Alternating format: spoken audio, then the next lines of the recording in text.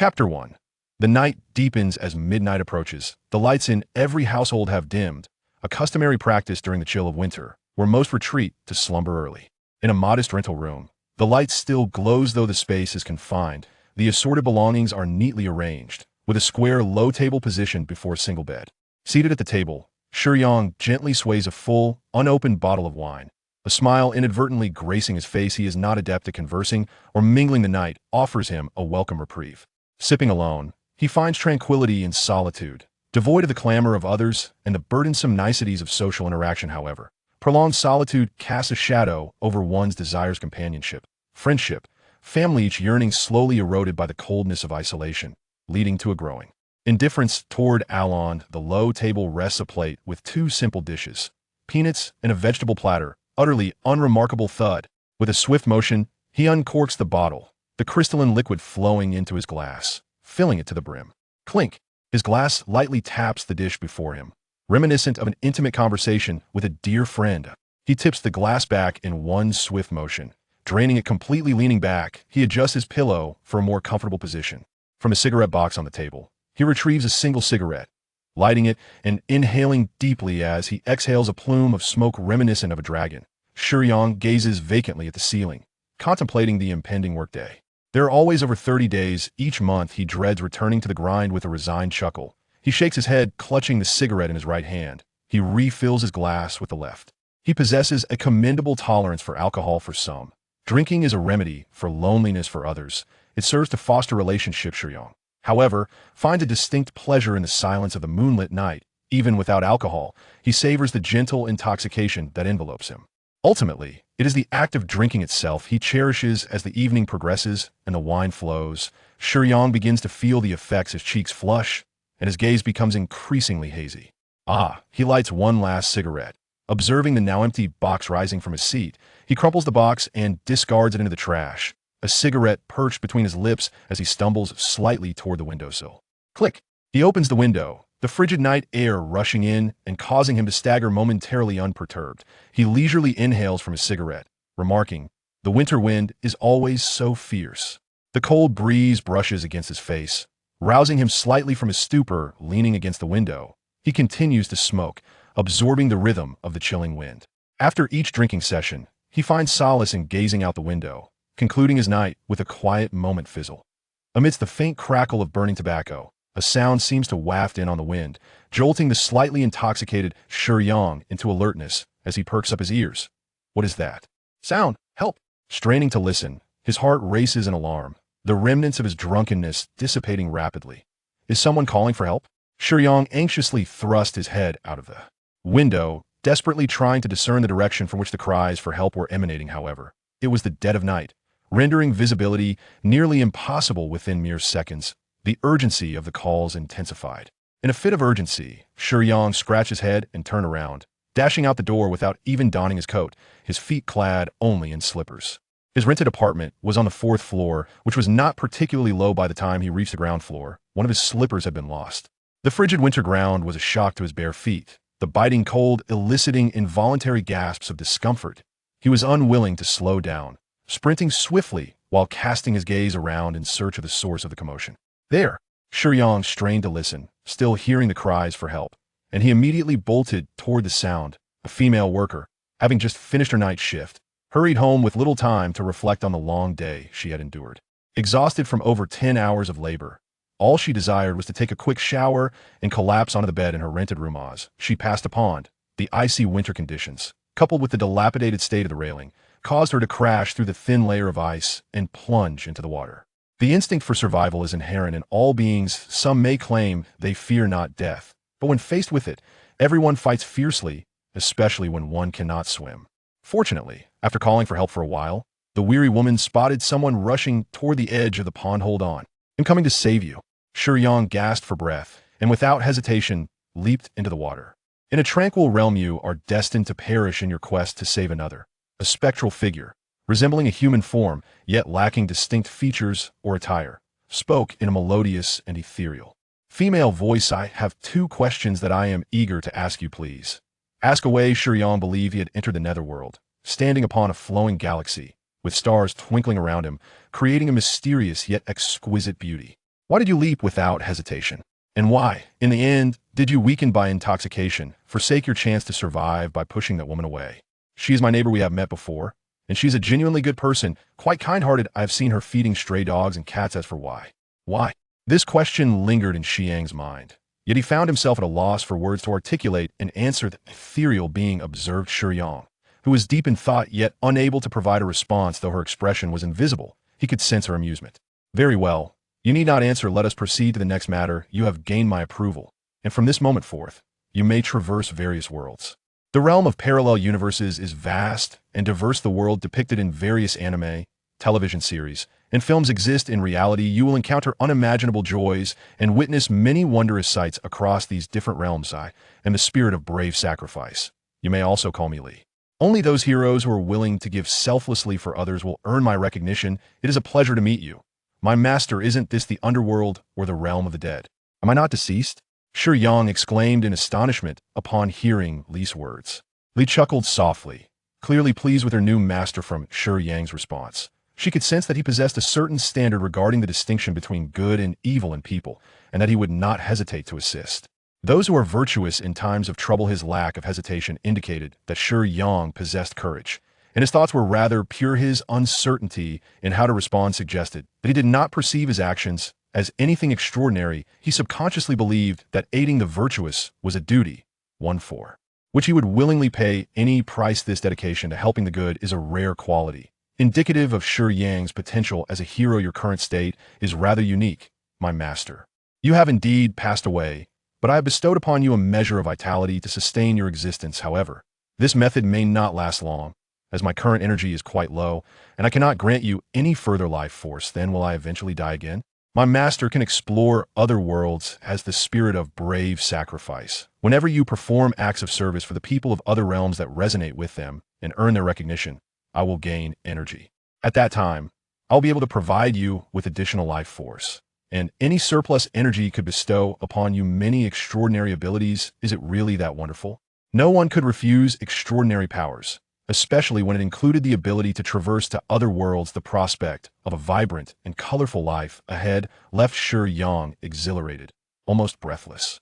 Yet, he had not considered that the prerequisite for such fortune was that he had once been courageous enough to sacrifice his life for the sake of the virtuous. This space is a convergence of countless worlds, known as the spirit realm. From now on, all journeys to other worlds must pass through here, and only I can open this space. Shall we set off now? That depends on your decision, my master. If you are ready, then let us depart. Wait a moment. Upon hearing Li's words, Shiyang decided he should prepare a bit. Can I return to my home? Of course. No sooner had Li finished speaking than the surrounding scenery flickered, and they found themselves back by the pond. The water stains left by the woman Shiyang had saved still lingered on the ground, while Li's ethereal form remained by his side. Is she all right? She is fine. As soon as she emerged, she hurried to find someone to rescue you. My master, however, your body was summoned into the spirit realm by me, and they were unable to locate you. Upon hearing Li's response, Shiyang beamed a radiant smile. As long as she is fine, that is all that matters. Hey, can others not see you while you are with me?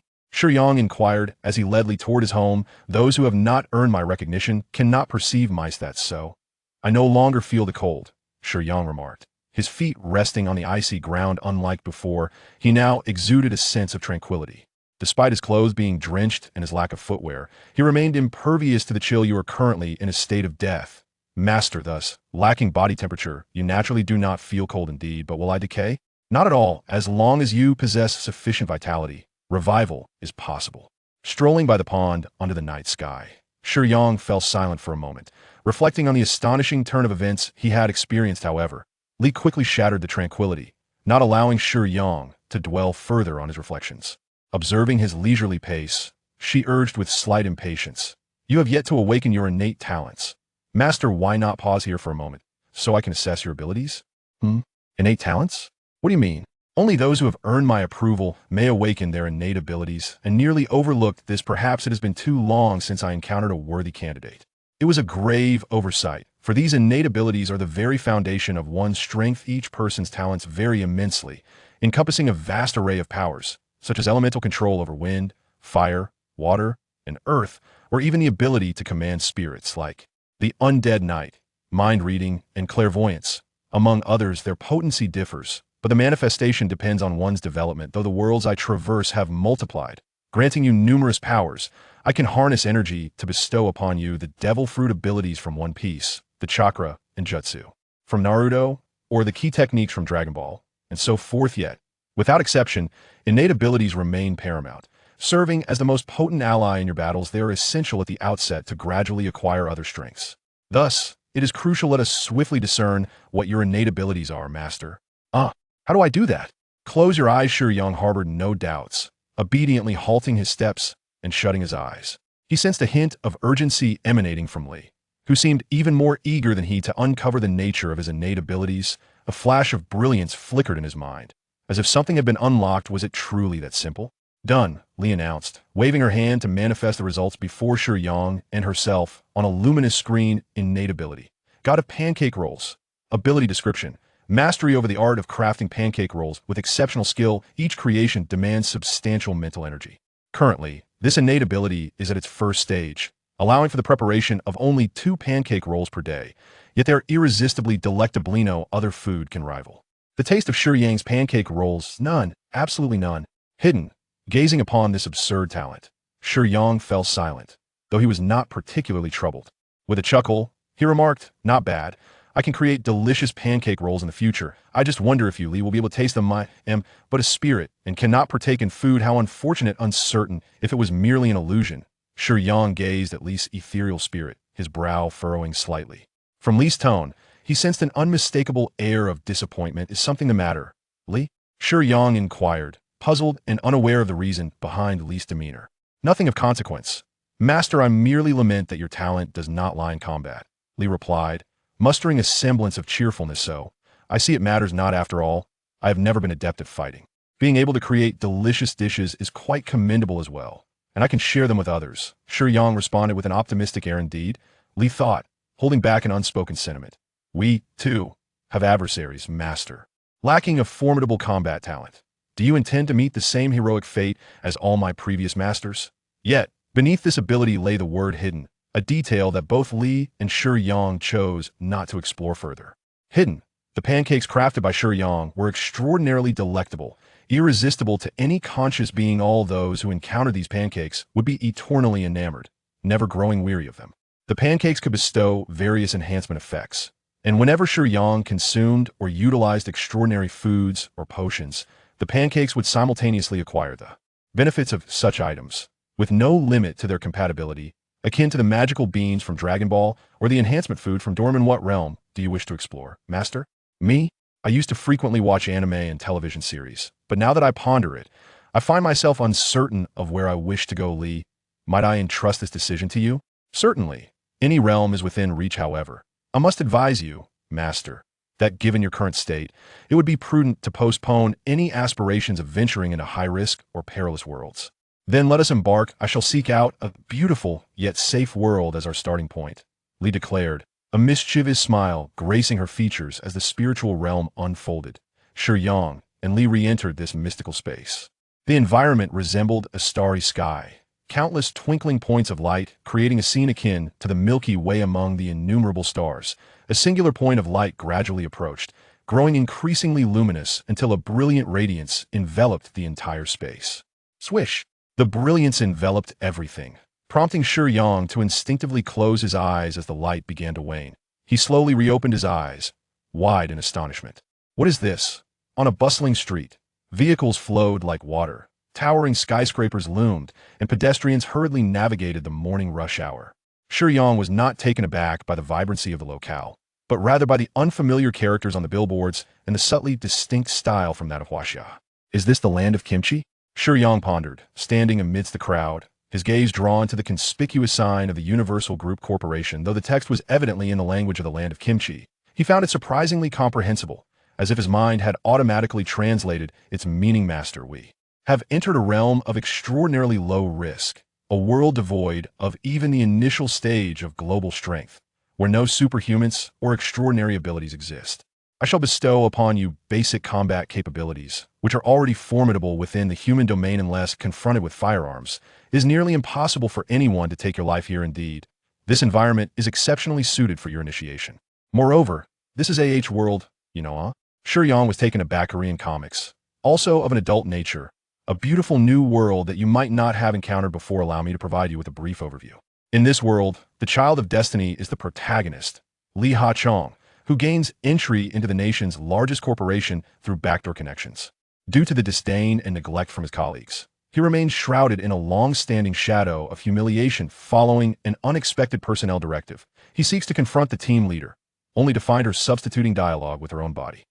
This is the beginning of the story. It is worth mentioning that the girls here are exceptionally beautiful, as you can imagine. Shiyang's smile faltered momentarily, as he felt an unsettling sense of lewdness emanating from Li. He could not help but jest. Aren't you the spirit of noble self-sacrifice? You should embody purity. Yet here you are, acting rather indecently. Li chuckled lightly, her ethereal voice somewhat wasted on the banter. Master, the desire for beauty is universal. No one is immune to the allure of a fair maiden. Even heroes, who bravely sacrifice for justice, are still human. Why should they refrain from interacting with young ladies? Shiyang retorted, even so, your perspective taints what should be a noble image, rendering it rather unsavory. All right, let us discuss our objectives, Li replied, straightening her demeanor as her tone shifted to one of earnestness. In this brave new world, the protagonist and the female characters are pivotal figures. As the newly introduced character, you must integrate into this realm and earn the recognition and emotional resonance of the protagonist and female leads. This will enable me to absorb a significant amount of energy. Given the low-tier nature of this world, the energy harvested won't be substantial. Each character's recognition and emotional resonance roughly yields 100 points of energy. However, it is peculiar that since arriving in this world, I have not sensed the protagonist Li Ha-cheng's fortune. Nonetheless, the slot for the protagonist remains intact. Li pondered for a moment, yet did not dwell on it, as the lower-tier world lacked considerable value and posed no dangers, not to mention the absence of devourers. With excitement, she continued, thus, I have interfered with the consciousness of this world, allowing you to replace Li Ha-cheng in the development of the timeline. As the protagonist, with the assistance of the world's consciousness, you can more readily gain the approval of the main characters. Furthermore, since you have taken Li Ha-cheng's place, you will also receive a form of initial capital. Initial capital? Shiyang inquired. Indeed. Due to my interference with the world's consciousness, it now perceives you as the protagonist, granting you a natural enhancement from the world's fortune. This can also be converted into energy for me. However, the consciousness of the world is rather nebulous, lacking the clarity of conscious beings' energy. Thus the converted energy is minimal, only 50 points. Yet, as your initial capital, it suffices to facilitate the progression of the plot. I see. So, I am now Li Ha-cheng? Shiyang asked. Precisely. In the current timeline, you must prepare for work, master. In 10 minutes, you will be late. Dressed in a sleek black business suit, he stood at a modest height of 1.75 meters, his physique well-proportioned. His black hair was tousled, slightly obscuring his eyes, which lent a brooding air to his chiseled features. Yet, his lips were perpetually adorned with a gentle, sunny smile. As the minutes ticked away, Shiyang ambled towards the entrance of the Cosmic Group's headquarters, unfazed by the impending tardiness. After all, he harbored little attachment to this job. The Cosmic Group, the largest conglomerate in this world, represented a beacon of aspiration for many seeking employment. With extensive influence across various sectors, it truly epitomized a commercial titan.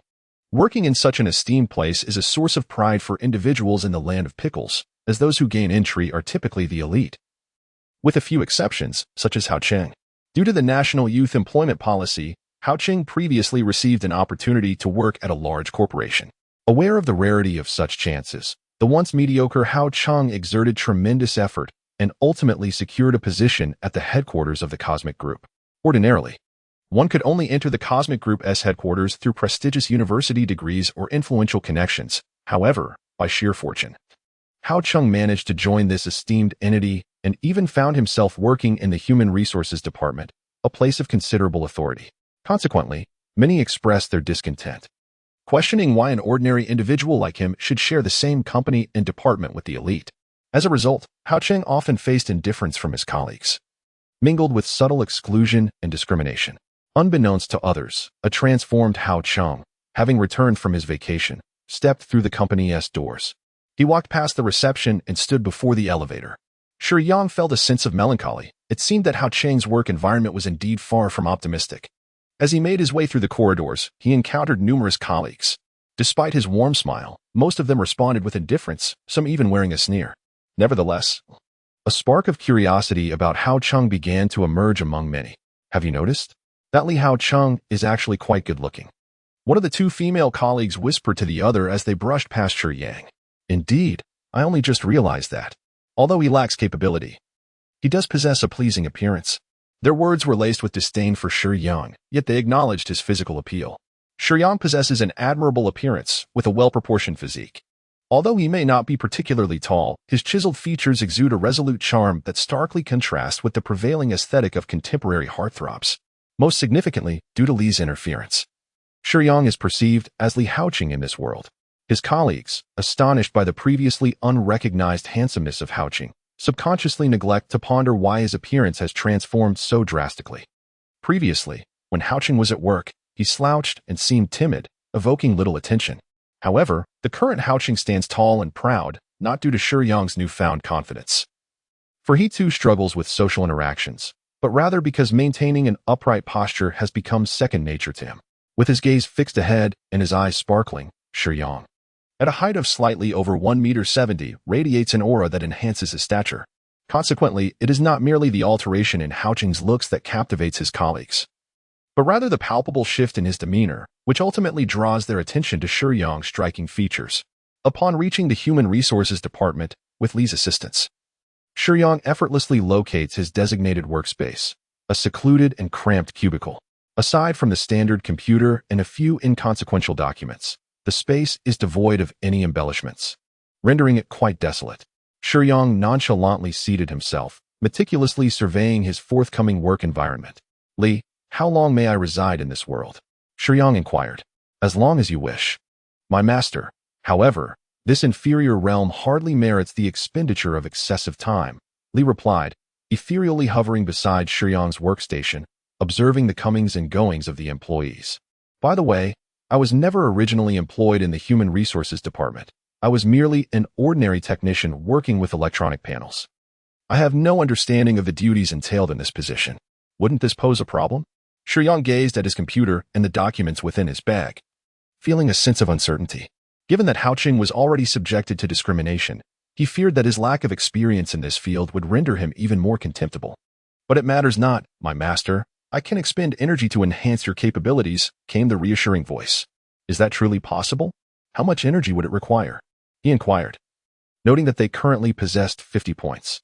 All abilities can be augmented by accumulating energy. Enhancing your work skills is a trivial matter that consumes only a few points. Elevating them to the highest level. Can this be done now? He asked eagerly. At any moment, was the prompt reply, and with that, Li snapped her fingers. In a moment of inspiration, Shiyang's mind suddenly became illuminated. The arrangements and document processing left on the computer became exceedingly clear. The primary responsibilities of the Human Resources Department typically encompass recruitment, performance evaluation, training, management of employee benefits, personnel structuring, personnel changes, and onboarding. While these tasks may appear straightforward, they involve a considerable degree of complexity when interacting with individuals. Given Haoqing's perceived discrimination and lackluster abilities, he would not be entrusted with these principal projects. His duties generally consist of assisting the training group by crafting PowerPoint presentations or documents, as well as organizing various personnel information for the company, meticulously arranging it to facilitate data work for those overseeing other projects. This can be described as laborious and thankless work. Such competencies, along with life skills and artistic abilities, are rather rudimentary, consuming minimal energy and amounting to mere frivolities. Observing Shiyang's excitement, Li expressed her dissatisfaction, reminding him, I merely wish for the master to understand that everything else is secondary. Only absolute personal strength can influence the outcomes. Shiyang, somewhat perplexed by Li's discontent, sensed her desire for him to accumulate greater energy and grow stronger. Shiyang did not perceive Li as his possession, although Li referred to him as her master. Shiyang felt that Li was a wondrous, enigmatic, and powerful entity, akin to encountering an otherworldly being, evoking a sense of reverence within him. Upon opening the document, Shiyang, having experienced a boost in his abilities, resolved to complete his work before surveying the unfamiliar surroundings that surrounded him. His fingers danced across the keyboard with the swiftness of lightning, and his actions were far from haphazard. The chaotic content of the documents was swiftly categorized and organized under his deft touch, as various images and texts required for training were artfully arranged in a dazzling display, ultimately culminating in an exquisitely detailed and polished PowerPoint presentation. In the end, with a notification ping, Shiyang sent the completed work to the team leader and various project heads, having produced not just one, but 2 or 3 sets in different formats and styles for them to choose from. Remarkably, this entire process took him less than 2 hours. It is worth noting that such tasks typically required Hao Cheng to toil late into the night. Yet today, the assignments designated for Hao Cheng were completed in less than 2 hours. Upon receiving the files from Hao Cheng, the department was left in astonishment. Many believed that he had gone mad, hastily throwing something together to meet expectations. However, the real shock came when they opened the files for review. Russell Lee, who had always looked down upon Hao Cheng, gazed in astonishment towards his distant, secluded workstation.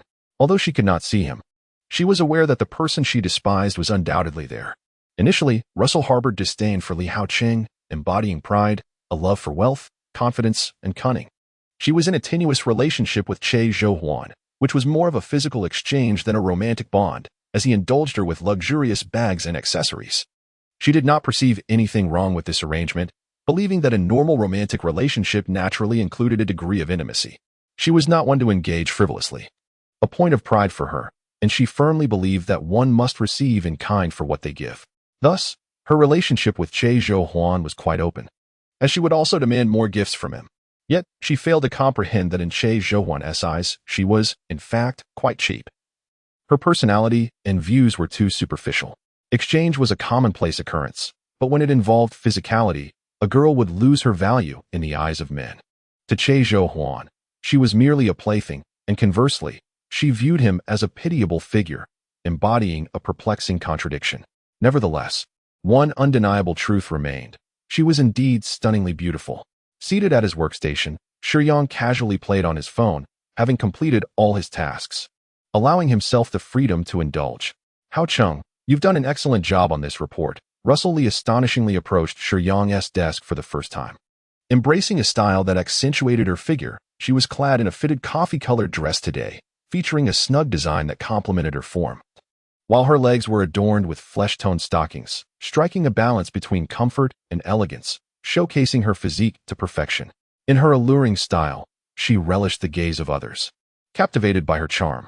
The hue of her dress harmonized with her hair color, complemented by her exquisite features and delicate makeup, rendering her the center of attention wherever she roamed.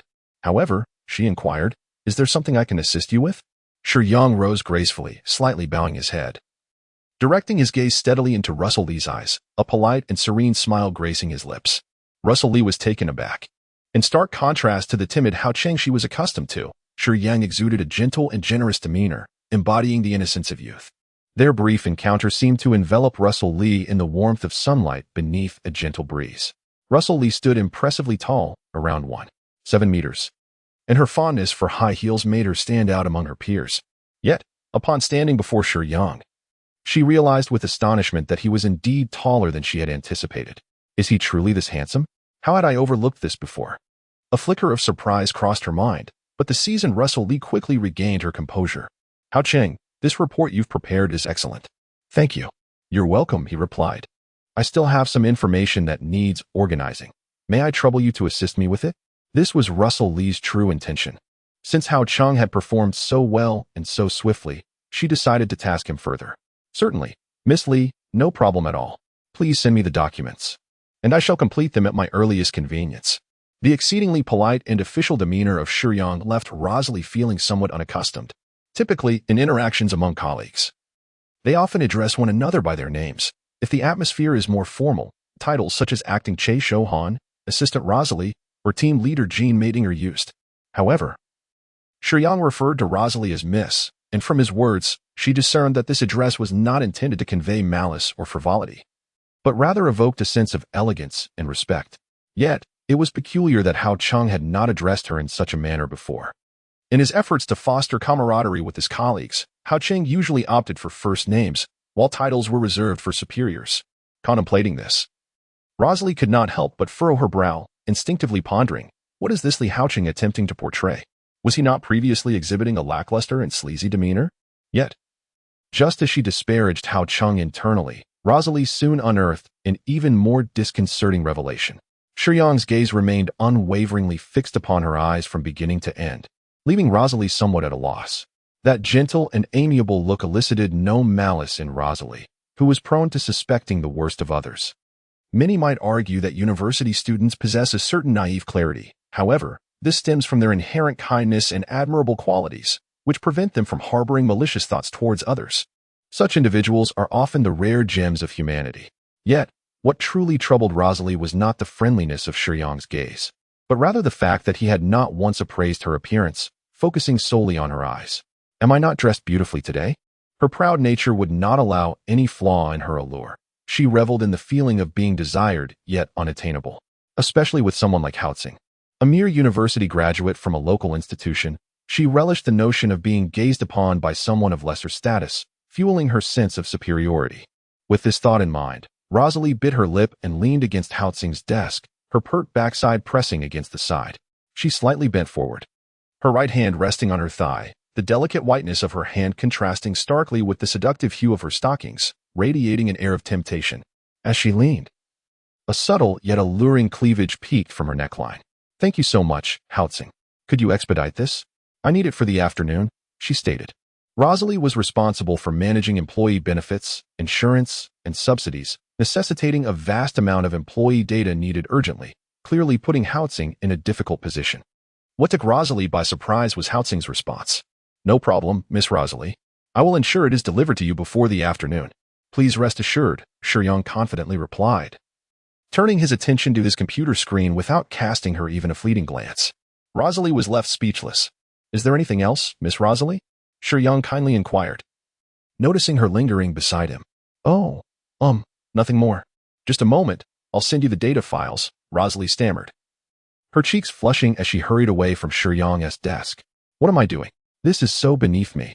She felt a pang of frustration, particularly at her own fleeting temptation to allure Hao Tsing, a wretched competitive spirit surfacing within her. More importantly, Hao Tsing's gentlemanly demeanor was a blow to her pride, making her feel like a woman desperate for attention. Shouldn't all men be lecherous and crude? Why then did Hao Tsing exhibit such politeness and gallantry? In that brief encounter, Shiyang had garnered her respect.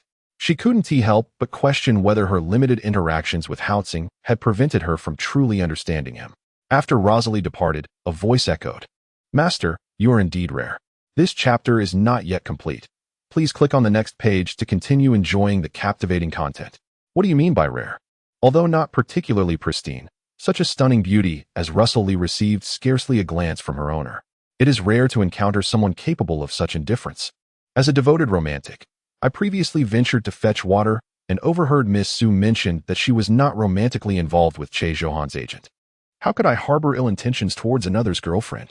Alas, dear owner, have you forgotten that this is a world of fiction? How could such a woman truly regard Che Zhouhan as a boyfriend? You must not be so stubborn. You should revel in the present. Allow me to enhance your capabilities in other areas, dear owner. You should captivate her, for I cannot abide her haughty demeanor.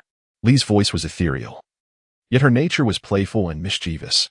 Even in the absence of a boyfriend, I have no desire to actively pursue any girl. Matters of the heart, if not approached with fidelity, hold no significance. She is not the type of girl that I admire. While some may take pride in the number of partners they have had, I maintain that it is not the quantity that matters, but rather finding one who truly understands you. Then everything transforms into something beautiful. It appears that you do not place great importance on physical relationships, yet your standards are exceedingly high. Your expectations are not based on external attributes, but rather on the essence of the soul. Upon first hearing Shiyang's perspective on love, Li was deeply moved. Though she had never experienced romance, she had witnessed much throughout her lengthy existence. Shiyang sought not a mere physical connection, but a profound alignment of souls. Beyond that, it is better to remain unfulfilled than to settle for the trivial. Shiyang has always been solitary, devoid of parents and with very few friends. A person starved of love possesses neither strength nor desire within.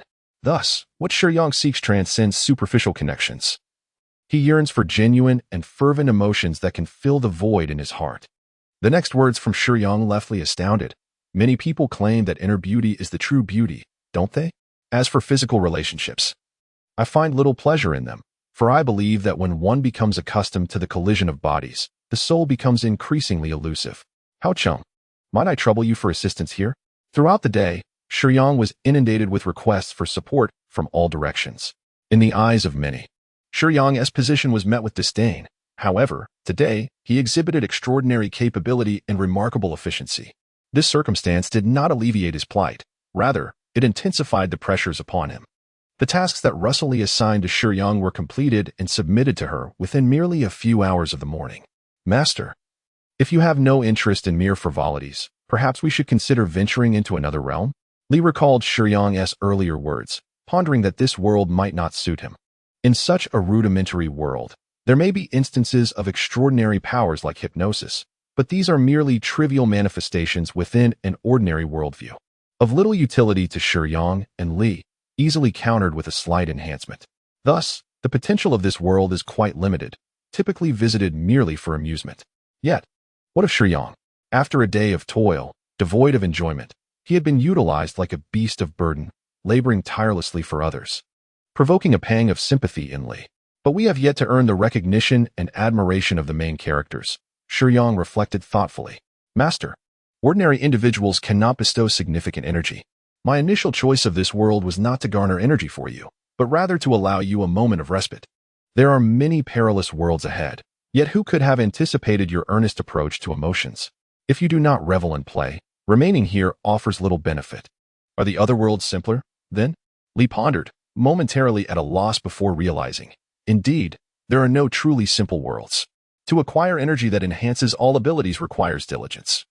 For even selfless acts for others may not elicit gratitude. You see, it remains true. I believe that to gain anything, one must pay a price, without effort. Nothing comes freely.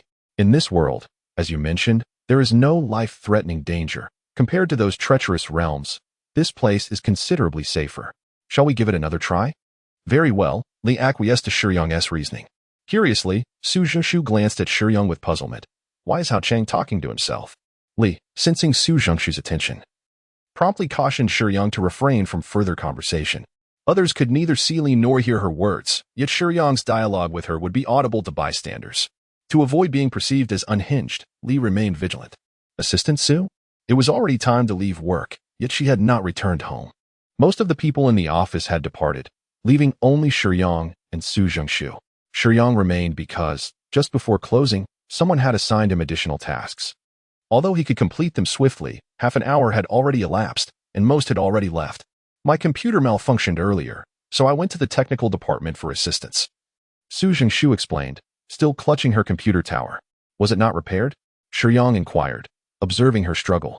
Well, everyone has already clocked out, so I suppose I shall wait until tomorrow to have it fixed. As she laboriously made her way, she recalled that Hao Tsung appeared skilled in computer repairs. In the original narrative, Hao Tsung possessed not only technical expertise but also advanced programming skills, having encrypted his own computer and phone.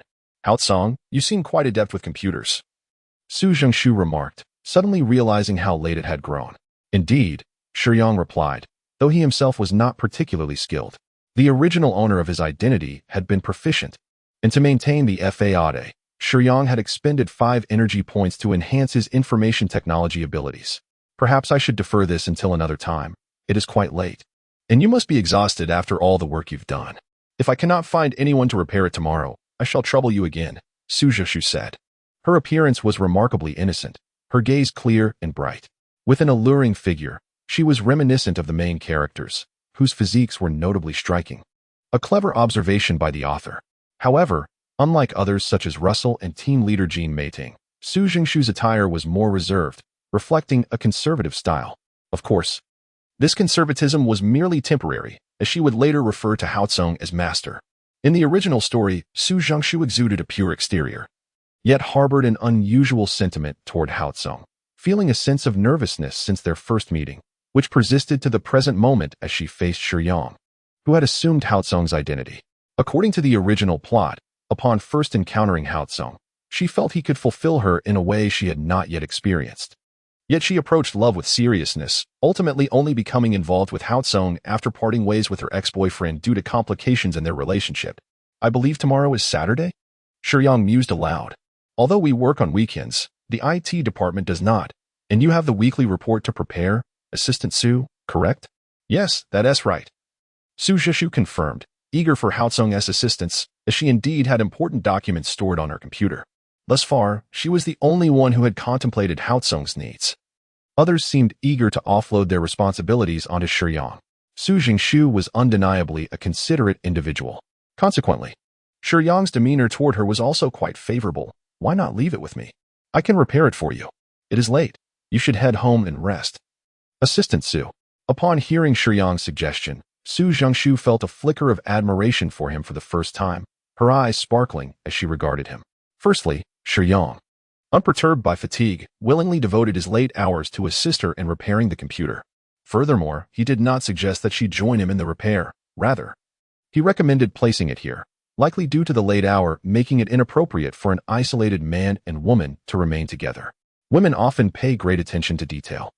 And while Shiyang's gentlemanly demeanor may not resonate with all Chinese women, it certainly appeals to some from other cultures. Su Zhishu is a prime example of this. Thank you ever so much, Hao Chung, Su Jingshu exclaimed joyfully as she hurried over, carefully placing the main unit on Shiyang's desk.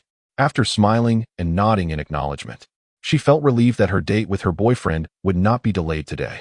The office had been entirely deserted, leaving Shiyang alone in the tranquil environment, where the only sound was the gentle clatter of him disassembling the computer case. The machine wouldn't power on simply because one hard drive had not been properly connected, a rather straightforward oversight that Su, the assistant, had overlooked. Shiyang shook his head with a wry smile. It seemed that not many women were particularly adept with computers. As Shiyang and Li engaged in conversation while attending to their tasks, the problem at hand was rather straightforward, and they resolved it within a few minutes. At last, their work for the day came to a close. Shiyang slung his backpack over his shoulder, and together with Li, they proceeded towards the exit of the company. However, just as Shiyang was about to descend the stairs and head towards the elevator, he suddenly perceived some faint sounds emanating from the nearby restroom. A touch of curiosity stirred within him as he approached the restroom door, casting a glance towards the women's facility. Li, what is that noise? Could you please check it out? I cannot enter the women's restroom. Certainly, master. Moments later, Li swiftly emerged from the restroom. Master, you should consider calling the police. There is a pervert present. It's that agent, Che Zhouhuan, who is installing a pinhole camera in the women's restroom. There are no surveillance cameras inside, nor outside the door. Shiyang's gaze was slightly frigid. However, his first instinct was not to call the police, but rather to retrieve his phone. The restroom was devoid of surveillance cameras, and to apprehend such a person, evidence was imperative. Shiyang activated the video recording on his phone. Just before entering the ladies' room, he hesitated and inquired, Li, is there anyone else inside aside from Che Zhouhuan? No, master, you should hurry, he is almost done. Photographing and filming were among Che Zhouhuan's few hobbies. Every time he engaged with Luo Su Li, he would document the process. Initially, Luo Su Li found Che Zhouhuan's peculiar interest quite distasteful. But after he lavished her with numerous gifts and they engaged in collusion at work, she reluctantly consented to allow him to film, albeit with a firm stipulation that none of it be shared on any social media platforms. Yet, Che Zhouhuan was not satisfied. He yearned to clandestinely capture more young women. Today presented a splendid opportunity. With minimal work on their hands, everyone left early, and there were no staff scheduled to be on duty. A brief glance earlier revealed only Hao Cheng repairing a computer. Che Zhouhuan had never regarded someone like Hao Cheng as a notable figure and had never considered the possibility of being discovered by him. Thus, he commenced his operation. In the ladies' room, Che Zhouhuan skillfully installed a pinhole camera at a discreet yet suitable angle behind the toilet.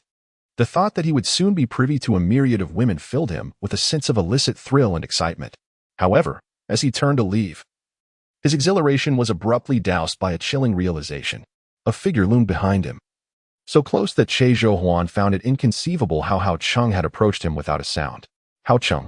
The memory of his recent actions sent a shiver down his spine, and cold sweat began to bead on his forehead. What are you doing here? Clinging to a flicker of hope that perhaps there was a specific reason for Hao Cheng's presence, he lowered his gaze slightly and caught sight of Hao Cheng's right hand. His heart sank completely. Shiyang's right hand was raised at his side, holding a phone, the camera pointed directly at Che Zhouhuan. It's over. Che Zhouhuan's mind screamed in despair. This guy actually recorded me installing the pinhole camera in secret? His expression, once handsome and refined, now bore signs of distortion as he frantically sought an excuse in his mind. Che Zhouhuan, Shiyang called coldly, what you are doing is hardly appropriate, is it?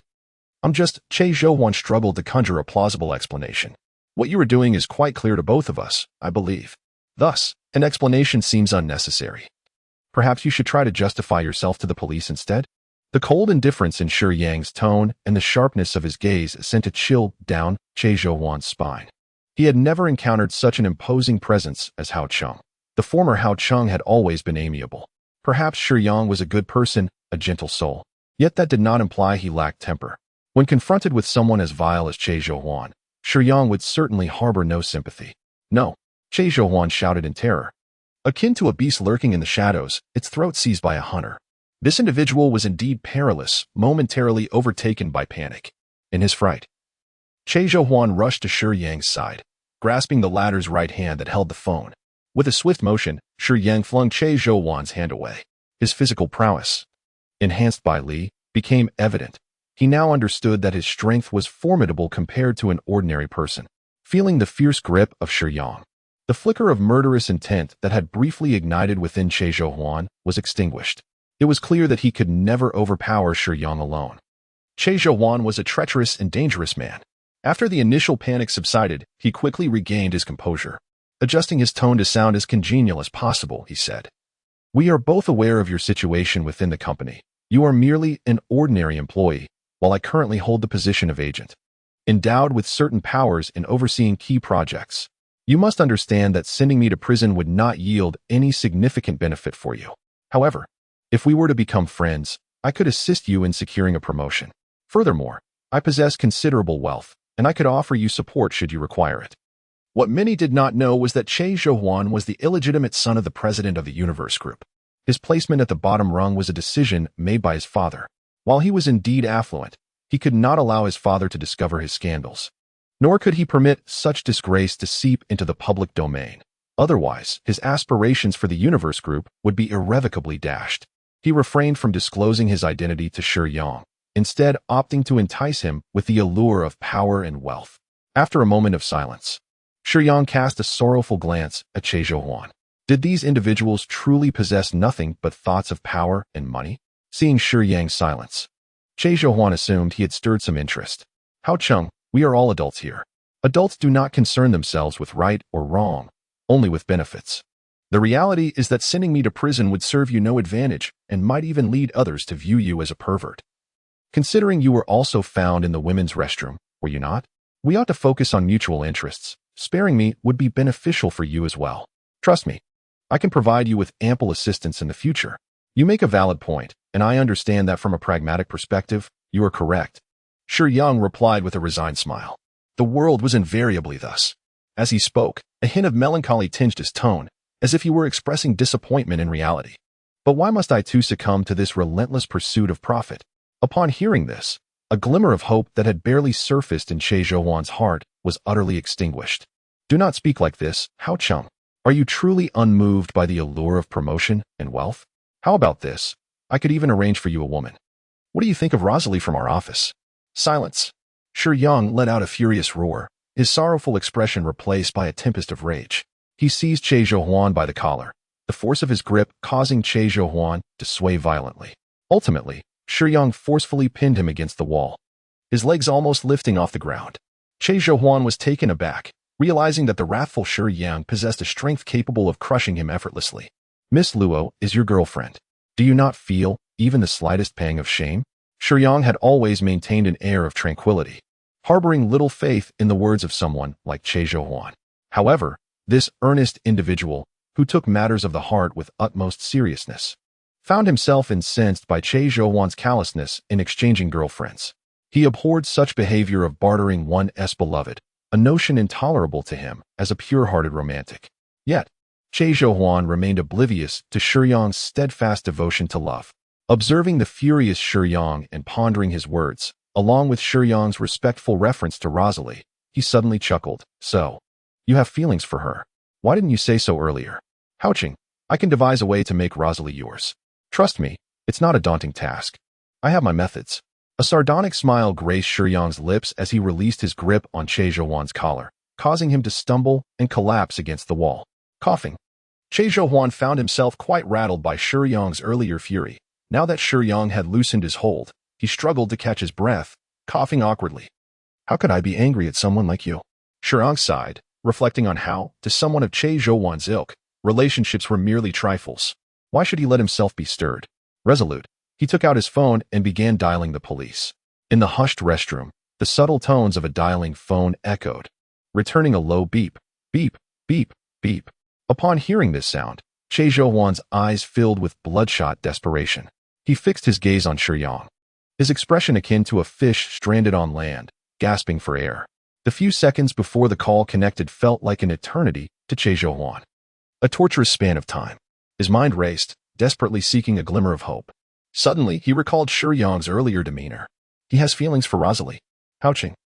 Shiyang looked perplexedly at Che Zhouhuan, who had suddenly shouted, I possess numerous videos and photographs involving Luo Su Li. Should you choose to alert the authorities at this moment, I assure you that these will circulate across various social media platforms, and subsequently, this woman's reputation will be irrevocably tarnished. Click. The call connected. Hello, police department? There was a 2-second silence on the other end. I apologize, I dialed the wrong number. Shiyang explained before disconnecting the call. Upon hearing Shiyang's words, Che Zhouhuan let out a deep sigh of relief, thankful that his gamble had indeed paid off. Click. The sound of a lighter igniting filled the air as Shiyang retrieved a cigarette, lighting it, and taking a couple of deep puffs. Choosing not to utter another word, Shiyang silently gazed at the ceiling, one hand resting against the wall, as the cigarette between his fingers slowly burned, wisps of smoke rising and falling with his breaths. A cough from Che Zhouhuan shattered the oppressive silence.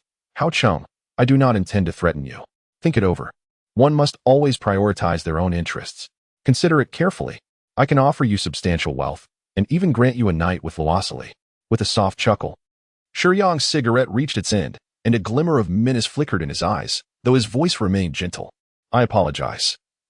I was mistakenly attempting to discuss a sense of responsibility with you. That was my error. He flicked the cigarette but away, drawing Che Zhouhuan's attention momentarily to its descent, leaving him puzzled by Hao Cheng's words. Suddenly, before he could regain his composure, bang! Shiyang's powerful fist struck Che Zhouhuan's abdomen with a resounding thud. The impact sent a wave of agony coursing through him, causing his stomach to churn uncontrollably, and he couldn't suppress a bitter taste rising in his throat. Yet, before Che Zhouhuan could recover, Shiyang delivered another blow, this time to his face, producing a sickening crack, the sound of teeth shattering. A profound fear gripped Che Zhouhuan. The sheer force behind Shiyang's strikes was terrifying. Was Shiyang truly intent on killing him? No. Shiyang paid no heed to Che Zhouhuan's pleas for mercy, delivering punch after punch in a relentless assault, each blow connecting with excruciating force, as if intent on extinguishing Che Zhouhuan's life. Li's astonishment was palpable. It was the first time she witnessed Shiyang's ruthless side, which stood in stark contrast to his typically gentle demeanor. Che Zhouhuan, bloodied and battered, lay on the ground like a defeated dog, his body trembling with fear and desperation. His teeth had been shattered, rendering his speech barely coherent. Yet he persisted in his futile attempts to beg for mercy, overwhelmed by genuine terror. His once delicate features were grotesquely distorted, swollen to the point of resembling a pig's head. It was evident that Shiyang's blows were excessively brutal, leaving Che Zhouhuan to question whether he would emerge with any intact ribs. Shiyang paid no mind to the pitiful figure of Che Zhouhuan, instead washing his hands by the pool, the blood staining his skin prompting a deep sense of revulsion. You know, he remarked, I detest involving others due to my own issues. It was I who apprehended you, and it was I who notified the authorities. Yet you resorted to threatening me through an unrelated individual. My decision to hang up on the police was not born of fear, but from my desire to handle you myself. I do not yield to threats. As his words echoed in the air, Shiyang swiftly approached Che Zhouhuan, lifting him effortlessly from the ground. Che Zhouhuan braced himself, anticipating another flurry of punches, acutely aware of his own vulnerable state. He understood that even if Shiyang chose to abandon him, he might very well perish in this restroom. However, this time, Shiyang refrained from striking, instead gently placing his hand upon Che Zhouhuan's neck, applying pressure with a slow, deliberate force. Che Zhouhuan felt his breath gradually constricting, the terrifying sense of suffocation swiftly encroaching upon his mind. Desperately, He clawed at Shiyang's right hand with all his might. Despite Shiyang using but one hand, it felt as unyielding as steel, rendering Che Zhouhuan's struggles utterly futile. Shiyang's indifferent gaze bored down upon him, akin to that of a person regarding refuse. In that moment, Che Zhouhuan found himself utterly shattered, tears and snot streaming forth uncontrollably. It was a harrowing experience, for Che Zhouhuan had sensed a palpable intent to kill. It is difficult to fathom that within the confines of human civilization, one could encounter such a chilling and savage malice akin to that of a ferocious beast. Ultimately, Shiyang released him, inquiring, "Where are the videos and photographs of you and Miss Luo?" Che Zhouhuan, still struggling to catch his breath, hastily responded to Shiyang's question. Shiyang gazed at the disheveled Che Zhouhuan, a cold smirk playing on his lips as he shook his head. "I have taken your phone. I am quite accommodating and will assist you in calling an ambulance. However, I hope you will turn yourself in by tomorrow. Otherwise, I will be compelled to end your life." With that, Shiyang departed. "Master, this is the first time I have seen you in such a manner. I had thought you would always remain gentle. One must be courteous, yet I believe no such courtesy is warranted for a scoundrel like Che Zhouhuan." Shiyang's tone reverted to its previous state. "Did you used to behave this way, master?" "Never. But I have always harbored the desire to treat filth like him in such a manner. Then why the sudden impulsiveness?" "Master, we live in a society governed by law, and the efficacy of the law is formidable. Your assault on him was severe, and your intent to kill could result in serious legal repercussions if he decides to report you. It is you who has bestowed upon me courage, Li Mi. Some individuals can only be dealt with through action. Words are futile. You have granted me the strength, Li, and infused me with bravery. Che Zhouhuan may choose to alert the authorities, but before they can apprehend me, I will eliminate him. Ultimately, I would not hesitate to depart from this world. I refuse to bow to threats, nor do I wish to let my own issues affect others. When confronting scoundrels, one must harbor not a shred of compassion." Li observed the fierce Shiyang and remarked, "It seems that it is not I who have given you courage, master. Rather, this is your own resolve. I merely serve as a facilitator of your capabilities." Buzzing. Upon exiting the company, Shiyang's phone vibrated in his pocket. Shiyang felt a sense of perplexity. Who, at such a late hour, would send him a message? Originally, Hao Cheng was not one to possess many friends, and his relationships with colleagues were hardly robust. It was uncommon for anyone to reach out to him at this time. Huh? No messages? Upon checking his phone, he discovered that indeed, no one had contacted him. It was Che Zhouhuan's phone. Though the device was password protected, he could still see who had sent messages. Luo Su Li. "Brother, shall we dine together tonight?" Shiyang did not respond to her. There was no necessity, as her message was not intended for him. This woman held no guard against Che Zhouhuan, unaware that he had already begun to see her as a pawn in a transaction. On the bus ride back to her rented apartment, Shiyang felt a twinge of hunger. How proficient was the master chef? Well, one could say the culinary skills were barely sufficient. Oh, but wasn't my talent supposed to be making delightful pancakes? Reminded of her seemingly useless talent, Shiyang decided to try her hand at making one. The preparation of a pancake is quite simple. The batter is not made solely from plain flour, but rather a blend of high-gluten flour, corn flour, yellow soybean flour, mung bean flour, salt, and baking soda, mixed in specific proportions before being spread out. Of course, variations exist based on regional preferences. The Li family did not possess a plethora of ingredients, yet using only plain flour would suffice, albeit resulting in a slightly inferior texture. She retrieved a frying pan, prepared the batter, and poured a ladleful into the pan. Spreading it evenly with a spatula, though ideally, a scraper would be used. None was available here. Next, she cracked an egg, spreading it over the pancake, followed by a sprinkle of black sesame seeds, flipping it over, and brushing on some yellow soybean paste. Typically, a variety of sauces would be used for pancakes. But under the current circumstances, the common yellow soybean paste from the neighboring country would have to do. Finally, she added a suitable amount of diced pickles and chopped green onions, omitting the crispy bits since they were unavailable, with lettuce and a sausage added. She rolled up the freshly cooked pancake. Throughout the entire process, Shiyang's movements were fluid and remarkably adept, as though she had performed this task a million times before. Even though this was her very first attempt, the resulting pancake boasted a golden exterior, with a generous filling that emanated an enticing aroma. The yellow and green hues combining to whet the appetite. Suddenly, a wave of profound fatigue washed over her, leaving Shiyang perplexed as to why she felt so mentally drained. It looks quite appealing. Perhaps my talent is not entirely without merit. Mustering her spirits, she acknowledged the pancake before her, and with that, Shiyang reached for it, eager for a taste. How could this be?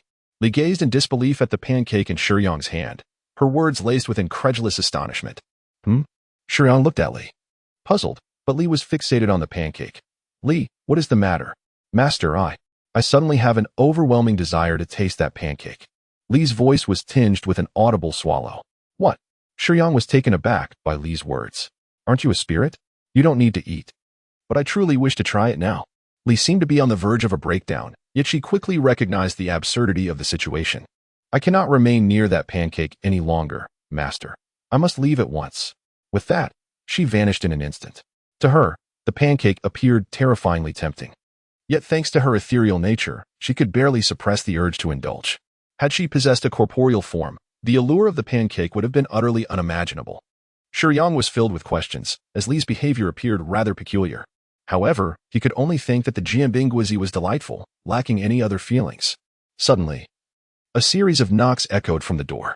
Shiyang, holding a pancake roll, approached the door with measured steps, a habit cultivated from years of solitude and heightened vigilance. Peering through the peephole, he beheld a girl of seemingly innocent demeanor and alluring figure, her cheeks flushed with excitement as she stood at the threshold.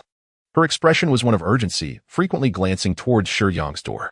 Her right hand fidgeted restlessly in front of her, as if struggling to suppress the impulse to knock once more, yet she hesitated, wary of appearing overly eager and impolite, caught in a palpable conflict. The girl's style bore a resemblance to that of Su Jingshu's assistant, yet each possessed a distinct beauty that set them apart. Shiyang furrowed his brow. Could this girl be Hao Qing's neighbor? This was a conclusion he drew from her attire. The girl donned loose-fitting pajamas and slippers, yet even the pajamas could not conceal her exquisite figure. Her delicate feet, adorned in casual sandals, appeared soft and fair-skinned. Uncle, are you there? The girl could not help but ask. After a moment of contemplation, Shiyang reached out to open the door. Is there something you need? He inquired with a smile. However, Lu Shiyang did not respond. Her captivating eyes, adorned with thick lashes, were fixated intently on the Jianbing Guozi in Shiyang's hands. Miss, Shiyang asked again, noticing her silence. But she remained transfixed on the Jianbing Guozi. At that moment, Shiyang realized that the Jianbing Guozi he had prepared was indeed extraordinary, capable of inciting a remarkable appetite. With this thought in mind, he returned indoors to place the Jianbing Guozi on the table before stepping back outside, closing the door behind him to stand alongside Shiyang. Once her line of sight was interrupted, Shiyang snapped back to reality, her face flushing red. I apologize, sir, but did you make that jianbing? Though pancakes are sold in the land of kimchi, they are not well known, as modern society offers a plethora of other delicacies. However, the locals tend to favor kimchi. Dear reader, there is more to this chapter. Please turn to the next page for a continuation of the excitement. Yes, I did, Shiyang responded. Shiyang, her cheeks awash with shyness, hesitated, pondering how to approach this man without appearing overly forward in her request for a taste of his creation. After a flurry of thoughts, she finally mustered the courage to say, Do you remember me? Hao Qing, I live next door. My name is Lu Shiyang. Of course I remember, but at 26. Calling me uncle seems a bit premature, Shiyang replied, though he was not familiar with Lu Shiyang. Yet, given her direct approach, he could not admit to his lack of memory. Hao Qing was indeed older, but Shiyang was genuinely 26. I see. Haha, Shiyang responded, her face reddening like an apple. After a brief, awkward laugh, she found her courage once more and asked, Could I call you Hao Qing? May I learn how to make that jianbing? I could smell its aroma from my home. It truly seems exquisite. Still, Shiyang hesitated to outright request to taste Shiyang's jianbing, instead expressing her desire to learn the recipe. Shiyang pondered, considering his own limitations. I am not particularly adept at teaching, but please, take this Jianbing Guozi with you. Shiyang observed that Shu Ying was quite polite and also seemed to covet his savory pancake. Thus, he generously offered it to her, realizing there was no means to impart his culinary skills to her. Is it true? Can this truly be so? Shu Ying understood that such an enticing aroma could only emanate from a precious recipe, one that should not be shared lightly. Nevertheless, Hao Qing's magnanimous gesture in offering her the delicacy filled her with delight. As Shiyang entered, he presented the pancake delicacy to Shiyang with both hands. Upon receiving the treat, Shiyang momentarily shed her demure demeanor, eagerly taking a bite. A delightful moan escaped her lips, her senses enveloped by an indescribable flavor that danced within her mouth. The unparalleled texture and exquisite taste filled her very soul, bestowing upon her an overwhelming sense of satisfaction and extraordinary pleasure. Suddenly aware of Shiyang's peculiar gaze upon her, her cheeks flushed crimson. She thought to herself, showing such rapture before Houching, "Does he think I am peculiar?" In a flurry of panic, she murmured, "I apologize, Houching. It is simply too delicious. Thank you, I must take my leave now." Watching Shiyang flee in haste, Shiyang felt little disturbance within. After all, he held little interest in the intricacies of romantic affairs. Yet, the allure of the pancake intrigued him. Seated on her modest sofa, Shiyang savored each bite of the pancake, exclaiming with delight, "It is simply exquisite, truly marvelous." Yet, with each praise, a twinge of reluctance gnawed at her. This pancake is so small. What will I do when it is gone? I adore it so much. Will I be able to ask Houching to prepare it for me again? Ever since indulging in Shiyang's pancake, Shiyang found herself restless at night. She incessantly urged herself, "Perhaps I shall visit Houching after work tomorrow? I could treat him to something as well." However, such rationalizations proved futile, as the image of that delectable pancake lingered in her mind, its enticing flavor haunting her thoughts. "I must seek out Houching. I long for another taste." Shiyang buried her head deep into her blankets and cried out, "Back already?" Shiyang sat quietly on the sofa, smoking, pondering the enigmatic allure of his pancakes. Yet, he struggled to materialize his innate talent, awaiting Lizi's return. "Master, how did you create such a marvel? Isn't it a gift of innate ability? Does the talent for making pancakes influence me? Can't you manifest your innate ability? Indeed, let us take another look." Once again, the familiar screen appeared, presenting the well-known introduction. Innate ability, God of Pancakes. Ability description, mastery over the art of pancake making, producing pancakes that consume substantial mental energy. Currently, this innate ability is at stage 1, allowing for the creation of only 2 pancakes per day, yet they are unmatched in flavor. No food can surpass the deliciousness of Shiyang's pancakes. None, absolutely none. No wonder creating a single pancake leaves me feeling drained. It must be due to the significant expenditure of my mental energy. Is there a hidden feature below? Li has uncovered this concealed introduction. Hidden within is the revelation that Shiyang's savory pancakes are exceedingly delectable, an irresistible temptation that no conscious being can refuse. Every sentient creature is drawn to this exquisite dish, forever enamored and never growing weary of its allure. The pancakes possess the ability to confer various beneficial effects when Shiyang consumes or ingests certain extraordinary foods or potions. The pancakes simultaneously inherit the properties of these items, with compatibility limits non-existent. For instance, akin to the Dragon Ball's healing beans or the amplifying foods from Doraemon. As Shiyang gazed at this introduction, he fell into a contemplative silence. Meanwhile, Li gasped in astonishment, exclaiming, "Is it possible for such a thing to exist? I have never encountered a talent as extraordinary as yours, Master. If utilized wisely, this could indeed be an immensely formidable ability. But how should this power be harnessed? I have conceived a brilliant idea. Would you care to try it, Master?" Shiyang lacks practical experience and creativity, yet Li possesses extensive knowledge and insight, making her likely to conceive highly appropriate application methods. Since no one can resist such a delicacy, we could utilize it to capture the attention of formidable individuals, thereby enabling the master to forge beneficial relationships and acquire abilities that would otherwise be unattainable in the early stages. Li deems this approach quite feasible. Although it harbors certain drawbacks, the primary concern is the potential encounter with unreasonable antagonistic figures. Should that occur, the master, lacking formidable combat prowess, might be ensnared and coerced into daily labor, such as making pancake rolls. What kind of world and what type of formidable beings would be suitable for fostering relationships? Li found herself deep in contemplation. In the realm of the highest tier of extreme martial arts, the Eastern Xianxia world ranks foremost in martial prowess. This world is populated by numerous powerful figures from the primordial era to the present, including some who are benevolent. Our first objective must be to establish a connection with a reasonable protagonist, preferably one who could take the master as a disciple. With the divine skill of pancake rolls, achieving this seems quite feasible. At that point, the master would possess an extraordinary starting point, capable of learning the profoundest Eastern Taoist techniques. Li proposed a distinctly viable method, her imagination brimming with visions of a splendid future. "Li, are you not able to directly enhance my abilities? Why then do you suggest I seek a mentor? I can elevate your foundational physical capabilities and bestow upon you some abilities from mid to low-tier martial worlds, akin to the devil fruits in One Piece.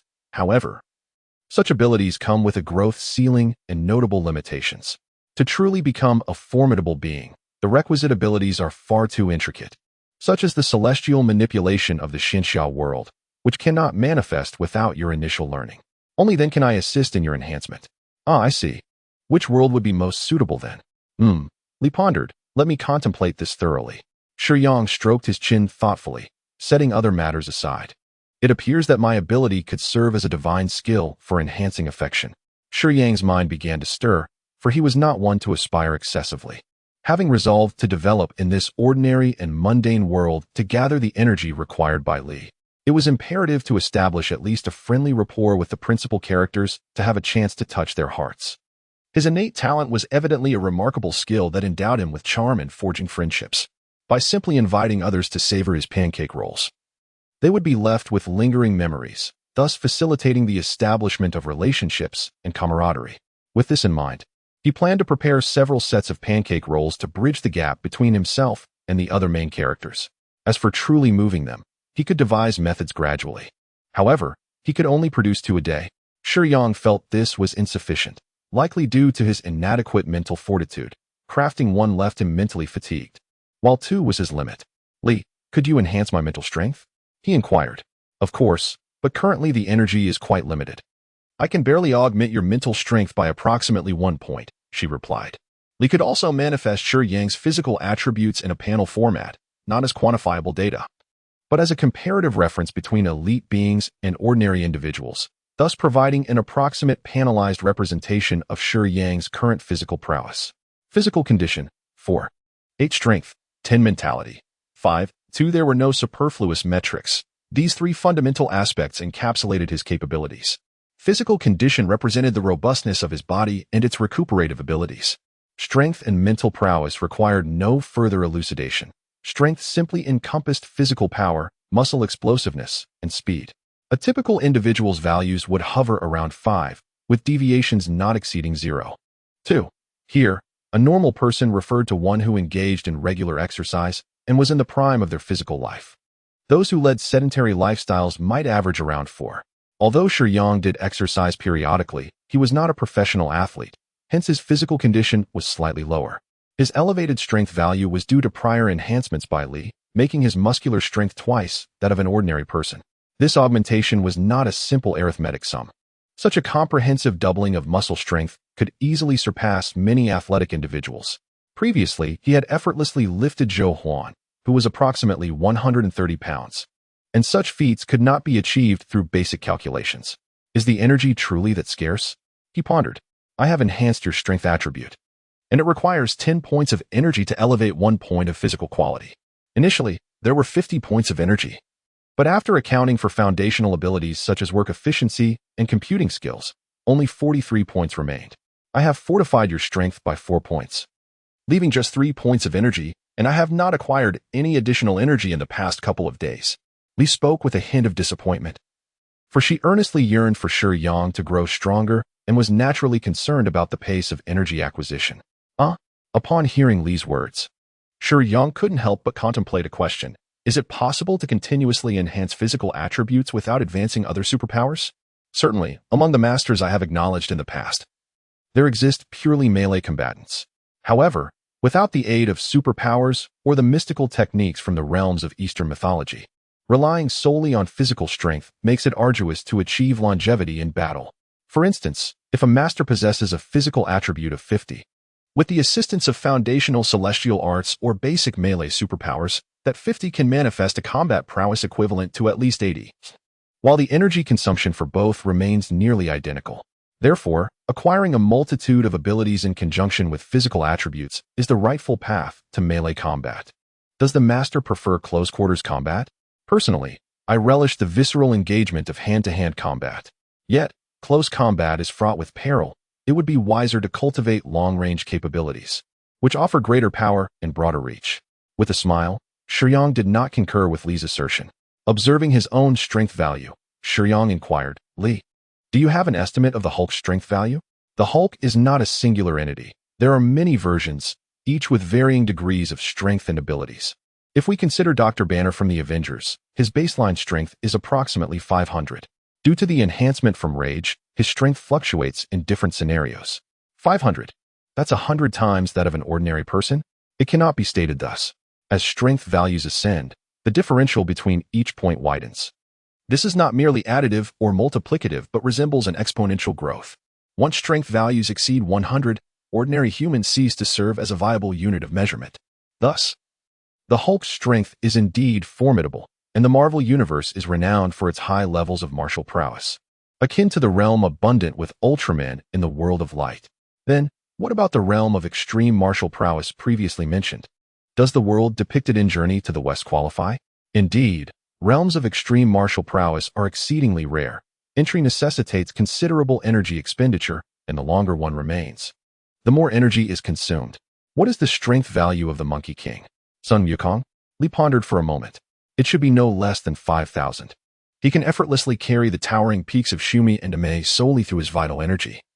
And if he harnesses his magical powers and employs the grand technique of transforming heaven and earth, his strength could approach 8,000, with the maximum value being the grand technique of transforming heaven and earth first manifested in the illustrious Flower Fruit Mountain, towering thousands of feet, with a head like Mount Tai, a waist like steep ridges, eyes like lightning, a mouth resembling a blood basin, and teeth like swords. In his hand, the staff reaches to the 33 heavens and descends to the 18 layers of hell. Such heights? Who possesses the value of 10,000?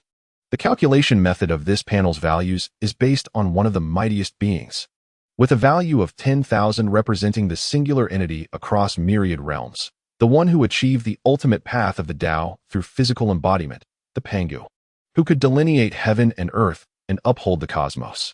Upon hearing Li's words, Shiyang was filled with longing, glancing once more at the number 10 on his panel. Never mind, I shall first devise a way to prepare more pancakes. The journey of life must be taken step by step. Tonight, the hospital is destined to be an insomniac's nightmare for Che Zhouhuan. He has sustained severe injuries, multiple fractures, and numerous contusions, rendering him incapable of even walking slowly. He can only lie in bed. Yet, his mind is restless, for tomorrow marks his impending doom. Who could find solace under such circumstances? If he does not surrender, Shiyang will surely take his life. Conversely, if he confesses, he will lose his reputation and status, and his father, the president, would undoubtedly cast him aside without hesitations, rendering his existence no different from death itself. What am I to do?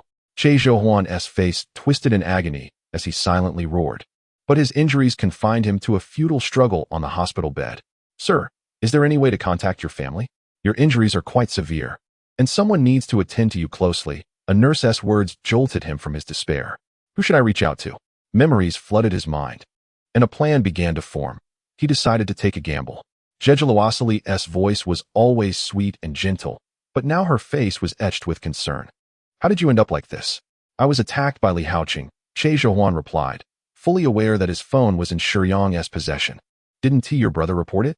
Upon hearing that it was Haoqing, Luo Sali's face flushed with anger. She had never liked him. He has done enough to warrant years in prison. I cannot report it. Why? Che Zhouhuan's expression darkened momentarily, a flicker of danger in his eyes. But he quickly masked it, smiling at Luo Sali. Thank you for coming to see me. No need for thanks. Perhaps Che Zhouhuan would never comprehend that. In the original narrative, Luo Sali initially harbored feelings for him. After all, a proud woman like her would never consider herself merely trading her body for material gain. She believed that Che Zhouhuan, to some extent, was a suitor, hence her emotional investment. When Luo Sali faced threats from Haoqing in the original plot, her first thought of assistance was Che Zhouhuan. However, upon discovering her physical connection with Haoqing, Che Zhouhuan discarded her as a mere plaything and turned towards the pursuit of power. Regardless, you have truly endured much. Why not have a sip of water? Oh, all right. Luo Sali had never regarded Che Zhouhuan with much caution, believing they were allies. With a sudden thud, Luo Sali's delicate form collapsed to the ground. Che Zhouhuan gazed at her, her chestnut hair disheveled over her face, a twisted expression of malice overtaking him. If I cannot survive, I shall at least take two with me to the grave. The reason why Che Zhouhuan is regarded as a perilous individual lies in his deeply ingrained, ruthless disposition. In his childhood, for reasons unknown, he He set fire to the orphanage he inhabited, tragically resulting in the deaths of numerous teachers and children. As the narrative unfolds, Che Zhouwan's ambition to seize control of the cosmic corporation becomes evident. He first targeted Hao Cheng, detonating explosives at his residence. Had fate not intervened, with Hao Cheng fortuitously stepping out to search for a pet, he might have met a grim demise. It is noteworthy that, following this incident, Hao Cheng relocated to cohabit with team leader Jean Meiting, who affectionately regarded him as her partner. The next day, Shiyang proceeded to work as usual. There came a series of knocks at the door. Typically, team leader Jean Meiting's office was bustling with inquiries and reports from various subordinates. However, today, the individual who entered was someone she usually overlooked. Puzzled, team leader Jean Meiting furrowed her brow. She had always dismissed Li Haocheng, an employee who had fortuitously found his way into the cosmic group, considering him merely a commoner. This was, apart from his initial recruitment, Li Haocheng's first proactive approach in knocking on team leader Jean Meiting's office door. Team leader Jean Meiting, I wonder if you have had breakfast yet? Shiyang gazed into the office of the team leader, where a stunning beauty sat behind an exquisitely crafted wooden desk, inquiring gently. Team leader Jean Meiting, the most popular character in the enchanting new world, possessed a tall and alluring figure, accentuated by her fashionable and seductive professional attire, complemented by stockings that heightened her allure. Her mature and beautiful visage, adorned with cascading waves of purple hair, exuded an indescribable charm. Once a member of the harem of the president of the cosmic group, those who entered such a harem were undoubtedly beauties among beauties. Although she had aged this year, with her daughter Hyman now in high school, team leader Jin's allure remained undiminished, perhaps even augmented by her experience. Speaking of harems, in a conglomerate as powerful as the cosmic group, which wields significant influence in the realm of pickled cabbage, it was quite normal for the president to indulge in multiple romantic entanglements. In the position of the president of the cosmic group, one might find themselves more extravagant than the president himself. Team leader Jean was adept at resolving issues with her charm. However, she had never anticipated that Li Haocheng would enter her office and pose such a personal question. Were they truly that familiar? No, they were not. Team leader Jean placed great importance on her daughter, and this morning, in her haste to prepare breakfast for her, she had inadvertently missed her own meal.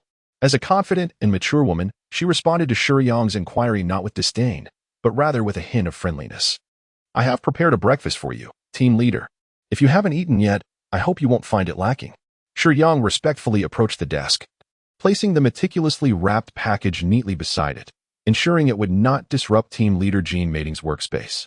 A faint smile graced Jean Meiting's lips as she expressed her gratitude. Thank you, Hao Cheng. I shall take my leave now, team leader Jean, Shiyang replied, turning decisively towards the door. The smile on Jean Meiting's face deepened with a touch of intrigue. She was acutely aware of the man's gaze. Shiyang's polite and gentlemanly demeanor, coupled with his respectful attitude, compelled her to regard him with increased esteem, recognizing that this fortunate employee possessed commendable qualities. As Shiyang reached the door, resting his hand on the doorknob, Jean Meiting called out to him, Hao Cheng, you performed admirably yesterday. Keep up the good work. Yesterday, Shiyang's efficiency and caliber had been so exemplary that even someone as meticulous as she could find no fault. This chapter is not yet concluded. Please turn to the next page to continue enjoying the captivating content. This is what I ought to do. Shiyang uttered a few perfunctory words before departing. Previously unnoticed, he possessed an appealing appearance. Team leader Jean Meiting delicately licked her vibrant, rosy lips. With her extensive experience in interactions with men, the audience was well aware that she was indeed a figure of allure, often referred to as the bus in the original text. Yet, none could resist her charm. However, after Shiyang's departure, team leader Jean Meiting cast a somewhat dismissive glance at the rather unassuming paper package on the table. Such a lowly offering, given her discerning taste. It was only natural that she would regard the pancake roll prepared by Shiyang with disdain, as she lifted the securely wrapped package. Intending to discard it in the trash, the movement caused the wrapping to loosen slightly, allowing an unparalleled fragrance to waft into her nostrils. Team leader Jean Meiting's actions froze momentarily. Having once been a member of the president's harem, she had indulged in a plethora of exquisite cuisines from around the globe, including the renowned diverse culinary traditions of Huaxia. Yet, she had to admit that this was the first time an aroma alone had so profoundly awakened her appetite. By a strange twist of fate, her delicate, slender, and fair fingers began to uncontrollably peel open the paper package. Before her lay a steaming, enticing pancake roll, and instantly, her eyes widened, her breath quickening with anticipation. What is this? It appears so delectable, so tempting. Ah! Team leader Jean, Mei could no longer restrain herself. She cast aside her maintained ladle-like demeanor and, cradling the pancake roll in both hands, took eager, albeit small, bites of this rare delicacy. Delicious. Exceedingly delicious. A flicker of affection for Hao Cheng blossomed within her. This employee had indeed taken the time to craft such a delightful dish for her, demonstrating thoughtfulness and care. For had it been a purchased meal, especially one meant for a superior, it would have been presented in an exquisite package. However, the breakfast Shiyang had brought was wrapped quite simply, indicating that it was a heartfelt creation made specifically for her. Shiyang was not particularly skilled in conversation or social interactions. However, this delectable pancake, known as Jianbing Guozi, perfectly addressed his challenge of fostering goodwill with the key figures. The moment this culinary delight was presented, it was undeniable that no one could resist it, much like the allure of innate talent. Reflecting on his own gifted abilities, Shiyang couldn't help but smile, for indeed, these talents were quite extraordinary, and the results were gratifying. If I were to cultivate a friendship with team leader Jean, mating, and orchestrate a scenario reminiscent of a hero rescuing a damsel in distress, this energy would likely be within reach. Master, I didn't expect you to resort to such lowly tactics to win a woman's favor. Indeed, I must concede that I am employing such unrefined methods. However, the acquisition of energy seems to take precedence over the means employed. In response to Li's playful jibe, Shiyang did not attempt to defend himself, but rather affirmed his approach with pragmatic honesty. Of course, he had no intention of deceiving team leader Jean, mating into undertaking anything or making any sacrifices. Shiyang was not driven by an overwhelming desire for strength. Rather, his curiosity compelled him to explore the potential enhancements of his abilities. Upon returning to his workstation, he noticed an envelope placed squarely in the center of his desk. The sight of this envelope made Shiyang's heart leap inexplicably, instilling within him an unsettling premonition. Suddenly, he sprang to his feet and glanced towards Che Zhouwan's desk. It was eerily empty. No one was there, nor could anyone be, for Shiyang had left him in such a state that returning to work was simply inconceivable. Furthermore, having advised him to turn himself in, it was unimaginable that Che Zhouwan could possibly muster the inclination to come to work now. What is the matter, master? Li inquired, perplexed by Shiyang's sudden movement. This letter, its origin shrouded in mystery, nonetheless seemed to subtly point towards Che Zhouwan. He carefully opened the envelope. Li Haoqing, Lu Suoli is now in my possession. Come to the rooftop of the company at once. We shall discuss our collaboration. Though this message consisted of but a single terse sentence, it exuded Che Zhouwan's resolute determination. It was a desperate gasp for survival, his final gamble. Shiyang was unaware of Che Zhouwan's misunderstandings. Che Zhouwan always felt that Shiyang was particularly concerned about Luo Su Li, when in fact, Shiyang was preoccupied with the necessity of eliminating those who opposed his ideals.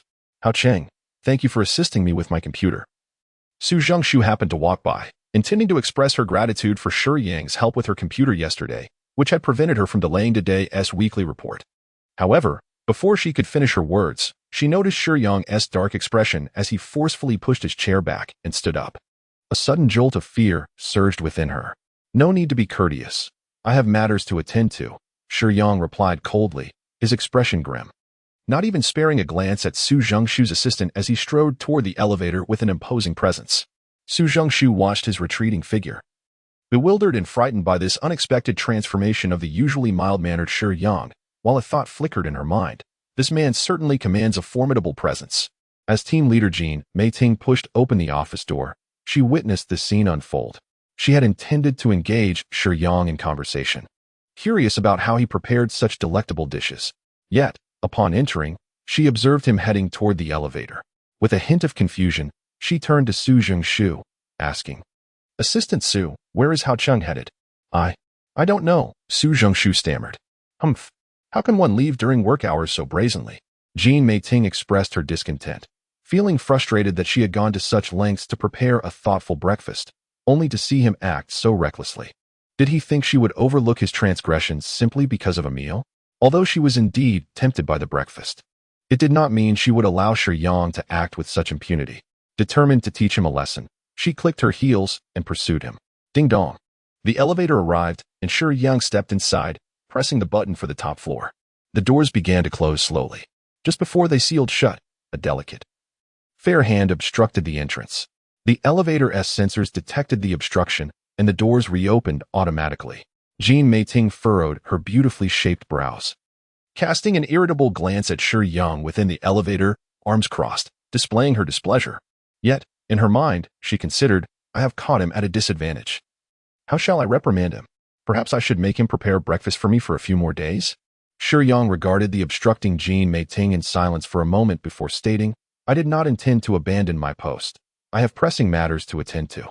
Is this how you address your superior? Jean Meiting's discontent deepened. Due to a sense of urgency, Shiyang conversed with team leader Jean Meiting rather brusquely, neglecting to use any formal titles or respectful forms of address, which are quite significant in the land of kimchi. Are you aware that team leader Jean Meiting stood at the elevator entrance, poised to reprimand Shiyang, yet her words never fully escaped her lips? In a swift motion, Shiyang grasped her right forearm and pulled her into the elevator, the doors sealing with a soft chime. Su Jingshua, intrigued by the unfolding scene, gaped in astonishment, her mouth forming an A shape as she speculated about the nature of the relationship between the leader and Shiyang, wondering how such physicality could exist between them. Inside the elevator, the abrupt pull caused Jean Meiting to lose her balance, and by the force of inertia, she stumbled into Shiyang's embrace. However, he did not take advantage of the situation. Instead, he gallantly steadied her with his other hand. Jean Meiting, accustomed to her high status, had never experienced such gentlemanly behavior from a man, while many had sought to impose their authority upon her. Like the department head who would occasionally drag her to the equipment storage for a reprimand, none had ever displayed both strength and courtesy like Shiyang. As a seasoned and formidable woman, she typically occupied the dominant position when interacting with younger subordinates.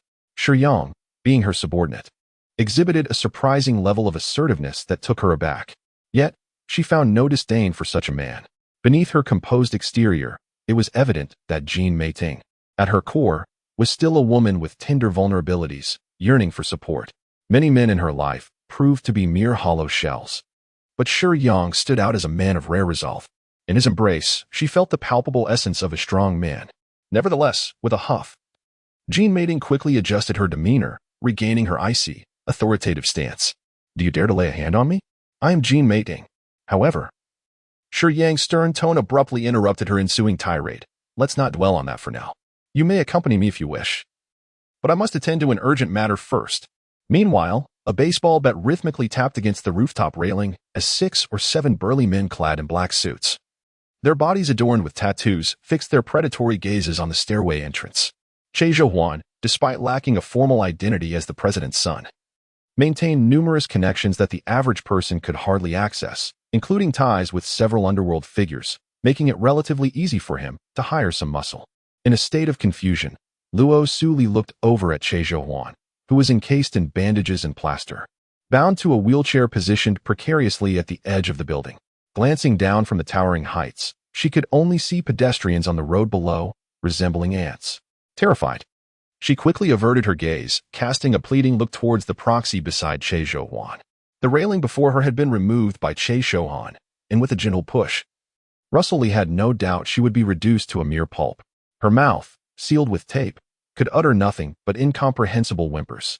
If blame were to be assigned, it would fall squarely on Li Haoqing. Su Li, I never intended for things to come to this, Che Zhouhuan lamented, adopting a victim's demeanor. Suddenly, the sound of hurried footsteps echoed in the corridor leading to the balcony, yet they bore no sense of urgency. Rather, they conveyed a feeling of anger. To Che Zhouhuan's surprise, the footsteps were not solitary. The crisp sound of a woman's high heels striking the floor accompanied them. As Shiyang appeared at the staircase, several individuals, clearly associated with the underworld, ceased their casual demeanor, straightened their posture, and slowly approached Shiyang. Having previously endured a beating from Shiyang, Che Zhouhuan was aware of his formidable fighting skills and had thus enlisted the help of several gang enforcers, all armed. He was resolute in his belief that he would not be bested by Shiyang once more. Shiyang remained composed, yet behind him, team leader Jean Meiting struggled to maintain her calm. Who are you? She demanded sternly, though her tone betrayed a hint of trepidation. After all, she was a woman, and faced with so many tattooed men clad in black suits, fear was an inevitable response. Casting a glance over the unfolding scene, Doubts began to creep into Jean Mating's mind. Was it possible these thugs were allied with the agent Che Zhouhuan? Who were they targeting? Her gaze involuntarily drifted toward Shiyang's silhouette. Could it be that they aimed to confront Li Haoqing? Upon noticing Russell Li bound to a wheelchair behind Che Zhouhuan, Jean Mating's pupils dilated in shock. It was evident that Che Zhouhuan had kidnapped Russell Li, though her curiosity about Che Zhouhuan's battered state lingered. Her primary concern lay in the entanglement between the two. Regret washed over Jean Mating for having followed Shiyang. These individuals harbored malicious intent, and she feared for her own safety. Che Zhouhuan's opening words sent a chill through Jean Mating. She had indeed been drawn into the fray. You were supposed to come alone. Why did you bring the leader? He spat. Do you have no desire to negotiate? Leave them both. It became apparent that he was willing to gamble with his life. Didn't you inform Russell Li of your actions? Shiyang's gaze remained unyielding, fixed coldly on Che Zhouhuan. What is the point of saying anything now? Che Zhouhuan's face twisted into a manic grin. At this juncture, I have no alternative. If I cannot keep you here, what difference does it make whether I live or die? Leader, I apologize. I did not wish to involve you. But since you have witnessed this, I cannot let you go. Earlier that morning, taking advantage of the absence of others in the company, Che Zhouhuan had exploited his authority to bring Russell Li to this location, intending to confront Shiyang one last time. However, he had not anticipated that Shiyang would bring Jean Mating along. Faced with this unexpected twist, Che Zhouhuan found himself left with no choice but to resort to violence. With Shiyang possessing evidence of his misconduct and Jean Mating having witnessed his connections to the underworld, he had no option but to eliminate both of them to safeguard his own position. Without further ado, Che Zhouhuan signaled his thugs to take action. As 6 or 7 men advanced menacingly, Jean Mating's body trembled, prompting her to turn and flee down the hallway. Shiyang merely cast a fleeting glance at her. In the face of danger, fleeing was a natural instinct. After all, she shared no significant bond with Shiyang, and her escape was entirely justifiable. The thugs brandished baseball bats, steel pipes, and daggers, lunging ferociously at Shiyang. One of them seized the opportunity to veer away and pursue Jean Mating. Master, it appears they are unarmed. They cannot harm you. Proceed with confidence. Li encouraged Shiyang. With a swift motion, Shiyang delivered a powerful kick to the chest of the foremost thug. The enforcer spat out a mouthful of blood as Shiyang kicked him several meters away, toppling 2 other enforcers who followed closely behind. Meanwhile, 2 enforcers beside them swung their weapons towards Shiyang's head. But with a swift sidestep and a slight tilt of his head, he evaded their attacks. The baseball bats and steel pipes missed their target, and before they could react, Shiyang seized their heads and forcefully slammed them together. With a resounding thud, the 2 enforcers collided, their heads bloodied and dazed, clearly unable to rise for the moment. The 2 enforcers who had been knocked down earlier were taken aback by Shiyang's ferocity. In just one encounter, he had dispatched 3 of them. These men were not lacking in physical prowess, often engaging in fights and possessing considerable experience, yet they had never encountered someone as formidable as Shiyang. As Shiyang was about to continue his assault, determined to eliminate the remaining 2, a piercing scream echoed from the hallway, belonging to team leader Jean Mating. His movements halted momentarily as he swiftly turned and dashed towards the corridor. The 2 henchmen exchanged glances, gritted their teeth, and followed suit, brandishing their daggers as they pursued him into the hallway. Che Zhouhuan, witnessing Shiyang's formidable combat prowess, felt a chill of sweat trickle down his back. Rosalie, observing the entire scene from the sidelines, was struck by a newfound admiration for Shiyang's capabilities. However, she remained perplexed by the enmity between Che Zhouhuan and Shiyang, as well as the rationale behind Che Zhouhuan's decision to abduct her as a means to confront Shiyang. Within the corridor, team leader Jean Mating, a graceful and delicate professional woman, donned 10-centimeter stiletto heels that accentuated her figure and exuded elegance. Yet, how could one possibly run in such heels, especially when pursued by a robust thug? With the elevator still a considerable distance away, she was suddenly seized by a henchman who yanked at her lustrous purple hair. The sharp tug on her scalp elicited a pained cry from her lips. The thug, mercilessly pulling her hair, yanked her back, causing her to crash heavily onto the ground. Without a hint of compassion, he raised a steel rod, preparing to bring it down upon her. With a resounding crack, just as despair filled Jean Mating's eyes, a hand, seemingly unassuming yet remarkably strong, grasped the vicious steel rod, halting its descent mere inches from her head. Shiyang demonstrated an exceptionally fierce demeanor, striking with precision aimed at the opponent's vital points. leaving the leader Jean mating in a state of astonishment. Many ordinary individuals tend to overestimate their moral standing. Should they possess power, they might surpass me in their indulgences. When Shiyang attained the recognition of Li, he felt an overwhelming sense of fortune. As if blessed by the heavens. Merely venturing into another world for the first time, he acquired a physique and capabilities that others might toil a lifetime to attain. At this moment, the mindset of everyone involved underwent a profound transformation. Although Shiyang would willingly sacrifice his life to save a woman he had only encountered a few times, this does not imply that he possesses a merciful disposition. His inherently aloof nature, having gained power, drives him to adopt an extreme stance against those and that which he finds intolerable. With a firm grip, he twists the steel pipe, effortlessly seizing the weapon from his assailant. Before the thug can react, Shiyang swings the steel pipe with ferocity, striking the thug's head. A resounding thud echoes, and warm blood splatters across the face of team leader Jean Meiting, leaving her momentarily stunned as she gazes at the figure before her. She parts her lips, intending to speak, yet fear renders her mute. The remaining two thugs advance, brandishing glistening daggers. The dull thuds of steel meeting flesh resonate through the shadowy corridor, each sound tormenting Che Zhouwan's heart. His curiosity about the outcome is insatiable. Yet he lacks the courage to investigate. Gripping the handles of the wheelchair tightly, Russell can feel the subtle tremors in Che Zhouwan's hands. Finally, the sounds of struggle cease, restoring an unsettling calm, only to be interrupted soon after by the sound of footsteps approaching the corridor. Che Zhouwan's eyes widen, bloodshot and filled with anticipation. He gasps for breath like a fish stranded on land, fervently hoping that the figure emerging from the corridor is that of a thug. At last, a thug silhouette appears at the corridor's entrance. With a sigh of relief, Che Zhouwan instinctively loosens his grip on Russell's wheelchair. In that very moment, Shiyang forcefully pushed aside the unconscious thug, whose body resembled a lifeless mass of mud. His right hand, muscular and taut, gripped a steel pipe as he pivoted his waist. The suit he wore strained against the explosive force emanating from him, emitting a hissing sound. As his waist turned, it propelled his arm, and with all his might, he hurled the steel pipe towards Che Zhouwan. The pipe sliced through the air in a straight trajectory, aimed directly at Che Zhouwan, a mere 12 or 13 meters away. With Shiyang's strength, this strike sought nothing less than to claim Che Zhouwan's life. In that moment, time seemed to slow down for Che Zhouwan, and fragments of his past life surged before him. He was a deviant, a monster, a scoundrel who relished in peering into the lives of others and capturing their secrets. Yet, thoughts of his cold, unfeeling father ignited a sense of discontent within him.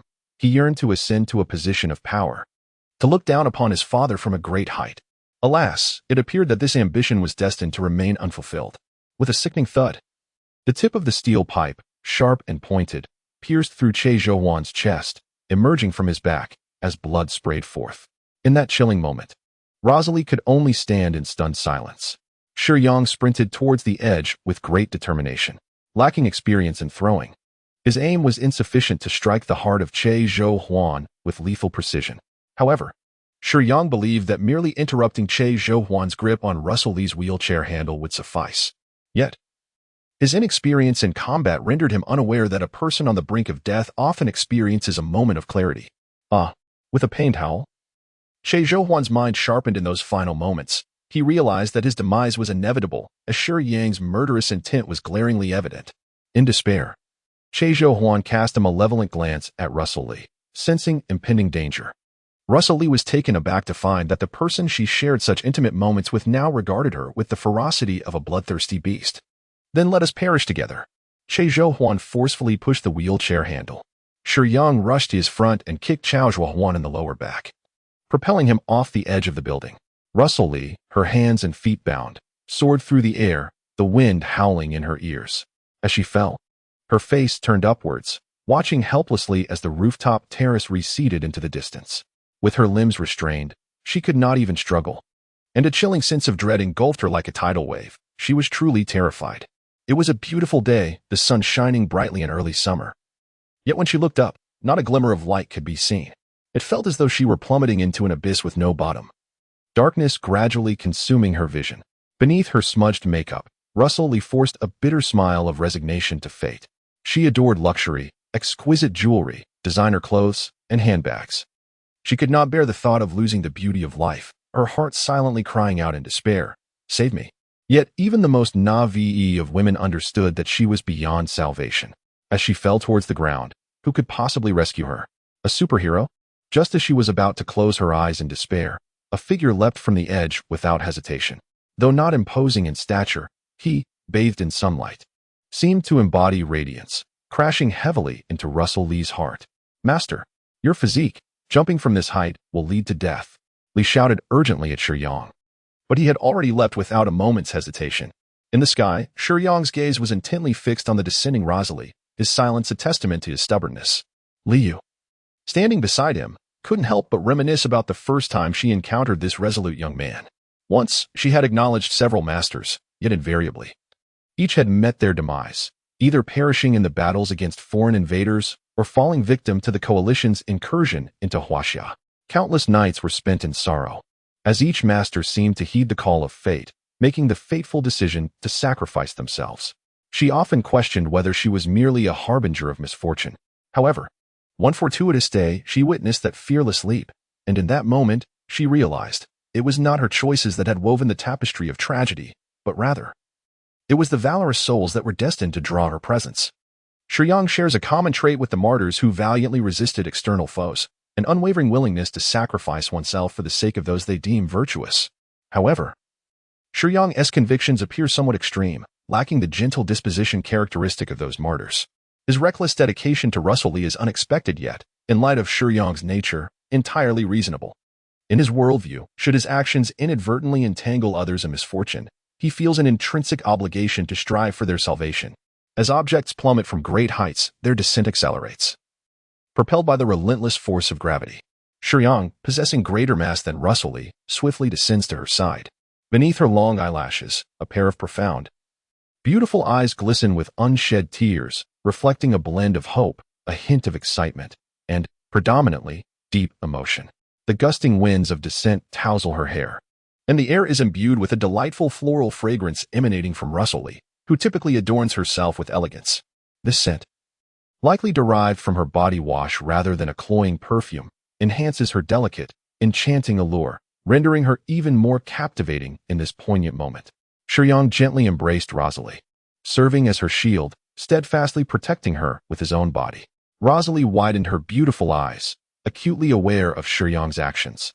Accustomed to relying solely on herself or engaging in transactions with other men, she was taken aback by the sense of security emanating from a seemingly unfamiliar colleague for the first time. Yet, this feeling was swiftly accompanied by a pang of guilt. Shaking her head vigorously, Rosalie appeared reluctant to accept Shiyang's protection. In the original narrative, Rosalie is portrayed as a complex and contradictory character. Initially, she is depicted as materialistic and pragmatic, yet she scorns the idea of succumbing to mere monetary allure. Countless suitors have sought to indulge her based on her physique and beauty, yet she has never acquiesced, embodying a proud yet realistic woman.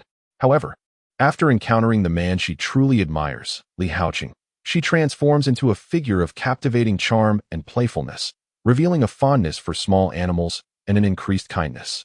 Perhaps, at her core, she is not a flawed individual. Fundamentally, she too is a person yearning for love. For Rosalie, the sweet nothings of men hold no sway. She is not the type to be easily swayed by such flattery. Instead, she places great emphasis on a man's actions, demanding that they indulge her with various luxuries during their interactions. Unlike other ethereal beings, she believes in equitable exchange, genuinely striving to bring joy to her partner. Nonetheless, she considers her own body precious, uncertain if others share this sentiment, yet she believes it to be a fair trade. Today, however, a man has shattered all her preconceived notions and biases against the mundane. Li Haoqing Shiyang, throughout their brief acquaintance, has exchanged hardly a few words with her and has not uttered a single sweet phrase or made any suggestive gestures. Yet, when faced with peril, he unhesitatingly leapt into action, tightly embracing her, utilizing his strong physique to safeguard her. For a woman like Rosalie, Shiyang's lack of ulterior motive speaks volumes, stirring her heart deeply. It is worth noting that in the original text, one of the reasons Li Haoqing captures Rosalie's heart is due to his fierce protection of her during a street skirmish against numerous assailants. Having experienced much of life, Rosalie does not favor the type of weak-willed men. She is drawn to genuine masculinity. Nestled in Shiyang's embrace, she savors a long-lost sense of safety. her gaze drifting over his resolute features, and she is overcome with sorrow. Why must he appear in my life at this moment? Rosalie yearns to lament the unfairness of fate, having seemingly found a man she adores, yet it feels as though it is at the brink of her existence. Thank you, my master. Suddenly, Lee's excitement surged. Energy. It's energy. 200 points. All added to physique. Shiyang quickly resolved, for he had already spotted the billboard below. Russell Lee was unaware of what Shiyang had uttered, yet as she turned, Shiyang leaned in and whispered in her ear, "Curl up." Upon hearing his words, Russell Lee instinctively tightened her body, seeking refuge within the embrace of Shiyang's chest. Closing her eyes, she savored the sensation of his strength enveloping her, relishing the comforting feeling of being shielded. Bang! Shiyang seized the opportunity, cradling Russell in his left arm while his right hand clutched the railing of the billboard with unwavering grip. Under the force of inertia, Shiyang's back collided violently with the glass window beneath the advertisement. The intense jolt and the piercing sound of shattering glass reverberated through the air. Though Russell, nestled in Shiyang's embrace, felt a slight sting from the impact, she was largely unscathed. However, she could distinctly hear the sharp crack of Shiyang's ribs as they succumbed to the force. Shiyang's right hand trembled as it gripped the railing of the billboard. In a swift descent, he clutched the railing fiercely, the force of gravity straining his arm muscles. The subsequent inertia caused his back to crash painfully against the tempered glass. Fortunately, his physique was remarkably robust. Had it been an ordinary person, especially with a woman in tow, such a fall could have proven fatal. Shiyang spat out a mouthful of clotted blood. In his embrace, Russell Lee caught a whiff of the overpowering scent of blood, and in a state of confusion, she raised her head, realizing that they were no longer plummeting. The howling wind had ceased. However, upon gazing at Shiyang's countenance, a wave of anguish washed over her. Shiyang was gritting his teeth, his mouth and lips stained a vivid crimson by the bright blood. Ah! Shiyang let out a desperate roar from deep within his throat. Using his left hand to forcefully propel Russell Lee into the room through the shattered window he had created. After ensuring Russell Lee's safety, he freed one hand to replace his injured right arm, and with his formidable physique, he cautiously climbed into the room through the broken window. Snap! Shiyang trembled as he retrieved a cigarette box from his pocket, placing a cigarette between his lips and igniting it with a lighter. Even in such dire circumstances, he had to shield the flame from the wind with his severely injured right hand, bringing it closer to his face.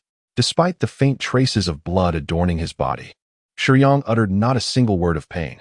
Beside him, the bound Russell Lee stared at him in a daze, her surprise arriving abruptly. She had assumed her demise was inevitable, yet miraculously, she had survived, all thanks to this man before her. After taking a couple of puffs from the cigarette, Shiyang slowly gathered his strength and laboriously moved closer to Russell Lee, gently tearing the tape from her face and silently unbinding her restraints. "Thank you," Russell Lee murmured. At a loss for words, she yearned to express so much, yet ultimately, only gratitude escaped her lips. As Russell Lee attempted to rise, a sharp pain shot through her ankle, causing her to instinctively lower herself. Shiyang offered her a slight support. "I think I've twisted my ankle," she said, wincing as she settled onto the ground, leaning against the wall. They found themselves in a storage room behind the company's warehouse, a place seldom frequented, where various odds and ends were haphazardly piled. Shiyang took out his phone, intending to call for emergency assistance, only to discover that it had shattered during the recent collision. After taking a couple of puffs from his cigarette, he extinguished the butt and tucked it into his pocket. He crouched down, lowering himself to Russell's level, and said, "I will carry you. Come on." The phone was broken, leaving him unable to summon an ambulance. And this place was likely seldom frequented by anyone. "I will carry you to the office." However, Russell wanted to voice her concern that Shiyang's injuries were clearly far more severe. "There is no room for hesitation. Come on." Shiyang interrupted Luo Lee, his tone imbued with a certain firmness. Indeed, there seemed to be no better alternative. It was evident that Luo Lee did not possess a mobile phone.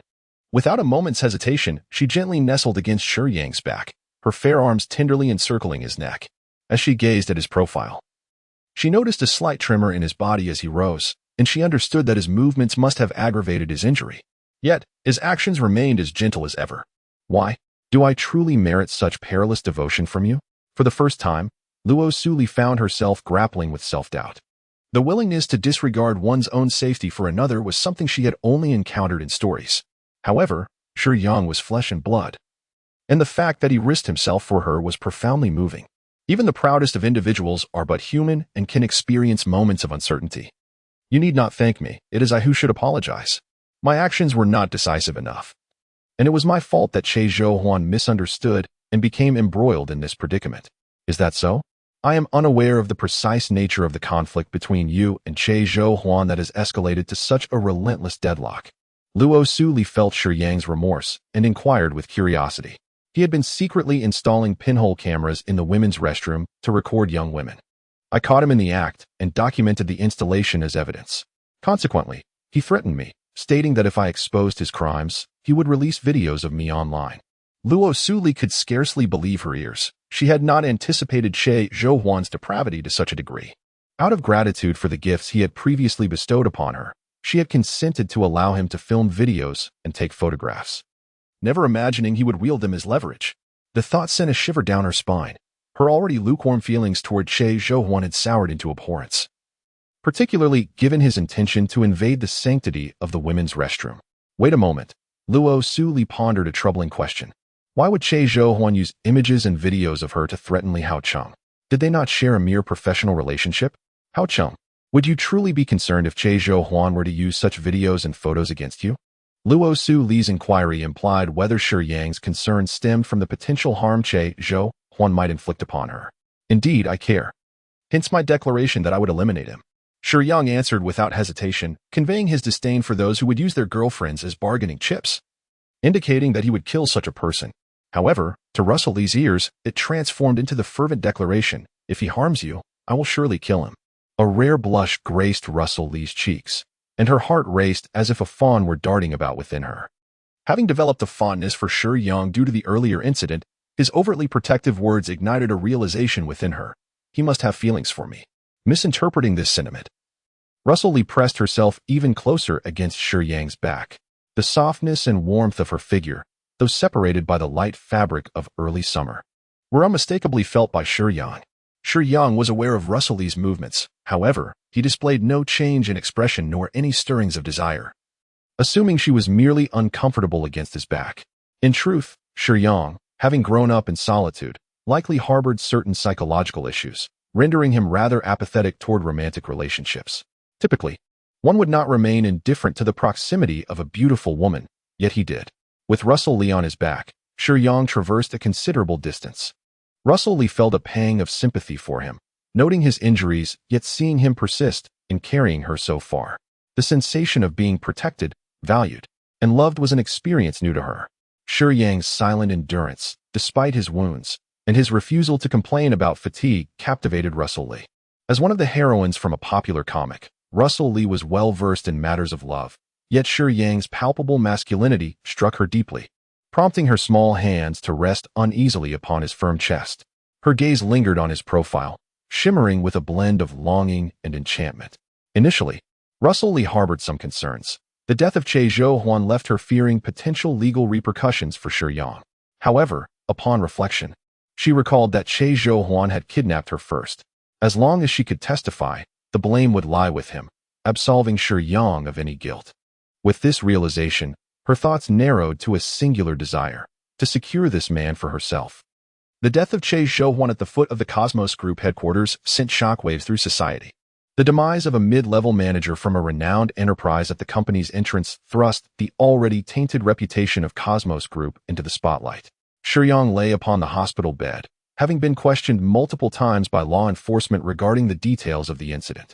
He recounted the events largely truthfully, save for a minor fabrication regarding the circumstances under which he had pushed Che Zhouhuan. He refrained from admitting that it was intentional. Curiously, not only did Rosalie testify on his behalf, but even team leader Jean Mating lent her support, leading to Shiyang swiftly shedding the label of suspect. Instead, Che Zhouhuan was deemed the aggressor, while Shiyang and Rosalie were recognized as victims. The act of self-defense that resulted in the death of the assailant absolved Shiyang of legal repercussions in the land of kimchi. Additionally, Che Zhouhuan's connections to organized crime further convinced the police that his troubles were of his own making, unrelated to any other parties. Furthermore, the Universal Group Corporation provided surveillance footage showing Che Zhouhuan clandestinely bringing outsiders into the company, alongside videos captured by Shiyang of the installed cameras, creating a compelling case. What are you pondering? Rosalie's inquiry roused Shiyang from his contemplative state. Under her subtle insistence, they were assigned to share a recovery room. What are you thinking about? Lunch is approaching. Ah, yes, I do feel a bit peckish. Is there anything you desire to eat? I could order takeout for you. That won't be necessary. I will prepare a type of Jianbing Guozi. Would you care to try it? You intend to make it for me yourself? Rosalie asked, a hint of disbelief in her voice. Given Shiyang's injuries, she found it astonishing that he would still offer to prepare lunch for her. Indeed, Shiyang replied, deftly rolling off the bed and stepping out of the room. Shiyang's actions left Luo Su utterly astounded. Just a day prior, she had witnessed him crash violently against the tempered glass, accompanied by the audible crack of bone. Yet now, he moved with remarkable agility. Unbeknownst to others, Shiyang's physique had reached an impressive score of 24.8. The advantage of such a high physical attribute is that his body possesses a resilience far beyond that of an average person. Even if he were to endure a few more gunshots, it would pose little issue. As long as his heart remained unharmed, he could persevere. His physical prowess is intrinsically linked to his vitality. He has transcended the state of mere feigned death. His bones, meridians, and sinews have become extraordinarily robust, elevating him beyond the realm of ordinary humanity. Remarkably, his recovery from injuries is astonishingly swift. After inquiring nearby, Shiyang borrowed the small kitchen in the doctor's room to prepare a rather simple Jianbing Guozi. When Rosalie observed Shiyang's cautious and somewhat furtive demeanor, she could not help but chuckle, wondering why he seemed to be shrouding the preparation of a humble meal in such secrecy, as if he were concocting some exquisite delicacy. However, when Shiyang emerged from the room, presenting the Jianbing Guozi, Rosalie found herself irresistibly captivated. In the evening, she remarked, "How Chong, could you possibly make that delightful huaxia snack for me again tomorrow?" Her tone was unexpectedly filled with a plea. "I am too fatigued today. Perhaps we shall do it tomorrow." Shiyang could only prepare 2 servings of Jianbing Guozi each day. At noon, he made one for Rosalie, but by evening, he was too lethargic to move. Humph. Rosalie felt a twinge of anger and turned away, unwilling to glance at Shiyang any further. How could he profess to care for me when he made lunch for me with his own hands, but refused to do the same for dinner? Rosalie thought indignantly, resolutely deciding, I shall ignore him and see how long he can endure this. She believed that if she simply disregarded Shiyang, with the passage of time, he would eventually find a way to appease her. However, despite her idealistic musings, she could hardly wait even 10 minutes before her impatience began to surface. "Hey, Haoqing, why are you so silent?" Rosalie's demeanor was rather charming, and she was unaware that she had unwittingly embraced a long-abandoned, youthful emotional state. Shiyang looked at Rosalie in confusion, a question mark nearly forming above his head. He found her behavior somewhat peculiar, bordering on unreasonable petulance. "All right, I shall make you another serving." Under the impression that Rosalie was upset due to not having enough Jianbing Guozi, Shiyang recalled his previous shortcomings and resolved to prepare another serving for her. Swiftly, he completed the task and returned to the hospital room, presenting the Jianbing Guozi to Rosalie. With her desire fulfilled, her earlier irritation dissipated like smoke. Ultimately, she was merely indulging in a childish temper, not truly harboring dislike for Shiyang. By fortuitously catering to her whims, Shiyang inadvertently added a touch of joy to Rosalie's heart, recalling the nurse's professional attire from earlier. Rosalie's eyes sparkled with mischief as she silently resolved, "This evening, I shall show you." In the dead of night, Shiyang prepared 2 servings of Jianbing Guozi. His weariness overwhelming him, and he retired early. Bathed in the moonlight, Rosalie limped slightly as she approached Shiyang's bedside. Resting her elbows on the edge of the bed and cradling her cheeks in her hands, gazing dreamily at Shiyang's sleeping face. "He is quite handsome," she thought with a faint smile. The strength exuded by the young Shiyang was something Rosalie had never encountered before. She was well aware of her preferences and naturally gravitated towards the robust. A secret thrill filled her heart as she quietly slipped out of the room. Shiyang felt utterly exhausted, yet in the depths of slumber, he sensed something peculiar about his body. Groggily, he opened his eyes to behold an unsettling sight. Suddenly, Shiyang jolted awake, exclaiming, "What is a nurse doing on me? Rosalie, what are you doing?" His expression turned grave as he admonished her, "Don't move." He was not oblivious. He immediately grasped Rosalie's intentions. "Get away." Rosalie had never seen Shiyang so serious before. Initially, she assumed he was merely unaccustomed to the situation and sought to coax him. With an alluring demeanor in her nurse's uniform, she affectionately brushed against him. In a swift motion, Shiyang pushed her away. Russell Lee gazed at Shiyang's face in disbelief, her stubbornness evident. Her penetrating gaze held confusion, but predominantly. It radiated anger. I am being so forward, and you dare to reject me?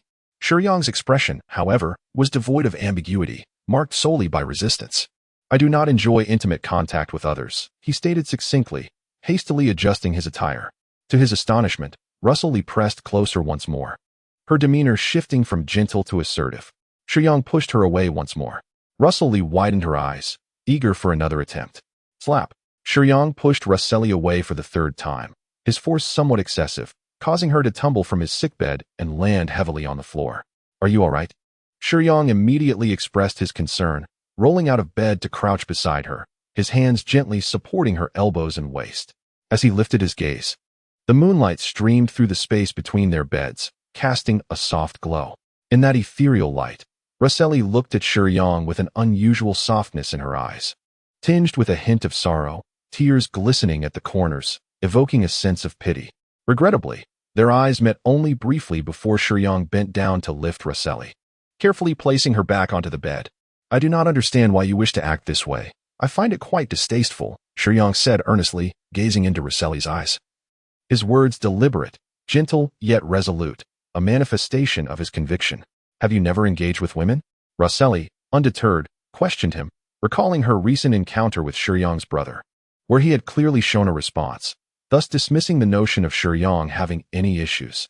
Not at all. If marriage were to occur, then perhaps, he replied. One must cherish oneself. Engaging in casual intimacy with others only leads to a perception of worthlessness. Therefore, I hope you will reconsider your impulsive actions. I shall take my leave. We are not suited to be together. As Shiyang turned to exit the room, his recovery had progressed well, and he had intended to rest. However, Russell Lee's disruption had extinguished any desire for leisure. Upon hearing your words, Russell Lee called out to him, though her heart sank, leaving her to ask in disappointment. Is it because you think I was frivolous with Che Zhouhuan, allowing him to take pictures and videos, that I appear cheap in your eyes? Russell Lee assumed Shiyang was criticizing her, aware of her tendency towards casual flings, yet she had always maintained a singular romantic engagement at any given time. Was that truly so unacceptable? That is not my intention, Shiyang clarified, recognizing her misunderstanding. What I meant to convey is that each individual possesses their own emotional freedom, and attitudes towards relationships vary. It is entirely acceptable for you to be intimate with your boyfriend, as that falls within your rights. My stance, however, is that I do not engage casually with those I am not familiar with. I have no inclination for such interactions. If intimacy is to occur, it must be within the sanctity of marriage. I do not establish sexual relationships with others. However, I am open to friendship. I hope you do not misinterpret my words. I bear no ill will towards you. Farewell. As Shiyang concluded his words, he intended to depart. However, Russell Lee called out to him once more. Wait a moment. Might you stay until I drift off to sleep before you leave? The words of Shiyang resonated deeply within Luo Su Li's heart. One must ponder who, during the tender and naive moments of youth, does not pledge eternal love? They vow to marry, to journey together forever, before surrendering their bodies to one another. Luo Su Li once believed in such promises, yet the harsh reality revealed that those sweet nothings were mere illusions, fleeting and ephemeral. However, Shiyang shattered her perceptions once more. In this society, how could there exist men who would only desire intimacy under the condition of marriage? Shiyang's unhesitating rejection and the forceful manner in which he pushed her away affirmed that his words were not mere platitudes. He genuinely held such convictions. Shiyang did not refuse Russell Lee's request. Instead, he moved a chair and quietly settled beside her. Sleep, a simple phrase that held a unique enchantment for Russell Lee. With Shiyang by her side, she felt an overwhelming sense of security. When did I become like this? Russell Lee gazed at Shiyang with a hint of affection, reaching out to grasp the hem of his garment. Shiyang trembled slightly, but did not withdraw, while Russell Lee smiled and closed her beautiful eyes. Observing the serene visage of Russell Lee in slumber, Shiyang experienced a mixture of confusion and unease. As he walked back to his apartment, the night breeze gently stirred his clothing. Those who wander in the night are often sentimental, and Shiyang was no exception. He sensed disquiet, realizing he seemed incapable of forging intimate connections with others. His fondness for solitude was so profound that it repelled the advances of others. He did not feel this way towards Lee, for her identity was unique, serving as his auxiliary, and she lacked a physical form. Suddenly, A thought struck him, an idea to enhance his strength. Lee. The night wind sharpened Shiyang's mind. What do you mean? He inquired. Do you know Spider-Man? Peter Parker. Yes, I know him. He acquired superpowers after being bitten by a spider. If I could find that spider, perhaps I could attain significant enhancement without needing energy. You should reconsider, Master. Lee did not directly undermine Shiyang's confidence. Yet her tone was laden with discouragement. Why do you say that? Shiyang was perplexed. In the realm of high martial arts, particularly within the Marvel Universe, the emergence of superheroes is characterized by a near replicability. To illustrate, take Spider-Man, Peter Parker. At first glance, it appears he was merely bitten by a spider. However, the truth of his origin is a manifestation of the world's will. A specially cultivated spider underwent radioactive experimentation by the Tectonics Corporation, yet as the radiation slowly deteriorated its life. In its final moments, it bit Peter Parker. This event was not merely coincidental. It was the fortuitous alignment of Peter Parker's unique genetic makeup with that of the irradiated spider, occurring at a precise moment under specific conditions. A mere second's difference would have thwarted the genetic fusion, rendering this phenomenon fundamentally irreplicable. Others have attempted to replicate this process, yet they invariably met grim fates, either succumbing to poison or mutating into other monstrous forms. As for the world's will, are there alternative means to acquire such superhuman abilities? Indeed, one could argue that the mutated Spider-Man possesses a form of bloodline, which could be purified by obtaining his essence. But why has no one endeavored to directly procure Spider-Man's blood? The answer lies in practicality. One would need to obtain a considerable quantity of blood. This is pivotal, sufficient amounts to distill the essence, and the resultant bloodline power would be feeble. Although I could enhance this bloodline ability, the crux of the matter remains. Acquiring such a quantity poses an insurmountable challenge. Without gaining Peter Parker's trust, attempting to extract his blood would undoubtedly pit one against the hero's faction. No living person is foolish. Even Peter, for all his kindness, is not naive. Those who seek to approach him under false pretenses to siphon his blood would be easily detected. If one were to resort to force, the feasibility of subduing him is questionable. Even if successful, it would incite the wrath of countless other superheroes, leading to a swift demise at their hands. The risk versus reward is utterly disproportionate. Hence, it would be wise for my master to abandon any notions of exploiting the mutations of these superheroes. Ah, have you forgotten my gift? Lee interjected. Gaining his trust doesn't seem overly challenging for my abilities. Suddenly, Lee realized this approach could indeed be viable. She began to contemplate purifying the bloodline power and elevating it to Spider-Man's caliber, pondering the energy required. I could directly grant my master Spider-Man's abilities, but that would necessitate a monumental amount of energy. However, if my master could procure a substantial quantity of Spider-Man's blood, then purifying the bloodline power could require only about 1,000 units of energy. The disparity in energy consumption is staggering. Generating something from nothing invariably demands the greatest expenditure. With the existence of the world's will, the powers acquired by Spider-Man and his fellow superheroes are already among the most refined. Therefore, even if Lee could expend energy to enhance abilities, she could not elevate any power beyond its original owner's limits. Ability is distinct from the qualities previously enhanced by Shiyang. It serves to amplify physical attributes. In essence, bloodline abilities correspond to magnifying the inherent physical qualities of the host. The stronger the foundational physical attributes, the greater the amplification, albeit with a diminishing return. Just as Li and Shiyang, invigorated and filled with determination, were traversing the path, they were suddenly met with the sound of a girl's weeping. As Shiyang emerged from the hospital, it was already the dead of night. Who would venture out at such an hour to weep? In this mundane realm, could there truly be spirits? Although not particularly formidable, they might still exist. Within the realm of fantasy, there are numerous extraordinary artifacts. Yet these are merely manifestations of the insufficient power of the lower world's rules, resulting in even the slightest extraordinary presence becoming exaggerated. Shiyang remained somewhat oblivious to the identity of his guardian. Guardians are invariably favored by the will of the world. While they may not possess the unparalleled fortune of protagonists within their respective realms, guardians are assuredly not targeted by the world's forces. Such so-called special abilities, like hypnosis or time manipulation, would have no effect on Shiyang. Shiyang was not afraid. With Li by his side, her presence served as his anchor. "Let's go take a look," he said, moving toward the source of the sound. The tranquil night enveloped the quiet park, with a gentle breeze whispering through the air. Soft moonlight illuminated the area beside the slide, casting a long shadow of Shiyang upon the seemingly lonely figure that stood before him. "What troubles you, little girl?" Shiyang gently approached the girl who was curled up, her head buried between her knees, weeping softly. When the girl lifted her gaze to meet Shiyang's eyes, Shiyang's initial reaction was one of disdain. However, in the blink of an eye, he perceived a hint of purity in the girl's eyes. She appeared so helpless, so vulnerable. The girl sported dyed blonde hair, her sun-kissed skin exposed in ample view, clad in a breezy tank top, black leather shorts, and alluring fishnet stockings. Adorning her chest and abdomen were heart-shaped tattoos and letters, presenting the image of a young delinquent who had dropped out of school too soon.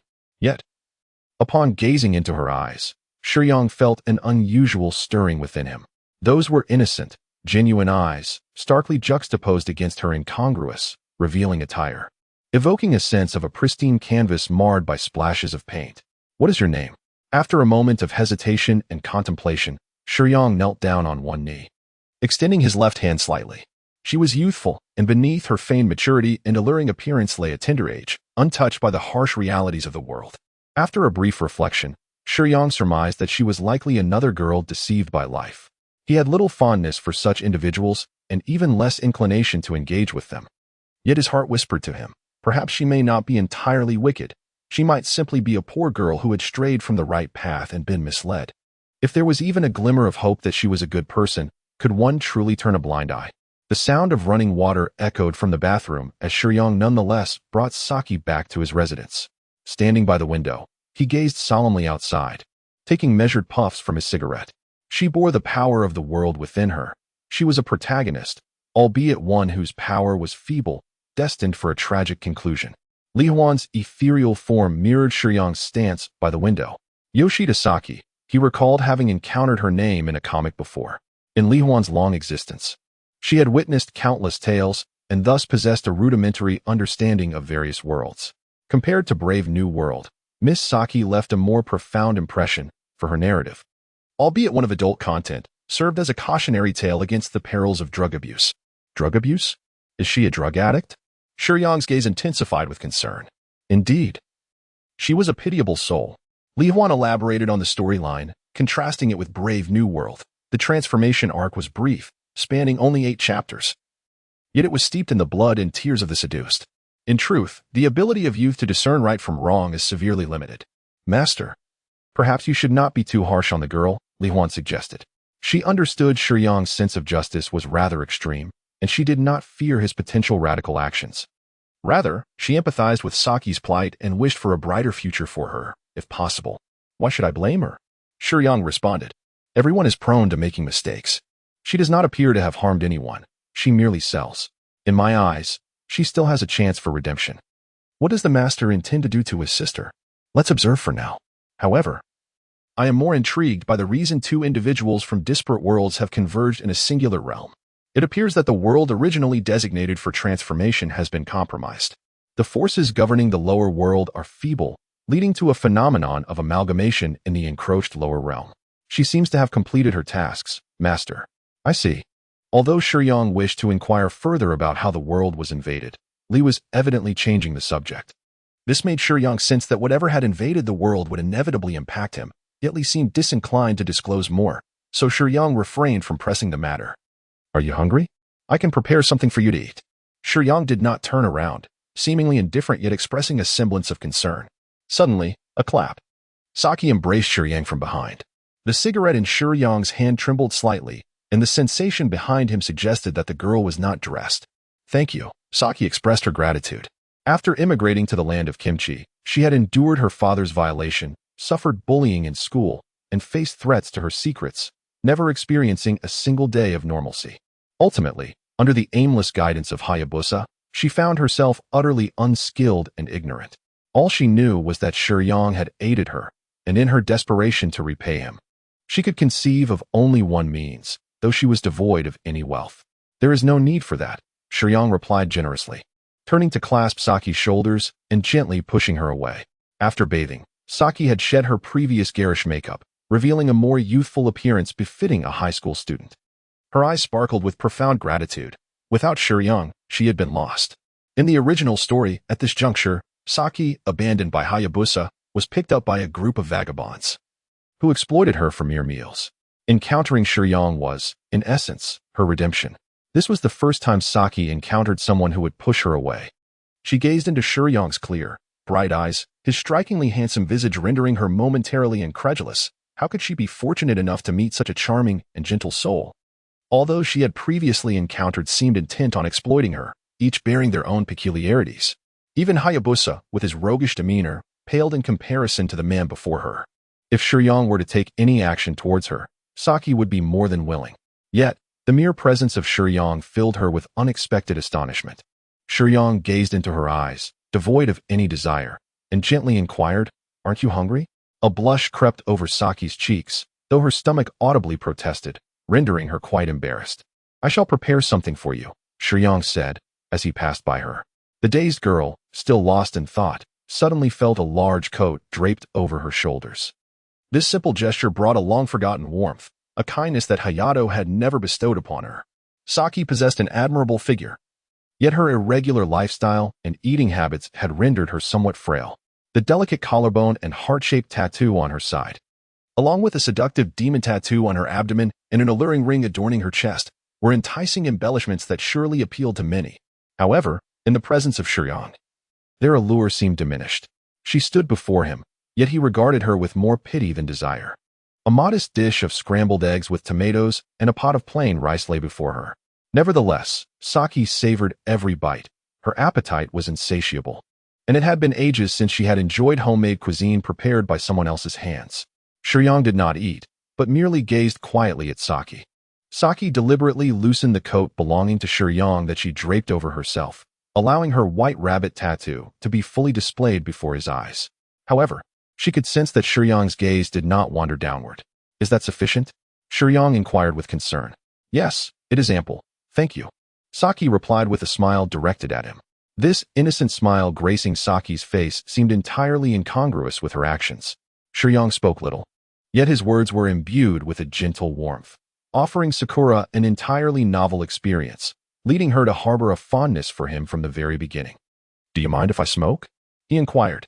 To her surprise, Sakura had not anticipated Shiyang would seek her opinion, and she hurriedly shook her head. This act reflected the respect Shiyang bestowed upon her, in contrast to the previous uncle who had demeaned her worth and sought to take advantage of her.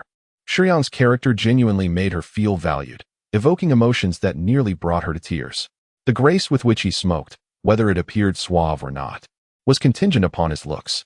Shiyang's attractiveness was such that Sakura found his smoking undeniably charming. "You are welcome to stay here for as long as you wish. I shall find another place to reside shortly." Upon hearing Shiyang's words, Sakura felt a wave of uncertainty as she clutched her bowl, casting a helpless glance at him before stammering, Do you not like me, brother? It is not about you. It simply does not feel appropriate to live with a man." Shiyang's words evoked memories within Saki, reminding her of a time when she believed Hayato was her sole pillar of support.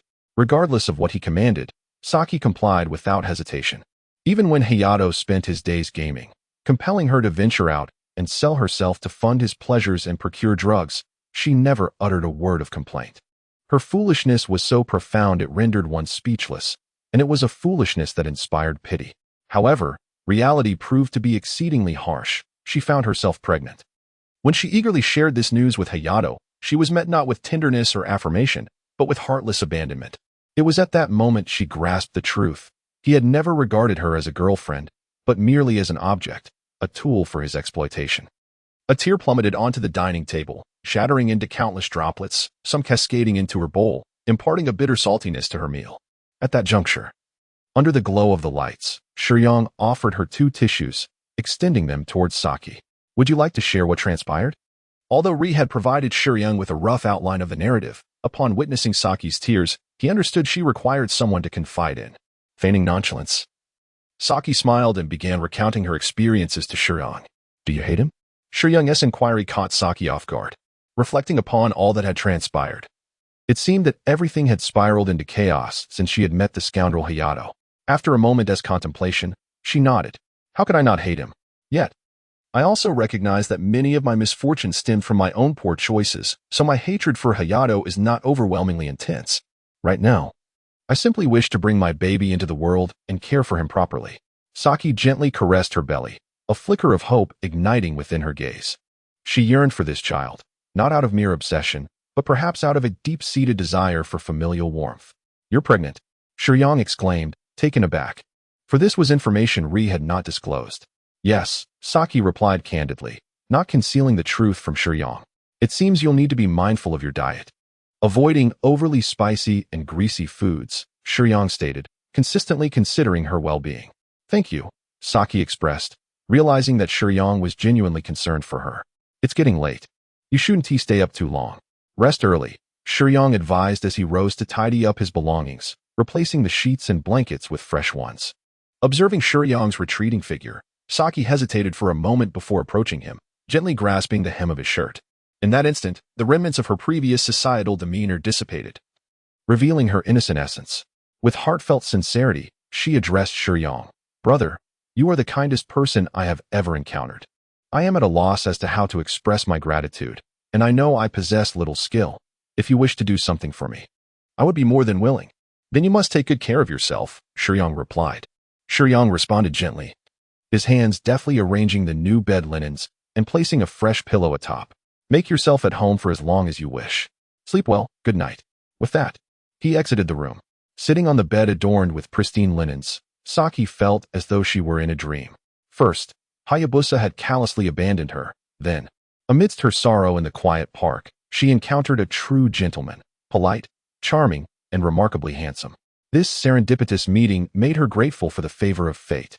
In that moment, she experienced a fleeting illusion that all her previous suffering had been worthwhile. From her childhood, she had been draped in drabness, devoid of friends. Although she had finally managed to transform herself upon entering high school, circumstances had spiraled into a dismal reality, leading her to commit numerous regrettable acts under the manipulation of a scoundrel. Yet now, everything had changed.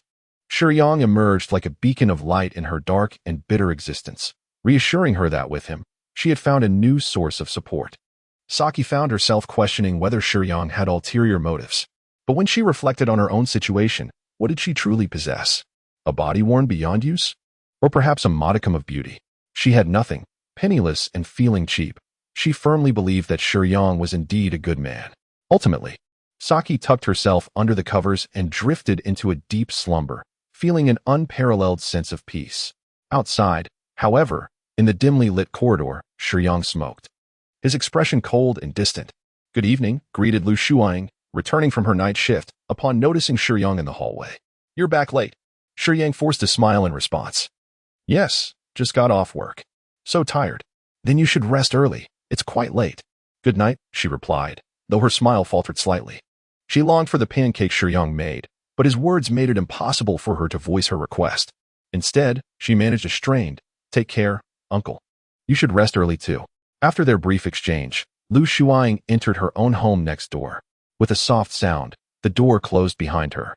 After taking his final drag, Shiyang forcefully discarded the cigarette but onto the ground, crushing it beneath his heel.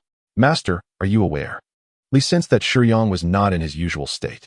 "Li, do you think those who deceive others into using drugs deserve to die?" Upon hearing this, Li immediately understood Shiyang's intentions. His inaction stemmed solely from his ignorance of Suan Yi's whereabouts. "Sigh, that's Suan Yi. Your time is up," Li thought with a tinge of schadenfreude. Having lived for so long, she felt no sympathy for the scum who prey on others with drugs. Li was acutely aware that once Shiyang had cared for Saki for a couple of days and grown more familiar with her, he would confront her personally. Not only for Saki's sake, but allowing such individuals to continue existing is a tragedy for the world. "Shall we go to the hospital today?" As the first rays of morning sunlight gently illuminated Li Haoqing's minimalist bedroom, they softly roused the slumbering Saki. "Are we really going to the hospital?" Saki asked, puzzled. "You are pregnant. It is imperative that you undergo a checkup." "All right." Though Shiyang's demeanor is not particularly forceful, Xia is presently inclined to heed his words. In the blink of an eye, Xia has resided with Shiyang for 2 days. Recently, Shiyang has informed his company that he is recuperating from an injury. Thus, he need not attend work for the time being. During these 2 days, Shiyang has endeavored to care for Xia with meticulous attention, being particularly mindful of her health. His attentiveness has engendered complete trust in Xia, who has always been rather gullible. Otherwise, she would not have been so easily deceived by a certain Hayabusa. She is also quick to develop feelings for others. A mere touch of kindness prompts her to unreservedly embrace affection. Especially considering Shiyang's handsome appearance coupled with his gentle and considerate nature. 3 weeks have passed, and upon learning of her gynecological condition, Xia gazed at Shiyang with uncertainty when the doctor uttered the dreaded diagnosis. She was acutely aware of her past indiscretions and feared that Shiyang might come to despise her. However, Shiyang's expression remained as serene as ever, providing her with a sense of reassurance. Ah, you youngsters, how you choose to live your lives is your prerogative. But do remember that she is now pregnant, and intimacy should be avoided henceforth. As a man, one must cherish his girlfriend. A somewhat older female doctor imparted gravely to Shiyang. But that's not true, Xia thought, wishing to defend Shiyang, yet she felt a flicker of delight within her. Nonetheless, the doctor had no time to listen. After reviewing Xia's examination results, she dismissed the pair. Brother, I apologize for the misunderstanding, Xia murmured.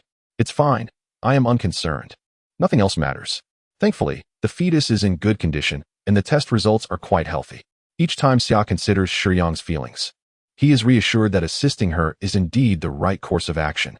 Her inherent goodness suggests that she is worthy of redemption. Xia was still clad in her previously revealing attire, a camisole paired with leather shorts and fishnet stockings. Shiyang's gaze swept over her. At the hospital, the scrutiny from others had been peculiar. Many men cast envious glances at Shiyang, while women, including the doctor who examined Xia, regarded him with disdain. Should we perhaps change your outfit? Shiyang suggested. We could also buy some suitable items for expectant mothers. All right, Xia replied, wishing to express her reluctance for Shiyang to spend money on her, feeling unworthy of such expenditure. Yet, on the other hand, she savored the sensation of being protected. Being with Shiyang imbued her with a genuine sense of happiness akin to that of newlyweds anticipating their first child.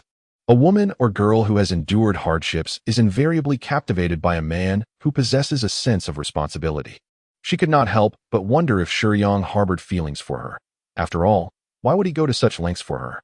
In truth, Shiyang abhors drugs and is determined to extricate Xia from their abyss. Currently, his greatest concern remains unaddressed. Observing the nearby shopping venues that are suitable for Xia, Shiyang noted her discomfort in walking long distances, and given his lack of a vehicle, he was constrained to select a nearby option. Upon examining the mobile map, Shiyang selected a suitable location, Yuliangjian, which boasted numerous shopping malls and was conveniently close to their current whereabouts. Hey, Hyman, I heard your tutor is quite handsome. How's that going? Have you managed to win him over? Not yet. The guy is as wooden as a plank, no matter how I try to hint at my interest. It seems futile. A group of boisterous male and female students mingled, discussing Hyman and her new tutor. Yet, amid the playful teasing from friends, Hyman felt a persistent discomfort. As it appeared her new tutor had little interest in her, his gaze often drifting towards her mother. I recently met a guy, an immigrant from an island nation. He has a girl by his side, and let me tell you, she's quite a catch. Would you like me to introduce you to them for some fun? Given that Hyman knew individuals who were quite the rascals and were well-versed in such matters, she was naturally open to discussing these topics. Oh, what makes her so appealing? Do share. As a handful of boys huddled together, the one who had spoken earlier pointed towards the street corner. Isn't that him? That guy over there. His female companion will entertain anyone for a little cash. She's enticing and has a lovely figure. Over here, Shinichi, the boy called out. Upon noticing a gathering of girls around a younger boy he had met previously, Shinichi's eyes lit up, and he approached with a smile. Hey, he greeted the group of male and female students, blending in as if among old acquaintances. Hyman observed Shinichi with curiosity. His face had its merits, for otherwise he wouldn't be able to charm women, yet she refrained from making any advances towards him. What are the plans for today? Shinichi scrutinized the girls and noted that one named Hyman was the most beautiful among them, stirring something within him. Let us just have some drinks and chat. Why do anything else? Oh, that sounds dull. My treat. How about we all head to KTV for some singing? With students typically short on cash, Hyman had a bit more, but not excessively so. Hearing that someone was treating them sparked great joy among the group. They exuberantly made their way into the entertainment venue. Coincidentally, the dim ambience fostered an atmosphere ripe for burgeoning feelings between the genders. Jingshu hurry. Su Jingshu, the assistant to the head of the Kim meeting group, found herself eagerly pulled into the KTV restroom by her boyfriend. Though she felt this was inappropriate, Su was reluctant to refuse him. Engaging in such behavior publicly was not new for them. Even during departmental dinners, her boyfriend would often whisk her away to a secluded alley for a rendezvous. In truth, her deep affection for him rendered her quite compliant. However, today felt different. I don't want to do this here. You still haven't told me about your relationship with that woman. Sue unexpectedly discovered her boyfriend's infidelity with another woman. In truth, she comprehends everything within her heart. Yet she is reluctant to accept it. Please, do not dwell on such matters any longer. Am I not clear in stating that we are merely ordinary friends? Are you aware of the challenges I face in carving out time to meet you while preparing for the civil service examination? It is evident from this statement that he is indeed a scoundrel. In Brave New World, the popularity of this comic may, in part, be attributed to the attitudes of its female characters towards love. Aside from team leader Jean Mating and Luo Salii, the other characters surprisingly exhibit a degree of innocence. Lu Shuang embodies this trait, as does Su Zhengshu. Although she is fully aware that Yonghua is deceiving her, deliberately diverting the topic and engaging in emotional manipulation, Su Zhengshu still chooses to believe him. This pattern has repeated itself numerous times, yet each time she forgives Yonghua, displaying naivety and foolishness. However, it is ultimately her profound love for her boyfriend that renders her blind to the truth. Within the private room, men and women indulge in spirited drinking and take turns singing, while those in romantic relationships seize the opportunity for intimate contact in the dimly lit surroundings. Give me one, Hyman said, glancing at a nearby delinquent, extending her hand for a cigarette. With a click, Shuani eagerly offered his lighter to Hyman. She relished the feeling of being the center of attention, a sentiment shared by most middle and high school students. Shuani, aware of her preferences, knew that such flattery would serve his purpose. How else could he deceive a young girl? As the atmosphere grew increasingly lively and the youthful faces flushed with the slightest hint of intoxication, Shuani produced a box of pills from his pocket. Recognizing that the moment had likely arrived. I have something special here. Since we are enjoying ourselves so much, we ought to enhance the experience with these pills. He presented them to Hyman as if showcasing a treasure. They are akin to stimulants, though not as potent. They merely add a touch of fun without posing any harm to our bodies. His demeanor and attitude placed him in a submissive position, and Hyman was quite taken by this approach. At her age, she was unlikely to suspect ulterior motives. She simply recognized her elevated status before Shuani, akin to that of a leader. Though her instincts resisted, she sensed that the pills might not be entirely safe. Yet, surrounded by so many classmates and friends, she felt a sense of reassurance. Most importantly, her curiosity piqued. She wondered about the effects of the pills and whether they would indeed bring about the heightened joy that Shuani had promised.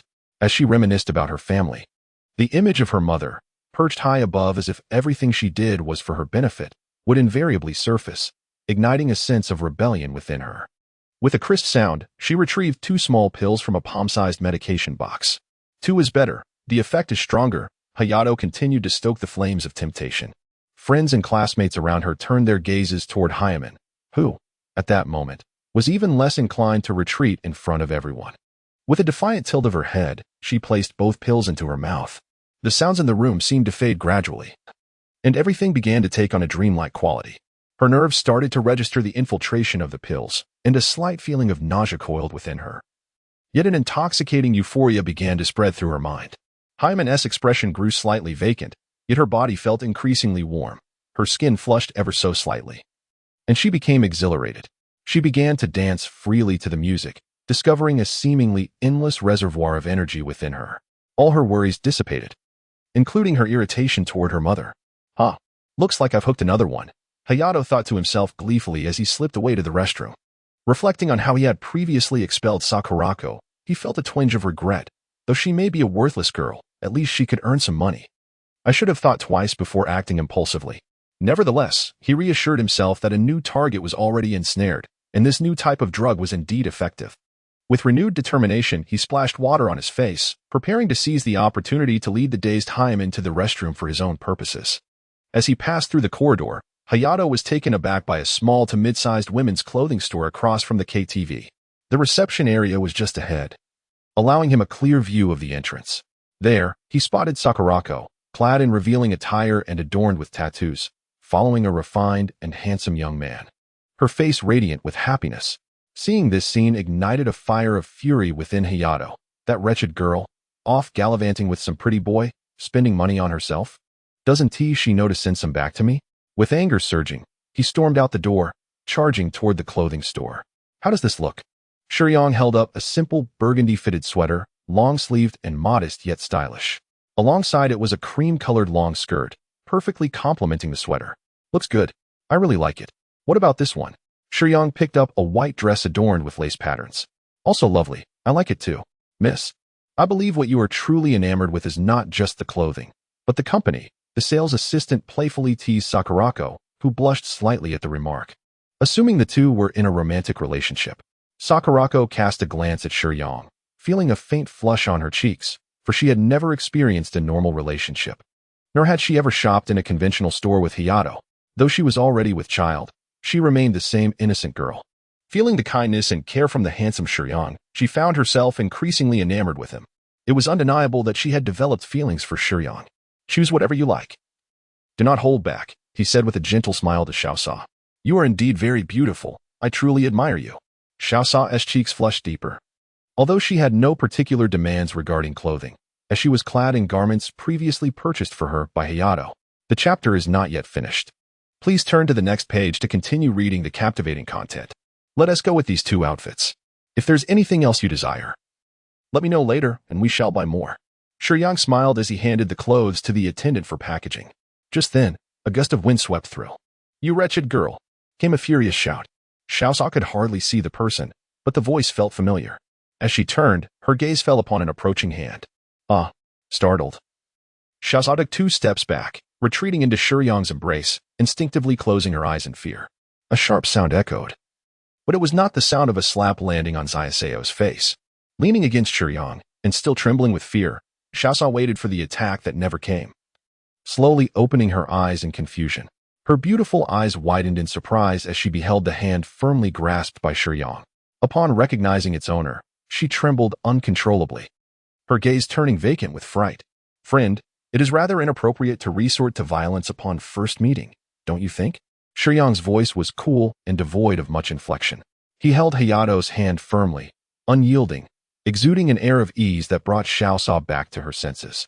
Brother, you are so impressive. Xiaosha could not help but look at Shiyang with admiration, her eyes sparkling with awe. The sight of Shiyang effortlessly protecting her filled the insecure girl's heart with an overwhelming sense of security.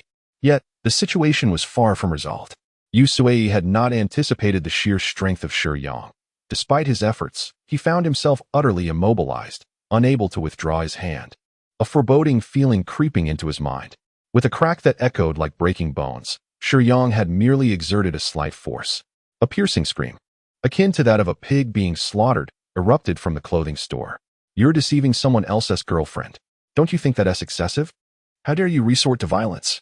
As Sui's cries drew the attention of passers-by outside, the store attendants gathered, captivated by the unfolding confrontation. Sui realized that physically confronting Shiyang was futile. Thus, he devised a plan to turn the gaze of the onlookers against Shiyang. A tactic particularly effective against those sensitive to public opinion. No, Xiaosha dared not raise her voice. Wishing to defend Shiyang but paralyzed by the weight of so many eyes upon her. If you believe you are in the right, then so be it. Shiyang replied with an effortless grace, turning to face Xiaosha. Xiaosha, do you wish to return with him? Shiyang refrained from allowing Xiaosha to confront Hayato directly, instead subtly revealing Xiaosha's sentiments to those around them. With Shiyang's gentle inquiry, Xiaosha, without a moment's hesitation, resolutely declared in a soft voice, I will not return. I do not wish to go back. Upon hearing Xiaosha's response, a satisfied smile graced Shiyang's lips. His actions evidently bore fruit, as Xiaosha yearned to escape from her torment. Did you hear that? Shiyang remarked, turning his gaze toward Hayato. Though his expression swiftly transformed into one of icy severity, his words laced with an unmistakable malice. Please leave. Rest assured, I will seek you out to discuss this matter further. As Shiyang spoke, a chill seemed to rise from Hayato's very core, paralyzing him in fear. This was no mere threat, it was a palpable intent to kill. Hayato, a mere scoundrel of no repute, lacked the audacity to stand against someone like Shiyang, who had truly taken lives, and thus he fled in haste. Xiaosha's anxious heart finally found solace, and in light of this, her admiration for Shiyang intensified. Previously, the seemingly mature and capable Hayato appeared to her as nothing more than a lost dog in the presence of Shiyang. Now, standing beside Shiyang, She felt there could be no greater satisfaction. Shiyang gently patted Xiaoxiao's shoulder and said, "Let's go back." Although Sui harbored a lingering fear of Shiyang as he fled back to the KTV, a greater sense of indignation took precedence over his fear. The more he pondered, the more his anger intensified. That wretched individual was evidently living a better life. How could someone like him, who dwelled in the dark, fetid depths of despair, allow a mere plaything to slip away and thrive beyond his own existence? Jealousy and fury gnawed at his heart, gradually eclipsing his trepidation towards Shiyang. Finally, he lamented, "I was attacked."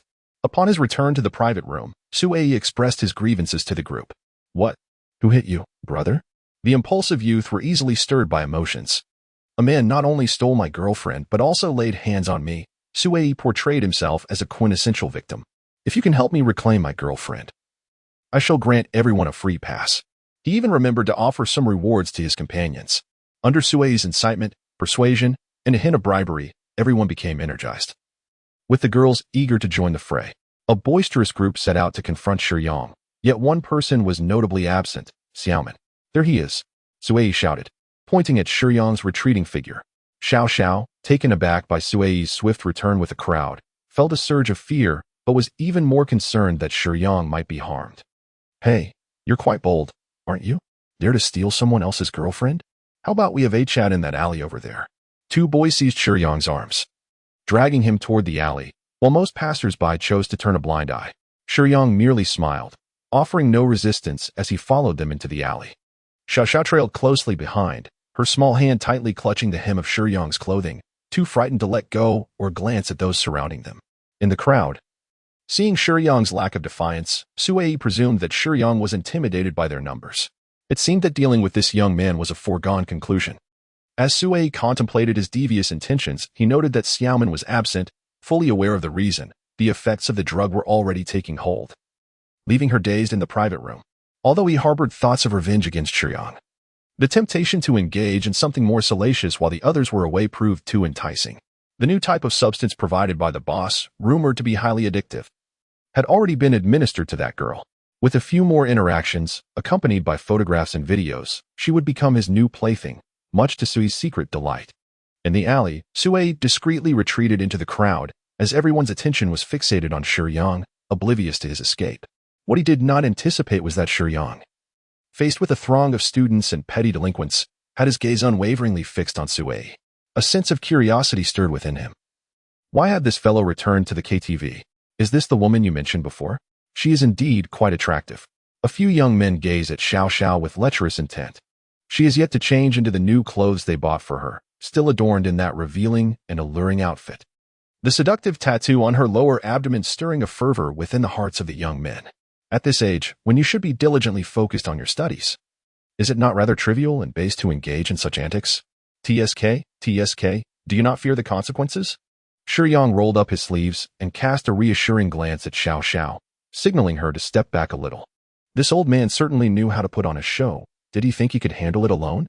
Before the youth could finish his words, a fist the size of a sandbag struck him fiercely in the abdomen, the force contorting his features in agony.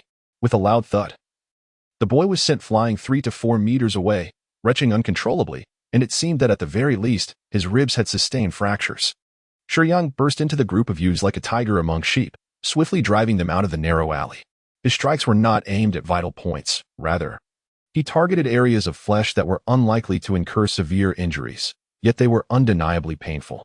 Such prowess. Bystanders eagerly captured the astonishing scene of Shiyang taking on multiple opponents with their phones.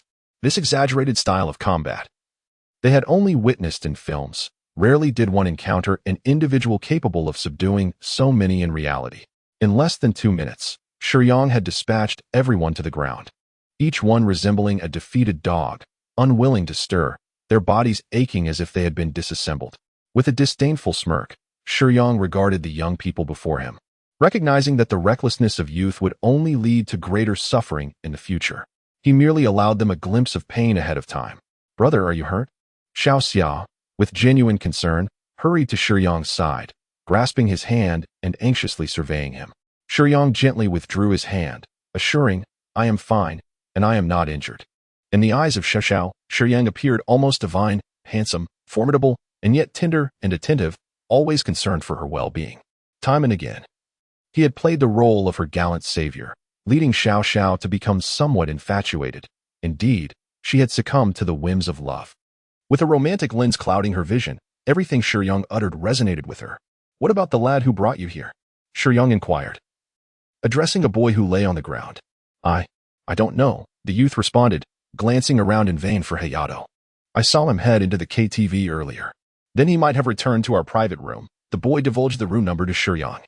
If I were to eliminate him, would that grieve you, Xiao Xiao? Shiyang turned to pose the question. Please, no.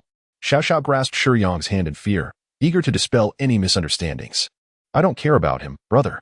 It is only after meeting you these past few days that I have come to understand what a normal life is like. You are truly wonderful. If you feel the need to avenge me, please do not act impulsively. It is not worth it for my sake. If you were to bear legal consequences because of such a person, I would be saddened for a lifetime. Xiao Xiao's words were heartfelt, and Shiyang could see that she had completely moved on from Hayato. Indeed, a heart won through deceit would naturally have no lingering attachments once the truth was unveiled. Shiyang's actions were not intentionally aimed at provoking Xiao Xiao. However, the infatuated Xiao Xiao instinctively believed that Shiyang's deeds were a means to vindicate her. There was an almost reckless feeling, as if he would risk lives without hesitation. She was profoundly moved by his behavior, and in just 2 days, she realized that she had fallen deeply in love with this man of great responsibility. Rest assured, I shall not. Shiyang proceeded towards the KTV. She had acquired 100 points of energy, and it appeared that Xiao Xiao's role as the protagonist had become insignificant in the eyes of the world's will. Although her tone bore a hint of disdain, Li nevertheless felt a sense of joy. As long as she could obtain energy, she was content. For now, she decided to hold on to it. Shiyang rolled up the sleeves of her white shirt once more and strode directly towards the private room opened by Hayato. Time rewinds to just moments ago. As Sun Yi returned to the KTV, Su Jingshu's assistant and her boyfriend Yonghua emerged from the restroom, having just finished their business. Sun Yi cursed under his breath, his expression twisted with rage. At that moment, Su Jingshu caught sight of him and found his demeanor quite alarming, causing her to subconsciously pay attention. Sun Yi turned and entered a private room, while Su Jingshu, clutching Yonghua's arm, wished to leave swiftly. However, as they passed by the room Sun Yi had just entered, the door was not fully closed, prompting her to glance inside. Within, Sun Yi was aggressively manhandling a girl who appeared to be in a state of confusion, roughly tugging at her clothing. Su Jingshu's assistant halted, a contemplative expression overtaking her face. What's wrong? Yonghua inquired, noticing her dazed state. The girl stirred a sense of familiarity in Su Jingshu. She felt she had seen this face before, otherwise, she wouldn't have felt such recognition. Yet, as she racked her brain, the memory eluded her. After a brief moment of reflection, Su Jingshu suddenly realized she must have seen her during work, often spotting a photograph on the desk in the team leader's office, depicting team leader Jean mating and her daughter. Is she the daughter of team leader Jean? Su Jingshu's assistant gasped, covering her mouth in shock. A wave of panic washing over her. She is the leader's daughter. Should I intervene? The man clearly had ulterior motives. Anxiety surged within her. Although her relationship with team leader Jean was neither particularly warm nor cold, they shared a typical superior-subordinate dynamic. They saw each other daily, and the thought of the leader's daughter being in peril tugged at the compassionate side of Su Jingshu, making it difficult to simply turn a blind eye. Yet, recalling Sun Yi's threatening demeanor, the inherently timid Su Jingshu hesitated, fear clouding her judgment. At that moment, Yonghua, who had just shared an intimate moment with her, came into her line of sight. Yes, she had her boyfriend by her side. Yonghua, let us help that girl, Su Jingshu urged, gently pulling him toward the door while quietly indicating the room inside. Are you out of your mind? Why meddle in someone else's affairs? Yonghua dismissed her, shaking off her hand with disdain. But that appears to be my superior's daughter. How can I just pretend nothing is happening? Su Jingshu implored, her face etched with desperation. Let us help her. Faced with the pleading of his beautiful and gentle girlfriend, Yonghua wrestled with his conscience for a moment. Sun Yi was clearly a troublemaker. Would intervening put him in the crosshairs? But soon, he concocted a seemingly noble excuse. I'm preparing for civil service exams. If anyone learns I got into a conflict, it could jeopardize my chances. Isn't this an opportunity to act heroically? How could it possibly affect your exams? Are you afraid, Yonghua? Su Zingshuk's heart was ignited by Yonghua's absurd reasoning, and she questioned him indignantly. When I say I will be affected, I will be affected. How dare you doubt me in such a tone? Yonghua, as if having his tail stepped on, became somewhat flustered. If you want to go, I will go myself. With newfound resolve, Su Zingshuk forcefully pushed open the slightly ajar door. This momentary bravery was perhaps fueled by her frustration over her boyfriend's cowardice. However, when confronted with Suini, that courage quickly dissipated. Who is it? Suini, disturbed during a private moment, glared at the intruder with an irritable expression. What are you doing? Su Zingshuk's assistant perfectly embodied the phrase brave in words, but timid in action. What does it have to do with you? Suini retorted, followed by a menacing warning. If you don't leave, I'll take care of you. As he spoke, he brandished the dagger at his waist, though this weapon was primarily intended for intimidation. The sight of it sent a tremor through both Su Zingshuk and Yonghua, who would not fear for their life. Everyone harbors a fear of death, especially the inherently timid Su Zingshuk and Yonghua. Yet, compared to Su Zingshuk, it was Yonghua's cowardice that appeared even more pitiful. Let us go. Let us go. Yonghua whispered urgently, tugging at the assistant's clothing. However, the assistant's gaze flickered anxiously between Suini and Xiaoman. She was terrified. Yet she couldn't bring herself to abandon the situation. I'm calling the police, she declared, retrieving her phone to dial for help. Suddenly, Suini lunged forward, brandishing his dagger at the assistant. Yonghua gasped in shock. Seeing Suini's aggression, he instantly turned and fled. Once he had put a safe distance between himself and the room, he finally took out his phone to call the police.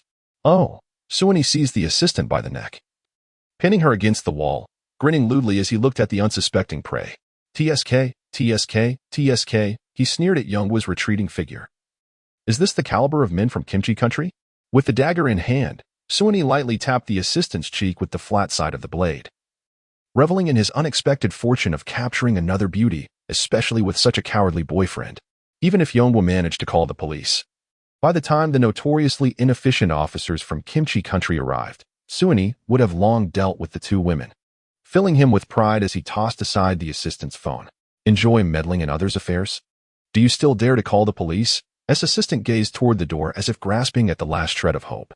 The abrupt departure of Yonghua had left her feeling desolate. Yet, if only Yonghua would return to rescue her.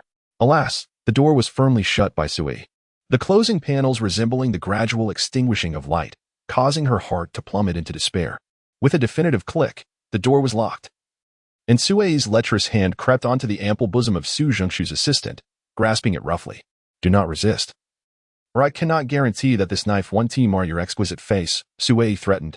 Helplessly, she raised her hands, never expecting that her moment of kindness would lead to such peril. Naturally timid and physically frail, she stood no chance against Sui, especially with a knife in his possessions. The grim outcome seemed inevitable. However, the kind-hearted assistant, despite being ensnared in a lion's den, wished to make one last plea. Do not harm Hyman. Sui erupted into raucous laughter, sheathing his dagger and forcefully pushing Su Zhengshu's assistant onto the sofa.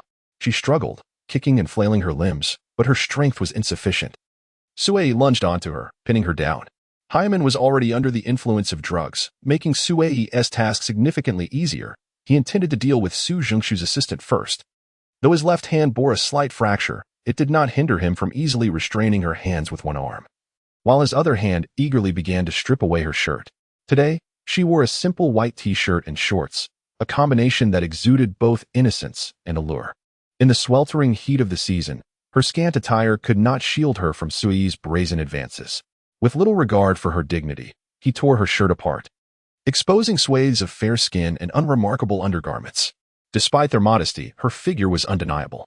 Like a ravenous wolf, Sui buried his face into her chest, tugging at the remnants of her bra.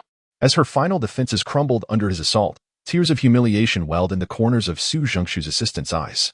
Suddenly, a resounding crash shattered the seemingly hopeless scene. The heavy soundproof door was violently kicked open, crashing to the ground. Su Zhengshu's assistant widened her eyes in disbelief, astonished by the force capable of deforming such a robust barrier. Hao Qing, pinned beneath Sui on the sofa, was the first to catch her gaze, and without her realizing, tears began to stream down her cheeks. Shiyang appeared as if a celestial warrior had descended, embodying the essence of a hero making his entrance. In that moment, he dispelled the unease and trepidation that had taken root in Assistant Su Zhengshu's heart regarding Sun Yi. She realized that she would no longer endure the indignities imposed by Sun Yi. Although she was not particularly well acquainted with Hao Qing, his presence evoked an undeniable sense of reassurance within her. Fueled by rage, Shiyang did not allow Sunny a moment to react. He stepped forward and seized the back of Sun Yi's collar, lifting him effortlessly. You. Sunny, bewildered and momentarily speechless upon encountering Shiyang's fierce countenance, could only stare in astonishment. Bang. Shiyang seized Hayato, delivering a powerful punch to his abdomen that expelled the acid from his stomach. Hayato flew 2 meters through the air, landing on the ground like a defeated dog. Are you all right? Shiyang cast a fleeting glance at assistant Su Zhexu before quickly turning away. I am fine. Su Zhexu realized her own state of undress only upon noticing Shiyang's deliberate gesture. A chill spreading across her chest as her face flushed with embarrassment, her hands hastily shielding her vulnerable areas. Hayato struggled to rise, desperate to flee. Bewildered by how Shiyang had managed to escape amidst so many individuals, Shiyang cast a cold glance at him, extending his hand to seize a folding stool from the room. He proceeded at a leisurely pace, following the staggering figure of Suini. In just a few steps, Shiyang had reached Suini's side. In the depths of Suini's eyes, the folding stool gradually loomed larger. Bang. The dull thud of the stool striking him intertwined with Suini's anguished scream as Shiyang relentlessly continued his assault. His expression impassive, his demeanor astonished all the waitstaff and patrons at the KTV. Many recorded the scene, sharing it on short video platforms. A remarkably skilled fighter. I shall refer to him as the king of Liliangyan chairs. Upon entering an upscale lounge, Shiyang found himself puzzled as to why team leader Jean Mating had summoned him here. The dim lighting accentuated the luxurious yet understated decor of the venue. To Shiyang, such a place felt superfluous, akin to adding an unnecessary foot to a drawn snake. He enjoyed drinking, but for him, the essence lay in the liquor itself. The venue and time were of no consequence. Those who frequented bars were not merely there to drink, which was why Shiyang had never been inclined to visit such establishments. At the wooden bar, team leader Jean Mating sat on a leather high stool, draped in a voluminous burgundy trench coat, sipping her drink with a hint of melancholy. While the coat concealed her voluptuous figure, it could not hide her captivating charm. Many men in the bar occasionally glanced her way. Yet it was evident to discerning eyes that she was in a foul mood, deterring anyone from approaching her. Has the leader had too much to drink? Shiyang casually inquired as he took a seat beside her. Isn't it all right to be drunk? Jean Mating replied, her gaze softening slightly upon noticing Shiyang. Her tone calm yet tinged with reproach. Do you realize how famous you are online? King of Liliangyan chairs? What? Are you planning to quit your job and embrace a life on the streets? As an employee of a large corporation, do you think it is appropriate to project such an image to the public? Inappropriate, Shiyang answered candidly. Knowing it's inappropriate, yet you still engage in such behavior? Observing Shiyang's nonchalance, devoid of any remorse, Jean Mating felt a flicker of irritation, yet her tone softened further. Nonetheless, I must thank you. Thank me for what? Shiyang inquired, slightly bewildered.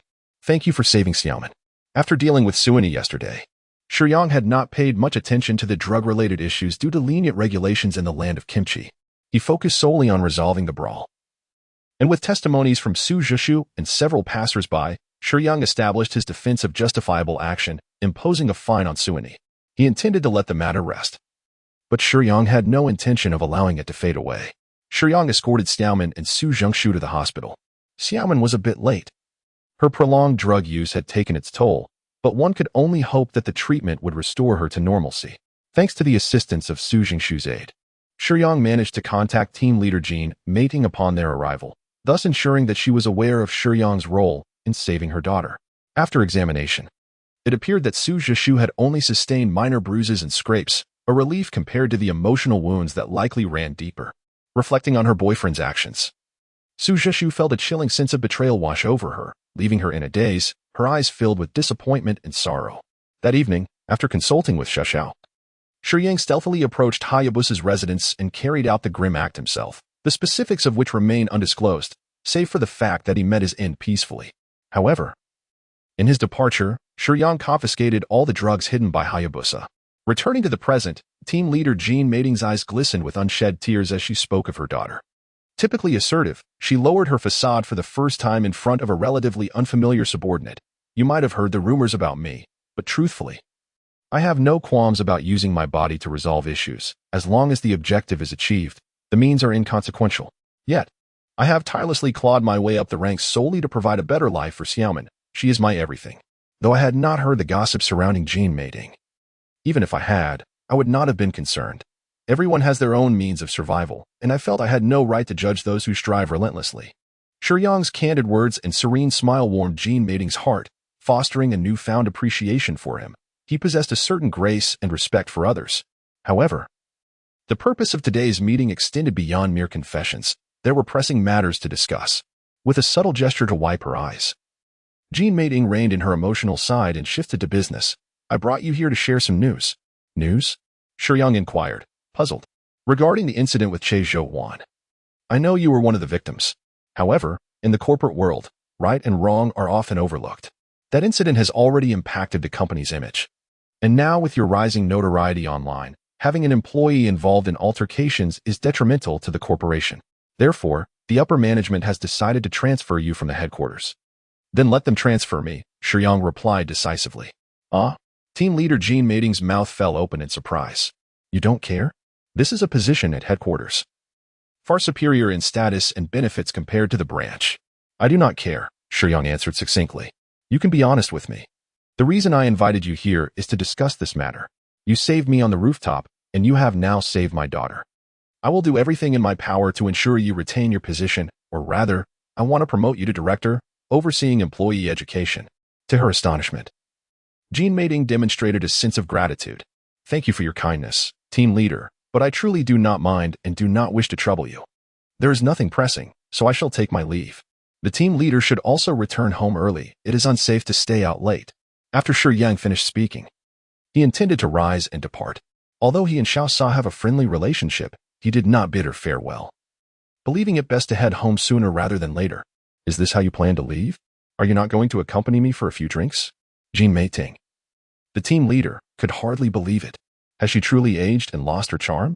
I prefer not to drink with others. It is best to forego it, team leader. Shiyang politely declined. I go to great lengths to assist you in your promotion, and yet you refuse to share a drink? Hearing a hint of dissatisfaction and a subtle plea in Jianbing's words, Shiyang paused, his half-risen form returning to the high stool. Does your daughter not require your attention, team leader? He gestured towards the bartender, ordering a glass of Chinese white liquor. There are numerous varieties of white liquor. Yet in this land of kimchi, it is seldom ordered, as most locals do not favor such strong spirits. Observing Shiyang's choice of potent Chinese liquor, Jianbing could not suppress a smirk, thinking, another young man eager to impress women. No sooner had that thought crossed her mind than Shiyang lifted his glass, downing its contents in one swift motion. Jianbing clearly noted that not a single drop remained in his cup. You truly finished it, she remarked, seizing the glass from his hand. Though it was not a whiskey glass, this cup held approximately 2 to 3 ounces. Jianbing regarded Shiyang with newfound respect. It seems this is not your first encounter with Chinese white liquor. Do you enjoy it, given its strength? Are you accustomed to it? I have always preferred white liquor, Shiyang replied, exhaling a breath of alcohol as he signaled the bartender. May I smoke here? This area permits it, sir. Thank you. With that, Shiyang pushed his glass forward, signaling for another round, while casually retrieving a cigarette case from his pocket. Observing Shiyang's composed demeanor as he elegantly lit his cigarette despite the wind, Jianbing's eyes sparkled with intrigue. With such a modest tolerance, why drink at all? Shiyang jested. I can handle my liquor. Let us continue. As the inebriated Jianbing occasionally slurred her words, her body swayed, but Shiyang gently steadied her. When she leaned against him, her coat slightly lifted, and he found himself gripping her well-proportioned thighs clad in black stockings, stirring an unexpected sensation within him, prompting him to quicken his pace. Jianbing was merely an ordinary person, yet Shiyang's physique far surpassed that of the average individual. He had once relished drinking and possessed commendable tolerance. Today, I shared a few drinks with team leader Jianbing. He indulged in white liquor, while the team leader opted for fruit wine. He remained unscathed, yet team leader Jianbing succumbed to inebriation. However, prior to her collapse, she had made no arrangements, and Shiyang could not simply abandon her there. Thus, he carried her out of the bar, initially intending to hail a taxi for their return. He soon realized that the hour was already late, and securing a cab proved to be quite a challenge, with vehicles scarce on the road, let alone finding a taxi to stop. Shiyang could only carry team leader Jianbing on his back, step by step, toward her home. Fortunately, her residence was not far, as the meeting point was deliberately chosen for its proximity. Yet, regardless of the distance, Transporting a weight of around 80 to 90 kilograms was no small feat as Jean Mating's intoxicated gaze fell upon Shiyang, whose forehead glistened with perspiration. She felt the slight shift of his hand as it adjusted to support her thigh. This only piqued her interest in him further. Intrigued by the man she harbored a modicum of affection for, Jean Mating found herself curious about Shiyang's apparent indifference to women. Women, at times, resemble cats, filled with an insatiable curiosity about certain matters. The group leader Jean Mating, who often accompanies her superior in drinking, possesses quite a commendable tolerance for alcohol. She marveled at Shiyang's capacity yet remained only partially intoxicated, retaining a semblance of lucidity. As her arm tightened around Shiyang's neck, her upper body, which was already pressed against his back, wiggled slightly, allowing Shiyang to fully experience her voluptuousness. He immediately halted in his tracks. "Li Haoqing, what's wrong?" Jean Mating inquired with a playful intoxication glimmering in her alluring peach blossom eyes, feigning ignorance. "Mating, could you please refrain from moving so erratically?" Shiyang's voice carried an icy undertone. Upon hearing his tone, Jean Mating, undeterred, tightened her well-proportioned, curvaceous legs clad in stockings. "Oh, what are you doing?" Shiyang gently placed team leader Jean Mating onto the ground, then stood up and adjusted the collar of his coat. It was evident that team leader Jean Mating was not inebriated, so it seemed unnecessary for me to accompany you home. I shall take my leave now. "Ah, you." In her haste to rise, team leader Jean Mating forgot she was wearing high heels and inadvertently twisted her ankle. Shiyang walked a few steps away. But upon seeing team leader Jean Mating gently wincing while seated on a stone stump by the roadside, he ultimately returned. She still possesses a modicum of conscience. Though Jean Mating herself remains oblivious to her own charmingly youthful demeanor, observing the handsome man before her who lowered himself to await her assent. Jean Mating unveiled a victorious smile, gently resting against Shiyang's back. She reveled in the notion of a man submitting to her. Yet Shiyang's sense of propriety rendered him anything but diminished. Instead, he appeared more of a gentleman in Jean Mating's eyes. Having not been entirely inebriated, the pain from her twisted ankle brought her clarity. "Recently, I have come to realize you are rather extraordinary," she mused, gazing at Shiyang's profile. "You seem to inhabit a realm distinct from ours, handling everything with such equanimity. People are merely people. There is nothing particularly special about it." Their conversation meandered, fostering an unexpected sense of understanding. "In my school days, I encountered a man whom I believed I could grow old with. I gave him everything, yearning for a blissful family, yet ultimately, he abandoned me while I was pregnant." This was a recollection from Jean Mating's original narrative. Who knew we had grown so familiar as to share such stories? Team leader Mating. Shiyang teased, swiftly adopting a more serious tone. Being a single mother must be quite arduous. Indeed, Jean Mating stretched her back, a hint of bitterness gracing her eyes. "It is indeed very challenging. But for Xiaomin, it is all worthwhile. She is my everything." Jean Mating understood that her decision to invite Shiyang out for drinks stemmed from gratitude. She recognized why she harbored a fondness for someone she ought to be less acquainted with. Ultimately, there was but one pivotal reason: Shiyang had saved her daughter. As one who regards her daughter as her entire world, how could Jean Mating overlook the man who rescued her child? "I have heard that when Native Americans gallop across the plains, they occasionally pause to glance behind them, fearful that if they run too swiftly, their souls may lag behind. If the leader finds it burdensome, perhaps she should consider stopping to look back as well." Shiyang's words left team leader Jean Mating wide-eyed in astonishment. She gazed at his handsome profile, marveling at the allure of such a striking man. Until now, she had perceived men as superficial beings, preoccupied solely with women's physiques. Yet today, unexpectedly, a man had provided her with solace on a spiritual level. Reflecting on Shiyang's sentiments, Jean Mating reclined once more, her delicate arm tightening around his neck. "Ah, you've spoken so much about me. Why not share your own romantic tale?" "I have never been in love, nor do I enjoy close interactions with women," Shiyang replied. "Is that so, Li Haoqing? Do you have some sort of impediment?" Upon recalling the moment she had playfully teased Shiyang, she noted his momentary stiffness. As a woman well-versed in the ways of men, she sensed that Shiyang was not disinterested in women. He was, after all, a man, albeit one who consistently suppressed his desires. "I prefer not to be overly intimate with other women," Shiyang could only respond. "And what of your family? Would they not oppose such a mindset?" "I have no family." The will of the world had altered others' perceptions of Shiyang, leaving them oblivious to his past, which had transpired not long after his arrival. Originally intending to call for a ride home, team leader Jean Mating found herself engrossed in conversation with Shiyang. He hurriedly escorted her home without wasting much time. Observing him carry her all the way, she marveled once more at his physical stamina. Xiaoman was still at the hospital. And today, team leader Jean had specifically hired 2 female nurses to care for her, leaving only herself and Shiyang at home. Watching Shiyang rise to bid farewell, the typically open-minded Jean Mating licked her crimson lips. "Could you assist me in applying some medicinal liquor?" she inquired, slowly beginning to peel off her stockings in front of him, deliberately prolonging the action as if to ensure he could see clearly. Such matters the leader should be able to handle herself. Throughout their interaction, Jean Mating had gleaned some insights into Shiyang's character. He was the type who responded better to gentleness than force, peculiar yet fundamentally upright, maintaining a gentlemanly demeanor towards women. This courtesy was reserved for those who expressed goodwill. With this thought, Jean Mating feigned vulnerability, her attractive nose twitching slightly as she implored, "Could you lend me a hand? Where is the medicinal liquor for bruises?" Shiyang finally acquiesced. Jean Mating placed her beautiful leg upon his, and Shiyang, wholly focused, poured the liquor into his palm. After warming it by rubbing his hands together, he gently applied it to her perfectly shaped ankle. "You exhibit such concentration in all your endeavors." Team leader Jean Mating tilted her head slightly, gazing at Shiyang, and remarked, "I have developed a certain admiration for you." The allure of team leader Jean Mating was such that it could leave any man in a state of bewilderment. Yet, even as Shiyang gently caressed the delicate ankle of her exquisite foot, he remained utterly undistracted, focused, and attentive. Shiyang was momentarily stunned, turning to glance at team leader Jean Mating, only to realize how remarkably close she was, close enough for him to discern the delicate, fair skin of her cheeks and the soft, enchanting gaze of her eyes, slightly intoxicated, with long, elegantly curled lashes. The team leader exuded an undeniable charm, and this perilous proximity caused Shiyang's breath to quicken for a fleeting moment. "This is a token of gratitude.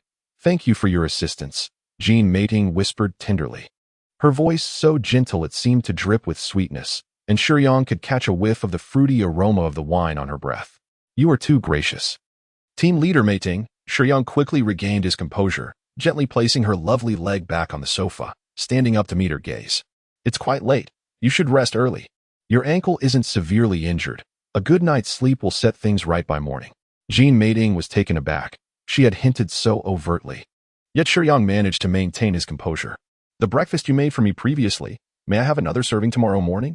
Team leader Mating reminisced about the delectable Jianbing Guozi, likening Shiyang to that culinary delight. As a single mother, she could faintly sense the allure within him. Yet it was clear that he was not inclined to engage in any intimacy at that moment.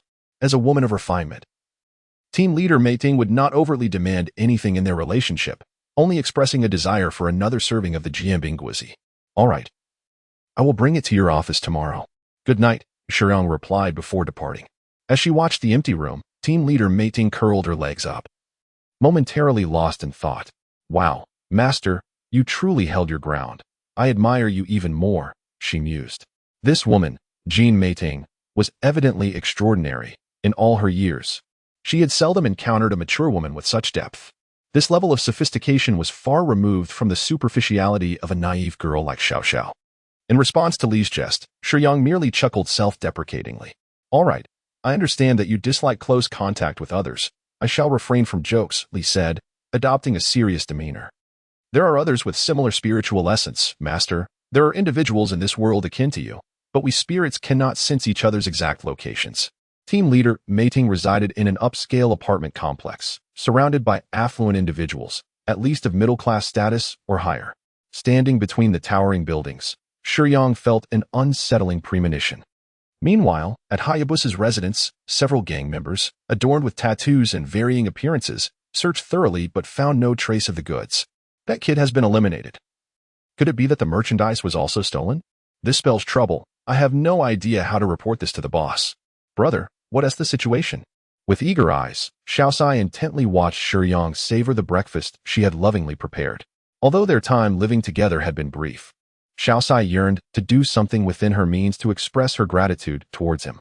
This morning, she had risen early to prepare breakfast for Shiyang. Though the presentation was not particularly exquisite, it was evident that she had put in considerable effort. "After 3 days of rest, I must return to work today. Please take good care of yourself at home," Shiyang said as he grabbed the pancake he had made. "Oh, all right. I'll be waiting for your return tonight," Xiaosai responded, relishing this sentiment. Over the past few days, she had diligently practiced cooking and managing household chores, showing remarkable progress in these endeavors. Although Shiyang and Ming Ming reside in the same house, with Shiyang occupying the living room and her in the bedroom, a mere few meters separate them. Yet, Xiao Sak often feels an insurmountable distance between herself and Shiyang. However, she has ceased to dwell on this matter. Shiyang has granted her a semblance of normalcy, which, for Xiao Sak, is a form of redemption, and she finds herself content with that. Girls who are easily satisfied often go unappreciated, as it seems to be human nature to disregard that which comes too easily. Nonetheless, Xiao Sak is puzzled by Shiyang's recent solitary presence in the kitchen. What is he doing? Preparing lunch, perhaps? Shiyang was acutely aware of the formidable allure of his savory pancake rolls, thus he refrained from allowing Xiao Xiao to see or smell them. Upon stepping outside, he unexpectedly encountered Lu Shuang. "Good morning, uncle. Are you off to work?" Shuang greeted him warmly, yet through the crack of the door. She caught sight of a woman in Shiyang's home, whose demeanor seemed rather unrefined. "Yes, I am heading to work. Are you also on your way?" Shiyang paid no heed to Lu Shuang's slightly peculiar expression. "Ah, right. Shall we go to the bus station together?" Suppressing her strange thoughts, Lu Shuang extended an invitation to Shiyang. "Oh, sure." Shiyang did not think much of it. After all, it was merely a casual stroll along the way. Little did Shiyang know that in the original storyline, Lu Shuang harbored unusual feelings for Li Haoqing when she had just moved in, and stumbled backward into Li Haoqing's arms on the stairs. Other sentiments began to stir within her. Although she had a boyfriend and managed to restrain herself, Shiyang's delectable Jianbing completely awakened her hidden cravings and unusual thoughts. Throughout their journey, Shiyang sensed something odd about Lu Shuang.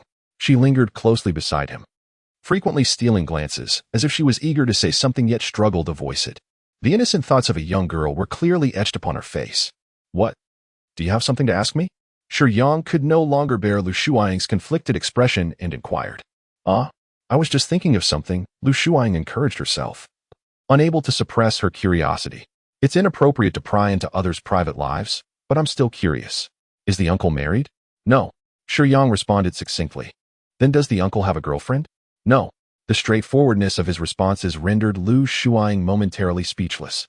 Then, who is the girl in the uncle's home? A pitiful girl, violated by her father and deceived by a scoundrel. I pity her. Moreover, she is pregnant, which is why I have allowed her to stay in my home. Shiyang replied candidly. "I see." Lu Shuang felt an inexplicable sense of relief upon hearing Shiyang's words. However, as she recalled the girl's appearance, her mind grew perplexed. That girl seemed so unconventional. Could it be that Shiyang preferred such a type? To her surprise, the uncle was so kind-hearted, and the girl was indeed quite beautiful despite her misfortunes. "Do you dislike her?" Shiyang observed Lu Shuang, who clearly expressed no sympathy, but rather an undercurrent of satisfaction. Was she mocking another's misfortune? No. I just noticed that you seem to have a fondness for that type of girl," Lu Shuang hastily clarified. Realizing that Shiyang had misunderstood her intent, "I do not favor that kind of girl," Shiyang answered Lu Shuang truthfully. Yet his response brought a flicker of joy to her heart. Was the uncle merely acting out of kindness? I suppose so. A man's words are not always to be trusted, especially with such a temptress residing in the home. From a gender perspective, Xiao Xiao certainly embodied a certain allure, albeit one that was rather risky. Lu Shuang's residence was conveniently located adjacent to Shiyang's home. Driven by her desire for Shiyang's delectable Jianbing Guozi, she often wandered in the corridor, never having heard any unusual sounds emanating from his abode. Shiyang's demeanor and expressions were so effortlessly natural that it instinctively led one to trust in his forthright character. "Hey, uncle, did you skip breakfast?" Lu Shuang noticed Shiyang carrying a small paper bag, evidently containing food. Having previously tasted the Jianbing Guozi prepared by Shiyang, she recognized the distinctive way it was wrapped. "Yes, Jianbing Guozi. It's for a leader at my company," Shiyang replied with his characteristic honesty. However, upon hearing the words Jianbing Guozi, an explosion of realization erupted in Lu Shuang's mind. Could this be the very Jianbing Guozi she had longed for? In that instant, thoughts of trivial matters such as Xiao Xiao and her boyfriend were cast aside, leaving only the image of Shiyang, casually holding the paper bag. "Uncle Hao, may I have a taste of that Jianbing Guozi?" Shuang clung to Shiyang's arm like a little rabbit, earnestly hoping he would share. "This is for someone else."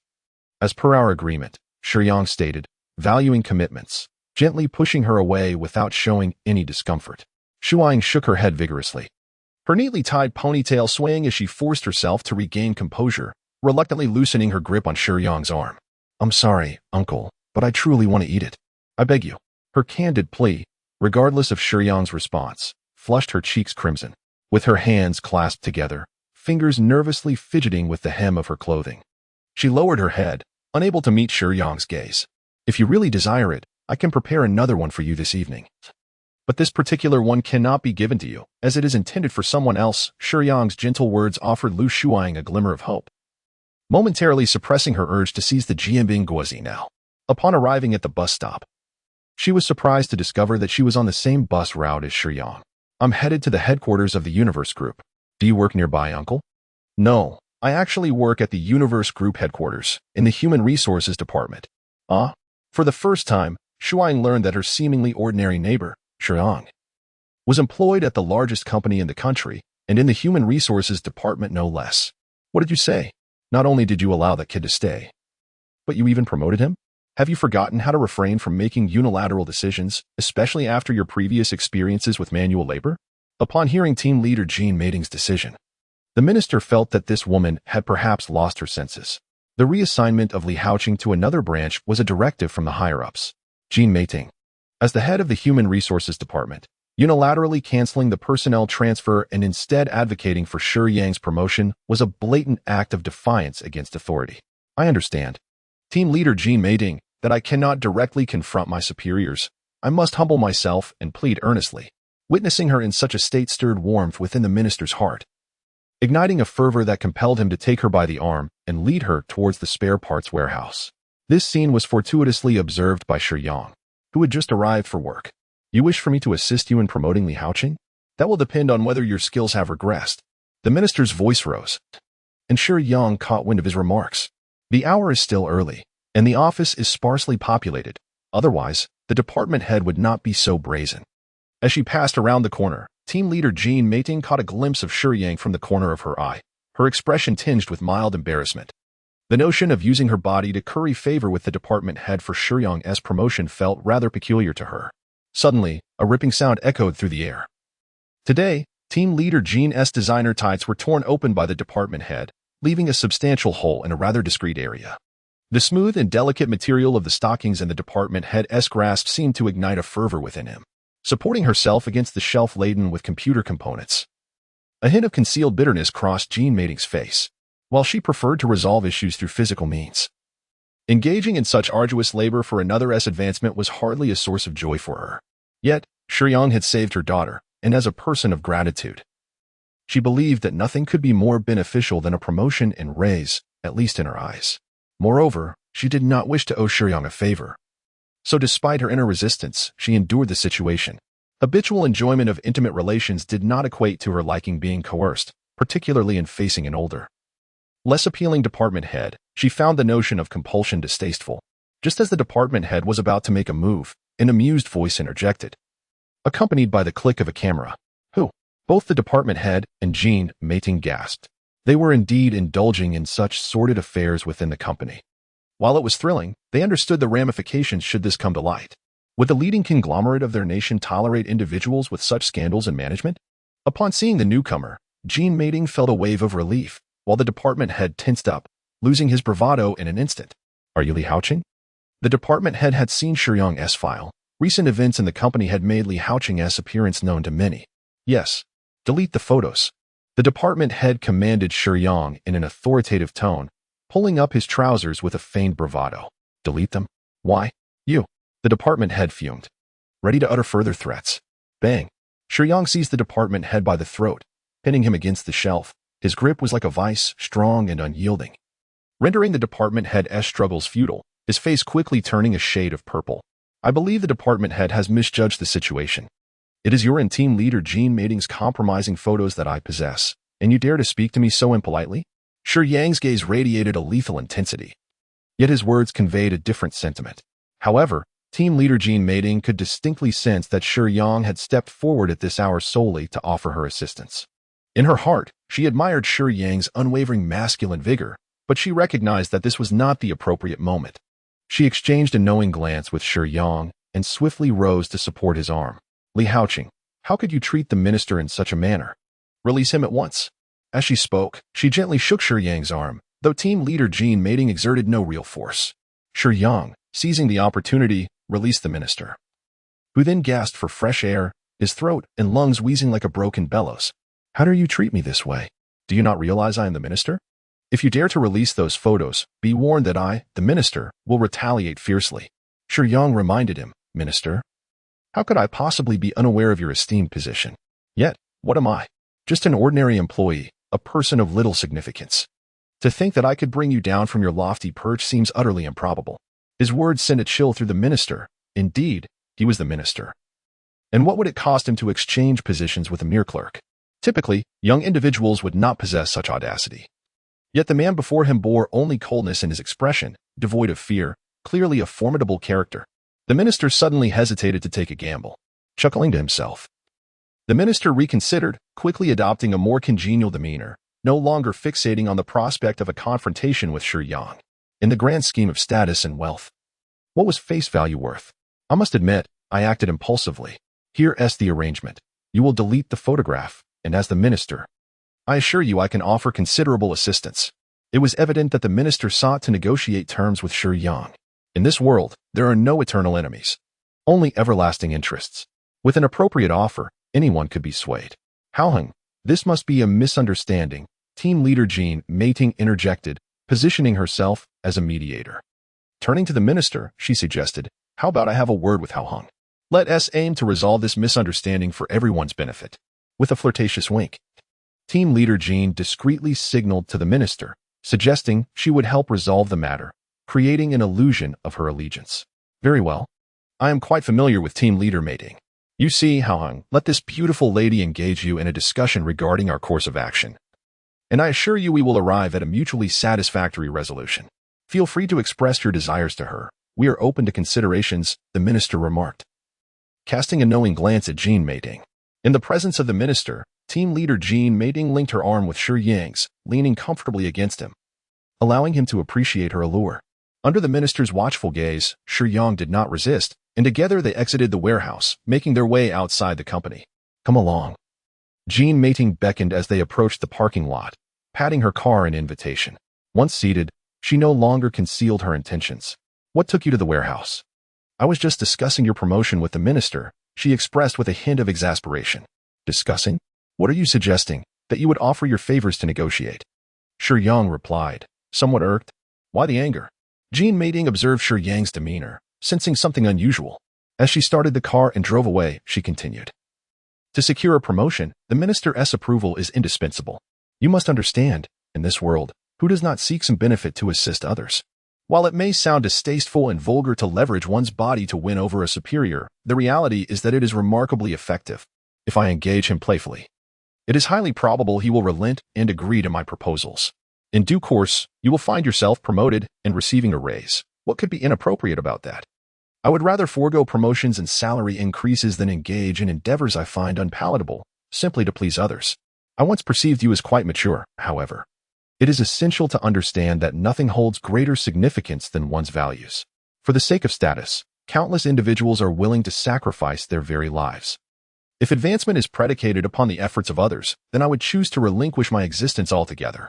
Shiyang's resolute demeanor left team leader Jean Mating at a loss. She presumed that Shiyang's behavior stemmed from immaturity. Yet the truth was that he was exceedingly obstinate. If you are not particularly keen on promotion, what do you desire? Money? Women? I can arrange anything for you. After all, you saved Xiaomin, and I must repay you in some manner. I require nothing at all. If you wish to express your gratitude, then simply live well with your daughter. Shiyang's words stirred something within Jean Mating. Here was an opportunity to make demands, yet he relinquished it, opting instead to wish for their harmonious existence. Other women might withstand such tenderness, but Jean Mating was captivated by it. For a woman seasoned by hardship and well acquainted with the shadows of society, sincerity was a lethal weapon. With a sudden halt, the car came to rest on a desolate street flanked by lush greenery, just a short distance from a sparsely populated tunnel. Her heart betrayed her with an erratic beat. Jean Mating opened her mouth to speak, but her hand moved faster than her words, gently resting upon Shiyang's. His pupils contracted slightly as he hastily presented her with a paper bag, still warm, containing pancakes. Shiyang smiled tenderly. You were truly a fool. Jean Meiting gazed upon Shiyang's handsome visage and effortless charm. Notably, he had not forgotten to bring her a good breakfast even in such moments. A genuine man. He left her momentarily spellbound, prompting her to softly chide him, her tone devoid of derision, imbued instead with playful reproach. I can send you the minister's photograph. This way, he will likely find it challenging to bully you in the future. He wants you to mediate, but I require nothing. You can express your own needs to him. And if he seeks revenge, let him come to me. You should be able to manage that. You may take your time eating. I must return now. I will likely be late. Shiyang noticed an unusual glimmer in Jean Meiting's gaze, sensing that the topic was difficult to redirect. Upon finishing his sentence, he promptly opened the door and exited the vehicle.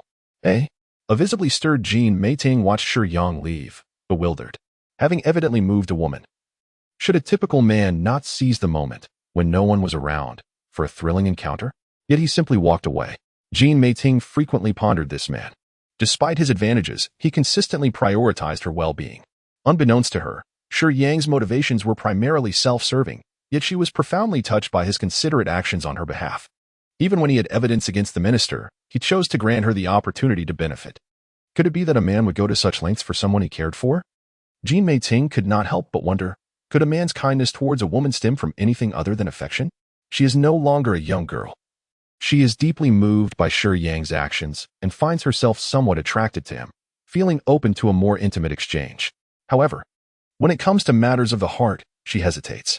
Recalling Shiyang's remarkable appearance and robust physique, a wave of undeniable warmth washes over team leader Jean Meiting. Master. Energy replenished. 300 points, Li reminded her. Team leader Jean Meiting remains a central figure in this world, surrounded by an abundance of worldly power. Gaining her approval naturally yields more energy. We now have 400 points. This, indeed, is the most favorable news for me. As Shiyang conversed with Li, he leisurely made his way back. Though team leader Jean Meiting had driven quite a distance, he was not anxious about arriving at work. He had already informed them of his potential tardiness. What was there to fear? While Shiyang strolled at a relaxed pace, a sudden loud crash echoed from a nearby tunnel, followed by the blaring of car alarms. Puzzled, Shiyang swiftly turned around and dashed towards the other side of the tunnel, suspecting that team leader Jean Meiting had been involved in an accident, as her vehicle was the only one present moments ago. Upon reaching the scene, he was astonished to witness the leader abandoning the scene, leaving behind an injured man. Shiyang observed the panic etched on team leader Jin's face, furrowing his brow in concern. However, he set aside her hit and run for the moment and focused on the injured individual. Human life takes precedence. He hurried to the man's side and crouched down, noting that he still retained some consciousness. Initially, upon seeing the woman responsible for the accident fleeing, the man felt a sense of despair due to the sparse population nearby. Yet, with Shiyang's arrival, a flicker of hope ignited within him. Help me enhance my first aid knowledge, Shiyang requested of Li. It's merely a foundational skill, a few points will suffice. In the aftermath of an accident, one should never move the injured carelessly, particularly being cautious of the spine. The first priority is to address any bleeding. Traffic accidents often result in significant wounds, and without swift action to stem the blood flow, one could quickly succumb. Shiyang tore off a piece of fabric from his clothing to properly dress the man's wounds. Should the man's breathing and heartbeat cease, he would need to perform CPR. However, since the man remained conscious, the main concerns were the bruises and abrasions on his head and body that were bleeding profusely. Thank you, the man murmured weakly. Do not speak, Shiyang instructed, rolling up his jacket to place under the man's head, avoiding any injured areas. I have already called for an ambulance. Hold on. Do you feel pain in your chest or abdomen? If so, blink. Shiyang handled the situation with remarkable poise. By the time the ambulance arrived, the man's condition was still somewhat stable. He was barely able to remain conscious. In the original narrative, team leader Jean Meiting had taken Li Haocheng aside to discuss matters, only to inadvertently injure someone as she departed. Fearing the repercussions on her reputation within the company, she chose to flee the scene. The injured party, initially conscious, succumbed to excessive blood loss while awaiting medical assistance, rendering him akin to a vegetative state, though he ultimately survived. It was later revealed that this individual was, in fact, Shiyang's boyfriend. In a state of panic, team leader Jean Meiting had lost focus while driving. Her interest had been piqued by Shiyang, and having indulged in her long-desired Jianbing Guozi, her mind wandered as she drove. She never anticipated encountering a cyclist in such an isolated area so early in the morning. After the accident, she contemplated offering assistance but was quickly deterred by thoughts of her company's already tarnished reputation. The potential fallout from another management-level incident, especially with Shiyang possessing leverage over her, could drastically alter her favorable position. Thus, hesitation transformed into a desire to escape. Noticing no one around, team leader Jean Meiting drove away without looking back. Upon returning to the office, Shiyang entered team leader Jean Meiting's office. "Hao Cheng, why are you so late returning?" she asked, her voice betraying a hint of guilt. Uncertain, she sensed that Shiyang appeared somewhat irate. Shiyang closed the door firmly behind him and confronted her directly. "Did you hit someone on the road?" You witnessed it?" Team leader Jean Meiting gasped, her beauty momentarily eclipsed by shock. "Fleeing the scene of an accident? Do you think that is acceptable?" Shiyang pressed. Team leader Jean Meiting was rendered speechless. She recognized the impropriety of her actions yet lacked the courage to confront the consequences. Had the interrogator been anyone else, she might have stubbornly denied or distorted the truth. However, facing Shiyang, who held a different significance for her and was undoubtedly nearby at the time, she found no excuses to offer. "This matter is your responsibility." Shiyang's tone had lost its usual gentleness, rendering her interactions with team leader Jean Meiting considerably colder. The leader could sense an air of disdain emanating from Shiyang towards her. "That individual has been delivered to the hospital," Shiyang stated. "I managed the situation promptly. There are no significant issues. He merely requires a period of rest and recovery. His life is not in jeopardy, nor will he suffer any lasting disabilities. However, it is only fair that the medical expenses and compensation be addressed by the leader. Is it not?" "Ah, you saved him? Did he have any other demands?" Team leader Jean Meiting inquired, her heart leaping with a mixture of relief and trepidation, as the truth of her own escape loomed over her. For an executive of a company, monetary concerns are often secondary. The primary worry revolves around the potential burden of a life lost. Shiyang had indeed rescued that individual, and with his life intact and no disabilities. The matter boiled down to financial compensation, a piece of extraordinarily good news. "No, I did not disclose our acquaintance," Shiyang replied. "It is merely my belief that the leader should cover his medical expenses and compensation. In due time, I shall ensure the funds are provided to him through other means." Keeping the origin of the payment undisclosed, Shiyang appeared to be entirely concerned for Captain Jean Meiting, deeply moving her in the process. Given Shiyang's character, it was inconceivable for him to shield anyone. However, Captain Jin's unique position made it unthinkable to imprison a key figure. Furthermore, she had just contributed 300 points of energy. Nevertheless, Shiyang was willing to assist in securing the funds necessary for the injured, which would somewhat alleviate his own troubled conscience. Grateful to have survived the ordeal, Captain Jean Meiting gazed appreciatively at the man who had aided her thrice. One could only hope that she would remain more focused while driving in the future, maintaining his characteristic aloofness. Shiyang issued a stern warning to Captain Jean before hastily exiting her office, leaving her restless heart and hands in a state of disarray. Upon stepping out of the office, Captain Jean sent a message. "I will be waiting for you in the office after work. There is something I wish to discuss." A chill crept up Shiyang's back, instilling a sense of foreboding. Venturing out that evening was ill-advised. As he settled back into his seat, a sigh of relief escaped him, only to be met with the sight of Assistant Su Zhangshu at the adjacent desk, her face contorted in distress, tears brimming in her eyes. Puzzled, Shiyang, driven by a sense of camaraderie, inquired politely, "Assistant Su, are you unwell?" "Oh, it's nothing, really." Su Zhangshu hastily wiped her eyes, attempting to appear strong, though her efforts only accentuated her struggle. "Do you even believe the words you utter?" Shiyang scoffed, shaking his head. He respected the privacy of others. His temperament was rather placid, and he had no intention of prying further. Immersing himself in his work, he returned his attention to his desk. Earlier, when Su Zhangshu had spotted Shiyang's return, her spirits momentarily lifted. Her fondness for Li Haoqing aside, she recalled how Shiyang had rescued her at KTV just days prior. In her eyes, he had grown into a figure of admiration. Some girls are drawn to heroes, and Su Zhangshu was no exception. In stark contrast, her boyfriend's behavior only deepened her discontent. However, she never anticipated that Shiyang would respond with a sardonic remark and then disregard her plight entirely. Women often find themselves in a quandary. They desire that their troubles do not burden others, yet yearn for someone to confide in during moments of sorrow. "Haoqing, I broke up last night," Su Zhexu ultimately succumbed to her tendency for gossip, a trait she usually directed towards others, but now turned inward. Perhaps the ache in her heart compelled her to seek solace in someone, and given Shiyang's previous act of heroism, he seemed the perfect confidant. Shouldn't you discuss this with a female friend? Shiyang continued to type briskly, his eyes glued to the computer screen, barely glancing at Su Zhexu as he spoke. Su Zhexu faltered at his words, acknowledging the truth in them. Indeed, discussing emotional matters with a woman would be more fitting, yet she found herself lacking in close friends. Shiyang turned to observe Assistant Su's conflicted expression and understood that she must truly be heartbroken over the breakup. "My dear," he remarked, "there's more to this chapter. Please click to the next page to continue reading. It only gets more thrilling." The differing perspectives on romantic relationships between men and women left him at a loss to offer solace that might resonate with her. However, he added, "if you find it burdensome to keep your feelings bottled up, I can reluctantly assume the role of a listener." A cathartic outpouring of grievances ensued. Though it was Assistant Su who experienced the emotional release while Shiyang found himself in quiet torment.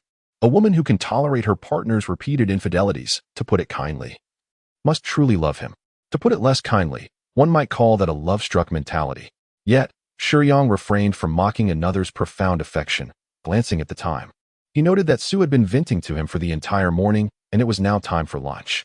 Perhaps parting ways is a wise choice. I genuinely hope he finds happiness in the future. "It's nearly time. Shall we have lunch together?" he suggested. "I have no appetite. You go ahead," Su replied. And Shiyang truly left her behind. However, what Shiyang did not anticipate came next. Upon arriving at the staff canteen and securing his lunch, he took a seat at an empty table, only to find a beautiful girl clad in a receptionist's uniform sitting beside him. Lu Shiyang appeared troubled, her demeanor suggesting she had received some distressing news. They had exchanged a few words on the bus earlier, discovering they both worked at the Cosmic Group's headquarters. Yet, Shiyang was a formal employee in the HR department, while Lu Shiyang held the position of a receptionist, creating a disparity in their roles. Nevertheless, encountering each other in the canteen was not particularly surprising. When Lu Shiyang finally spoke, Shiyang felt a jolt. "Mister, I broke up with my boyfriend yesterday, and he..." In the original storyline, Lu Shiyang was the goddess of Shiyang's dreams, and he was aware that she had a boyfriend. However, he was unaware of when the breakup had occurred. Coincidentally, the person injured by group leader Jean Mating was Lu Shiyang's boyfriend, just days prior to the accident. This man had ended their relationship. The reasons behind the breakup were inconsequential. What mattered was that he had once saved Lu Shiyang, a kindness she had not forgotten. After her boyfriend's injury, even though they had separated, Lu Shiyang sought ways to repay him by trying to raise funds for his medical treatment, even at the cost of her own well-being. Fortunately, due to Shiyang's intervention, her boyfriend did not suffer significant blood loss and remained conscious, alleviating much of Lu Shiyang's stress. Unlike the original narrative, where she remained silent, she was able to express her concerns to Shiyang without the burden of holding back, thanks to Shiyang's delightful savory pancakes, which perfectly catered to Lu Shiyang's cravings. In the unfolding of events, her feelings for Shiyang Li Haoqing were liberated sooner than anticipated, prompting her to confide in him during lunch. "Are you seeking ways to cover your boyfriend's medical expenses?" Shiyang secretly thought it was quite a coincidence. However, he refrained from mentioning that he was the one who saved her boyfriend, nor did he disclose that the reckless driver was Captain Jean Mating. This morning, Shiyang had already agreed with her boyfriend to help him secure a suitable sum of money, but they must keep it confidential and avoid involving the authorities. Consequently, her ex-boyfriend did not inform Lu Shiyang that the medical expenses had been covered, leaving the girl distressed about how to manage the costs. "I truly do not know what to do," Lu Shiyang lamented, feeling utterly helpless.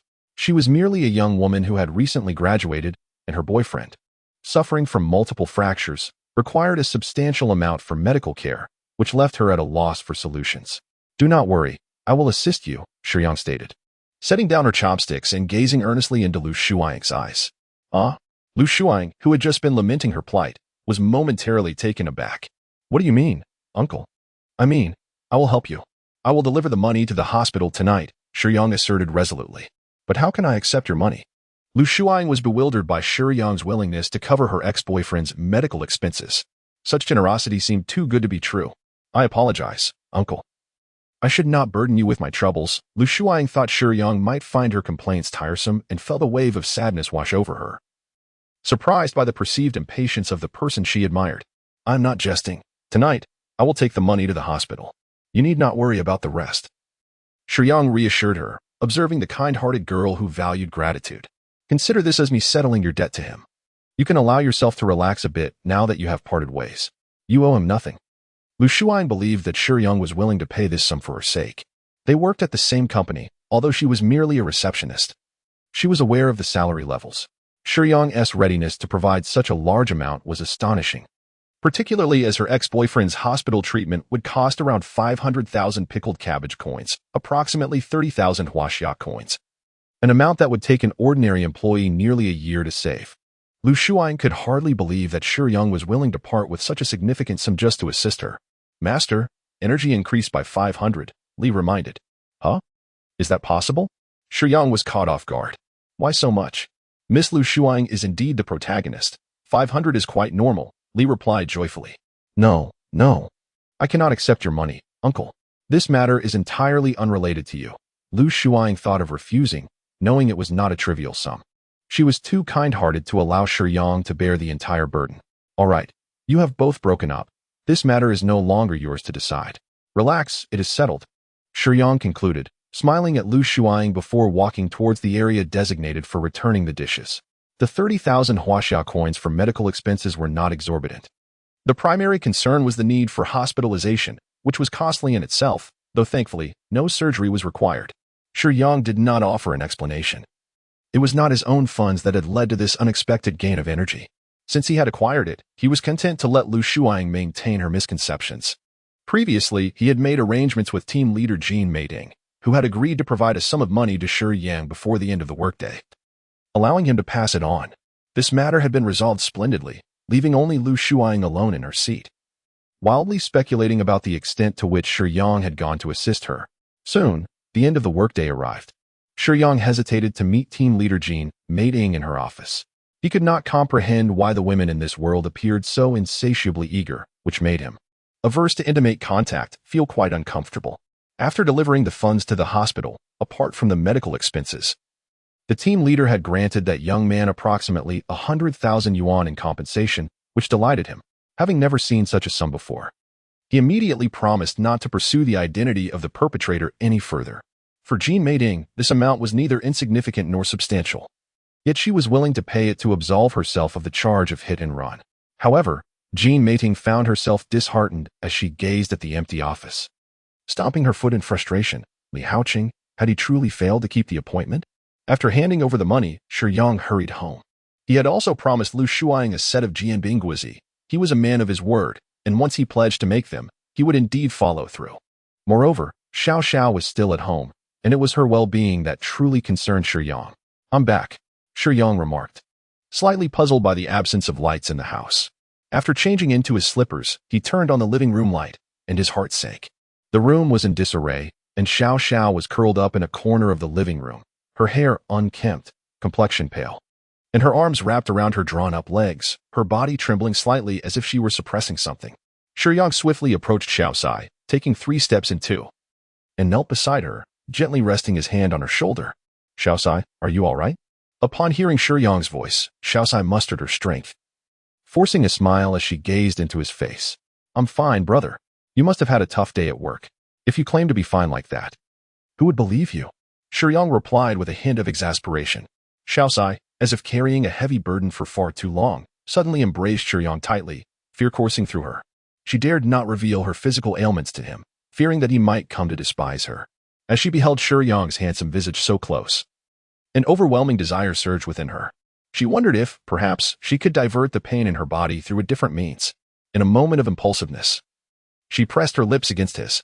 The kiss was fervent and unrestrained. Shiyang intended to reject her advance, yet Xiao Sai's actions were too forceful. Concerned for her well-being, given her pregnancy, he could only gently attempt to push her away.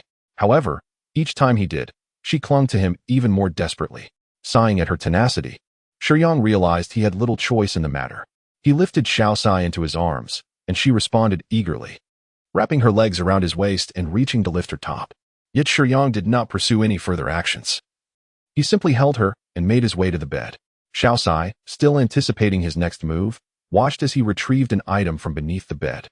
Addicts progress through various stages. Initially, they consume substances orally, which is inefficient and leads to low absorption rates.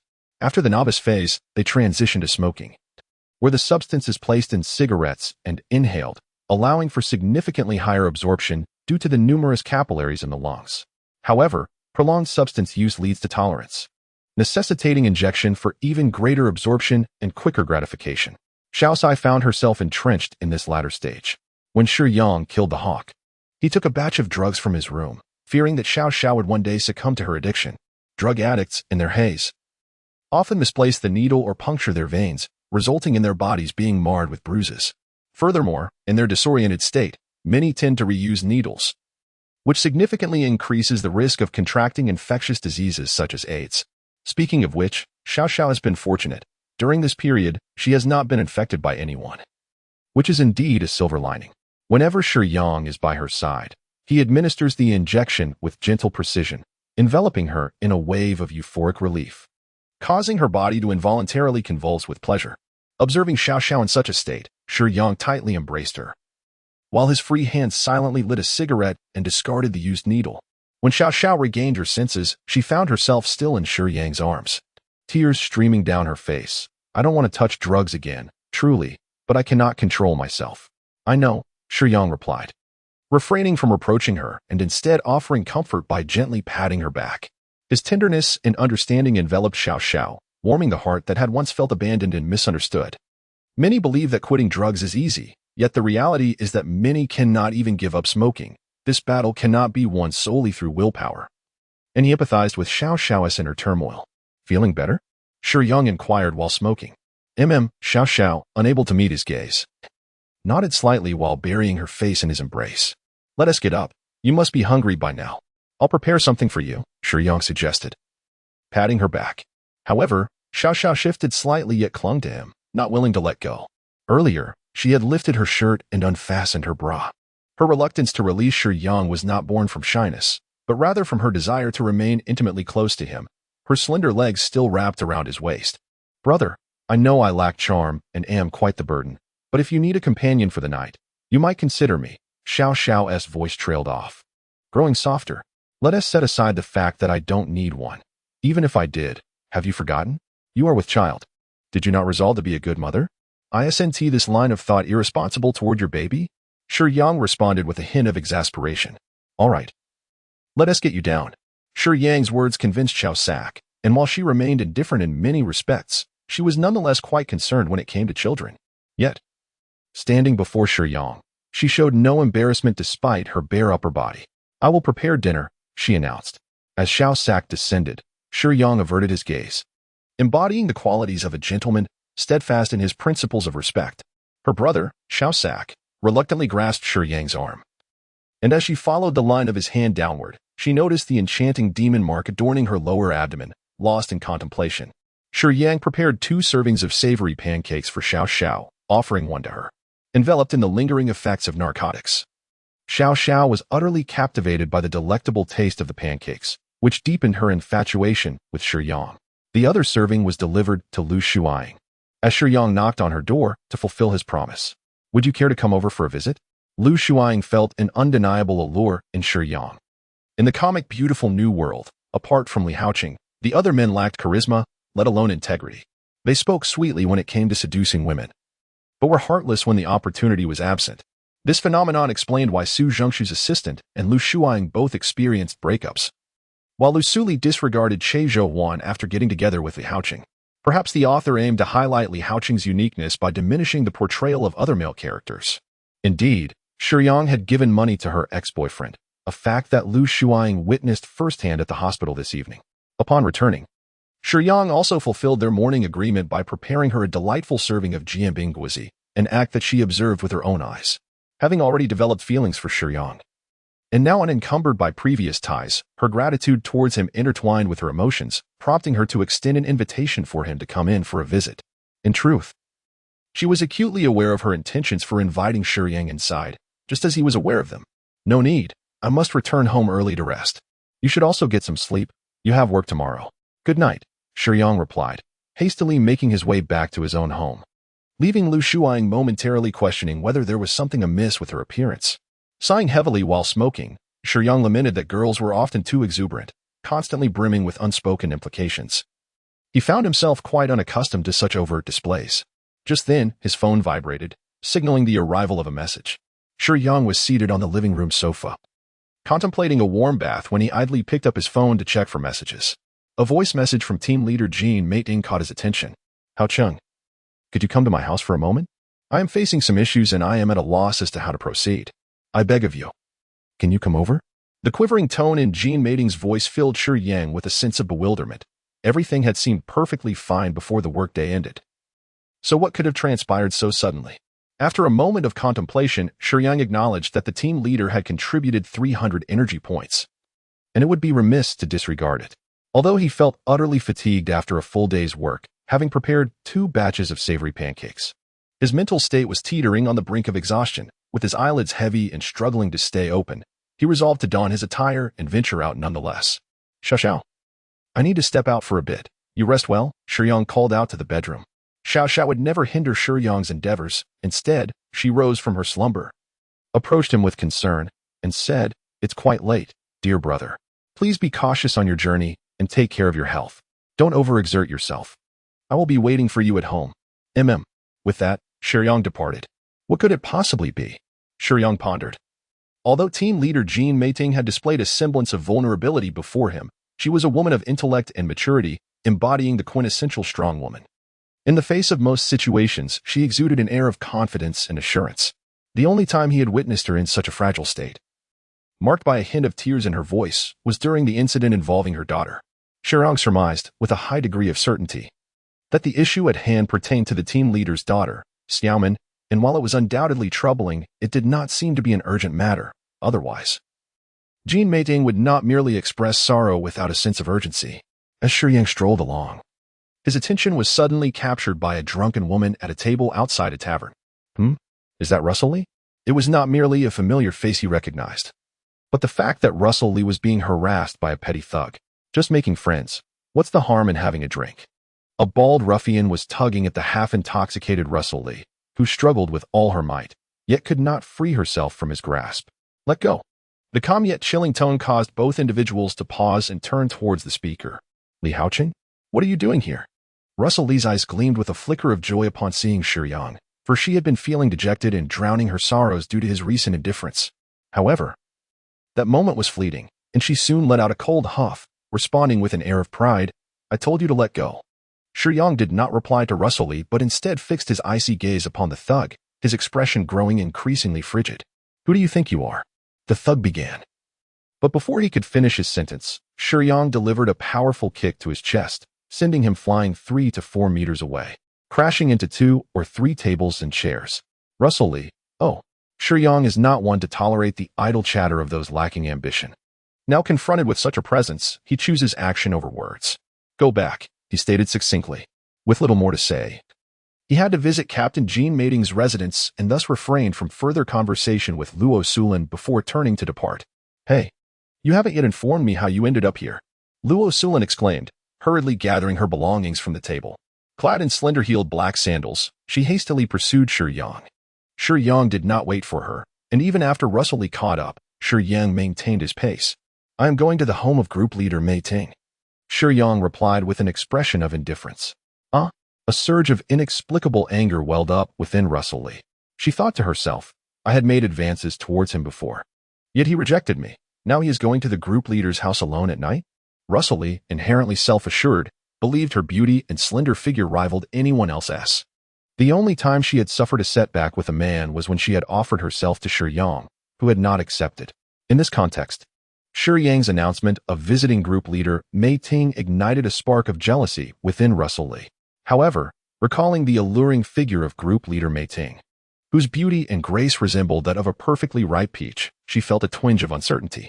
She had to concede that Mei Ting's charm was indeed formidable, and she lacked absolute confidence in her own superiority. Is there something you need to do at Mei Ting's house? Russell Lee asked, fully aware of her own rhetorical inquiry. A man and a woman alone together at such an hour, what could possibly transpire? I don't know, Shiyang replied. Huh? Russell Lee could hardly believe her ears. You don't know? Indeed, group leader Mei Ting requested my presence. I am uncertain about what is occurring. Shiyang always answered with unwavering honesty. This is peculiar. Hey, Could you possibly slow down? Russell Lee complained about Shiyang's brisk pace, though she was reluctant to decrease her own speed. I am going to assist.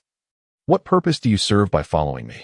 Shiyang furrowed his brow in confusion, observing Russell Lee, who was wearing stiletto heels yet moving so swiftly. He kindly cautioned her. Do you not fear twisting your ankle while walking so quickly in those heels? Who says I am following you? Did you pave this road? What is wrong with wearing high heels? I wear them every day and walk with ease. Before she could finish her words, as Russell Lee stepped over a manhole cover, the edge did not align properly with the ground, causing her heel to become ensnared in the crevice. With a misstep, she twisted her ankle painfully. A cry of pain escaped her lips as she collapsed onto the ground, the injury severe enough to render her ankle red and swollen. Tears welled in Russell Lee's eyes as she sat on the ground, clutching her injured left leg with one hand. Shiyang hurriedly crouched down to examine Russell's injury. Before long, her ankle began to show signs of bruising. Letting out a heavy sigh, Shiyang pulled out a cigarette, lit it, and took a drag. Despite his usually indifferent demeanor, he couldn't help but voice his frustration. Why is it that all of you act like this? Isn't it simply because you were walking too fast? Did you not think to wait for me? There is not a shred of gentlemanly conduct.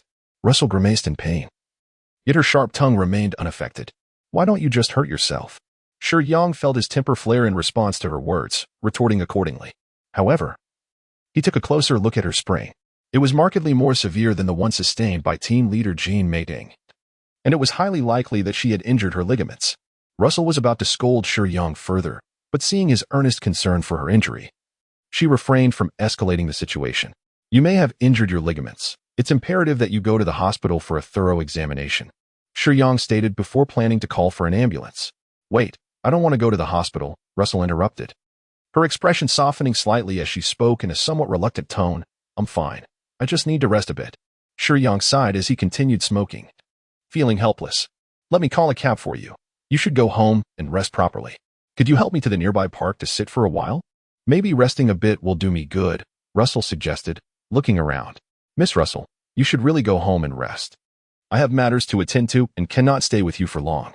Besides, your injury is not something that will heal quickly, Shiyang said seriously. Noting the amber hue of her beautiful eyes, he could see through her little ploy. Are you going to abandon me to seek out team leader Jianbing? Russell challenged, locking her gaze with his, seeking a clear answer on whether Jianbing held such significance in his heart. She enjoyed playing her little games, wanting to see if he truly cared for her. Previously, Russell had developed feelings for Shiyang, believing he felt the same way. Shiyang, donned in a mask of anguish, was disinclined to discuss matters of the heart and had no interest in pursuing a girlfriend. Why did these girls have to complicate things? Was it not sufficient to maintain a platonic friendship? Why must it devolve into comparisons of importance? Compared to Russell's feisty demeanor, the obedient simplicity of Xiao Xia and the reticent Lu Shuang were far less troublesome. Shiyang was no fool. He could discern the affections of other girls. Yet he consistently chose to evade and reject them. With Russell, however, she insisted on engaging in an inexplicable contest. In the original narrative, Li Haoqing intends to gift Lu Shuang a bracelet, only to have it discovered by Luo Sulyi, who promptly claims it as her own. Regardless of Li Haoqing's pleas for its return, she insists he acknowledges it as a gift meant for her. I will assist you across and then summon a vehicle for you. This is the extent of my capabilities. I have already informed you that I have other matters to attend to. Shiyang does not indulge Luo Sulyi and clearly expresses his stance. Luo Sulyi feels a twinge of grievance, questioning whether her appearance pales in comparison to that of team leader Jianbing. Why is Shiyang so resolutely inclined to seek out team leader Jian? Despite her own injuries, he does not take the initiative to stay and offer her companionship. Indeed, the alluring charm of team leader Jianbing's purple aura is captivating, yet Luo Sulyi believes she is not lacking in appeal either. Shiyang gently lifted Russell Lee into a princess embrace, and at that moment, his tenderness starkly contrasted with his earlier words, which seemed devoid of empathy. Ultimately, Russell Lee could no longer restrain herself and posed a question. What? Is it that the team leader is more beautiful? It has nothing to do with beauty, It is simply because I made an appointment with her, and I must fulfill that commitment. Shiyang's candid remarks surprisingly brought a sense of relief to Luo Sulyi. Oh, so in your eyes, she may not be as beautiful as I am. Shiyang found himself at a loss for words, feeling a wave of discomfort wash over him. As he embraced Luo Sulyi and walked into a small park by the roadside, he intended to place her on the nearest bench. However, a fleeting glance revealed a somewhat familiar figure sitting on a distant bench. Could it be Xiaoman? Upon moving closer, he was astonished to discover that it was indeed the group leader's daughter sitting there so late at night. What was she doing here? Shiyang murmured softly to himself. Who is it? Luo Sali, having overheard Shiyang's muttering, curiously turned her gaze aside. Do you know that girl? But she doesn't seem quite right. Xiaoman was curled up on the park bench. The dim, yellow streetlight barely illuminated her figure. In the feeble glow, her dull eyes and disheveled hair stood out. And she lacked the youthful energy one would expect, instead exuding a faint air of despondency. Her clothes were somewhat disordered, and in the short span of a few days, her once graceful figure had lost some of its fullness. Her skin had taken on a sallow hue, losing its earlier radiance, and her body occasionally trembled. Xiaoman, the daughter of group leader Jin Meiding, Shiyang responded to Luo Salidi's inquiry. Ah? Luo Salidi exclaimed in surprise. The group leader's daughter? What is she doing in the park at this hour? Isn't she afraid of encountering any bad people? I suspect that the group leader's urgent request for me to come over is likely related to her daughter, Xiaoman, Shiyang reflected. After considering the situation, Shiyang could surmise why group leader Jin Meiding would be anxious to find him. Her daughter had presumably run away from home for some unknown reason. And as a mother, she could not possibly remain unconcerned at such a late hour. In her desperation, she must have sought a trustworthy person to assist in searching for her daughter. However, Shiyang was puzzled. Group leader Jin Meiding had always centered her life around her daughter. How could she allow Xiaoman to venture out alone at such a late hour? What Shiyang remained unaware of was the strained relationship between Xiaoman and her mother, Jin Meiding. At times, their interactions were fraught with tension. Jin Meiding, while deeply affectionate towards her daughter, struggled to find a way to connect with her, inadvertently fostering Xiaoman's indulgent lifestyle. Consequently, their communication fell woefully short. Oh. So late at night, you're asked to help her find her daughter? Does she trust your characters so implicitly? Rosalie remarked with a hint of jealousy. Shiyang chose not to respond, leaving Rosalie behind as he slowly approached Xiaoman. Aren't you going home this late? He inquired. Xiaoman, startled by the sudden address, trembled slightly and curled up even tighter, emanating a palpable sense of insecurity. She tentatively lifted her gaze, her eyes peeking through the disheveled strands of hair that framed her face, and met the sight of Shiyang standing before her. Although the light was dim, she still vividly recalled his striking features. When she had regained her senses in the hospital, Shiyang's suave and handsome visage had captured her attention. Later, during a conversation with her mother, she learned that it was Shiyang who had saved her and brought her, along with another girl, to the hospital. In her heart, she felt a sense of gratitude towards him. I just came out for a stroll, Xiaoman replied evasively, her gaze wandering. How did that walk turn out? Shiyang asked, refraining from casting any judgment. The disposition of Shiyang precludes him from reproaching a visibly dejected child, who has evidently faced setbacks, with a condescending tone. He would never utter words such as, "Why are you out so late? Don't you realize your parents are worried? Or do you think you are living up to your parents' expectations by running away?" Xiaoman found herself at a loss for words in response to Shiyang's gentle inquiries. It appeared that she was still struggling, yet it was evident that fatigue had begun to set in. With a warm smile, Shiyang naturally took a seat beside her. A bit, Xiaoman finally replied, her silence dispelled by her gratitude towards him. She did not perceive any malice in his demeanor. If you don't mind, shall we go to the nearby tavern for a drink? Shiyang suggested, gesturing towards the direction he had previously brought Russell to. The tavern offered more than just alcohol.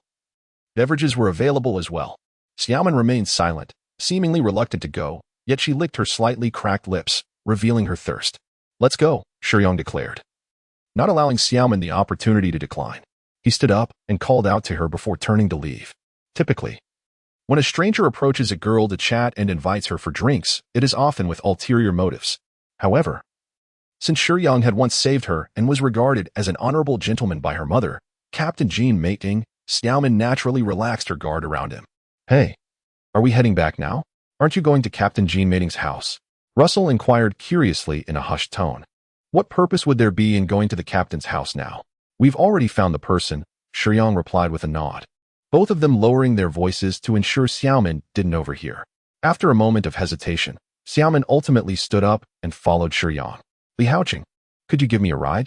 Russell, not overly concerned about Xiaoman's obviously unusual demeanor, simply wished to avoid taking a taxi back, seizing the opportunity to act coyly towards Shiyang in front of Xiaoman. Shiyang is a person who responds better to gentle persuasion than to forceful measures. Luo Su Li is a rather headstrong woman, Yet anyone who engages with Shiyang for a while will discern the key to winning him over. Previously, Luo Suli had been somewhat unreasonable, eliciting a firm stance from Shiyang. However, upon adopting a different approach, Shiyang became less resistant to her advances. "Come here," he said, genuinely bending down to allow Luo Suli to perch upon his back. This display left Xiao Min, who had followed closely behind, feeling quite awkward. As she remained oblivious to Luo Suli's sprained ankle, it was as if she were an unwelcome presence, disrupting the mood.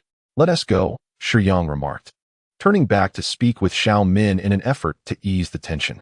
He was not particularly fond of carrying girls on his back. The sensation of a well-proportioned figure resting against him always brought an unusual softness. Nevertheless, his current priority was to help stabilize Xiao Min's emotions and discreetly inform team leader Jin Meiting. Shiyang felt a peculiar sensation within, rather simply. The moment he first laid eyes on Xiao Min, he was reminded of the appearance of Xiao Kai back home. Could it be? Shiyang found it hard to accept. As a Chinese individual, he was acutely aware of the perils of drugs, and he harbored an intense aversion towards them. He had heard that some new types of drugs could lead to instant addiction. Returning to the earlier scene at the bar, the three of them found a vacant small round table to gather around. Shiyang had just damaged 2 tables, yet the owner of the establishment, not wishing to stir up trouble, chose not to pursue any claims for compensation regarding the furniture. Shiyang ordered a few drinks and engaged in casual conversation with Xiao Min, refraining from inquiring about her recent escapade, instead expressing genuine concern for her well-being. Such an approach is particularly effective with rebellious adolescents, as this age group is often swayed by emotions and prone to impulsive decisions, typically stemming from insufficient familial attention. Why do rebellious youths frequently utter thoughts of mortality? I recall Mr. Shi Taixing once remarked that those who continuously speak of death do not genuinely wish for it. Rather, they yearn for love. Moreover, Xiao Min's unique family background renders her more susceptible to extremes, making Shiyang's concern all the more timely. "Uncle, may I stay at your place for a couple of days?" Xiao Min mustered her courage to voice her request. "Of course, that would be splendid. I happen to have another girl of your age at my home. You two could keep each other company." Shiyang responded with a gentle smile, saying nothing more. "I'll just step out for a moment. You two carry on with your conversation." With that, Shiyang seized the opportunity to excuse himself. While he was reassuring her, he did not forget the gravity of the situation. It is essential to avoid provocative interactions with teenagers. Thus, he discreetly dialed group leader Jin Meiting's number. "Haoqing, are you almost here? It's been a while." And the leader is growing impatient. "Meiting, did you summon me regarding your daughter? How did you know?" Jin Meiting was taken aback by Shiyang's prescience. "I encountered Xiao Min on my way here. How is she?" Jin Meiting asked anxiously, her voice laced with concern and confusion, revealing the profound impact of her daughter's sudden departure. "Fortunately, she wishes to stay with me for a couple of days." "What? Have you had a disagreement with her?" Jin Meiting was unsure of how to articulate her feelings and contemplated that a face-to-face discussion would be more effective. "Where are you now? I'll head over immediately." "At the only open-air bar on Yansan Road. I was with Rosalie and Xiao Min." "Are you certain you want to come?" Shiyang queried, glancing furtively at Xiao Min, who sat awkwardly across from Rosalie. He was not opposed to a reunion between Jin Meiting and her daughter, but given their recent conflict, he felt it might be ill-timed. "I'll go first. Once I arrive, I'll speak with you in private while keeping Xiao Min unaware." Jin Meiting sensed the underlying meaning in Shiyang's words. She shared his concerns but felt compelled to see Xiao Min in person to find peace of mind. "Perhaps I should take Xiao Min to my home first. Once she is settled, I can meet with you in private. You could wait downstairs at my place. Just text me when you arrive, and I will come down." Shiyang proposed, of course. He would have no objections to meeting Xiao Min directly. However, he discerned the hesitation in team leader Jin Meiting's words, suggesting she too realized that now was not the appropriate time to see Xiao Min. Typically, children who have quarrels with their families find that after the heat of the moment, subsequent encounters are much more amicable. It was fortunate that team leader Jin Meiting agreed, as her trust in Shiyang had grown considerably over the past few days spent together. "Come with me to my home. It's getting late," Shiyang said to Xiao Min, feigning the demeanor of someone just returning from the restroom. Luo Suli observed Shiyang with a sly smile, guessing that he had surely whispered something to team leader Jin Meiting, yet she chose to remain silent. Propping her head with one hand, she slightly tilted her body, her gaze playfully flicking between Shiyang and Xiao Min. "May I also rest at your home for the night?" Luo Suli feigned weakness as she asked. "Isn't it better for you to go straight home?" Shiyang frowned, pondering why this woman was so keen on joining them. However, you will be taking Xiaomin back later, and there won't be time to escort me. With my ankle in this condition, I certainly cannot walk alone without your assistance. Please, I implore you. Luo Sali pleaded with a look of vulnerability. Very well, Shiyang acquiesced. After Shiyang agreed, Russell immediately tucked away her feeble demeanor, resuming her leisurely posture with her hand propping up her chin. The glimmer in her eyes and the subtle smile at the corners of her lips revealed an air of playful amusement as she regarded Shiyang.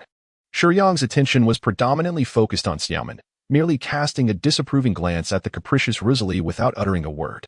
Soon, the taxi arrived, and Shiyang led Xiaomin and Rosalie towards home. Predictably, as they ascended the stairs, Shiyang found himself carrying Rosalie on his back. Xiaomin obediently followed behind him. From this perspective, the girl appeared rather easygoing. However, Shiyang was acutely aware that the real trouble lurked behind. Brother, you're back. Upon hearing the sound of the key turning in the lock, Xiao Xiao eagerly rushed out to greet Shiyang, only to be taken aback by the sight of so many people. Most notably, apart from Shiyang, they were all women, instantly amplifying her sense of crisis. Who are these ladies? Xiao Xiao inquired, her gaze directed at Shiyang, while Rosalie mirrored her confusion, both voices tinged with an undercurrent of irritation.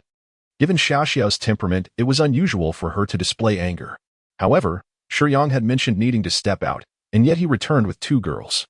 Though she had arrived first and had been living with Shiyang for several days, her feelings were less about anger and more about resentment, which she chose not to voice, knowing that Shiyang had never shared a romantic connection with her. In contrast, Rosalie was less restrained, her irritation evident. Xiao Xiao, adorned with tattoos, tongue piercings, and earrings, was not the type to attract Rosalie's prideful nature. Yet, she resided in Shiyang's home, and the familiarity with which Xiao Xiao addressed Shiyang only fueled Rosalie's ire. Even if gene mating is one thing, how could I possibly be outdone by such a person? Faced with Xiao Xiao's confusion and Rosalie's subtle inquiry, Shiyang remained unfazed. Xiao Xiao, this is a poor child I encountered at the park, and I have temporarily taken her in. With that simple statement, he introduced Xiao Xiao before turning to her and adding, Rosalie is my colleague, and this is Xiaomin, the daughter of my superior, staying for a couple of days. All 3 women stood momentarily in disbelief. Was that all he had to say? Don't you have anything else to add? Rosalie questioned, perplexed by the man's unyielding confidence. Excluding Xiaomin, he remained remarkably composed in the presence of 2 women. Was it truly as he claimed, merely sheltering this tattooed girl? What more was there to discuss? Shiyang placed Rosalie on the sofa, frowning as he sternly retorted, his chilling tone unmistakably conveying a fearless demeanor. Rosalie stared wide-eyed at Xiao Xiao, who, in turn, glanced uncertainly at Rosalie. Both recognized the mutual discomfort reflected in each other's eyes, and at that moment, Rosalie began to believe that Shiyang was not the type to keep a hidden lover. Xiao Xiao held an unreserved trust in Shiyang. Since he claimed that she was merely a colleague and the daughter of his superior, she accepted it, albeit she was not particularly adept at social interactions. I need to step out for a bit. Xiaomin, Rosalie, feel free to make yourselves at home. Xiao Xiao, please help me look after Xiaomin. After Shiyang spoke, he pushed the door open and stepped outside. Luo Sali was exceedingly displeased. Before leaving, Shiyang had instructed Xiao Xiao to care for Xiaomin.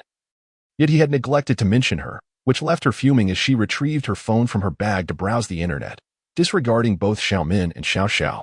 Xiao Xiao had intended to engage in friendly conversation with Luo Sali, but witnessing her frigid demeanor left her at a loss for words. Would you like something to drink? Xiao Xiao hesitantly addressed Xiaomin, who sat beside her on the sofa with her head bowed and hair cascading around her. No, thank you, Xiaomin replied, her body trembling more violently than before, as if ants were crawling all over her. Luo Sali noticed Xiaomin's state and shifted disdainfully to the side. Witnessing Xiaomin's condition struck Xiao Xiao like a bolt from the blue. The girl resembled her former self so closely that it dawned on Xiao Xiao why Shiyang had requested her to look after Xiaomin. Under the streetlights, the deserted road lay silent. The illumination elongated Shiyang's silhouette, and at last, the sound of rushing vehicles echoed from a distance. Shiyang quietly observed as team leader Jean Mating drove the car to the entrance. Her hurried movements and anxious expression conveyed her deep concern for her daughter. However, upon arriving, Shiyang found herself lacking the courage to rush forward. She was fine. Leaning against the wall by the entrance of the corridor, Shiyang slowly smoked a cigarette. I am indeed an inadequate mother. Team leader Jean Mating clasped her hands over her chest, tightening her grip slightly. You truly care about her. I have devoted far too much energy to my work, resulting in a significant lack of communication and understanding between us. Leaning against the opposite wall, she confided her inner turmoil to Shiyang, recounting the events that led to this moment. I have always known that I should carve out more time for my only child. Yet I have ascended to the position of department head at the headquarters. I aspire to reach greater heights so that I can earn more money and provide her with a better life. As a single mother, I am able to afford a nice car, purchase a home in an upscale neighborhood, and send my daughter to an elite school. Shiyang mused that she must have sacrificed much to achieve this. In my humble opinion, you have done nothing wrong, mating. Love does not always need to be verbalized. As a mother, you have exerted every effort, even in the absence of understanding with your daughter. That is not solely your fault. It is merely a reflection of societal circumstances. When parents and children lack understanding and communication, children often gravitate towards unsavory company, embarking on a misguided path of idleness. Indeed, Jianbing has been associating with such individuals, and team leader Jean Mating had previously issued stern reprimands. However, she had insufficient time to help her child correct her course. The consequence of such reprimands was the child's further rebellion, leading to an even closer association with those miscreants and a reckless abandonment of her studies. Shiyang was not well acquainted with Stallman, yet the confessions of team leader Jean Mating provided him with a general understanding. Houtsing, may I lean on your shoulder for a moment? Do as you wish. With a hint of a tearful voice, team leader Jean Mating approached Shiyang and gently rested her small head upon his shoulder. Her silken purple tresses swayed slightly, releasing a captivating fragrance that brushed against Shiyang's cheek and lapel. Despite her reluctance to confront the harsh reality, team leader Jean Mating spoke of the quarrel she had with her daughter Xiaoman earlier that day. Xiaoman, she is using drugs. At this juncture, her voice, once tinged with a slight tremor, turned into a choked sob. Having navigated the trials of society, she was acutely aware of the horrors of addiction. Although team leader Jean earned a substantial income, she understood that no matter how affluent one might be, the grasp of drugs could mercilessly drain them of everything they possessed. However, her anguish was not rooted in financial loss. Rather, she feared that after depleting their resources, Xiaoman might descend into an irretrievable abyss. Do not dismiss this as mere hyperbole. Drugs are indeed that terrifying. I was so furious that I scolded her, struck her, and even discarded the drug she had purchased. As these thoughts crossed her mind, regret washed over team leader Jean Mating. I should not have acted so impulsively. Xiaoman was on the verge of a relapse, and I carelessly disposed of her substances, failing to prevent her from storming out. If she were to do something foolish or encounter unforeseen dangers out there, I truly do not know how I would carry on. By this point, her tears had begun to dampen Shiyang's white shirt. The coolness of her tears against his skin allowed Shiyang to profoundly feel her sorrow. He inhaled deeply from his cigarette and exhaled heavily. Shiyang held a cigarette between his lips while his free hand gently caressed the hair of team leader Jean Mating. If it weren't for you, I truly wouldn't know how to cope. In Shiyang, Jean Mating discovered a tender refuge, as his every action served as a subtle pillar of support for her. Concerned for her daughter, the team leader dared not seek help from anyone else, nor could she report her troubles to the authorities. Initially, she intended to ask Shiyang for assistance, but before long, the unaware Shiyang had independently located her daughter, a revelation that filled her with astonishment. My encounter with Xiaoman was also by chance. How is she faring now? The addiction, Jean Mating continued, in my household. There is a young girl who is also ensnared by drugs. I possess a stash myself and had instructed her to look after Xiaoman before I left. I presume she knows what to do upon seeing Xiaoman. To her surprise, you already possess some. I had initially planned to procure more, but it was too late, and I couldn't reach the contact. Hence, I had to retrieve the discarded drugs. With a sigh of relief, Jean Mating lifted her head from Shiyang's shoulder, her large violet eyes glistening with moisture as they gazed at him. Shiyang gently wiped away the tear stains on team leader Jean Mating's cheek. But upon realizing the intimacy of the gesture, he quickly withdrew his hand. As he pulled away, team leader Jean felt a pang of disappointment. Yet she continued her movements without pause, retrieving the confiscated drugs from her bag. Shiyang's gaze tightened as he beheld the powder contained within 2 small sealed plastic bags, and he swiftly seized the illicit substance. What is it? Team leader Jean Mating inquired, puzzled by the sudden ferocity in Shiyang's expression, as if he were about to devour someone. Did Xiaoman purchase this herself? Shiyang asked, his voice cold and cutting. Yes, I usually give her a generous allowance. Jean Mating replied candidly. Does team leader Mating know who sold it? Shiyang pressed. Yes, Prior to the argument with Xiaoman, I had inquired about what was troubling her. Shiyang fixed his gaze intently on the small sealed plastic bag in his hand. The significance lay not in the drugs contained within, but rather in the minuscule, unembellished emblem imprinted on the corner of the bag. Damn it, this bears the same insignia as the batch of narcotics I retrieved from Sui.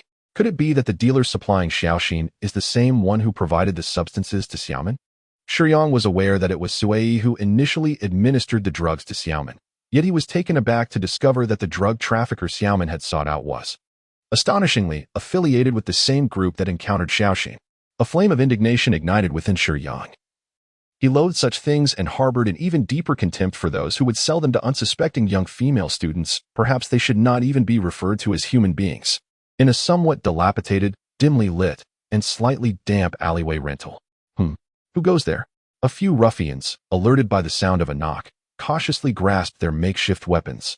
In their line of work, prudence is the key to longevity. The overseer signaled to his subordinate, who, albeit reluctantly, stealthily approached the door to peer through the peephole. Who is it? Upon seeing only a solitary man outside, the subordinate felt a measure of relief, signaling to his companions within the room, who also relaxed. Considering that with 5 of them armed with knives and clubs, they had little to fear. Strangely, the man outside remained silent. What is the matter? Can't he speak? The subordinate, growing increasingly irked by the man's silence, nevertheless exercised caution and refrained from opening the door. How many? The man outside finally spoke. Yet it seemed he was not addressing the subordinate inside. 5, no firearms, replied Li. As a spirit, Li proved to be exceptionally useful for reconnaissance at times. Shiyang, relieved to find no one inside wielding a firearm, gathered his strength and delivered a powerful kick to the door. The sound echoed as the door was forcibly propelled backward, crashing into one of the minions, sending him sprawling to the ground with a heavy thud. The occupants of the room were momentarily stunned by this unexpected turn of events as Shiyang stepped inside, his indifferent gaze sending shivers down their spines. With an even colder tone, he inquired, "Who is your leader? Damn it, get him." At this command from the overseer, 4 individuals seized their weapons and charged at Shiyang, oblivious to the fact that it was he who had shattered the door. Mere moments later, the 4 minions lay sprawled across the floor in disarray, while the overseer trembled, supporting himself on the ground before Shiyang, one leg grotesquely twisted. "Who is the one who coerces you into selling drugs?" Shiyang repeated his question. The overseer remained silent, whether out of loyalty or fear.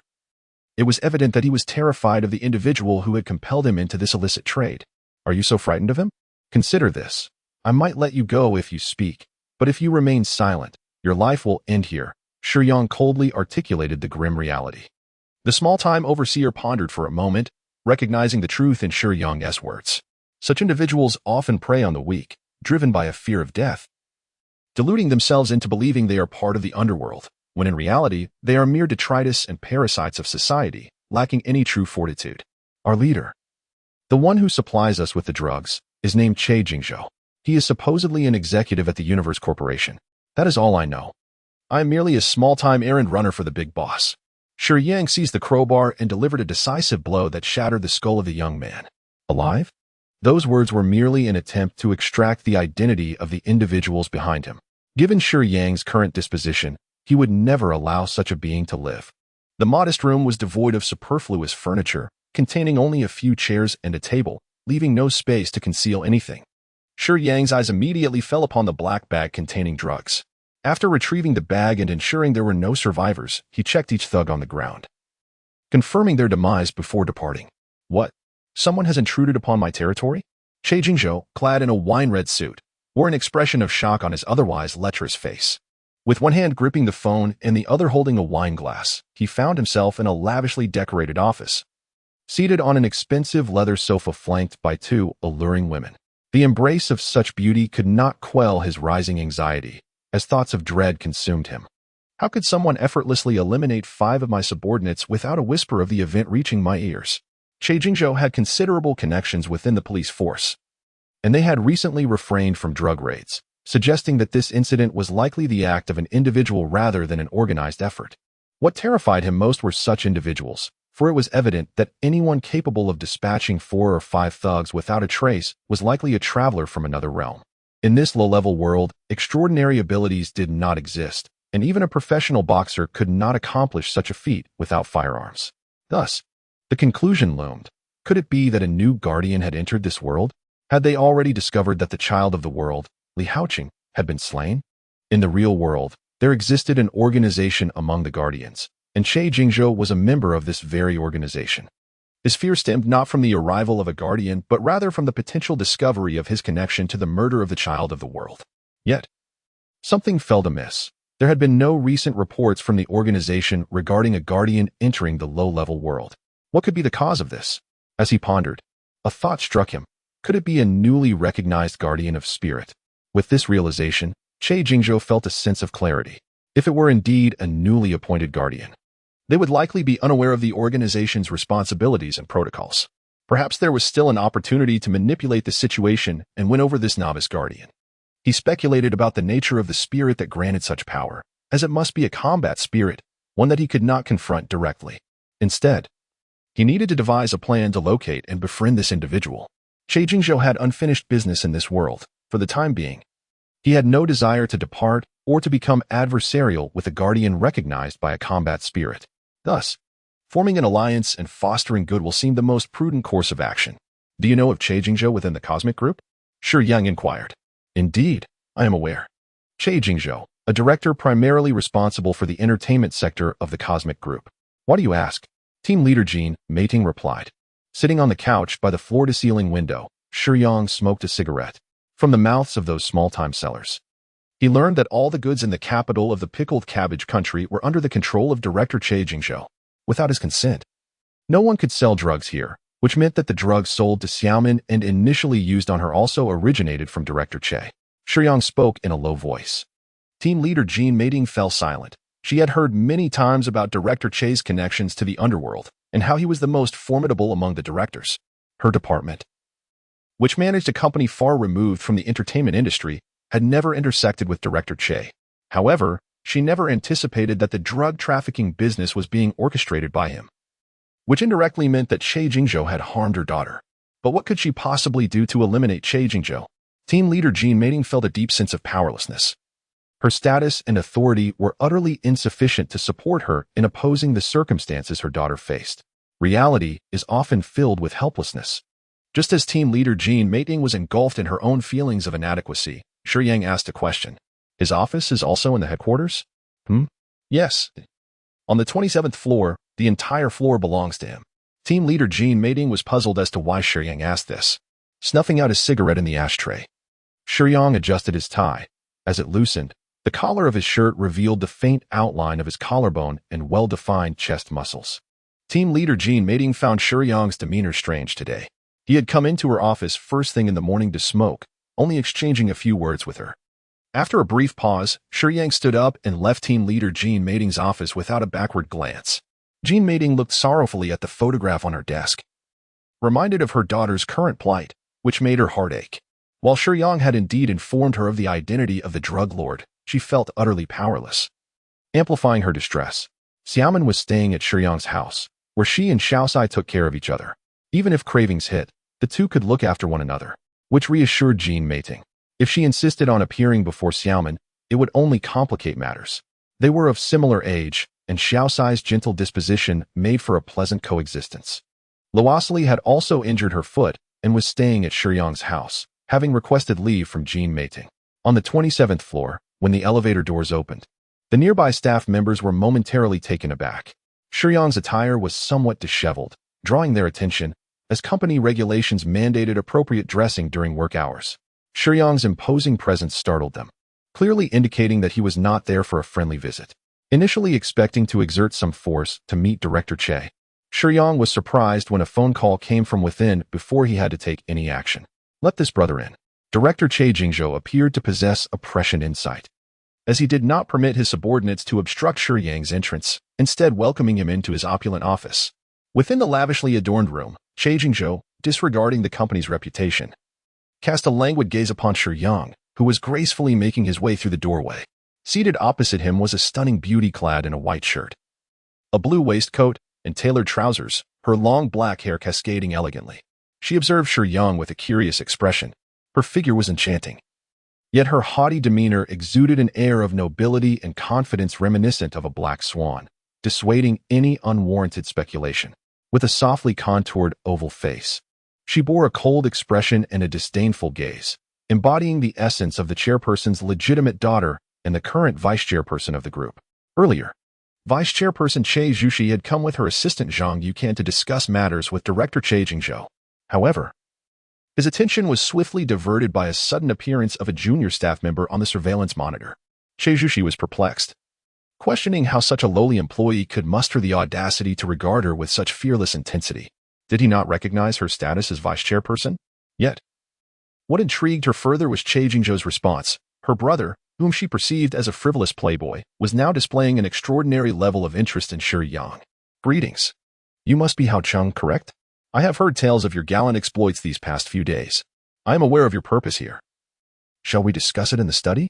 Che Jingzhou greeted Shiyang with enthusiastic warmth, disregarding Vice-Chairperson Che Zhuxi entirely. The moment he laid eyes on Shiyang, a profound connection resonated between them, leading Che Jingzhou to recognize Shiyang's guardian identity, compelling him to take notice. He was aware that Li Haoqing had long since perished, a fact entwined with his own circumstances. However, the will of the world could alter the protagonist's selection, which initially led Che Jingzhou to dismiss any connection to the deceased Li Haoqing. Yet, upon closer inspection, it became evident that a guardian, having transcended time, had earned the world's recognition and was now poised to assume the role of protagonist. At that moment, when Shiyang beheld Che Jingzhou, he once again sensed the presence of a spiritual essence, reminiscent of the aura he had felt the night he returned leader Jin mating. Both individuals possessed an acute awareness of each other's true nature, yet refrained from elaborating in the presence of Vice-Chairperson Che Zhuxi. Che Jingzhou gestured for Shiyang to join him in the adjacent study for a private conversation. May I first inquire, are you of Huaxiao descent? Shiyang asked with a smile. Yes, Che Jingzhou responded. However, the instant he uttered that word, an overwhelming force suddenly seized his neck. Ah, as a Huaxiao person, you engage in drug trafficking. Shiyang's demeanor shifted from amiable to fierce, as he pressed down on Che Jingzhou's throat with one hand while delivering a knee strike to his abdomen. With a resounding thud, Che Jingzhou was propelled backward, crashing into a bookshelf. Fortunately, the study was soundproof, and no commotion reached the outside world. Damn, does the newcomer possess such strength? Che Jingzhou was astonished by Shiyang's prowess. Although the blow he received was not particularly grievous, it surprised him, for most spiritual entities require immense effort to enhance their combat abilities and physical constitution. However, as a newcomer, Shiyang evidently possessed advanced fighting skills and a fortified physique, which most spiritual entities do not offer to their contractees during their novice phase. What was even more unexpected for him was that Shiyang had 900 units of energy yet to be utilized. Wait, let us converse, Che Jingzhou said, gently rubbing his pained abdomen as he stood up, displaying a friendly gesture towards Shiyang. Shiyang was equally astonished that his full-force attack had not severely injured Che Jingzhou. Li, standing nearby, advised Shiyang against engaging with the veteran contractee. Master, we are unaware of his true strength or the grade of his spirit. It would be prudent to refrain from acting rashly. Li had a deeper understanding of guardians. She recognized that they were tasked with maintaining the stability of the world, and perhaps there were reasons behind his actions. Yet, she was oblivious to the fact that she had idealized each guardian too much. What is there to discuss? Shiyang heeded Li's counsel and refrained from further aggression. A glass of clear, pure white liquor was placed before him, embodying the essence of such spirits, transparent and pristine, revealing all at a glance, unadorned yet deceptively potent, akin to a serene sea concealing tumultuous depths. As a person from Huaxia, I presume you would find this more to your liking. Che Jingzhou courteously poured a cup of white liquor for Shiyang and set it on the table. The two sat across from each other at a wooden table. I have no ulterior motives. I merely wish to ask you this. Are you willing to join me? Che Jingzhou inquired, appearing earnest. He firmly believed that all matters ultimately hinge upon self-interest, asserting that there are no eternal friends, only perpetual benefits. His aim was to illuminate the advantages for Shiyang, thereby inviting him aboard his venture. Join you? What does that entail? Drug trafficking? Shiyang queried, perplexed. No. Drug trafficking is merely a means. My ultimate goal is to gain complete mastery over this world. Do you comprehend? This is a primitive realm. If we can entirely dominate it, we could command it at will and obtain everything we desire. Do you understand? So, even by means of drug trafficking, you aspire to control this world? Shiyang regarded Che Jingzhou with incredulity. It seems you are quite young, my brother. The method is of little consequence. What truly matters is the outcome. How one achieves their goals, and by what means, is secondary. Only by any means necessary can one attain their desires. Your youth blinds you to this truth. Uncomprehending? Indeed. I do not deny that unscrupulous methods may expedite the path to success. But do you presume yourself to be uniquely perceptive and farsighted? Do not forget, you are a person of Huaxia. You do not belong to this world and should never condone the glorification of drug trafficking.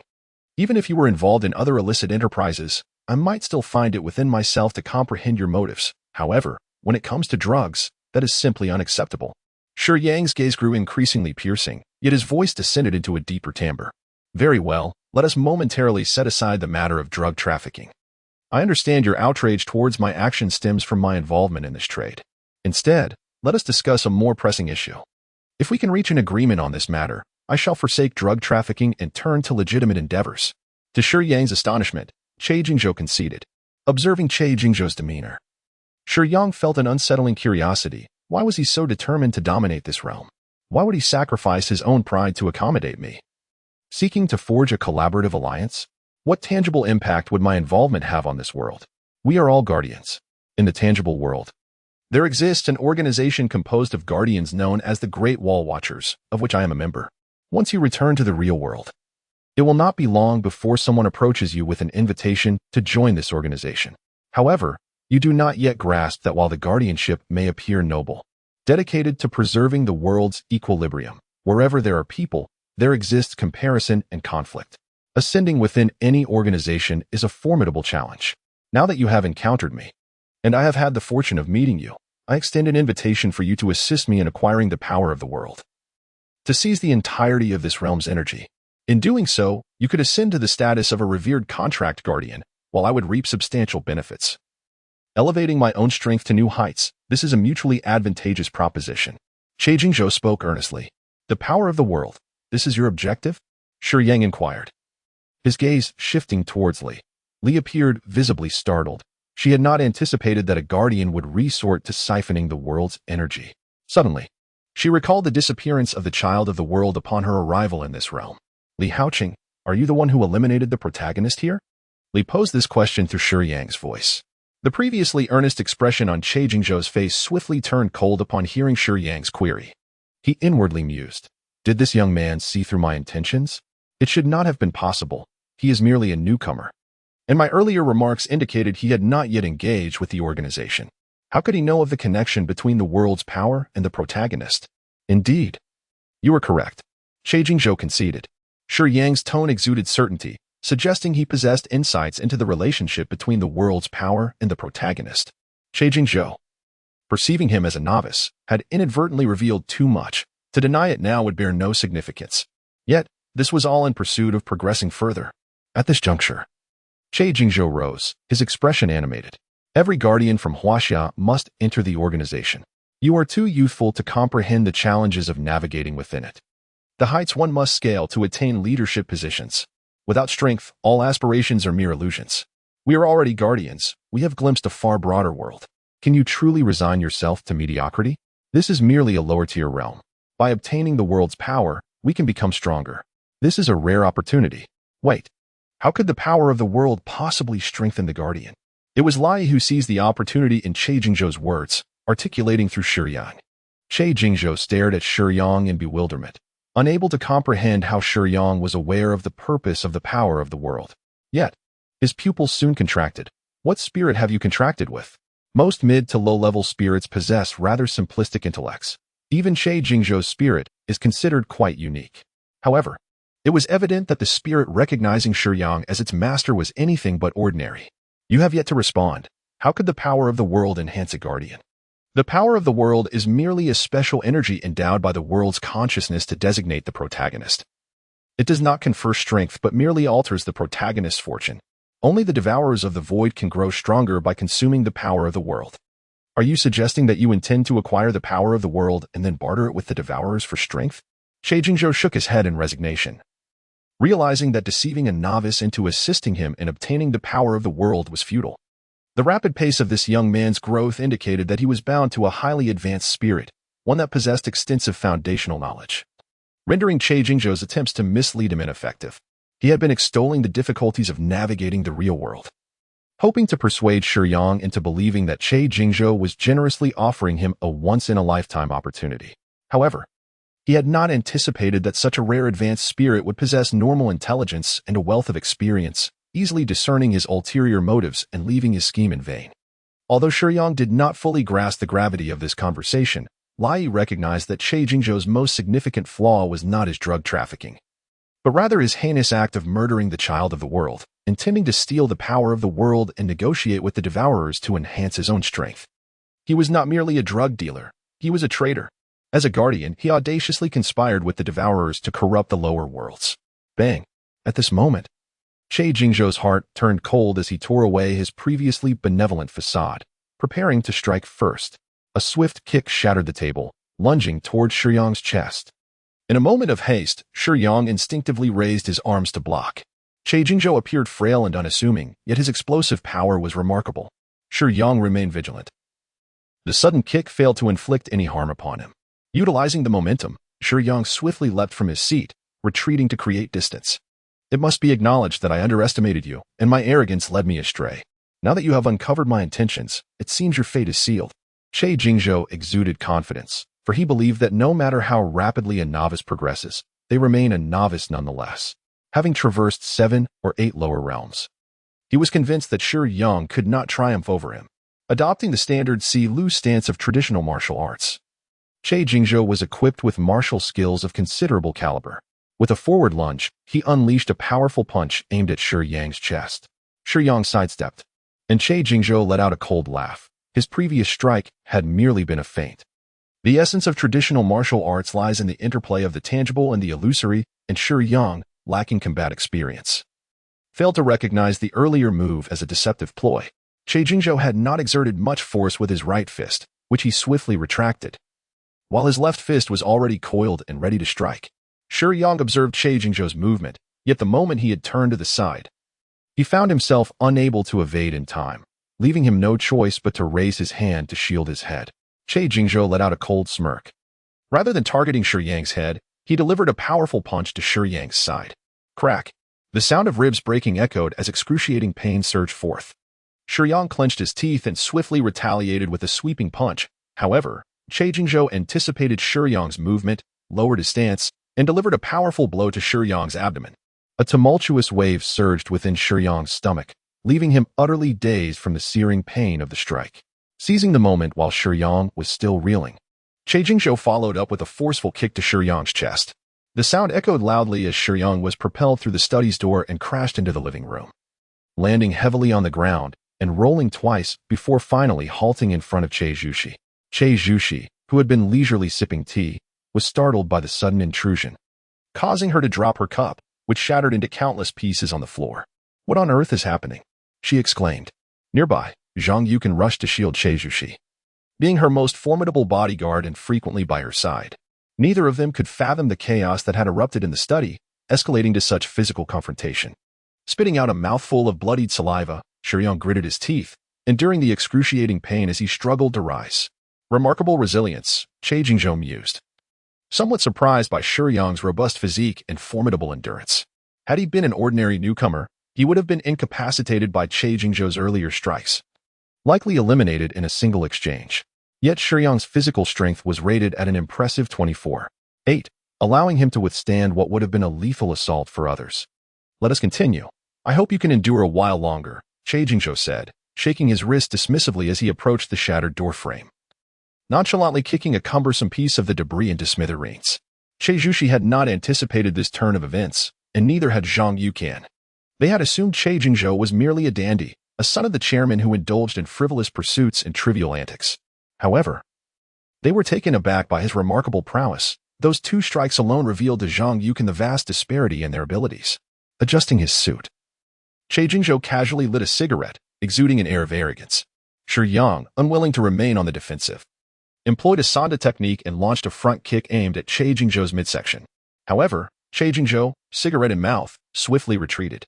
As Shiyang's kick missed and his strength waned, Che Jingzhou seized the moment, propelling himself upwards and delivering a powerful front kick directly to Shiyang's chest. causing him to stagger back a few steps. Although Shiyang was clearly at a disadvantage, the force and speed exhibited during their exchange were extraordinary, leaving Zhang Yukan and Che Zhuxi in awe. Master, he possesses the skill of Huaxiao martial arts, presumably at a beginner level. Relying solely on advanced basic combat abilities will not suffice against him. We still have ample energy. Let me assist you in enhancing your physique. Li, witnessing Shiyang's predicament, urged anxiously. Help me also enhance my martial arts abilities. Shiyang, aware of his inferiority to Che Jingzhou, felt a twinge of envy at his opponent's prowess. The Huaxiao martial arts capability was indeed remarkable, highly esteemed even in intermediate realms, and it held a place within the high martial worlds like that of Marvel. Notably, even Dragon Ball, a quintessential example of high martial arts, lacked this martial arts capability. Those familiar with the original comics and animations would recognize that Dragon Ball often devolves into a brutal exchange of blows, devoid of any notable techniques. The research within Huaxiao martial arts concerning physical techniques is exceptionally profound, making it a coveted enhancement for anyone developing close combat abilities. Master, enhancing the Huaxiao martial arts capability is currently unfeasible. The existing energy is insufficient, and the beginner level is inadequate. Shall we directly bolster your physique instead? Li suggested. So expensive? Shiyang was taken aback. The beginner level requires 1,000 energy, the intermediate level demands 10,000, and the advanced level necessitates 100,000. Li quickly clarified. Reaching the pinnacle of martial arts capability is said to grant one the legendary state of indestructibility, where one can exert a 100-fold effect from a single unit of strength. In Baki, Gua Haiwang grasped the ultimate principles of combat, touching upon this indestructible realm. Similarly, in One Punch Man, the combined attack of Bang and his brother Bomb, known as the Dragon Slayer Fist, grazes this extraordinary state. Other examples, such as the North Star Fist and the Elder from the strongest disciple Kenichi, barely attain a hint of this indestructible realm. The primary limitation faced by these masters is their physicality, despite their techniques nearing perfection. Thus, it becomes evident that the destructive power and lethality derived from top-tier martial arts capabilities are immeasurable, and such abilities, when combined with personal enhancements and increased physicality, unleash even greater devastation. Hence, the seemingly exorbitant cost of 100,000 is, in fact, quite reasonable. Young master, there is more to this chapter. Please click to the next page to continue reading. The following sections are even more thrilling. Shiyang realized that enhancing his martial arts capability was out of reach. However, considering the energy he had left, he steeled himself. Fully aware that he could not win in close combat against Che Jingzhou, Shiyang nevertheless leaped forward, throwing a right punch aimed at Che Jingzhou's face. Che Jingzhou effortlessly dodged to the left, evading Shiyang's strike with ease. With his left hand behind his back, he raised his right arm to block, effortlessly deflecting Shiyang's subsequent left hook. After neutralizing Shiyang's two punches, he immediately closed in, sweeping his left fist from behind his back, landing another blow squarely on Shiyang's chest. With a grunt, Shiyang, having endured multiple heavy strikes, could no longer contain himself and spat out blood. Che Jingzhou's strength was approximately 15, significantly surpassing Shiyang's, yet Shiyang's physical attributes were remarkably high. Though he would sustain injuries from these hits, he would not be knocked down. In truth, had Shiyang channeled all his energy into enhancing his physique, it would have been impossible for Che Jingzhou to prevail against him. How is it, dear sister? Have your eyes been opened? Che Jingzhou boasted. Noticing the astonished expression of Che Zhuxi, who stood nearby, speechless with her mouth agape. Alas, it seems that acquiring martial prowess will have to wait for another time. Shiyang, from the onset of their confrontation, understood that with the energy he possessed, Che Jingzhou had no chance of victory. However, he felt a twinge of envy towards martial capabilities, leading him to hesitate momentarily. Now, it was clear that he should first eliminate Che Jingzhou before contemplating the acquisition of martial skills. Wiping the blood from the corner of his mouth, Shiyang regarded Che Jingzhou with a cold and detached gaze. Sensing the intensity of Shiyang's stare, Che Jingzhou was suddenly gripped by an ominous premonition. A piece of information he had learned long ago resurfaced in his mind. Only a very few advanced spirits could directly enhance their host's physique, while others could only randomly acquire various abilities. Could it be that his spirit still possessed unutilized energy? This thought ignited a sense of dread within Che Jingzhou. At last, Shiyang made his move once more. His attributes had now far surpassed those of Che Jingzhou. Physicality, 54. 8. Strength, 40. Spirit, 35. 2. Energy, 0. Indeed, Martial abilities were unique, yet at this stage, lower-level martial skills could not bridge the vast chasm of physical disparity. With values below 100, they remained within the same tier. Che Jingzhou assumed a fighting stance, but all he could perceive was the fleeting shadow of Shiyang. Cold sweat began to trickle down his temples. In such a brief period, Shiyang's physical enhancement had been overwhelming, his speed completely eclipsing Che Jingzhou's level. Whoosh! A sharp sound sliced through the air from behind, prompting Che Jingzhou. A deafening explosion reverberated throughout the headquarters of the Universal Corporation, shattering glass and obliterating various wooden furnishings and decorations. Amidst the chaos, Che Zhuxi felt excruciating pain coursing through her body, yet she was undeniably alive. In her hazy state, she slightly opened her eyes and glimpsed Shiyang, who shielded her from the blast. Shiyang shook his head, attempting to clear the haze clouding his mind from the recent explosion. He perceived with stark clarity that it was the corpse of Che Jingzhou that had detonated. The force akin to that of 1 or 2 hand grenades. In the heat of the moment, he had spotted Che Zhuxi nearby and had intended to push both Che Zhuxi and Zhang Yuke into safety. However, time was fleeting, and he could only rescue Che Zhuxi, while the bodyguard Zhang Yuke was obliterated into fragments. Rising to his feet, he gazed at the spot where Che Jingzhou had met his demise. A violet luminescence flickered incessantly, swirling like smoke, imbued with an ominous aura. Ultimately, this ethereal light coalesced into a humanoid figure, devoid of clothing and hair, lacking even facial features, with only the eerie, spectral violet glow pulsating rhythmically along the intricate patterns of its skin.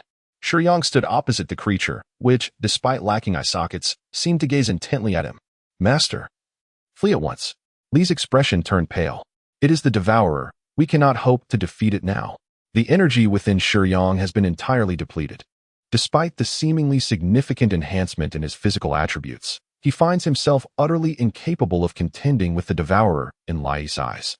The consciousness of the world begins to activate, and both Shiyang and Li can distinctly sense its heightened concentration. The entire realm is repelling the purple monstrosity before them, known as the Devourer. Yet, the formidable aura of the Devourer withstands this rejection with remarkable resilience. The laws of this world remain largely intact. Ordinarily, the Devourer should not be able to breach its boundaries. However, it appears that this creature was clandestinely ushered into this realm by Che Jingzhou. Li is taken aback by Che Jingzhou's audacity. He has concealed a singular advanced Devourer within his own being, thus evading the scrutiny of the world's consciousness. He intends to wait for the opportune moment to eliminate the child of the world, subsequently unleashing the Devourer from within to consume, thereby swiftly dismantling a stable world from within. What might its abilities entail? Shiyang stands resolutely opposite the Devourer, his expression devoid of any trace of fear. The demeanor of Shiyang piqued the curiosity of the Devourer. Such a resolute and valiant individual, as a newcomer, was indeed a pity. It possessed a normal level of intellect and was no mere novice Devourer. The fact that it could enlist Che Jingzhou to serve it indicated that its strength far surpassed the thresholds of the lower realms. While the abilities of each Devourer vary, the aura it exuded suggested that it was at least a third-stage Devourer. Shall we depart, Master? Li constantly urged Shiyang to refrain from engaging. Yet, the current situation was markedly different from before. Her earlier caution stemmed from Che Jingzhou's extensive experience with contract guardians. She wished to prevent Shiyang from taking unnecessary risks. However, upon witnessing Che Jingzhou's capabilities, she now advocated for Shiyang to eliminate him. Nonetheless, presently, Shiyang stood no chance against a third-stage Devourer. The threshold for a first-stage physique is 100, which implies that a third-stage Devourer would possess attributes exceeding 200 in all aspects. How could Shiyang possibly prevail? The sole piece of good news was that the world's consciousness remained robust. It seemed that the Devourer and Che Jingzhou had recently slain the child of the world, leaving it unable to consume further world energy. Consequently, as it lingered within the intact world, the rejection from the world's consciousness would intensify, suppressing its power. Li conveyed the only positive news. It should not be long before the Devourer was expelled from this realm. Though the Devourer lacked a mouth, a hoarse laughter echoed from an unknown source. It was acutely aware of its precarious situation. Despite its intrigue in Shiyang, with Che Jingzhou dead, it could not afford to waste time. Boom. The Devourer forcefully propelled itself from the ground, the tremendous recoil shattering 2 floors beneath it. A figure wreathed in purple mist vanished in an instant, moving with astonishing speed.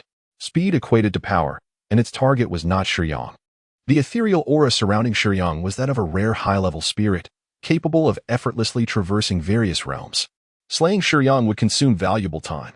Instead, its intent was to eliminate several key figures to deplete the world's energy, causing instability in the rules, allowing the Devourer to breach the world from the outside.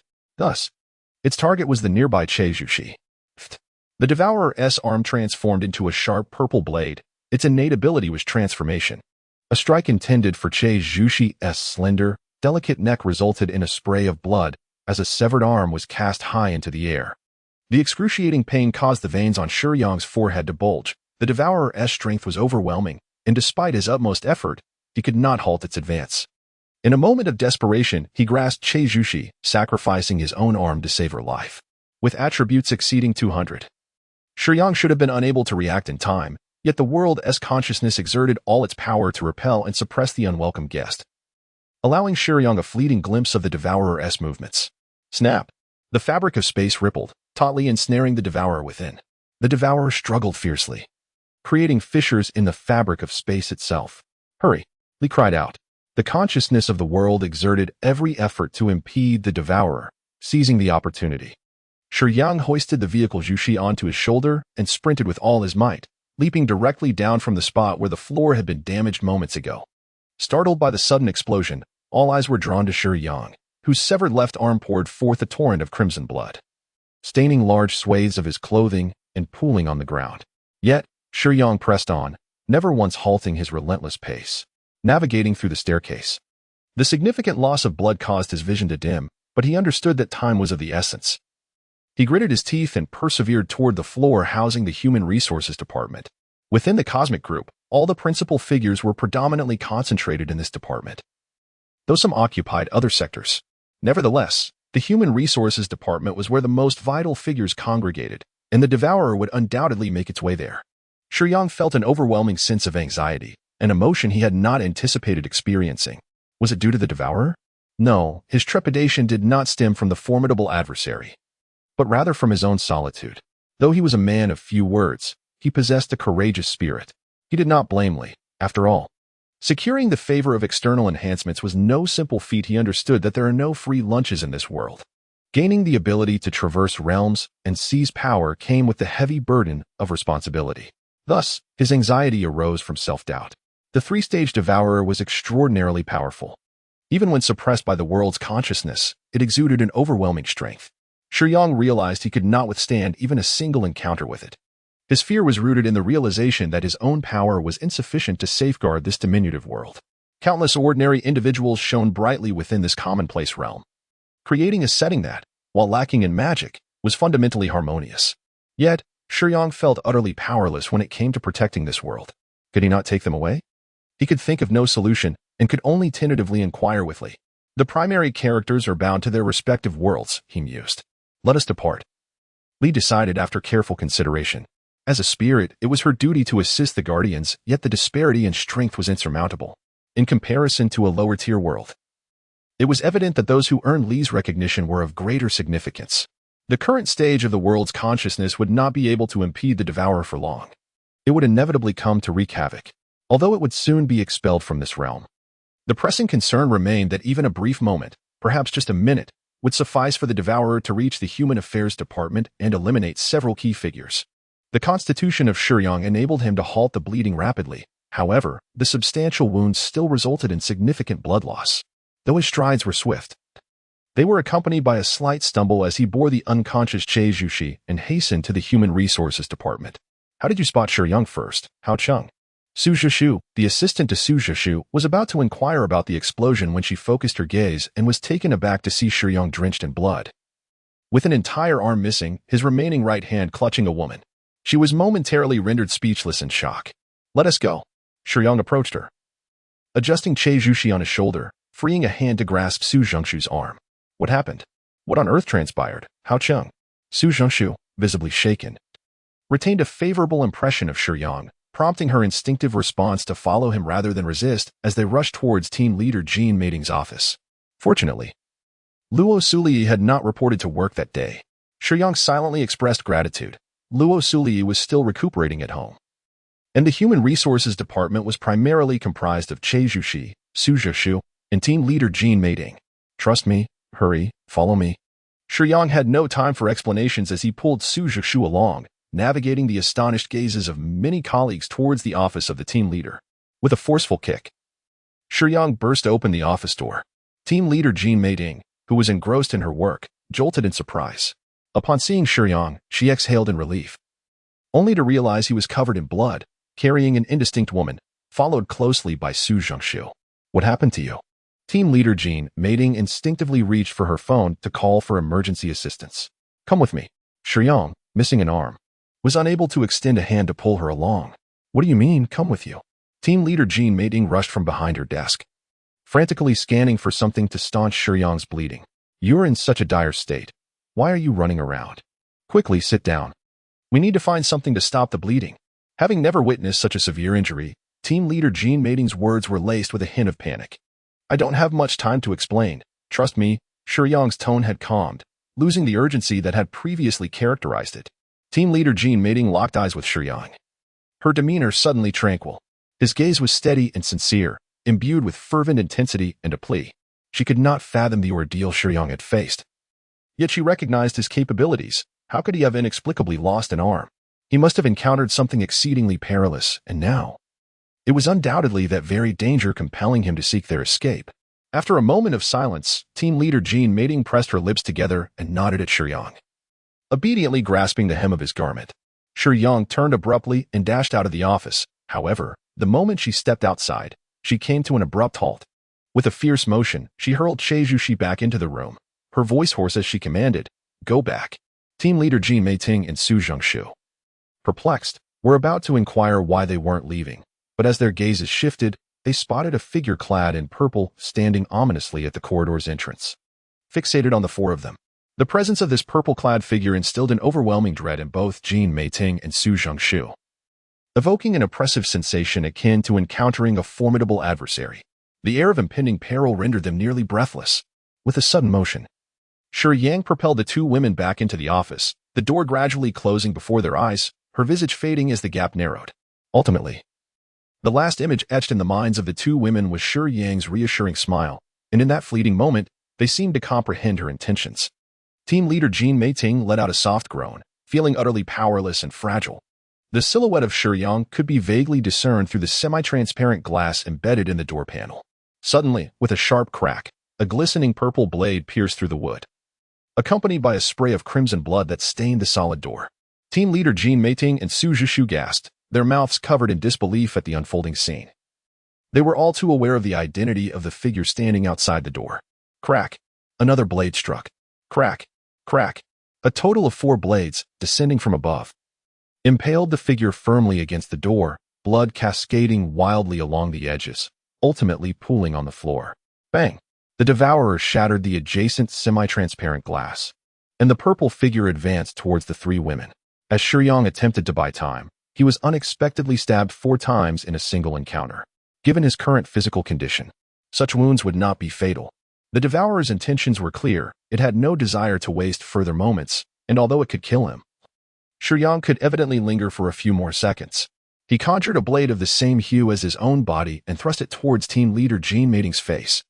Jean Meiding was a character integral to the narrative, her concentration of world power second only to the protagonist, Li Haoqing.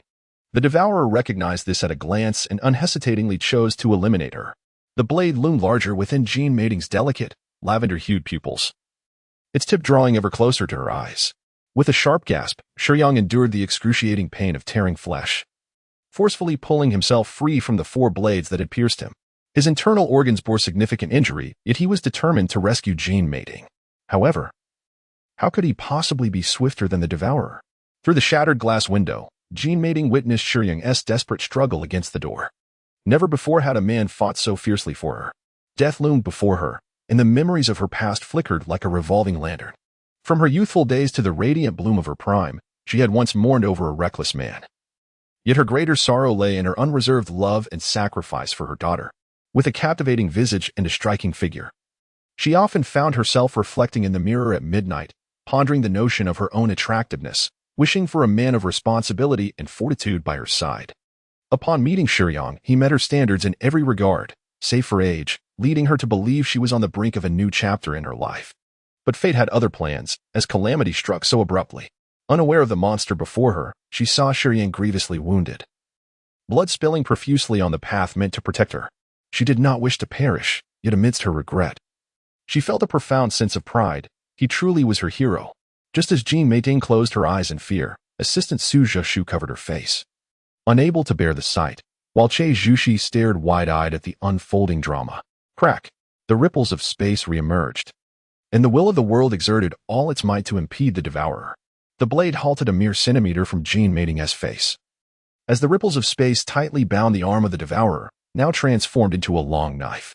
Roaring in fury, the devourer applied force with its other hand upon the blade.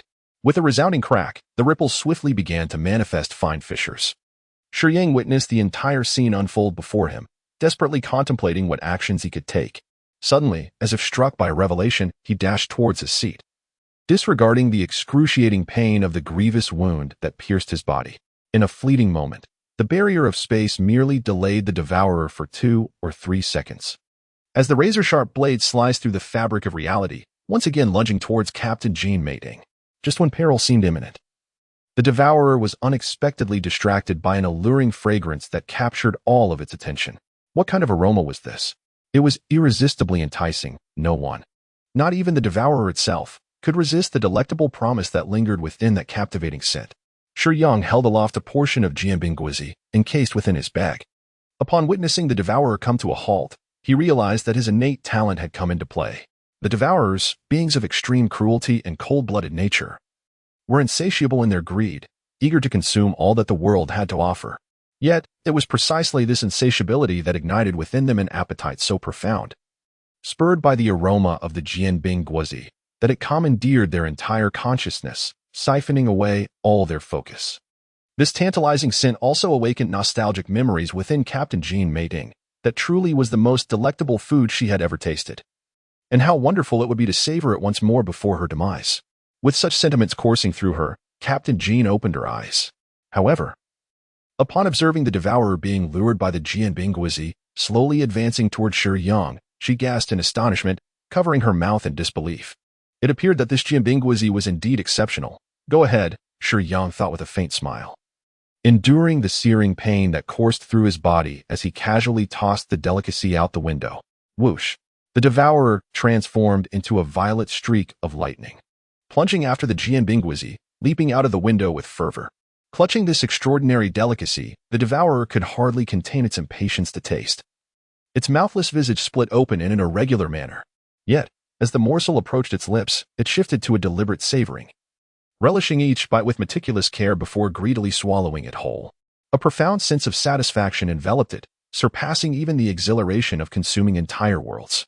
Before long, however, the devourer was reminded of its predicament. Enraptured by the exquisite flavor, it had forgotten that it was within a world governed by rigid rules, and as time elapsed, the force of the world's rejection reached its zenith, forcing it to be expelled from this realm. By the time the devourer grasped this reality, it had already crashed before the headquarters of the Cosmic Corporation. There was no time left to ascend and eradicate the key figures as it vanished. It cast Shiyang a glance, conveying a simple yet ominous message. I will undoubtedly find you. It was evident that the Jianbing Guozi had bewitched it, and it would surely devise a means to seek out Shiyang. However, the question of pursuit could be contemplated later. For now, Shiyang could finally relax and catch his breath. Thud. Leaning against the wall, he collapsed onto the ground. Hao Qin, how are you? Captain Jean Meiting rushed to Shiyang's side, kneeling frantically to tend to the knife wounds on his chest and abdomen, her beautiful eyes glistening with tears, her voice trembling with emotion. I'm fine, just call for an ambulance, Shiyang replied, his tone light yet tinged with weakness. His physical condition was somewhat above 50. While the wounds appeared dire, they were not life-threatening. Vice President Che Zhuxi observed Shiyang from a distance with a complex expression, while Su Zhengshu stood nearby, eager to assist but uncertain of how to proceed. Shiyang exchanged a glance with both Su Zhengshu and Che Zhuxi, refraining from elaborating on the recent events. The other colleagues around were utterly bewildered, gazing at the unfolding events with a sense of confusion. They could neither comprehend the power of the devourer nor grasp the essence of such an entity. The news surrounding this incident was rather straightforward. A hired assassin, contracted by a rival company, attempted to assassinate a high-ranking official of the Cosmic Group but was thwarted by an employee of the company. Many would remain indifferent to this occurrence, unconcerned about the identity of the injured party. After all, the incident merely resulted in a singular explosion, affecting 2 floors and leading to the demise of a senior executive, Che Jingzhou. However, for Jin Meiting, Su Zhenshu, and Che Zhuxi, they had been introduced to a new realm. Moreover, the appearance of the devourer ignited a thought within Shiyang. If only I could become stronger. Lying quietly on the hospital bed, having lost an arm, Shiyang was a marvel to the doctors. Such an injury would typically be fatal for an ordinary individual. Yet he remained merely weak, with no imminent threat to his life. Team leader Jin Meiting and assistant Su Zhenshu vigilantly stood by Shiyang's bedside, occasionally wiping away their tears. Che Zhuxi returned home, having witnessed the encounter between Shiyang and the devourer. An overwhelming sense of possessiveness surged within her heart. As the esteemed heiress of the cosmic group, she had been raised in luxury, accustomed to her noble status, and wherever she went, others bowed before her. She could not allow precious things to fall into the hands of another woman. Thus, she devised a plan. For now, we shall set aside the musings of Che Zhuxi. The 3 women in Shiyang's household, along with a neighbor, found it peculiar that Shiyang had not returned home today. Time had grown late, yet Shiyang remained unreachable. As if he had vanished without a trace, even phone calls went unanswered. Among them, the calmest was Luasili, a mature adult with worldly experience. She did not believe that Shiyang's character would allow him to depart without a word, abandoning everyone. However, her understanding of Shiyang's nature also instilled a sense of unease within her. She feared that something unfortunate had befallen him, which explained his absence. The hostess, Li, felt a pang of sorrow upon witnessing Shiyang's pitiful state. Suddenly, a delightful pink kitten sprang forth from Shiyang's head, bouncing along playfully. Li regarded the little creature with a mix of resignation and familiarity. She had long sensed the kitten's presence, which had attached itself to Shiyang after he had dispatched Che Jingzhou.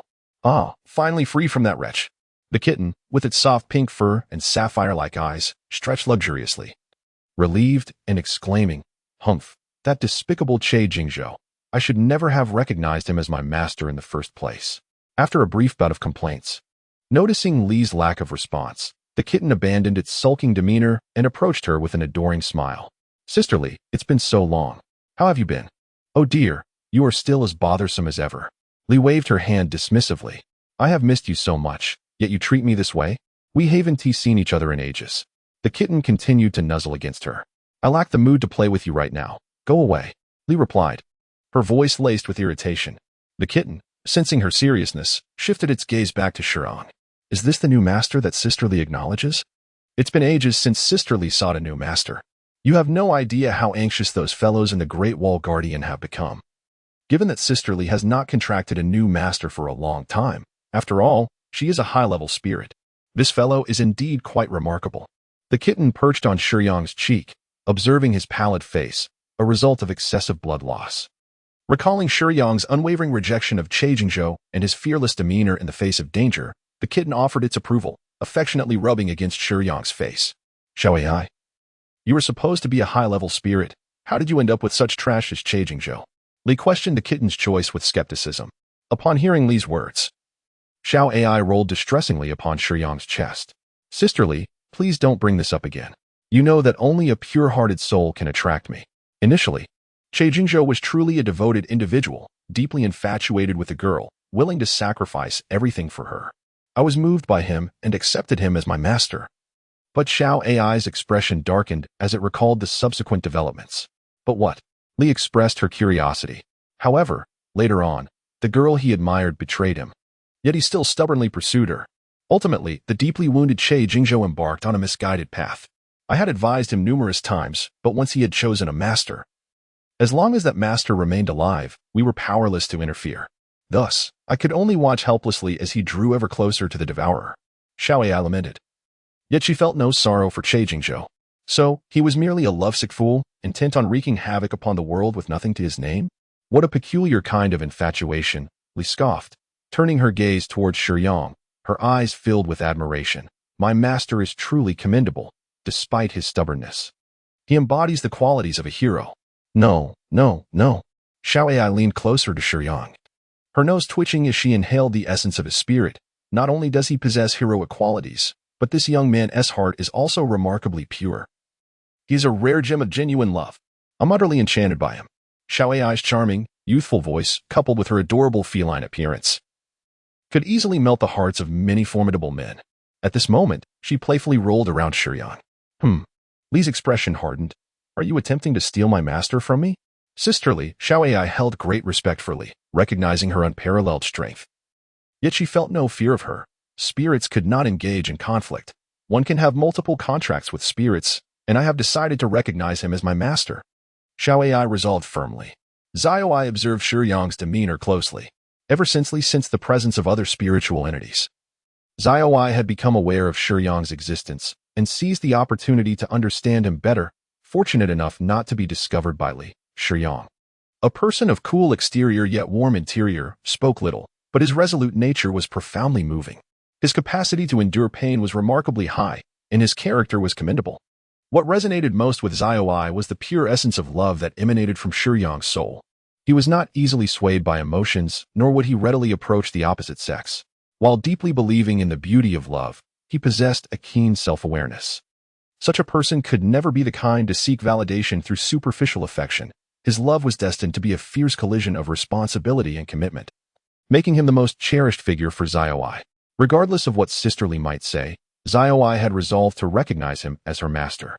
Once he awakened, with a mere consent, she could remain by their side. Li felt a twinge of discomfort. Yet the prospect of having a high-level spiritual entity acknowledge Shiyang as their master was an invaluable opportunity, one that would significantly accelerate his growth. With this thought in mind, Li fell silent, no longer opposing the idea. Shiyang's fingers stirred slightly.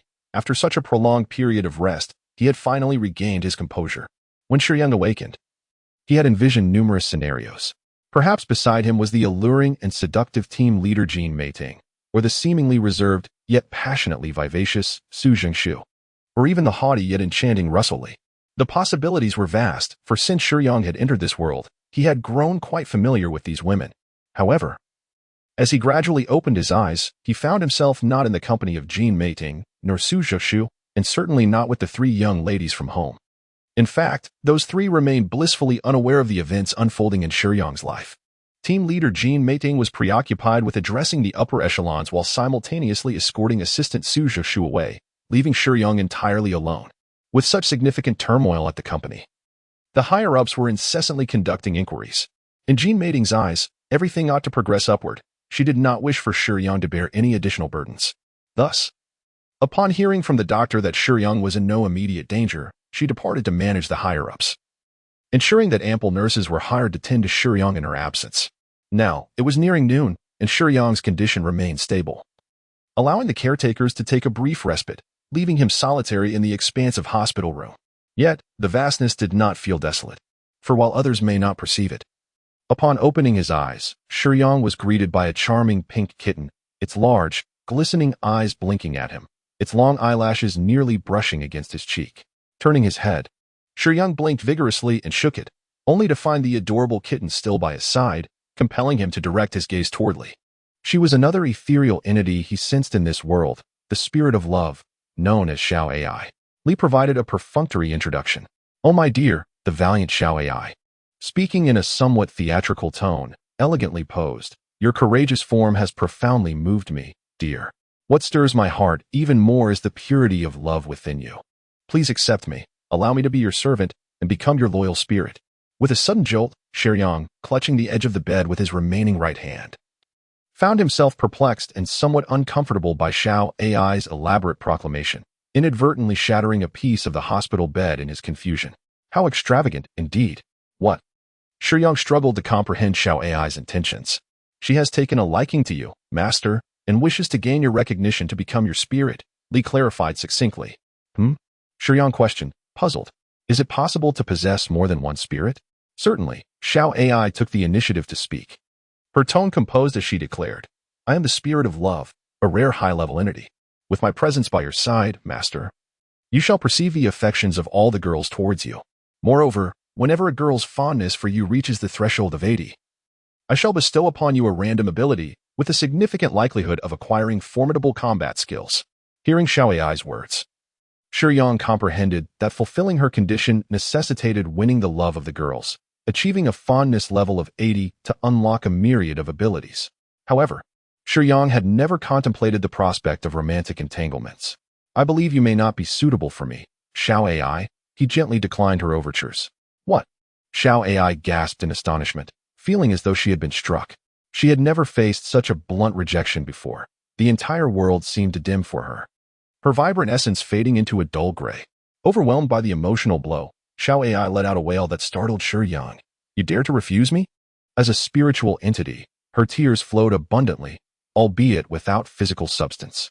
Observing her despondent state, Shiyang felt a twinge of uncertainty, yet remained unmoved. He believed that if he had no desire for romance, what purpose would Xiao Ai serve by his side? Masterly interjected, not out of pity for Xiao Ai, but from a place of rationality for Shiyang.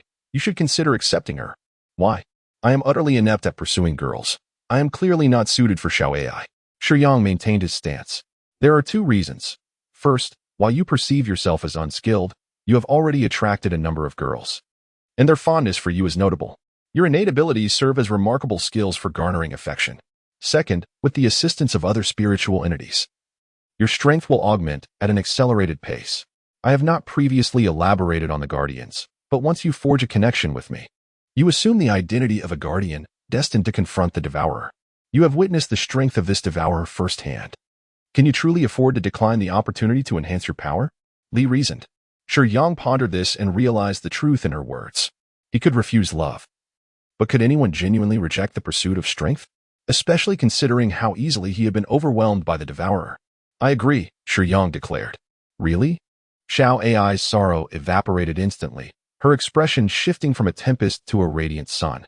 Indeed, Shiyang affirmed with a nod. Master. Xiao Ai gleefully leaped into Shiyang's embrace. Although she lacked a physical form, her endearing appearance brought a novel sensation to Shiyang, who had never owned a pet before. Cats are undeniably adorable. By the way, Master, my supporting function includes spatial storage capability. Previously, Che Jingzhou traded 2 worlds with the Devourer for a character card, which he treasures immensely. Would you like to take a look? Xiao Ai and Shiyang have established a relationship, allowing her to access his space, where treasures left by Che Jingzhou reside. Character card? What is that? Shiyang inquired, perplexed.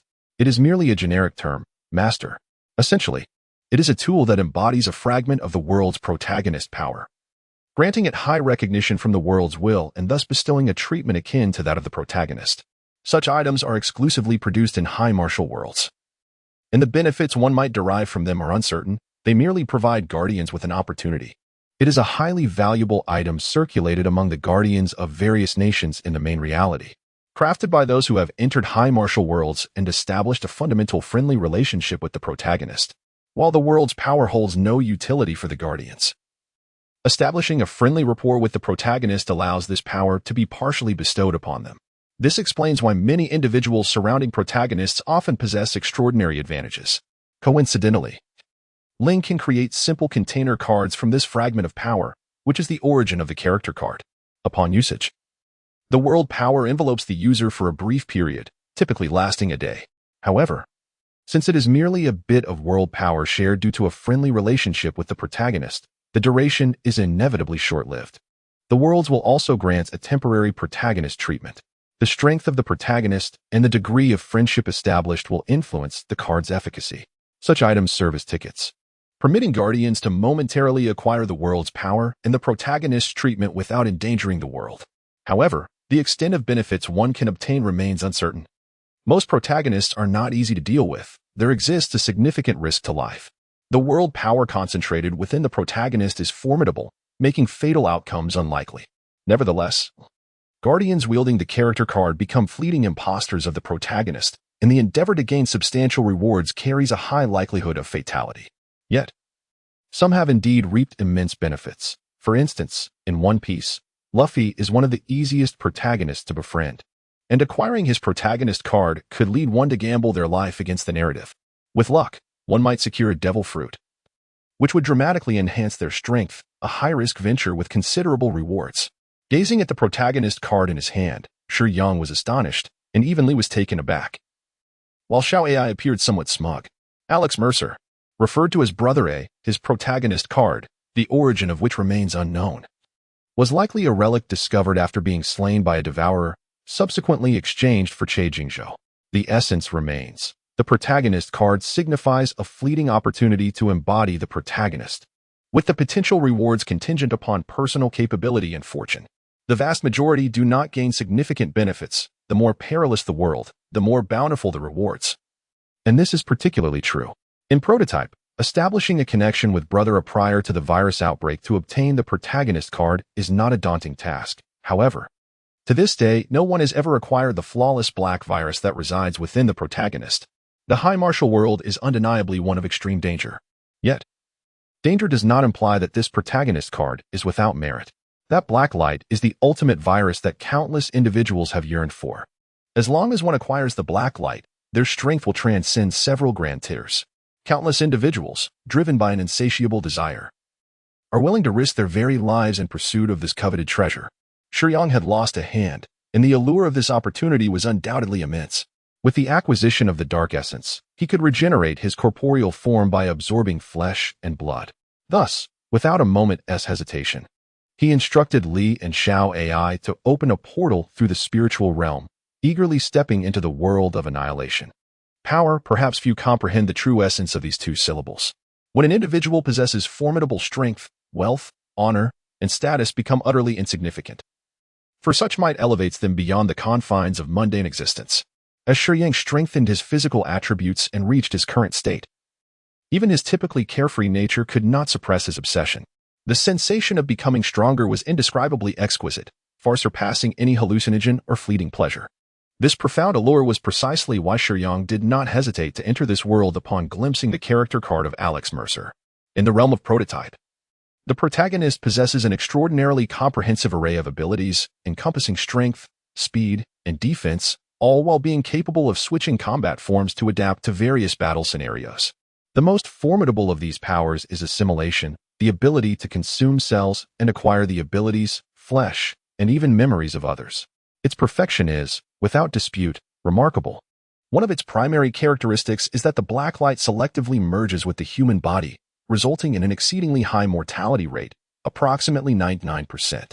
However, if the protagonist Alex can endure the initial wave of assimilation's agony, the black light will submit to the human will, eliminating any possibility of self-mutating. It will evolve solely based on human necessity, devoid of the chaotic mutations reminiscent of a viral outbreak. Thus, those who survive this trial are deemed worthy of evolving into a god at will. For Li, acquiring the viral core would enable her to expend energy to enhance the black light's unique lethality in selecting hosts. Consequently, the singular question confronting Shiyang is how to obtain the black light virus core. Once secured, he is certain he can become the host. The black light, with its immense potential and high ceiling, is something that all covet. In the world of Prototype, post-virus outbreak, the danger level is exceedingly high, characterized by intense violence and consumption throughout the city of Manhattan. Given Shiyang's current strength and his body, still recovering from serious injuries, he should ideally rest before embarking on any adventures. Yet, as he contemplated his innate talent, he recalled a particular detail. At the beginning of the narrative, the protagonist, Alex Mercer, was targeted by Gentech for the elimination of personnel researching the blacklight virus. In a desperate bid for survival and profit, Alex seized the evolved blacklight virus, threatening Gentech. However, the company hired assassins to eliminate him. In his final moments, Alex, in a fit of despair, shattered the viral serum, only to discover that he was among the rare few who met the criteria for a blacklight host. Thus, the original Alex Mercer perished, and what remained was the viral entity known as Alex. In the unfolding narrative, Shiyang uncovers a slight inconsistency. Li and Xiao AI also reference the methods employed by predecessors, which suggests that all guardians entering the realm of brutal genesis initially seek to cultivate a favorable rapport with the protagonist. Subsequently, during the protagonist's escape, they aim to seize the remaining vial of the blacklight virus held by Alex. However, others are not naive. One cannot expect trust to be easily granted when approaching with ulterior motives. Moreover, aligning oneself alongside Alex means confronting the formidable Gene Take. While many may remain oblivious to Gene Take, none can afford to overlook the ominous Black Watch. The prowess of that unit is, undoubtedly, beyond question. Thus, who among the allies of the protagonist could possibly withstand the might of the Black Watch within this world? Even if one surpasses the guardians of this realm in strength, the potential to harm pivotal characters would inevitably lead to a curtailment of power. The will of the world favors guardians. Yet it does not imply that they are exempt from restrictions. Consequently, the notion of employing skilled individuals to forcibly acquire the black light proves impractical. Furthermore, aligning with Jianbing to procure the black light during the interim between the protagonist's demise and the virus's reconstitution is even less feasible. Infiltration is utterly unviable, for that location is heavily guarded by the Black Watch. Additionally, the corporation itself is characterized by stringent protocols and meticulous personnel selection. An inexperienced newcomer with no notable background possesses little chance of gaining entry into Jianbing. It is precisely at this juncture that Shiyang perceives an alternative path. Upon utilizing the protagonist's card, his fortune within this realm experiences a notable enhancement. The duration of this card's effect is relatively brief, approximately 12 hours. Within this time frame, Shiyang directly approaches a prominent personnel supervisor at Jianbing. While it is true that Jianbing does not employ just anyone, Shiyang boldly presents himself with a savory pancake roll, adopting a sycophantic demeanor as he requests a position as a janitor from the impeccably groomed supervisor. The Jianbing Guozi from Shiyang is simply irresistible. No one can refuse its allure. Following the assassination of Alex, there was a span of several hours before the virus underwent its reconfiguration. Initially, the researchers at Jianbing did not realize that Alex had been chosen by the virus. They merely regarded him as a mere carrier. However, due to the significance of the blacklight, the security remained exceptionally stringent. As a mere janitor, Shiyang should not have had the privilege to enter the core research area. However, with the aid of a few members of the Black Watch, who were swayed by the allure of Jianbing Guozi, he managed to pass through their defenses effortlessly. Gaining the trust of the Black Watch is an accomplishment that typically eludes even the most dedicated guardians throughout their lifetimes. Yet, Shiyang, with his amiable demeanor and a severed hand, went unnoticed in his humble role. Before the virus could complete its reconfiguration, Shiyang wielded a large syringe and extracted several substantial vials of blood from Brother A. Utilizing his character card, he was bound by the world's power, preventing him from traversing realms directly. Nevertheless, Shiyang diligently performed his duties as a janitor for an entire day, and as his shift concluded, he seamlessly returned to the beautiful new world. Before him lay the core of the blacklight virus, its accessibility astonishing. Li was somewhat prepared for this, but Xiao Ai found it incomprehensible. The God of Jianbing Guozi? How could it be? Shiyang had acquired the ultimate virus, something that countless guardians had strived for but failed to obtain, and it had come to him so easily. She could not fathom how such an eccentric talent could yield such extraordinary results. The Black Watch and Jianbing, as adversaries of Brother A, were formidable and highly vigilant. But who would believe that such elite and powerful guards could be swayed by Jianbing Guozi? Despite their astonishment, both Li and Xiao Ai understood that Shiyang was their master. How could any spirit wish for their master to grow weaker? "You're incredible, master," Xiao Ai exclaimed, lavishly praising him. Although Li remained silent, her expression radiated approval for Shiyang. "Master, now that we possess the original virus, we only need to gather some energy to enhance the lethality of the blacklight's singular flaw before we can utilize it. How do you feel about that?" Team leader Jianbing had brought a considerable amount of supplies, including food, beverages, and nutritional supplements. Her words were warm, though her expression bore a hint of awkwardness. "I heard from the nurse that you woke up early this morning. I was at the company and couldn't be by your side to care for you." "I apologize for that," she said, sitting beside Shiyang's hospital bed, casually picking up an apple. "Would you like to eat?" Team leader Meiting, "Why such courtesy? I should be the one thanking you for caring for me, not the other way around," Shiyang replied, his mood buoyant, wearing a gentler smile than usual. "That is what I ought to do, after all." "You have saved me more than once," Jianbing remarked, glancing subtly at the empty sleeve of Shiyang's hospital gown. "I did not save you to elicit gratitude." "You always say that," she replied, her slender fingers deftly peeling the apple for him. "Master, you actually thought of rejecting me before? Thankfully, you didn't miss out. Otherwise, you would have lost significantly," Xiao Ai suddenly chimed in, circling around team leader Meiting with excitement. What is it? Is there a problem?" Team leader Jianbing believed that Shiyang was speaking to her. It's all right. She thought Shiyang was acting strangely, worried that he was traumatized by the loss of a hand. "Hao Cheng, I understand you are hurt. Such an injury is a significant blow to anyone. But rest assured, I will take care of you from now on. How about you stay at my place?" Shiyang was taken aback by Jianbing's response. He had merely been puzzled by Xiao Ai's behavior, prompting his involuntary inquiry. "Master, your preferences may be peculiar, Yet your discernment is commendable, Xiao Ai teased Shiyang lightly. Surprisingly, her mood was remarkably bright, and she exchanged a knowing glance with him, signifying her recognition of Jin Mating's beauty. While she voiced one sentiment, Xiao Ai was aware that Shiyang harbored no ulterior motives. This enchanting older sister harbored an 85 affinity for the master, granting him the opportunity to randomly acquire a unique ability. Xiao Ai had not forgotten her primary objective. Her sudden appearance was to remind Shiyang of the elevated affinity. Now, she felt no regret in following him, although he showed little interest in romance. The rapid influx of admirers and the high levels of affection were immensely gratifying to her. An unknown energy surged within Shiyang, and inexplicably, a new ability manifested in his mind. Passive ability, fantasy of the god of love description, upon receiving the acknowledgement and following of the spirit of love. If one or more women have developed genuine affection towards you, note that true affection requires a minimum affinity of 80 points. This special power, bestowed solely by the spirit of love, will be granted. Effect 1. God of Love. If the host is male, he will possess an innate allure to women. The greater the disparity in spiritual strength, the stronger this attraction will be. Conversely, if a woman's spiritual strength surpasses that of the host, she will still hold a basic fondness for him. Effect 2. Fantasy. When the host's spiritual strength exceeds that of a female character and her affinity for him exceeds 80, upon touching the host, this female character will be enveloped in a sweet and vivid intimate fantasy. In this illusion, she will engage in a passionate entanglement with the host, experiencing an unprecedented peak of pleasure. The fantasy is extraordinarily lifelike, making her believe that a genuine connection has been established. The cooling period lasts 1 minute. Evaluation. The embrace of souls indeed transcends the mere collision of flesh.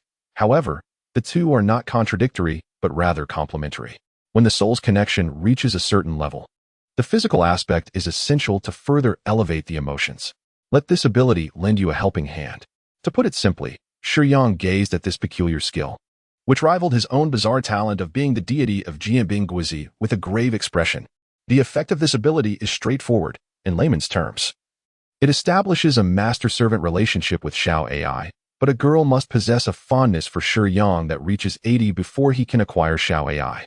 The initial random ability can grant the fantasy of the god of love. To elaborate, as long as Shiyang's mental strength surpasses that of the other party, he will attract them. If their fondness exceeds 80, upon encountering Shiyang, they will enter a fantasy where they will engage in intimate acts, allowing the female counterpart to experience unprecedented ecstasy. This is an illusion, yet to women with lesser mental strength than Shiyang, it appears to be entirely real. Wait. Once Shiyang comprehended the effects of this passive ability, he immediately called out to halt the actions of team leader Jin Mating. A moment ago, while Shiyang was examining the skill, team leader Jin Mating had already peeled an apple and cut a small piece, tenderly offering it to Shiyang's lips. The team leader, already fond of Shiyang, suddenly found him even more handsome, believing that no one in the world could surpass his charm. Shiyang's urgent plea to stop her was sparked by the very act of feeding him the apple, which inadvertently caused the tip of team leader Jin Mating's delicate finger to brush against Shiyang's cheek. She froze for a second. The bitterness on Shiyang's face was palpable. Team leader Jin Mating lowered her head, closed her eyes, and bit her lip. The piece of apple that was meant for Shiyang had already slipped from her trembling fingers onto the hospital bed. Shiyang has now come to understand why Xiao Ai was so delighted to see a woman with such a high level of affection for him. And he also comprehends the meaning behind the knowing glance she gave him. Xiao Ai recognized that someone admired Shiyang enough to meet the required threshold of affection, clearly indicating that Shiyang would undoubtedly acquire this ability for the first time. However, the issue is that Shiyang is genuinely perplexed. Team leader Jin, are you all right? Shiyang observed team leader Jin Mating had nearly recovered, noting her evident exhaustion and the beads of sweat adorning her forehead. He felt a surge of concern and reached out, but the next moment, slap, Shiyang painfully smacked himself on the head, having forgotten about the 1-minute cooldown period for personal interactions. At long last, it was over. Shiyang refrained from approaching team leader Jin Mating, allowing her to remain seated in her chair, and this recovery time extended to nearly 20 minutes. How could this happen? Jin Mating thought, feeling utterly revitalized. Even someone as experienced as she had never encountered such an exhilarating sensation. The only conclusion she could draw was that she liked him, deeply, profoundly, and overwhelmingly. In Jean Meiting's eyes, Shiyang finally showed a willingness to engage in a relationship with her. Yet, Shiyang's expression grew increasingly pained. Exhausted, team leader Jean Meiting lay quietly on Shiyang's hospital bed. "Master, your affection level has reached 90. Xiao Ai exclaimed with great joy as she valued this immensely. Being the spirit of love, Jean Meiting's affection for Shiyang had increased by 5 points after entering the illusion, a remarkably high figure. When relying solely on one's character and inner qualities to attract others, the theoretical upper limit for affection is 80. An affection level of 80 already signifies a significant fondness and appreciation for one another. Remarkably, Jean Meiting's affection for Shiyang reached 85 without any physical contact. One reason for this might be her daughter, as Shiyang had previously assisted her child. The significance of 100 in this context is exceptionally profound. Achieving a score of 100 implies that a girl has fallen deeply in love, even to the extent of loving him more than herself. Theoretically, such a score should not exist. From a contemporary perspective, it seems implausible that someone could love another more than they love themselves.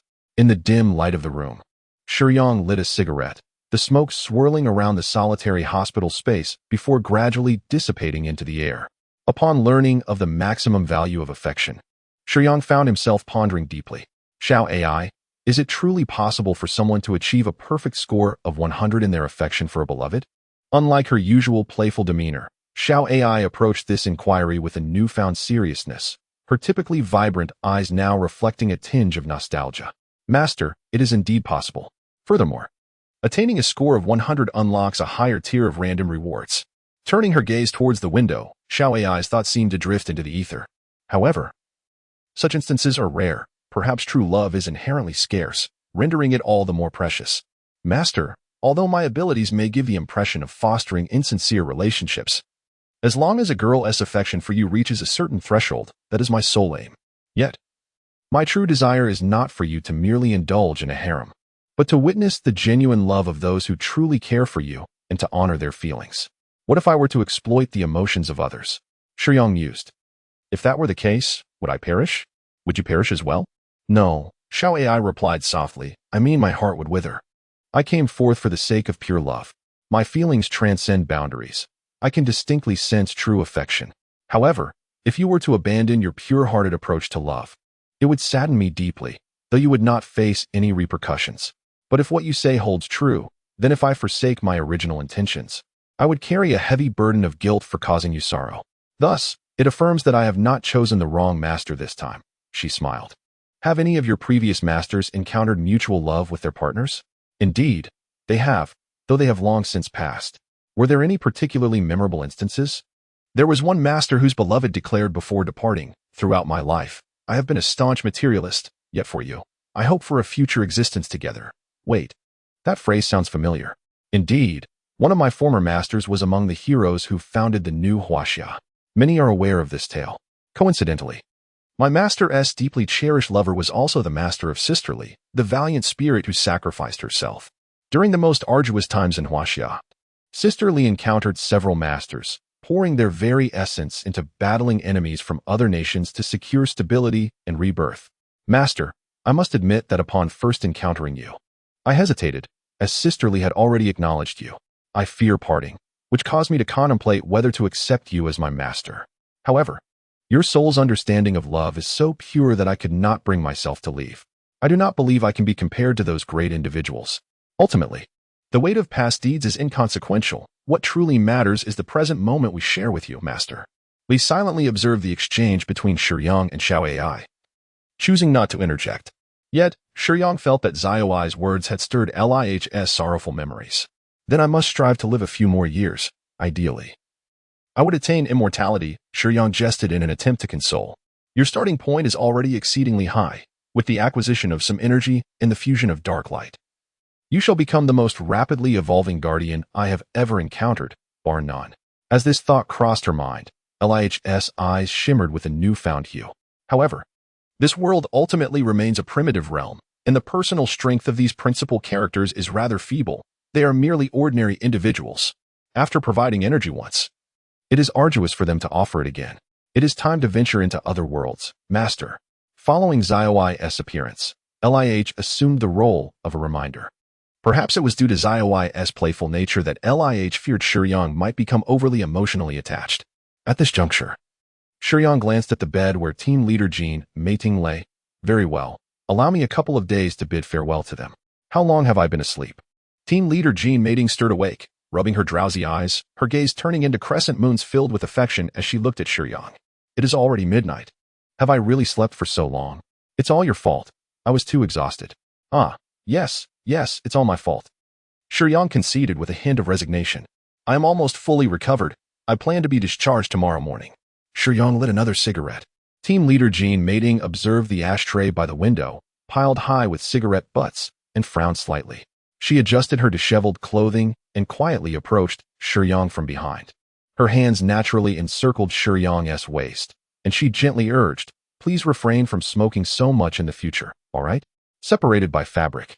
Team leader Jean Meiting did not touch Shiyang's skin. This is one of my few indulgences. If not smoking, then what shall I do? Shiyang, wary of Jean Meiting's hand straying to uncovered areas like his arms or neck, gently twisted away, freeing himself from her embrace. Shiyang, despite his disregard for advice, did not draw the attention of team leader Jean Meiting. It is rare for men to abstain from smoking.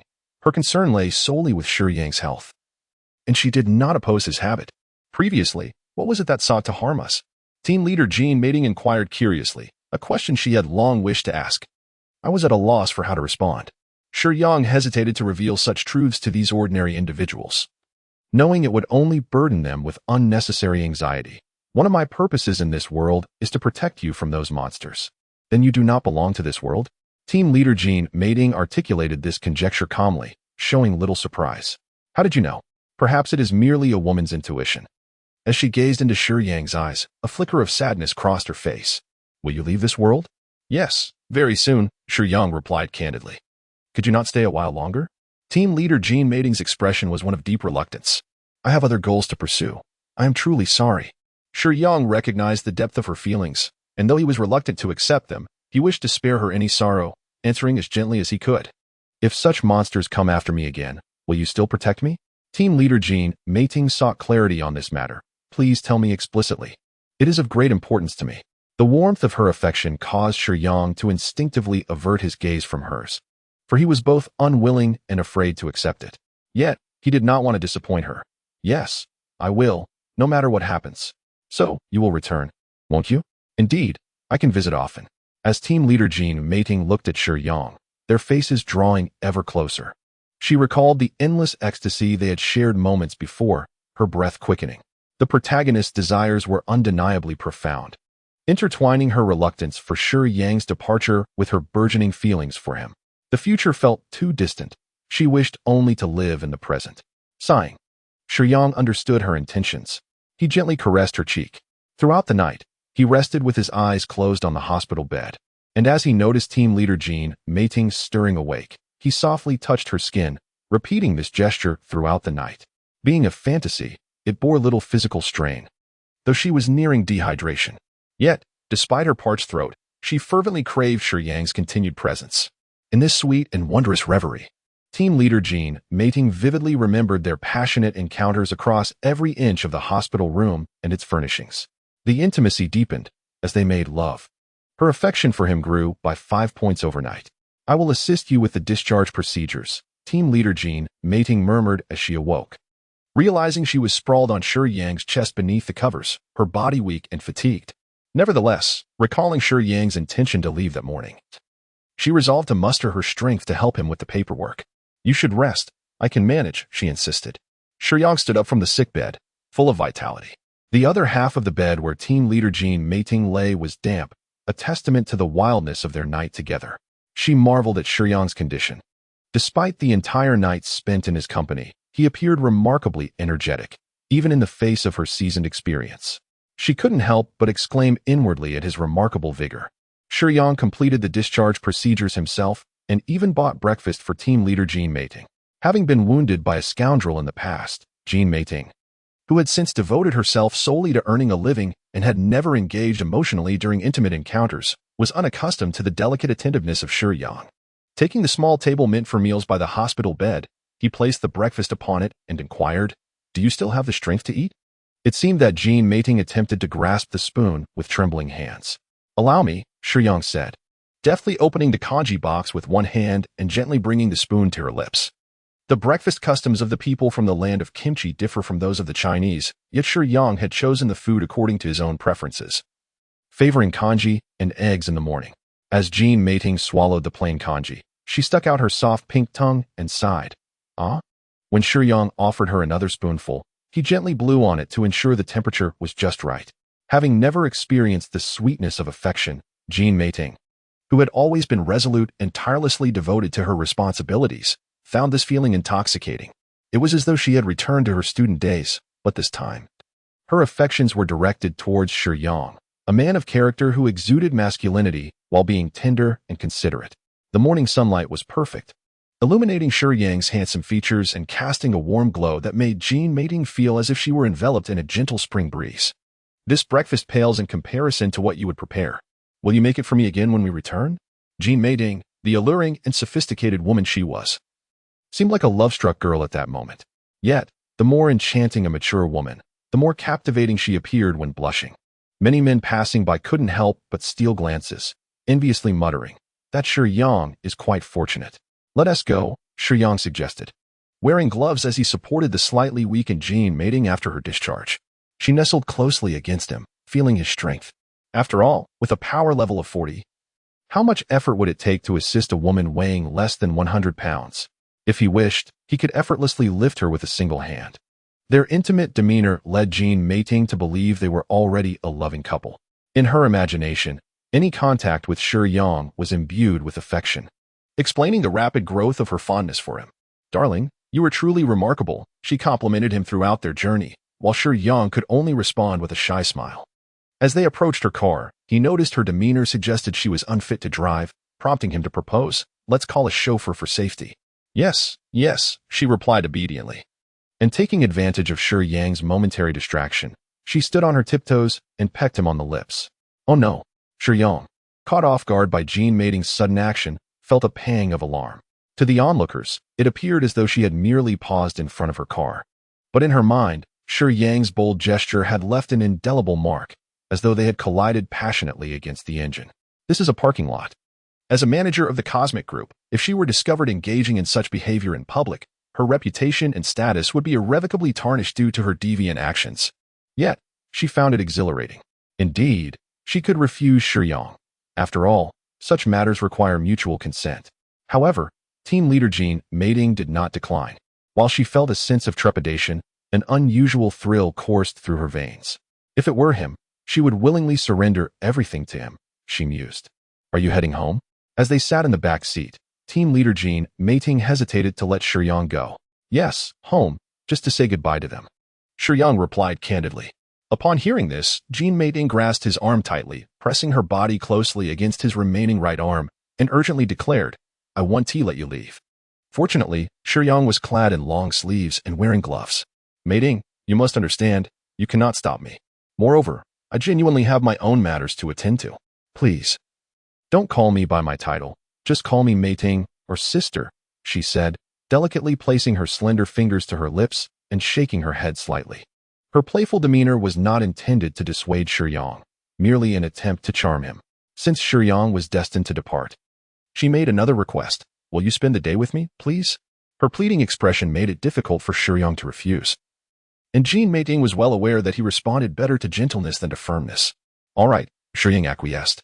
"Please take me to the Cosmic Group headquarters." Jean Mating instructed the driver. Before long, the car came to a stop beneath the towering edifice of the Cosmic Group headquarters. "What brings you here?" Shiyang inquired, puzzled. "I need to submit a leave application. Sometimes, as a supervisor, taking a break can be quite troublesome. You promised me you would accompany me today."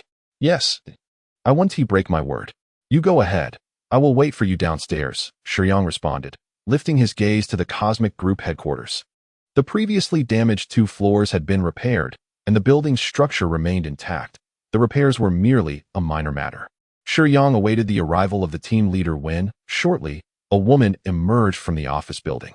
However, it was not the esteemed group leader Jean Mating. Instead, it was Hao Cheng, who approached him with warmth and enthusiasm. Having spotted Shiyang from the window above, She hurriedly descended the elevator to greet him. Vice President Che, what brings you here? Shiyang recalled this elegant woman, whose demeanor resembled that of a proud black swan, confidently holding her head high. Shiyang, who is not afflicted by dementia, recently rescued Che Zhuxi.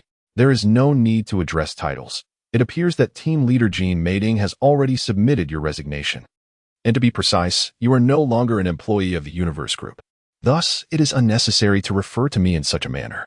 Moreover, you remain my savior. How could I possibly assume the airs of a vice president in front of my benefactor? Even when Che Zhuxi speaks normally, there is an unmistakable air of condescension in her tone.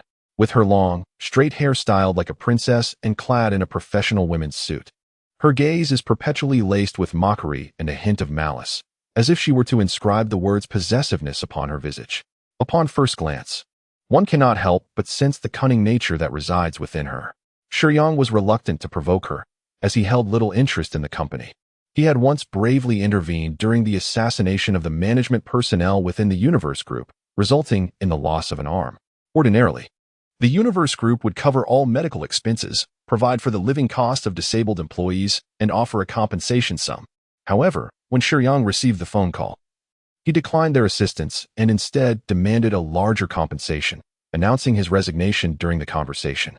For an average person, retiring due to an accident that resulted in a disability, with the company bearing the living expenses, would be far more advantageous than seeking additional compensation, yet Shiyang chose to resign. Others might deem Shiyang irrational, but Che Zhuxi understood that he was likely no ordinary individual. On the day Shiyang saved her, she witnessed the extraordinary power he exhibited against that creature. From that moment, Che Zhuxi began to question whether superhumans might exist in this world. She investigated using her father's resources, but found no information. Chairman Che was a figure of significant influence, and if his informants could not uncover anything, it was likely the case that there were none. After all, in this lower realm, aside from beings like Shiyang, how could there be other superhumans? Yet, the more she pondered, the more her curiosity grew. A remarkable person stood before her, making it impossible for her to quell her inquisitiveness. I do not believe I can be anyone's savior, nor do I expect anything in return. The vice president should focus more on work, Shiyang stated, somewhat brusquely. I initially considered appointing you as the head of another department, as I cannot be ungrateful. Yet you do not even give me the opportunity, Che Zhuxi replied. Vice President Che, Shiyang frowned, wishing to say more when he noticed Team Leader Jianbing gracefully emerging through the doorway. My awaited guest has arrived. Farewell. Shiyang waved at Team Leader Jianbing and turned to leave. It was the first time Che Zhuxi encountered someone so dismissive, yet she remained eager to uncover Shiyang's secrets. Frustrated, she shot a fierce glance at Team Leader Jianbing. Team Leader Jin, what is the matter? Are you headed out? Che Zhuxi had yet to approve the supervisor's leave. With this thought, a mischievous smile crept across her face. Ultimately, Che Zhuxi did not press Team Leader Jianbing too harshly, but proposed a condition. Ostensibly wishing to repay Shiyang, she would cover all expenses. But she insisted on accompanying the two, which left Team Leader Jianbing feeling quite uneasy. With the vice president present, she had to navigate the situation carefully, unable to linger with Shiyang, which was decidedly uncomfortable. By the way, I know of a lively place. Let us go, Che Zhuxi insisted, ushering Team Leader Jianbing and Shiyang into her vehicle. Though Team Leader Jianbing was reluctant, Che Zhuxi's warning glance left her in a quandary, ultimately leading her to beckon Shiyang into the car. The luxury of the business vehicle was undeniable. Yet sitting opposite the vice president made Team Leader Jianbing feel entirely out of sorts. Shiyang felt a sense of relaxation, as he could surmise that Che Zhuxi had developed a curiosity about him after witnessing his encounter with the Devourer. He had no intention of lingering in this place for long, thus he paid little mind to Che Zhuxi's thoughts. At her suggestion, the three of them arrived at an upscale private club. Upon disembarking, both group leader Jianbing and Shiyang were perplexed as to why Che Zhuxi had chosen to bring them here. This establishment was one of the entertainment enterprises under the control of Che Jingzhou, despite his demise just 2 days prior. The majority of his assets had already fallen into Che Zhuxi's hands. Such establishments often housed numerous enforcers. Che Zhuxi was generous in her expenditures, and the personnel loyal to Che Jingzhou had also aligned themselves with her. There was no ulterior motive in bringing Shiyang here. After all, she did not believe that a few enforcers could subdue someone of Shiyang's caliber. Her intention was simply to expose Shiyang's vulnerabilities before her. As they entered, Several attractive young women approached them. Having been born into a family of tycoons, Che Zhuxi was acutely aware of men's desires. Even her father, occupying a high position, indulged in the intrigues of a harem. What man would not wish to embrace beauty on either side? Shiyang was uncertain about what Che Zhuxi wished to play, as he was surrounded by a throng of young ladies. The distance between Shiyang and the group leader Jean Meiting grew, as many girls separated them, causing the two to drift apart gradually. In an exclusive VIP room, Che Zhuxi gracefully employed a corkscrew to uncork a bottle of red wine, gently pouring it into a decanter. The young women encircling Shiyang purposefully ushered him into the room, ultimately leaving only the four most strikingly beautiful among them. Shiyang found Che Zhuxi's antics somewhat amusing and offered no resistance, following the lead of the women to sit across from Che Zhuxi. In truth, I believe the vice president need not go to such lengths. Shiyang gracefully lifted the crystal-clear glass before him, gently swirling the crimson liquid within. Hao Cheng, you are not an ordinary person. The Universe Group is a preeminent conglomerate in the country, possessing considerable financial resources. You must know that with your capabilities, you could easily lead a more opulent life. Che Zhuxi first attempted to entice him with her beauty, not as a mere ploy, but to gauge Shiyang's interests. However, it was evident that Shiyang was not swayed by such superficial charms. If he were captivated by alluring women, Che Zhuxi could easily summon a multitude of stars, even top-tier celebrities, yet Shiyang remained unmoved. Let us be frank, what I desire, Miss Vice President, is beyond your reach. Shiyang inhaled the aroma of the wine and, with a fluid motion, discarded the contents of his glass, striding towards the cabinet filled with exquisite spirits. He selected a bottle of aged baijiu, returning to his previous seat with it in hand. The young women flanking him graciously accepted the chosen liquor, thoughtfully procuring a new glass for him, uncorking the bottle, and even attempting to feed him a sip, which he politely declined. This baijiu may appear modest, but to me, the ostentation of red wine is superficial. My true preference lies with the essence of Chinese baijiu. With that, Shiyang tilted his head back and down the glass in one swift motion, savoring the robust flavor of the baijiu. In truth, the spirits found in the VIP room are far from inexpensive. Chinese baijiu varies in quality and price, as is the case with all liquors. Shiyang's remark was merely a signal to Che Zhuxi that his tastes lay elsewhere. There is a saying, money cannot buy everything. But lacking it is indeed a profound misfortune.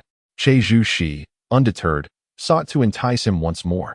As I mentioned earlier, the Universe Group is unparalleled domestically, with substantial financial resources. If you were to join me, I could fulfill all your desires. I refuse to believe there is anything that money cannot procure.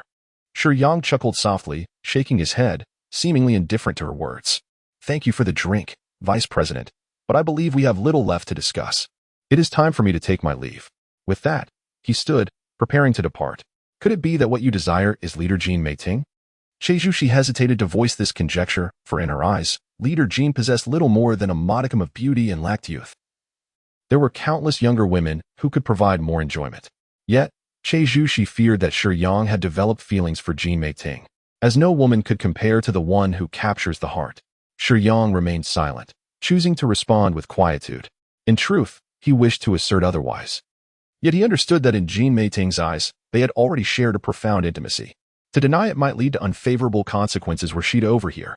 With the presence of the goddess of love, Shiyang felt no trepidation in uttering falsehoods. As for group leader Jean Meiting, she remained oblivious to the unfolding events. After being separated from the other women in the hall, she was escorted to a venue where women sought thrills, while men could indulge in pleasure. Women were equally entitled to such experiences. However, gazing upon the youthful and alluring bodies, Jean Meiting found herself devoid of interest. Her thoughts were solely occupied with finding Shiyang. Dear Master, there is more to this chapter. Please turn the page to continue reading. The subsequent sections are even more riveting. It was only when a male attendant approached that Jean Meiting hastily retreated, but the attendant's hand had already grazed her waist, leaving her with no avenue for escape. In the face of Shiyang's silence, Che Zhuxi interpreted it as tacit approval. As a woman, she could not fathom what allure Jean Meiting possessed to captivate someone as extraordinary as Shiyang. She considered herself noble, believing few men could match her worth.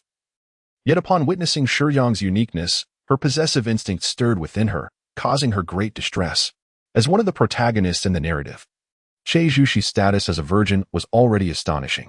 In the original storyline, Her interest in Hao Cheng led her to eavesdrop on his intimate moments with other female protagonists, and she openly declared her desire to possess him, a clear manifestation of her jealousy. Shiyang's silence further ignited Che Zhuxi's envy.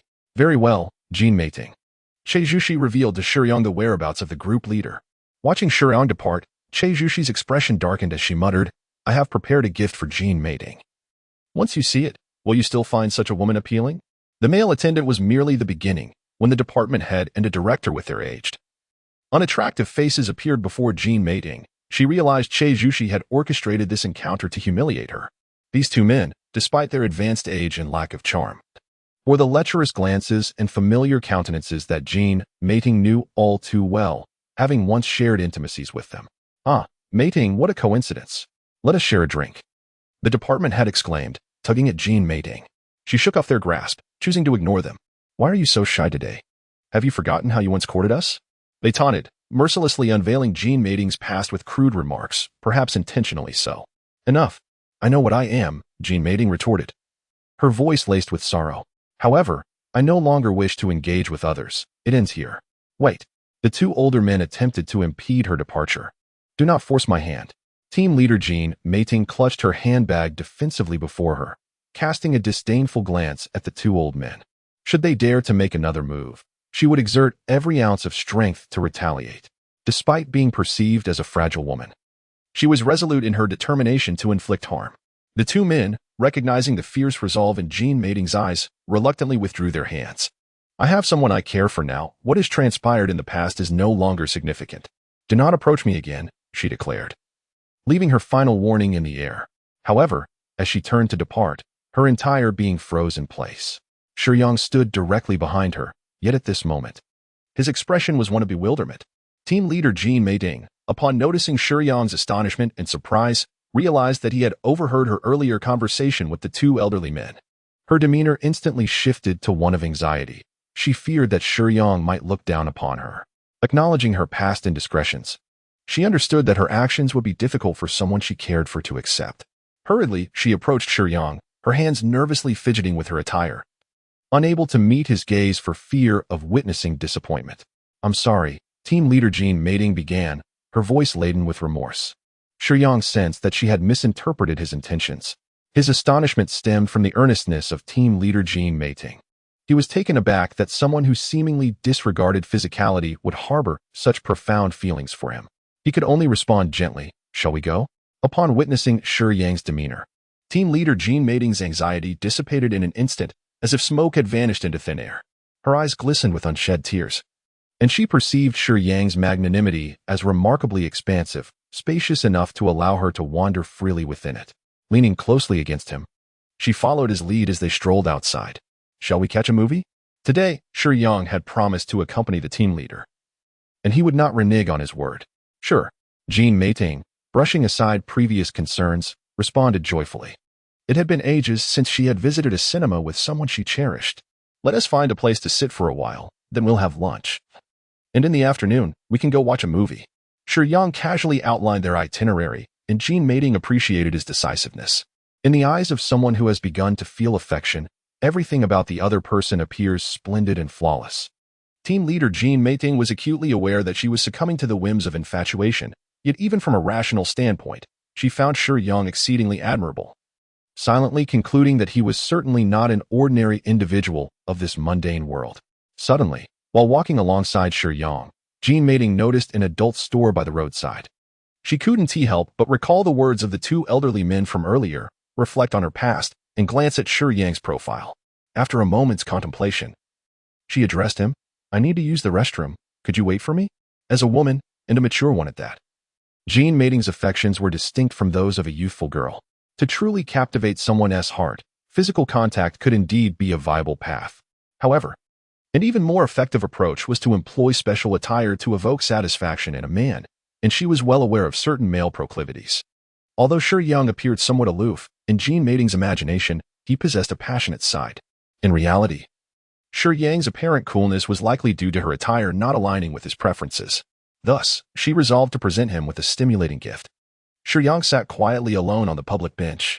Upon waking from his injury, he contemplated whether to call Xiao Xiao and the others. However, glancing at his empty right arm. He feared that, given Xiao Xiao's disposition, she would be exceedingly distressed. Perhaps it would be better to wait until he returned for a face-to-face conversation. After a while, Shiyang checked the time displayed on the advertisement screen not far away. Team leader Jean Mating had been in the restroom for over half an hour. It wasn't that he couldn't wait. After all, he had promised to accompany team leader Jean today, and regardless of the circumstances, it was still a day spent together. What concerned him was the possibility of an unfortunate incident occurring while she was in the restroom. However, the restroom was not far, and throughout this time, he had noticed very few individuals entering the ladies' room. Only 2 or 3 girls besides team leader Jean. Moreover, with his current senses, he would immediately hear any cries for help from that distance. The issue was the unnerving silence. Team leader Jean had been inside for over half an hour. Have you been waiting long? Team leader Jean emerged, her cheeks flushed. Shiyang found her blush somewhat peculiar, but chose not to dwell on it. No, I was merely worried that you might have had an accident in there, perhaps a fall or something of the sort, he replied. Not at all. I prepared a small gift for you. Would you like to see it? Team leader Jean relished Shiyang's concern and felt thoroughly satisfied with his patience. If it had been another man, she would have surely faced complaints after such an extended absence. Yet with Shiyang, she only felt gentle care, devoid of any superfluous sentiments. Even their interactions felt pure, almost dreamlike in their perfection. Let us go eat first. It is about that time, Shiyang suggested, glancing at the clock once more. Are you truly not curious about what I have prepared for you? Team leader Jean leaned closer to Shiyang. Shiyang, wary of her touch upon his skin, instinctively supported team leader Jean Mating's fragrant shoulder with his gloved right hand. Their eyes met, and Shiyang discerned a flicker of eager anticipation in Jean Mating's gaze, prompting him to exercise even greater caution. Given her reaction, he could surmise that the gift she had prepared was undoubtedly a result of considerable effort on her part. However, upon casting a brief glance at her, he noted that her attire appeared unchanged from earlier, still a rather conservative professional outfit. Observing Shiyang's scrutinizing gaze, Jean Mating assumed he had guessed her intentions, causing her complexion to deepen with a flush. Let us wait a moment. We should first have a meal. Shiyang remarked with an awkward smile. All right, let us proceed to dinner. Jean Mating acquiesced to Shiyang's proposal, confident that upon their arrival at the cinema, there would be ample opportunity for a more substantial revelation. Shiyang realized that he was simply too ordinary, feeling completely out of place among these eccentric individuals. Naturally, how could a world of fiction not be bizarre? The Brave New World served as a Jerusalem within the realm of pickled comics, excelling not only in transforming public buses into vessels of pure affection, but also in introducing a myriad of innovative experiences. However, Shiyang's impoverished imagination could hardly fathom what team leader Jean Mating was specifically wearing. During the meal, Shiyang fared reasonably well, yet team leader Jean appeared distracted, occasionally flushing with embarrassment, leaving Shiyang in a state of inner turmoil. Finally, upon finishing his meal, Shiyang noticed Jean Mating's expression relax, as if she had been liberated. After settling the bill, she hurriedly took his hand and led him toward the cinema. Isn't it still early? After purchasing the tickets, Shiyang glanced at the schedule and realized they would have to wait a while before the show began. Could you accompany me to the restroom? Jean Mating's words were a request, yet her hand persistently tugged at Shiyang, clearly indicating her unwillingness to accept a refusal. Now, Shiyang was not the same as before. He felt quite confident when dealing with women who harbored fondness for him, aided by the fantasies of Cupid. All right. Upon reaching the entrance of the women's restroom, Shiyang raised his head and gestured, We're here. You go ahead. I'll wait for you at the door. With a knowing smile, Jean Mating entered the restroom. To Shiyang's surprise, just moments later, she opened the restroom door and tugged at him insistently. There's no one in here right now. Come in. What do you mean, come in? Shiyang was momentarily taken aback. However, without exerting much effort, he found himself pulled into the restroom stall by Jean Mating. Her delicate tongue lightly caressed her vibrant lips as she secured the toilet lid, instructing Shiyang to sit down. She then opened her handbag, gracefully retrieving a pair of golden-rimmed glasses and putting them on. The alluring gaze behind the lenses glanced at Shiyang, causing his smile to falter. Subsequently, Jean Mating began to unbutton her blouse. Shiyang gasped softly, leaning back at a 45-degree angle. Throughout their day together, Jean Mating had not donned a dress, instead opting for a simple yet professional women's suit. While it could not conceal her voluptuous figure, the blouse, vest, and tailored trousers still offered a more conservative appearance compared to other outfits. Yet, the more conservative her attire, The more her actions exuded a stimulating contrast, especially with those golden glasses perched upon her nose, making her seem like an enchanting seductress. As she untied the butterfly-shaped bow at her collar, her delicate fingers skillfully loosened it, casting it aside. Following that were the buttons, one by one revealing the fiery figure concealed beneath her professional attire. One button, two buttons. Her fair and tender skin bore no resemblance to that of a mother of a high school student. Rather, she appeared to be a fresh graduate in her 20s. One could only marvel at her impeccable maintenance. However, as the buttons continued to be unfastened, Shiyang quickly discovered that team leader Jean was not wearing a bra. Inexperienced, Shiyang found himself unable to discern the nature of the garment worn by team leader Jean Meiting, a black, belt-like, constraining outfit. Those who understood recognized that while it might conceal some aspects, its allure was undeniably amplified compared to being entirely unclothed. Any ordinary man would have succumbed to temptation long ago. The scene escalated as she removed her long trousers, revealing beneath her black stockings a bodice connected to her upper body, enhanced by an additional strap. Elegantly adorned in slender high-heeled shoes, Jean Meiting gracefully knelt before Shiyang, her knees encased in silk meeting the ground. From her bag, she retrieved a key and a remote control, presenting them to Shiyang as if offering a treasure. Her hands raised in reverence. This moment resembled a devout submission to a higher authority, her sincerity palpable. It was a blend of profound yearning and pure affection. She genuinely wished to surrender herself to the man before her. The key, unmistakably, was for the strap, while the remote control served to manipulate whatever was contained within her. Among men, a prevalent desire is the urge to conquer. Few can resist the sight of a woman kneeling before them, presenting the key to her submission, symbolizing not only allegiance but also a willingness to be possessed. Yet, behind those intense, longing eyes, Jean Meiting harbored genuine love and admiration for Shiyang. Shiyang did not accept the items from her hands. Instead, he gently lifted her with a gloved hand. Suddenly, the sound of the restroom door creaking open announced the arrival of other women. Jean Meiting panicked, feeling exposed, akin to being entirely vulnerable. Not wishing to be discovered in the women's restroom, Shiyang urged her to sit on his lap, silently urging her to remain quiet. Seated sideways on his legs, Jean Meiting nestled against his sturdy chest, intoxicated by the sensation. He was the only man capable of fulfilling her desires in every aspect. As she gazed up at Shiyang, he looked down at her, and within the confines of the cramped stall, the atmosphere thickened with tension. The eyes are the windows to the soul. Despite her past relationships with many, her violet irises now reflected only Shiyang, filled with desire intertwined with genuine affection. Men are often powerless against such a gaze, suggesting that she would wholly belong to him, gratifying his competitive spirit, possessiveness, and desire to conquer. Yet, true to his character, Shiyang, even with such a captivating creature in his embrace, remained a gentleman, gently retrieving her discarded clothing and draping a pristine white shirt over her shoulders. Jean Meiting was momentarily taken aback, but quickly became flustered, fearing that Shiyang might not appreciate the gesture. She grasped his single hand with both of hers, her expression shifting to one of subtle pleading, anxious that he might lose interest or, worse, become angry. Her demeanor appeared so humble. A once dominant and successful woman now adopting such a lowly posture. She clasped Shiyang's hand with both of hers, placing the key and remote control into his palm. With a gentle yet deliberate pressure, she guided his fingers to close around the objects, all the while gazing at him with pleading eyes. She was imploring Shiyang to accept her as a devoted servant of love. Suddenly, Shiyang inadvertently pressed a button on the remote, the sound resonating with an understanding that only a few could grasp. The team leader, Jean Meiting, felt her face flush crimson. She hastily covered her mouth with one hand to stifle any sound, yet with great effort, she rose quietly, revealing her secrets to Shiyang. She believed he had pressed the button intentionally, hoping to please him by displaying her entire struggle between restraint and embarrassment. Shiyang's lips twitched, yet he comprehended the situation.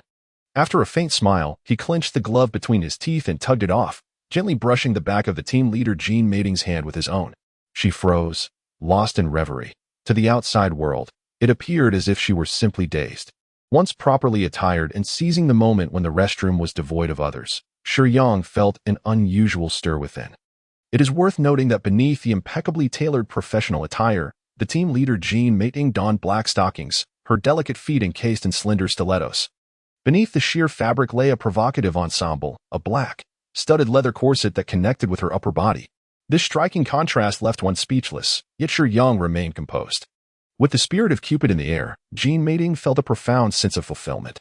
In her daydream, their intimate entanglement within the restroom imbued each of Shiyang's movements with affection, evoking a sense of delight in her risque attire. This realization elevated her fondness for him by 2 points, bringing her total to 97. In the depths of her fantasy, Jean Mating, satiated by the attention, softly conveyed her feelings to Shiyang. Presently, she relished leaning against him as they walked, creating an illusion of a couple in the throes of romance. However, Shiyang felt a twinge of discomfort.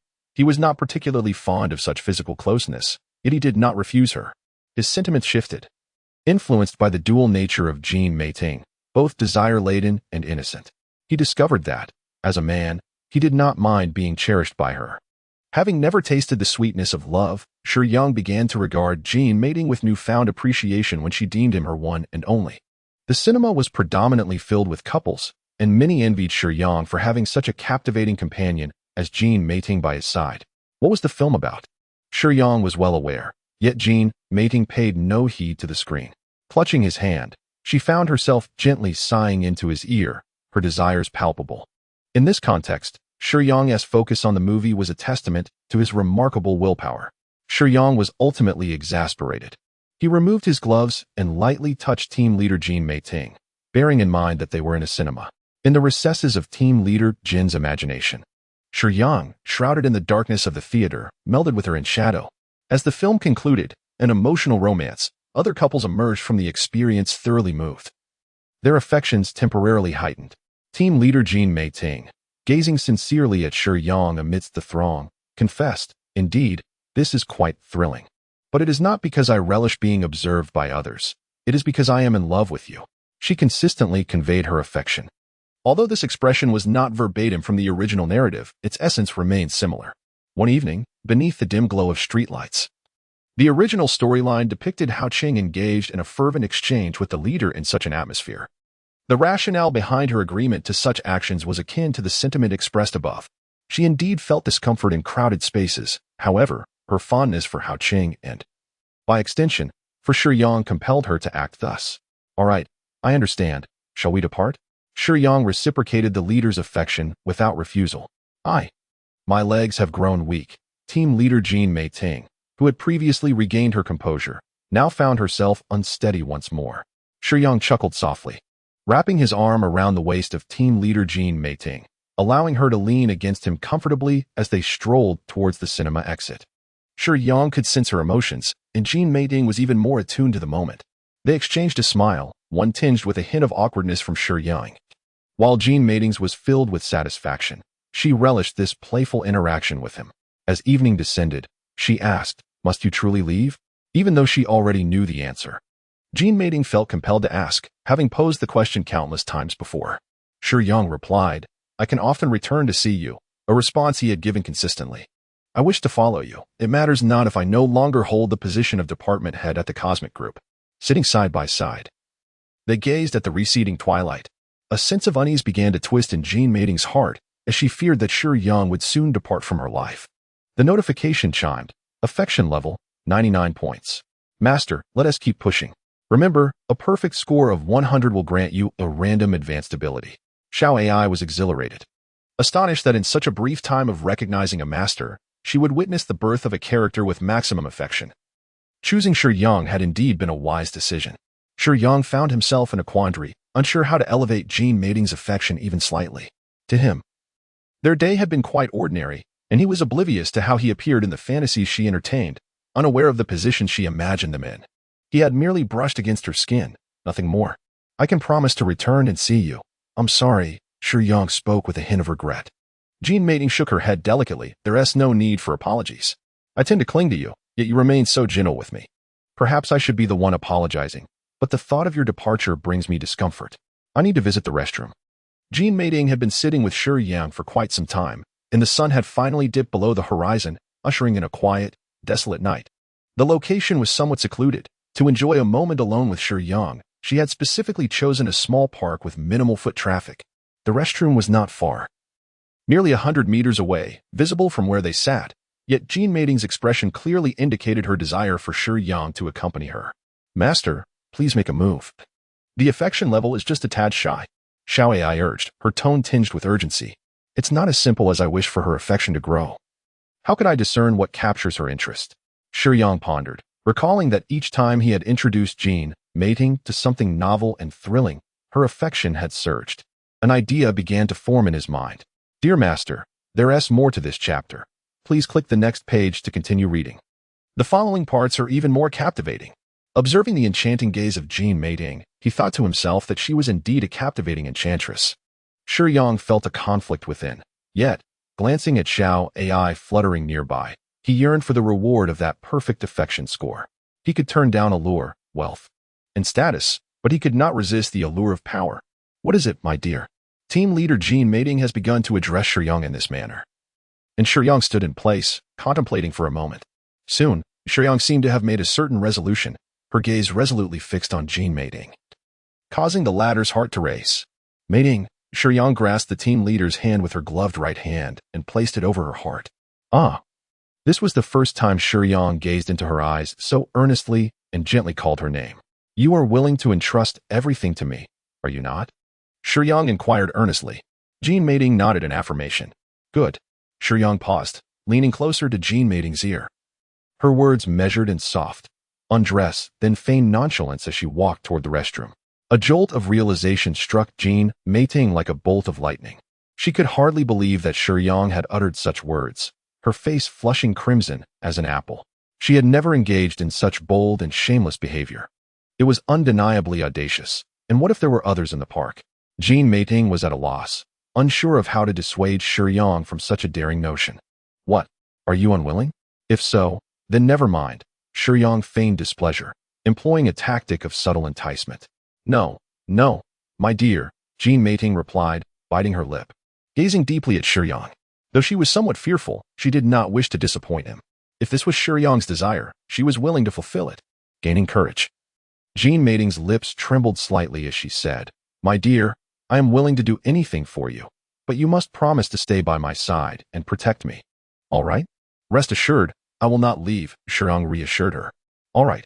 Upon hearing Shiyang's words, Jean mating felt a surge of confidence. She glanced around, noting no one was present. And seizing the moment, she began to unfasten her clothing. With her long legs clad in stockings, she slowly made her way toward the restroom. Had any man witnessed this scene, he would undoubtedly have been unable to restrain himself. Yet with Shiyang by her side, she summoned her courage. A buzzing vibration. Meeting Jean mating's gaze, Shiyang remained composed, even elegantly gesturing toward the restroom. Given Shiyang's current demeanor, she was acutely aware of the absence of onlookers. Otherwise, she would not have been so audacious. However, she understood that this did not mean Jean mating shared the same awareness. Striving to suppress her inner fear, Jean mating stifled her voice and continued to advance. Time seemed to stretch interminably, akin to traversing a tightrope. At long last, the door to the restroom loomed before her. A flicker of joy danced across Jean mating's face as she turned to inform Shiyang of her accomplishment, only to discover to her dismay that he had vanished. A gasp nearly escaped her lips, but more troubling was the sound of voices and footsteps drawing nearer. Overwhelmed by fear, she hastily slipped into the restroom. Seeking refuge in a secluded stall, holding her breath in trepidation, two men happened to pass by, intending merely to relieve themselves. After their business was concluded, they lingered, lighting cigarettes. A few drops of water on the floor caused Jean mating's legs to weaken, nearly sending her crashing down. The sound of her high heels striking the porcelain floor was unmistakably loud, capturing the attention of the two men at the door. What was that? Is someone there? A woman? Curiosity piqued, they approached the innermost stall. One man nudged the door, finding it locked, confirming the presence of another occupant. Not the most honorable of individuals.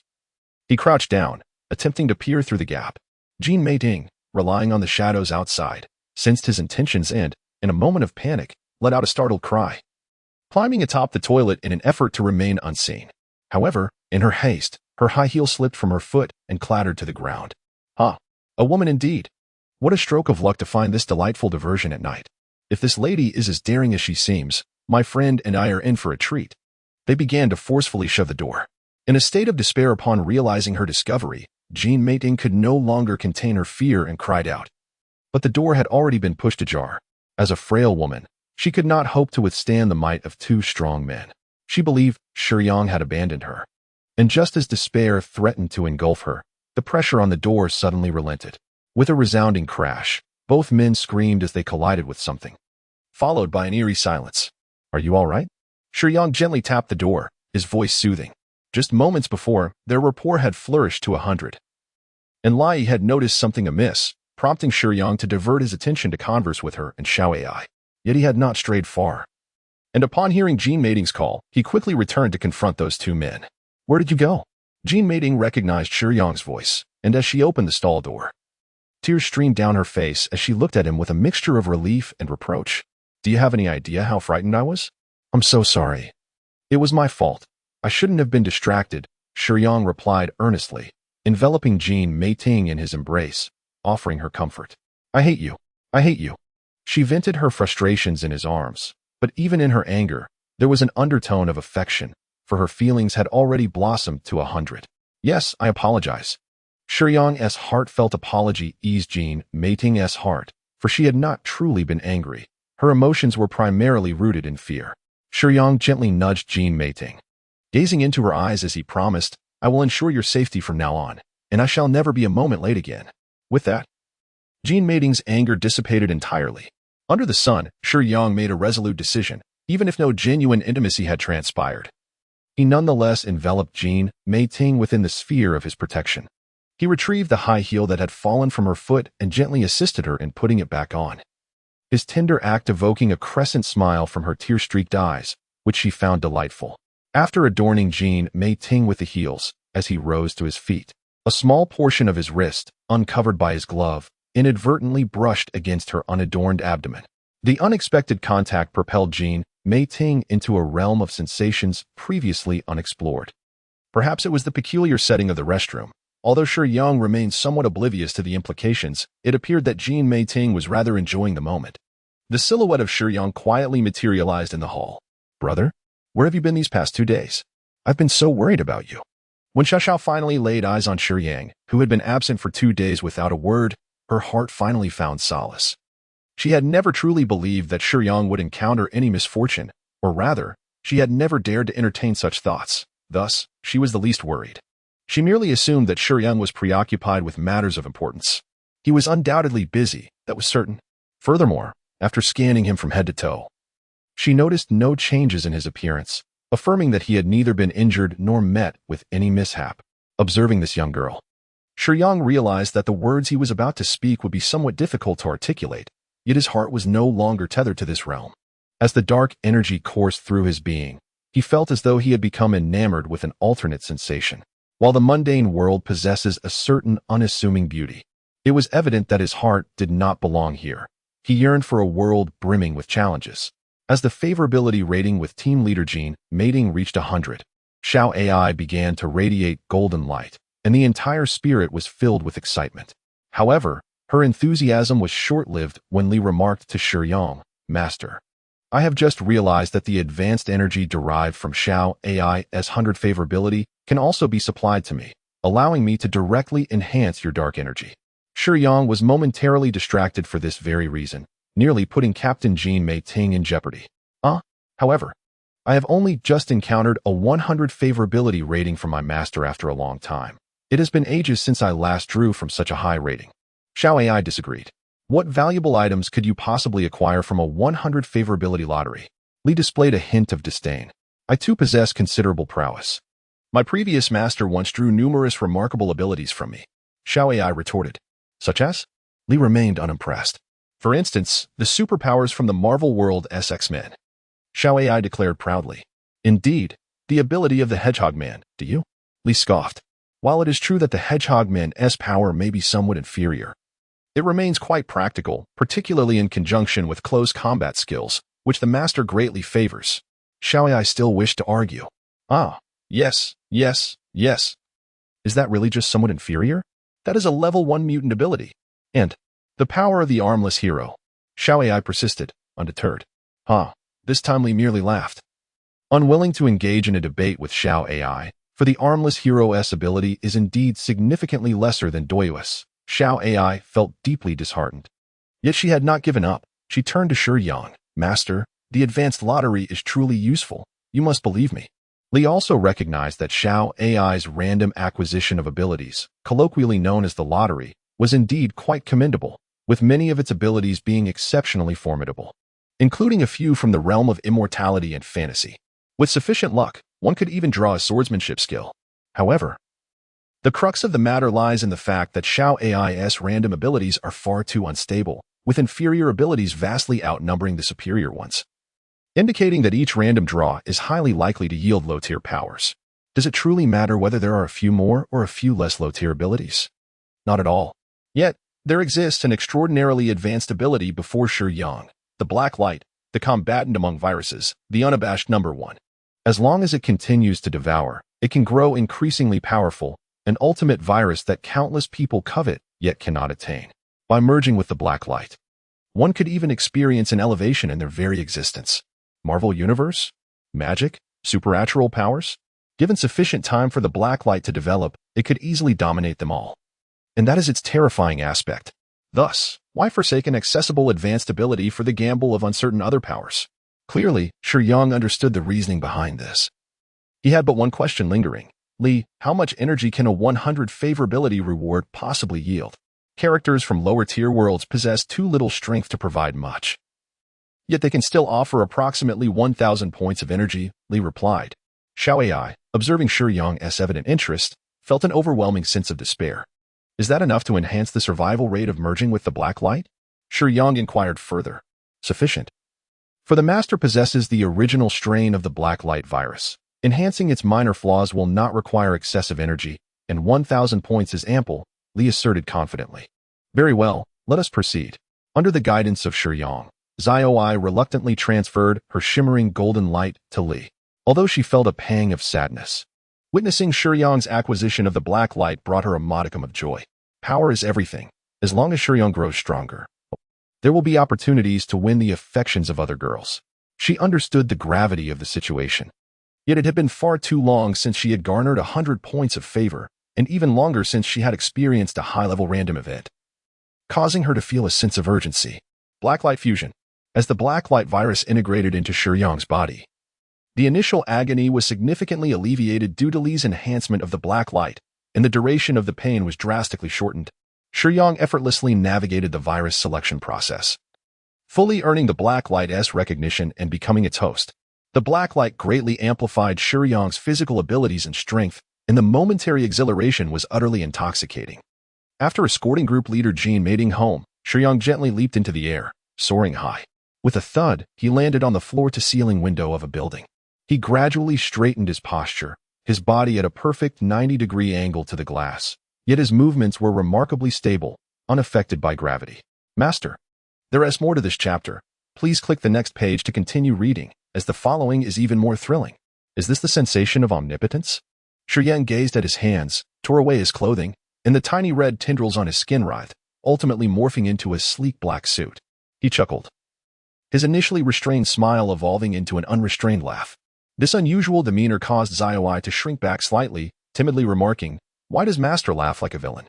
Power is the most delectable thing in the world, even if the Master is more laid back and easygoing. The sheer excitement of acquiring immense strength and abilities is hard to contain," Li elucidated.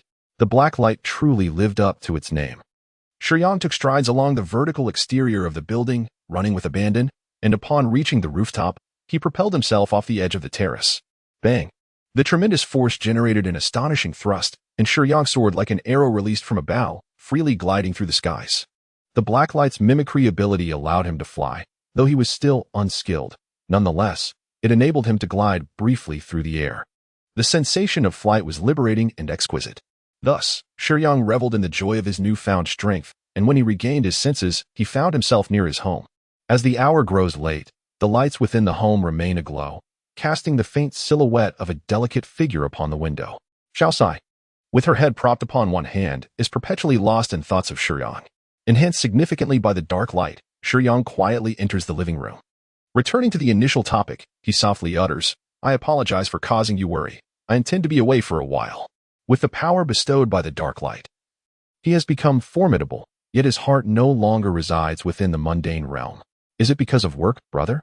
Xiaosai senses the shift in Shiyang's words, though she is reluctant to trust her instincts. No, Rather, it is about leaving. Shiyang gently rests his gloved hand on Xiao Sai's shoulder. Where are you going? Xiao Sai, now anxious, hastens to inquire. There is no need to fret. Shiyang reassures her with a smile. It will not be long. Trust me, perhaps around a week. I merely wish to explore a bit, but I will return to see you all in a few days. Shiyang cast a glance at Xiaomin in the bedroom, noticing that Russell Lee seemed to have already returned home.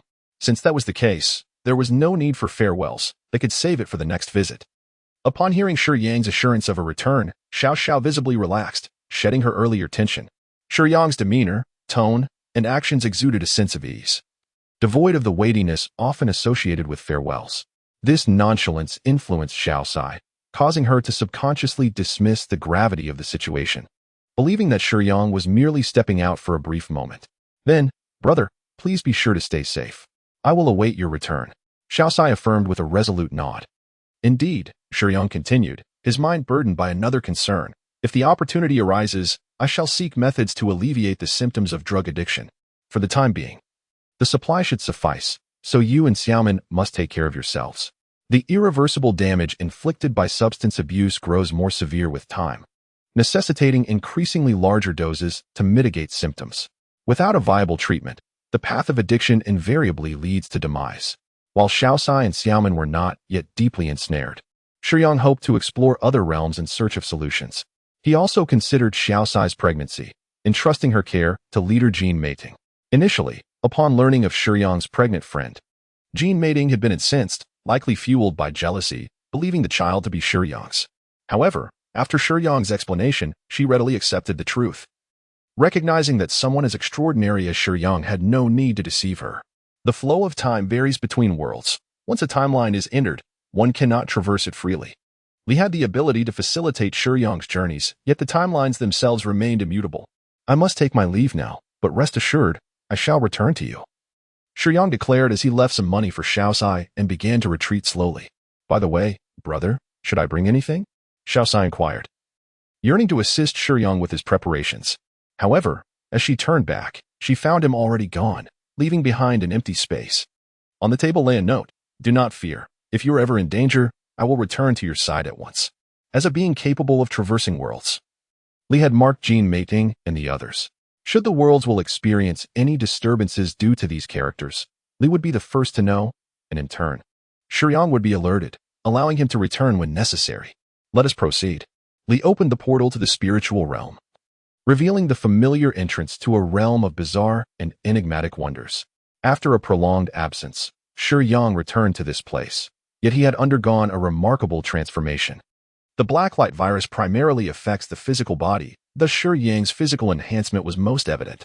His mental fortitude remained largely unchanged, but his strength had surged to an astonishing 282, a feat accomplished without having consumed any life forms. The virus initially bestowed upon Shiyang a triad of strength. Had he faced the previous devourer now, the outcome might have been quite different. Although Shiyang still lacked combat experience, his sheer power ensured that he would no longer be easily overwhelmed. This time, I aspire to venture into a world of high martial arts. It is not a matter of arrogance, but rather a necessity to unleash the power he has acquired, for such an act brings immense exhilaration. Master, Li said, hesitating, the realm of high martial arts is fraught with peril. It is not that entry is difficult, but the dangers are overwhelming, even with the black light. I would still advise against your journey there. Perhaps a mid-level world would be more suitable? You once expressed great interest in Huawu. And coincidentally, Dragon and Snake Chronicles would be a perfect fit. Will I be able to learn advanced martial arts? Indeed. Are there beautiful women? Xiao Ai inquired, her interest piqued. Li, unable to display her visage, nonetheless conveyed a disapproving glance toward Xiao Ai. Could you refrain from constantly thinking about matchmaking for the master? Can we focus on more serious matters? Pouting slightly, Xiao Ai felt a bit wronged. All right, Dragon and Snake Chronicles it is. I wish to learn Huawu. Shiyang nodded, pleased to have the opportunity to study in a mid-level world of Huawu. Li raised her hand, her ethereal fingers pointing toward a star among the multitude of celestial bodies, its radiance beginning to expand. At that moment, a violet halo abruptly surged around a star adjacent to Dragon and Snake Chronicles, as if it sought to consume the entire celestial body. Li's expression turned grave as she gazed at the star, her movements momentarily halted. What is happening? It is the devourer, Li explained. The world consciousness of that lower realm is being swiftly consumed, and the rules are becoming increasingly unstable. Shiyang cast a glance at the world of the dragon and serpent's fable, as indicated by Li's finger, and then observed the world gradually succumbing to oblivion. Is guardianship not my responsibility? Strangely, Shiyang felt a sense of acceptance regarding his identity. Master, Li's eyes sparkled with delight. Does Shiyang intend to fulfill his duties already? He was still a novice, having recently been overpowered by a Stage 3 devourer in the splendid new world. Even if Shiyang expressed his reluctance to rescue the devoured realm, Li would comprehend his sentiments. Yet, Shiyang took the initiative to propose the journey. Let us proceed forthwith. Shiyang resolved. Whether or not he might encounter that formidable Stage 3 devourer again, this time, he would not falter. Typically, a master would not engage. The world had not yet collapsed. Even though the devourer was gnawing at the world's consciousness, as long as the worlds will persisted, the rules would endure. Stage 2 and Stage 3 devourers, if they existed, were exceedingly rare. However, given the rapid spread of the devouring, it was likely that numerous lower-tier devourers lurked. The master must exercise caution. The journey through dimensions commenced. As Shiyang arrived, Li immediately discerned that the child of the world had perished, reminiscent of the circumstances in a beautiful new world. Upon Shiyang's entrance, the will of the world fixated upon him, brimming with excitement at his presence. It promptly bestowed upon him the authority of the protagonist, for it was already succumbing to corruption. Shiyang's identity as the guardian, coupled with the recognition granted to the protagonist, could decelerate the encroachment of this corruption. It was a rainy evening, with a chilly wind swirling fallen leaves through the city. To the untrained eye, the world appeared relatively normal, albeit with dismal weather, and Shiyang remained perplexed by the situation. Amidst the throngs of umbrella-wielding pedestrians, he spotted a strikingly beautiful woman whose complexion bore a hint of pallor. She too held an umbrella, appearing delicate and fragile. Gazing at Shiyang, she parted her lips slightly. Her voice tinged with helplessness and weakness as she murmured, "Xiaoyang, I'm pregnant." Shall I accompany you to the hospital?" Shiyang responded, momentarily taken aback. "In this past year, you have been the only man in my life. What do you mean?" Lu Yao, fearing Shiyang might offer a disingenuous retort, had intended to voice a quip but was caught off guard by the earnestness in his gaze as he insisted on accompanying her to the hospital. For a fleeting moment, she found herself bewildered. The gravity of Shiyang's expression and the unwavering determination in his eyes dispelled any trace of his previous despondency, radiating an entirely different aura of resolve. "Is that not necessary?" Shiyang noted as he observed Lu Yao's momentary distraction. No, I would be delighted for you to accompany me," she replied, her gaze flitting, unable to meet the intensity of Shiyang's stare. Inside, her heart raced with uncertainty. Something felt amiss. Jiang should have said something dismissive like, "Why not seek out the man who got you pregnant? Do you think I am easily deceived?" How could he be so certain of such a statement? Lu Yao understood that her claim of having only one man in the past year lacked substantial credibility. Even she found it hard to believe. Yet she was speaking the truth. "Are you willing to take responsibility?" Liu questioned, uncertain of Shiyang's stance. "If you claim it is Xiaoyang's, then I must assume responsibility," Shiyang replied. His implication was clear. Having taken Xiaoyang's place as the protagonist, although unaware of how Xiaoyang would have handled a similar predicament, Shiyang would address the matter in accordance with his own principles. Upon hearing Shiyang's words and observing his earnest demeanor, Lu Yao felt an inexplicable urge to weep. Lu Yao was someone Xiaoyang had met in a bar, and had he been present, he would have deemed it foolish to believe a woman who frequently frequented bars could have only been with him in the past year. Yet now, before Lu Yao stood Shiyang, and fate had irrevocably altered with the arrival of the Guardian. Shiyang and Xiaoyang both share the character Yang in their names. However, the disparity in their personalities is immense. Observing the handsome man beside her, Lu Yao had initially resolved to threaten him with a visit to Zhao Yang's workplace if he refused to take responsibility. Yet, upon hearing Shiyang's promise to take responsibility, she found herself at a loss. "But do you have money?" Lu Yao hesitantly inquired. "I still owe the hospital for the abortion." "Money?" Shiyang furrowed his brow. The worlds do not connect seamlessly, and currency varies subtly. Having just arrived, where could he procure funds? However, seeing Shiyang's frown, Lu Yao felt a pang of discomfort. Did the mention of money truly displease him? "I don't have any on me at the moment. Please wait here for me," Shiyang said, taking off his coat and draping it over her shoulders. This garment, though mimetic, could be removed, transforming its cellular state into a soft keratin. Akin to a fingernail, thus serving as a regular coat. In the cold wind and rain, a girl who had just undergone an abortion stood under an umbrella at the hospital entrance. No matter how one viewed it, her frail form seemed ill-equipped to withstand the harsh elements. Shiyang's gesture warmed Lu Yao's heart. But a flicker of fear crept in. What if he used this as an excuse never to return? With this thought lingering, she grasped Shiyang's arm tightly. In this unfamiliar city, he was her only lifeline. Trust me, Shiyang intuited her concerns and fears, calmly yet resolutely uttering those 3 words. Lu Yao was puzzled. Why did Shiyang appear even more handsome now, exuding a pleasant fragrance that stirred her affections? Unbeknownst to her, it was the enchanting power of love. Yet, the unwavering determination in his gaze compelled her to believe in him instinctively. Amidst the turmoil of emotions, Lu Yao slowly released her grip. Wait for me. Shiyang nodded at Lu Yao, turning to plunge into the rain, leaving the umbrella behind. Lu Yao stood there, lost in thought. Her pallid complexion paled further in the dreary weather. The chill prompted her to pull closer the coat Shiyang had placed on her shoulders, still warm from his body. At that moment, it was the sole source of warmth she felt. She had no idea if Shiyang would return. All she could do was slightly lift her head, adjusting the umbrella to peer at the overcast sky and the relentless downpour. It felt like a plea, a prayer, yearning for fate to be kind to her. Where to find money? Robbery? Shiyang pondered in the rain. Such an act was out of the question for him. Yet, Lu Yao was still waiting at the hospital entrance. He could not leave a girl alone, having just undergone an abortion, hindered by hospital expenses.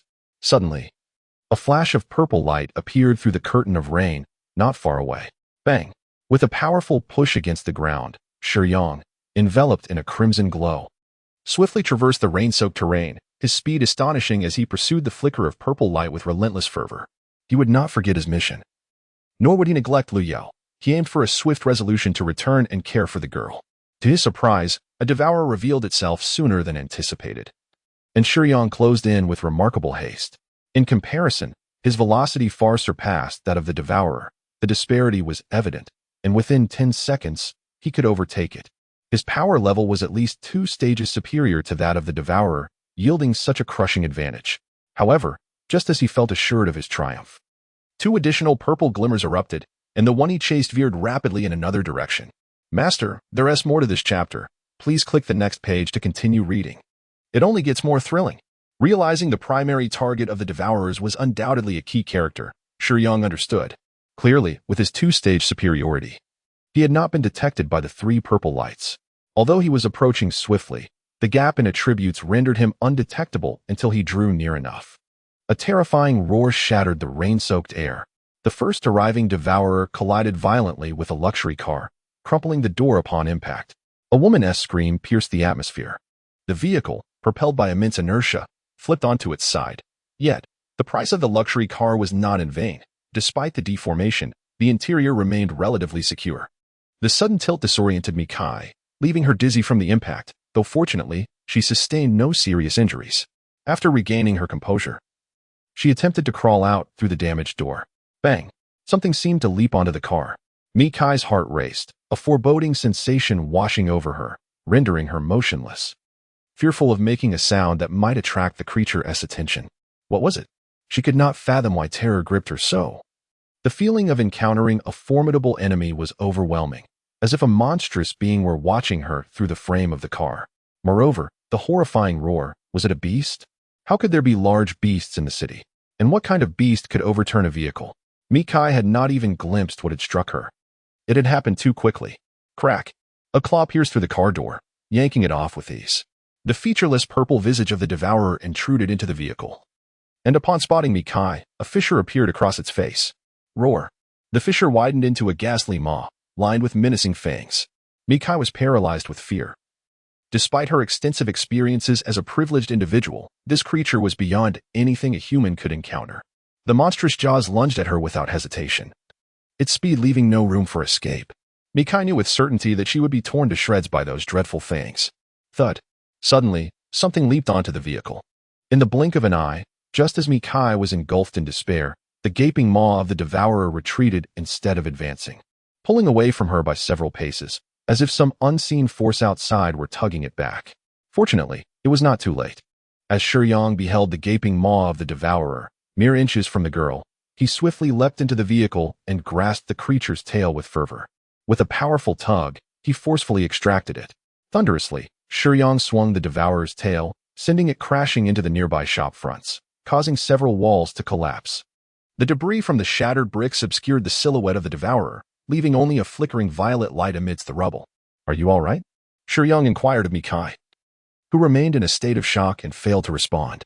Shiyang approached the other side, opened the car door, and, after unfastening his seatbelt, helped Mikai escape from the overturned vehicle. The rain fell increasingly heavier, and perhaps due to the inclement weather, the road was nearly deserted. Mikai had intended to purchase an old house, which was already situated in a rather remote area, and with the downpour, it was understandable that there were no passers-by. "Are you all right?" Shiyang inquired after assisting Mikai. "I'm fine, but what was that?" Mikai asked curiously about the entity that had attacked her. "You wouldn't want to know?" he replied. The rain was so relentless that as soon as she emerged, it soaked through every article of clothing, clinging uncomfortably to her skin, yet it also accentuated her figure. However, Shiyang was not one to appreciate beauty, especially as he had his back turned to her. "Can we find some shelter from the rain?" "I'll call for help," Mikai suggested. Confused as to why the man who had rescued her stood immobile in front of her, allowing her to remain exposed to the rain. "I don't believe you would want to stay by the roadside," Shiyang smiled slightly. "Why not?" Mikai questioned, perplexed as to whether she was foolish for not thinking to seek cover. Suddenly, two faceless monsters, radiating a sinister purple glow, sprang forth from the roadside. Mikai, initially about to speak, immediately fell silent, retreating behind Shiyang, her voice lost in fear. These creatures had overturned her vehicle, their ferocity and terror palpable. Faced with such monsters again, Mikai felt hopeless. While Shiyang had indeed saved her, she had not witnessed him personally dragging the devourer out. She assumed he was just an ordinary person. How could two ordinary individuals confront such terrifying beings? The thought only deepened her dread. "Stay behind me," Shiyang said calmly. Mikai remained silent, deeply impressed by his bravery. As a wealthy heiress, she had encountered many who feigned gallantry. Yet few could maintain such composure in the face of danger, standing protectively in front of a girl. People are inherently selfish. It's easy to pretend to be noble when danger is absent, but to remain steadfast in peril reveals true character. "Thank you," she murmured, feeling a flicker of gratitude despite her belief that escape was unlikely, as someone had made an effort to protect her. The two devourers regarded Shiyang, pacing back and forth, their menacing growls echoing through the air. The devourers were the arch-enemies of the world's protagonists and the chosen ones, yet guardians could also be seen as their nemesis. There was no inherent counterbalance between the two, merely an adversarial relationship. However, the aura and essence that guardians emitted, favored by the world, instilled a sense of trepidation in the devourers. With a crash, debris was displaced as the devourer Shiyang had previously thrown aside began to rise once more. Initially, Shiyang had prioritized saving Mikai, opting not to deliver a fatal blow to this creature. Three voracious entities were arranged in a fan-like formation, subtly encircling Shiyang and Mitsai. In Mitsai's eyes, her already desperate situation had taken a turn for the worse. How could there be three of such terrifying monsters? Her heart felt colder than the rain that fell around them. To Mitsai's bewilderment, Shiyang was still able to smile? "Come now. Let me test my current abilities." Shiyang had the audacity to beckon the voracious entities. "What are you doing?" Mitsai whispered, fearful of provoking the beasts. Yet, Shiyang was taunting them. Her fear intensified, and Shiyang's actions were akin to placing her on a roasting spit. Shiyang paid no heed to Mitsai's words, remaining composed in the face of the three devourers. He could have taken the initiative. After all, three mere Phase 1 devourers were unlikely to pose a threat to him. However, with Mitsai behind him, he was reluctant to take any risks. The devourers, having confronted Shiyang for an extended period, were struggling to suppress their overwhelming instincts for slaughter. Although the aura of the Guardian instilled a modicum of caution within them, their insatiable thirst for the power of the world clearly overshadowed this fleeting hesitation. With a thunderous roar, the three devourers launched a ferocious assault upon Shiyang. Mitsai, trembling in fear, shut her eyes tightly, unable to bear the sight or contemplate the impending events. Yet, contrary to her expectations of hearing agonizing screams, a resounding crash echoed, followed by an eerie silence. Save for the sound of rain, Mitsai immediately opened her eyes, and the scene before her rendered her mind blank. Shiyang stood before her, seemingly unscathed, his limbs intact, unchanged from his previous demeanor. However, further ahead, a nearby establishment was engulfed in thick smoke. The strong winds of the day swiftly dispersed the swirling dust. She beheld the three devourers huddled together as if they had been struck by a train, having collapsed through several walls and now lying in a heap upon the ground. Mitsai was bewildered as to how events had unfolded in such a manner, in the span of just 2 minutes.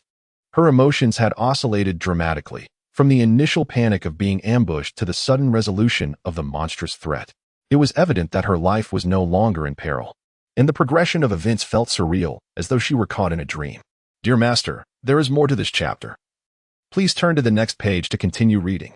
The subsequent events promised to be even more thrilling. Yet, the devourers were not yet vanquished. As all three struggled to rise once more, as Shiyang advanced, raindrops fell upon him, cascading along the contours of his physique before meeting the ground. His footsteps splashed through the puddles, the icy touch of the rain failing to diminish the ferocity that radiated from him.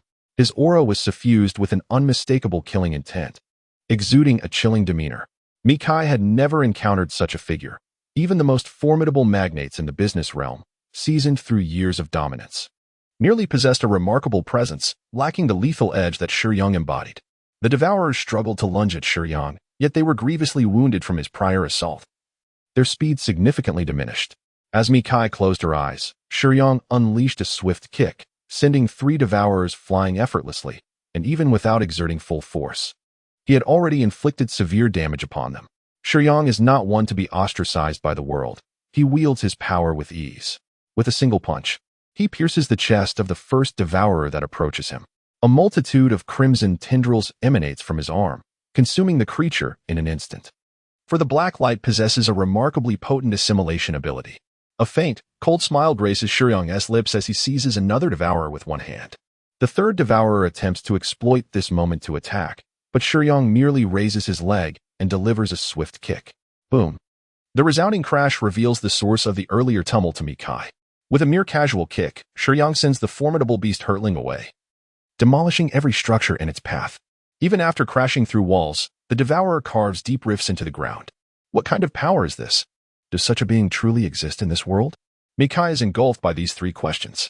As Shiyang absorbs the two devourers, he distinctly senses a surge of strength within him. The swiftness of this enhancement is astounding, all thanks to the assimilation capability of the black light. Memories belonging to the devourer's surface, revealing that their only pursuit is slaughter, devoid of any other aspirations. Shiyang senses something amiss within himself. Soon, a violet light begins to spread rapidly along his veins. The unique power of the devourers starts to erode Shiyang's flesh and every cell, inflicting excruciating pain. Master, are you all right? A peculiar energy soon counters the devourer's purple primordial energy. It is Li, who uses her own energy to purge the devouring force from Shiyang. Is the devourer not absorbable? Why didn't you warn me earlier? Shiyang inquires, perplexed. It was my oversight. I forgot that your mental prowess is still at the first stage, unable to withstand the encroachment of the devouring force, which is also at the same stage, Li replies. Ah, I see. So it is related to mental power. The transformation of Shiyang did not catch Mikai's attention. She remained in a state of astonishment, gazing at him, who resembled a little superhero, unable to collect her thoughts.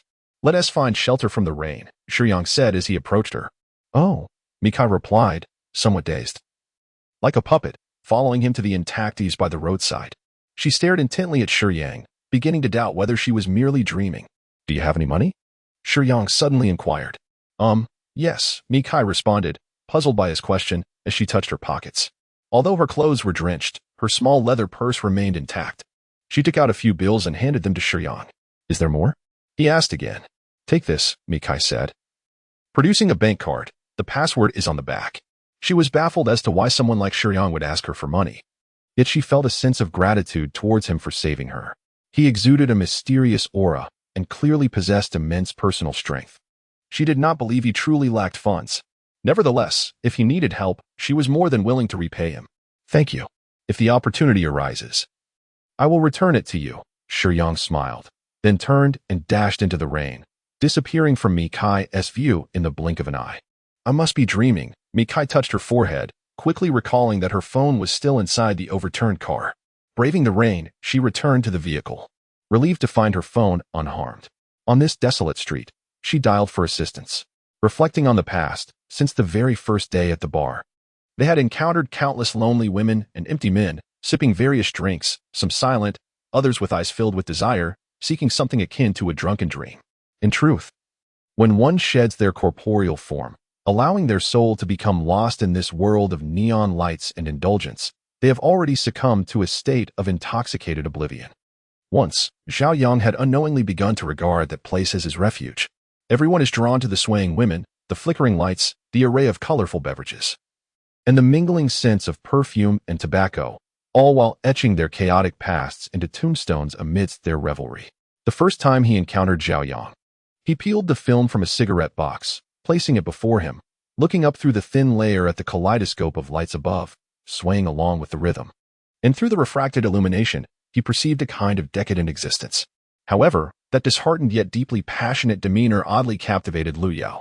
Returning to the present, standing at the hospital entrance, Lu Yao found her thoughts drifting aimlessly. Yet, as the seconds ticked by, she felt increasingly cold, her heart mirroring the chill. Perhaps, the impulsive decisions of the moment only lead to enduring regret. Perhaps she truly misjudged the person, yet when she recalled Xiaoyang's departure and his resolute words, she gently reassured herself, continuously comforting her heart with the belief that he would indeed return. Although Lu Yao herself was uncertain of the truth, she found solace in this thought, as it eased her heart somewhat. "Aren't you cold? Why not wait in the hospital lobby?" Shiyang inquired. Lu Yao was startled. When had Shiyang returned? She had sensed his presence at all. However, seeing him truly back, just as he had promised, stirred a bittersweet emotion within her, almost bringing her to tears. "Isn't it colder with the air conditioning?" Lu Yao suppressed the pang of emotion and feigned nonchalance as she spoke. "Money." Shiyang placed a thick stack of money in Liao's hands. "Where did you get so much?" Liao asked, puzzled. "I borrowed it," Shiyang replied, having found a nearby bank and withdrawn 50,000 from the ATM using a Mikai card. He was unaware of the costs associated with an abortion, nor did he know how much was needed for recuperation and nourishment. He could only withdraw a bit extra. Liao did not doubt the source of the funds. She was aware that Shiyang did not possess much wealth. Initially, she had merely hoped Shiyang would take some responsibility, prompting her to invite him out. However, his decisive generosity made her regard him with newfound respect and eased her heart considerably, as the unexpected pregnancy had suddenly lost its weight in her mind. At that moment, gazing at Shiyang's handsome face, draped in rain, she felt a sense of relief in having encountered him. "I won't need this much. You should take it back," Leia said, feeling comforted by Shiyang's intentions. Recognizing his limited means, she took a few thousand for herself, intending to return the remainder to him. Shiyang stood still, not extending a hand. Gazing into Liao's eyes, he earnestly declared, "If you have more, keep it. The amount borrowed is my concern, and I shall repay it. I am uncertain about the other potential dangers of abortion. Please ensure you receive proper care at the hospital and take good care of your health afterward." "All right," Lu Yao responded, unable to suppress a smile. However, Shiyang's sudden transformation left her feeling quite disconcerted. During their earlier phone conversation, he had spoken with evident impatience. Yet now, Shiyang is a person of great seriousness. He possesses a carefree demeanor, yet has never indulged in a life of debauchery. His eyes do not reflect the dullness of despair, but rather the resilience and determination of his spirit. Once he sets his mind on a particular path, he is resolute in pursuing it to the very end. While he enjoys drinking and smoking, he never allows himself to indulge as Xiaoyang does. Shiyang is silent. Though not particularly introverted, he simply prefers not to speak. In contrast, this period for Xiaoyang is marked by solitude and self-destructive tendencies. Thus, Leia perceives a significant transformation in Shiyang, for he seems an entirely different person than before. Having visited the hospital, Leia feels a great sense of relief. Her financial situation has improved, and though she had not yet settled her previous medical expenses, she bids farewell to Shiyang. As she turns to enter the hospital, Leia's fingers brush against the heavy stacks of cash in her hands, her emotions swirling in complexity. In the rain, her solitary figure approaches the hospital entrance. While Shiyang feels little emotional stir, the identity of her child is of no consequence to him. He is merely addressing the issues left behind by this identity. However, it is evident that her current circumstances are far from favorable. Shiyang surveys his surroundings, sensing the lurking presence of predators in the distance.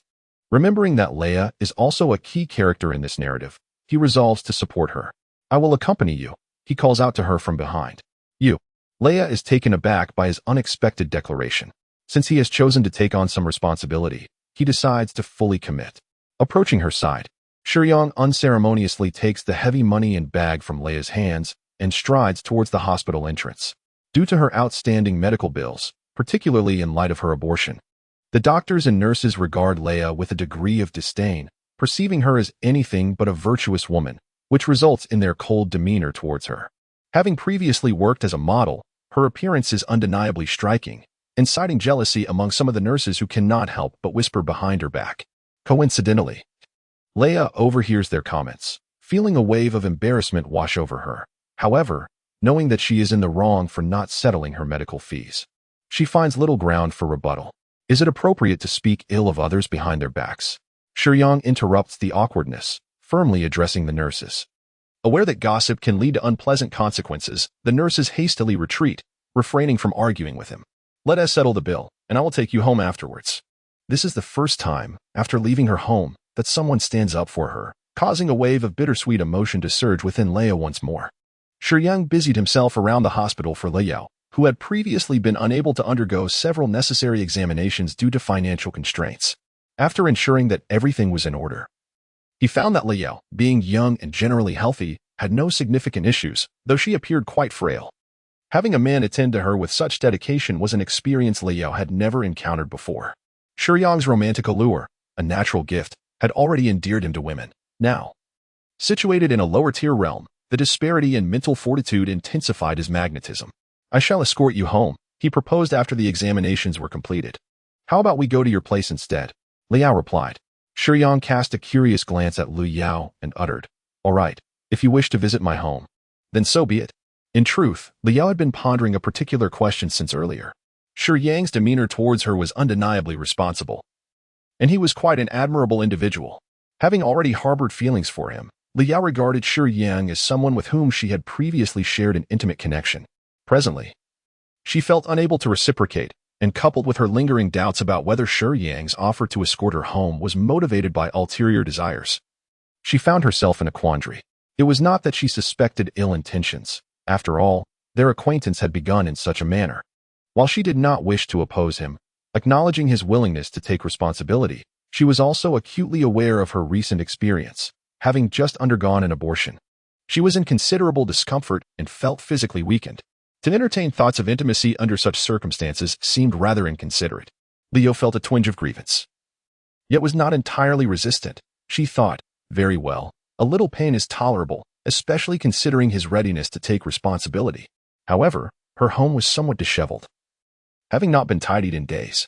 As a model, she was concerned that Shiyang might perceive her untidy living conditions beneath her otherwise polished exterior, potentially tarnishing her image. Thus, she suggested they go to Shiyang's residence. Mikai, the cherished daughter of the founder of Zhuamei department store, had journeyed to this remote street solely for an old house. It was within those very walls that she had been born, and upon returning from the Eagle Country, her immediate desire was to reclaim this ancestral home, which held profound significance as it was steeped in her memories. The incessant rain in Suzhou inevitably cast a melancholic shadow.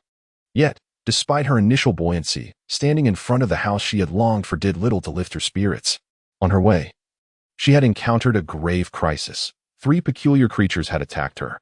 In a moment of peril, a man appeared as if descended from the heavens, effortlessly vanquishing the monsters.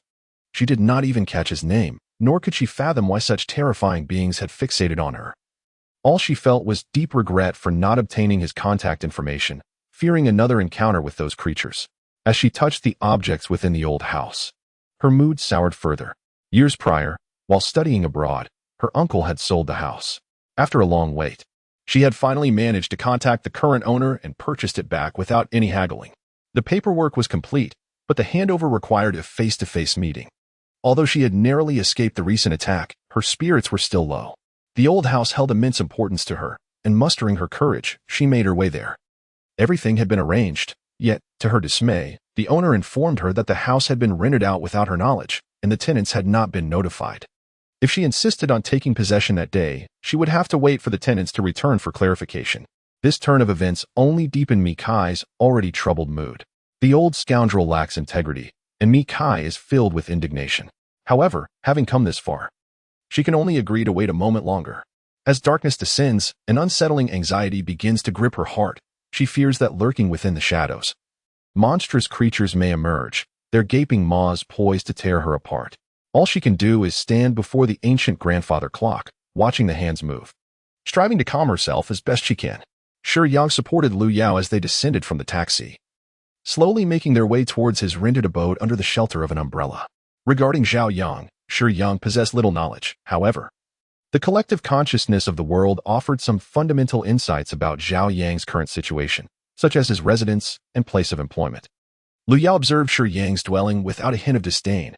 Her own circumstances were far from enviable, although the house bore signs of age. Having a refuge from the elements was already a commendable fortune. Shiyang's actions were gentle. Yet Lu Yao could not comprehend why his seemingly tender gestures instinctively maintained a distance from her, even in the intimate act of supporting her, aside from his right hand. No other part of Shiyang's body made contact with Lu Yao's. Shiyang paused, casting a puzzled glance towards the interior of the house. What's wrong? Lu Yao inquired. Noticing his sudden halt. There is someone inside, Shiyang replied. Oh, is there someone in your home? Could it be a thief? That seems unlikely. Shiyang sensed that the person within was probably awaiting his arrival, prompting him to guide Lu Yao onward. Upon entering the house, a middle-aged man approached Shiyang eagerly. Ah, Zhao, you have finally returned. I need to discuss something with you. The landlord, old Li, radiated joy, unmistakably indicative of good fortune. Indeed, it was true. Mikai had purchased the old house at a price exceeding the market value, yielding a significant profit for old Li, which surely delighted him. Please take a seat. Shiyang disregarded old Li momentarily, assisting Li Yao to a nearby sofa before turning his attention back to the landlord. Is it about the rent? Shiyang had a vague understanding that Zhaoyang had fallen behind on rent for 2 months, assuming old Li had come regarding this matter. No, it's about the house. Old Li hesitated, feeling somewhat awkward. After all, he had sold the property without prior notice to the tenants. Yet, he deemed the financial gain worth any potential offense to the tenants. I sold this house to that young lady. You must vacate by tonight. I won't be collecting the rent from you. Shiyang frowned. However, the house indeed belonged to someone else, and he had no right to intervene in others' transactions. Moreover, as a landlord, waiving 2 months' rent was already a commendable act of kindness. Must it be tonight? Shiyang was indifferent. Yet Lu Yao had just undergone an abortion and required time to recuperate. The back and forth, compounded by the heavy rain outside, was far from ideal. It must be tonight, old Li asserted firmly. Shiyang realized that reasoning with old Li was futile. However, since the house had been sold to that young lady, perhaps it would be prudent to discuss the matter with her. Mikai stood with her back to Shiyang, gazing at the grandfather clock, seemingly lost in thought. Shiyang approached her gently, mindful not to startle her, and softly said, Miss, might you consider a compromise this evening? I can leave. But I have brought a girl with me who is not in good health and requires rest. It would be quite inconvenient for her to travel back and forth. Mikai felt a surge of annoyance. He had brought a girl to stay and expected her to accommodate them? This house was meant for her own residence. Turning around in frustration, all her discontent evaporated upon seeing Shiyang's face. Is it you? She exclaimed, recognizing him. Are you two acquainted? With that, the landlord, old Li, sensing Mikai's familiarity with Shiyang, promptly excused himself, leaving the matter to the two of them. Mikai regarded Shiyang quietly, her eyes flickering with surprise and unexpected joy. Though her heart brimmed with unspoken words, she felt elated yet at a loss for what to say in the presence of her savior. She understood that she needed to break the silence, yet feared that her words might be inappropriate, especially before someone as extraordinary as him. Who would have thought we would meet again so soon? Shiyang broke the silence after a brief moment. Indeed, you are the homeowner now. I would like to ask for your leniency for a few days, if possible. He got straight to the point, glancing back at the sofa where Lu Yao appeared bewildered. Lu Yao, noticing Shiyang conversing with the new landlord, remained silent, but an inexplicable sense of crisis stirred within her as she observed the young woman before her, radiant, poised, and exuding an air of unapproachable nobility. Perhaps it was a woman's intuition, despite the distance preventing her from overhearing their conversation. Lu Yao could discern from Mikai's expression that she was genuinely pleased to see Shiyang. Of course, that is not an issue. Is she your girlfriend? She seems unwell. Mikai inquired, glancing at Lu Yao with a hint of concern. Shiyang found himself at a loss for words. Girlfriend? Certainly not in his eyes. But how did it stand in Zhaoyang's perspective? The will of the world offered no guidance, suggesting that within the narrative of this realm, Lu Yao might indeed play the role of a girlfriend. Yes, Shiyang affirmed resolutely. Lu Yao, who had inched closer out of jealousy, was taken aback by Shiyang's unwavering, straightforward response. It was more surprise than anything else. She had always been fond of Zhao. Otherwise, she wouldn't have clung to him. Yet, she had never fathomed that what she had longed for could come to fruition so readily. She had just undergone an abortion and was in a fragile state. I did not wish for her to be subjected to unnecessary travel, so I hoped she could stay here for a few days. However, I was taken aback to discover that the house had been transferred to you. Shiyang explained that while he did not want Lu Yao to be inconvenienced, the presence of the devourer stalking her was also a significant concern. I understand. It poses no issue. Please, feel free to stay as long as you like.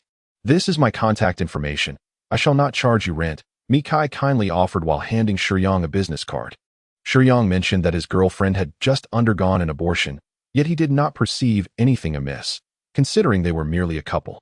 Thank you, Shiyang said gratefully as he accepted the card, which bore the name Mikai. And what is your name? She inquired. Sure, Zhaoang. Very well. I shall take my leave then, Mikai said, glancing out the window, her expression somewhat awkward. She had initially planned to purchase the house today and settle in, as this old residence provided her with a semblance of psychological comfort, which is why she had bravely set aside her unease to come here. Yet, she did not anticipate that this old house would still have tenants, nor did she expect her savior to be among them. Surely, she could not evict her benefactor on such a cold, rainy night. Consequently, she would have to endure a bit of discomfort herself. Shiyang noticed the unease on Mikai's face and recalled that she had just been attacked by a devourer in the afternoon. Given the inclement weather and the fact that it was night, she must be feeling quite frightened. How about you and Lu Yao stay here for the night? Shiyang suggested. Liu hesitated slightly but remained silent. It would be rather ungrateful to reject the kindness of a girl who offered them shelter without asking for rent. No, thank you. I will return home for now, Mikai replied, noticing Lu Yao's reluctance. After all, it was a couple's sanctuary, and her presence would only complicate matters. With that, Mikai bid farewell and moved toward the hallway. As she stood at the entrance, Lu Yao intended to hail a taxi. Suddenly, a vehicle with purple ambient lights sped past on the street. Mikai was startled and instinctively shut her eyes, too frightened to open them again. The violet hue was reminiscent of the creature that had attacked her earlier that afternoon. Shiyang glanced outside at the rain, bowing his head in contemplation for a brief moment.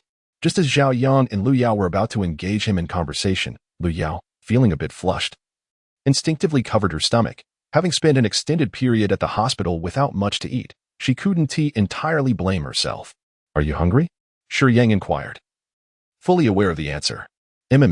Leo nodded obediently, recalling Shiyang's straightforward admission of their relationship earlier, which filled her heart with sweetness. With a sudden noise, Shiyang opened the old refrigerator, only to find it empty. I'll head to the supermarket to buy some groceries. I'll be back shortly. All right. Be careful on your way. The weather isn't great. It's quite near, so there's no need to worry. Stepping outside, the supermarket was merely across the street, just a few dozen meters away. At this distance, even if a devourer were to appear, Shiyang felt confident in dealing with it effortlessly. However, as he exited, he spotted Mikai standing motionless at the entrance of the corridor. The rain fell straight down, but the wind blew it at an angle, slightly dampening Mikai's trousers and shoes. Yet, she seemed entirely entrapped by something, oblivious to the rain, her eyes tightly shut. Is everything all right? Shiyang knew she was frightened due to the devourer and approached her side, but Mikai remained unaware of his presence. He spoke gently, yet it startled her nonetheless. With her arms crossed over her chest, still shaken, Mikai instinctively clutched Shiyang's arm upon seeing him, leaning slightly against him as though he were a lifeline for a drowning person. Don't be afraid. Shiyang softly patted her shoulder. Zhao Yang, I'm so sorry. Coming back to herself, Mikai hurriedly released her grip, smoothing her hair nervously. Why don't you stay here tonight? Shiyang urged once more. This time, Mikai did not decline. She recognized her current state.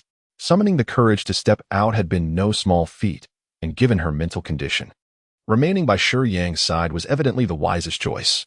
I'll go buy groceries. Would you like to head upstairs first or accompany me to the supermarket? Shiyang asked. I'll go with you to buy groceries. Mikai preferred to stay close to Shiyang. Then let us go. Shiyang opened the umbrella and walked alongside Mikai toward the supermarket. As they made their way, the rain intensified, and the umbrella felt rather small, allowing droplets to fall upon them. After standing in the corridor for several minutes, Mikai felt even colder stepping into the rain. but Shiyang tilted the umbrella significantly to shield her from the wind and rain. Mikai glanced at Shiyang with surprise. Half of his body was drenched. Yet he remained steadfast and focused ahead. Although not particularly tall at this moment, in Mikai's eyes, Shiyang stood resolutely in the rain like an indomitable boulder, unyielding against the tempest. Fruits and vegetables, as well as rice and flour, were essential, but most importantly, they needed to purchase 2 chickens. And Mikai also procured some daily necessities for Lu Yao, ending up with a hefty bag of items. Logically speaking, after a tire puncture, one ought to indulge in foods rich in protein such as eggs, shrimp, ribs, and fish to replenish vitality. However, this supermarket was rather modest and lacked variety, leaving Shiyang with no choice but to settle for 2 pre-packaged chickens. Should we buy some toiletries? Shiyang inquired of Mikai. Sure, she replied. Prompted by Shiyang, Mikai also ventured to select some toiletries, realizing that she had none to use. You bought so much, let me help you carry some, she offered kindly.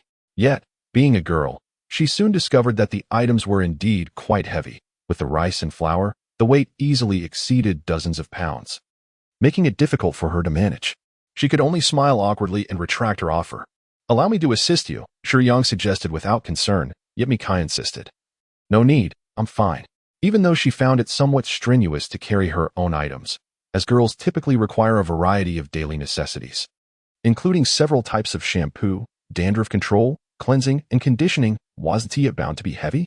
There's no need to be polite, Shiyang reassured her, gripping a large woven bag containing all his purchases in one hand, while taking the items from Mikai's grasp with the other. Since you let me stay in your house for free, it's only right for me to lend a hand. You hold the umbrella. Shiyang returned home, with Mikai in tow. Lu Yao truly did not anticipate that the landlady had not departed after all. How was it that she returned alongside Shiyang? Witnessing this scene, Lu Yao's heart, which had been sweet, suddenly felt a twinge of discomfort. Shiyang, oblivious to the situation, placed everything in order and promptly made his way into the kitchen.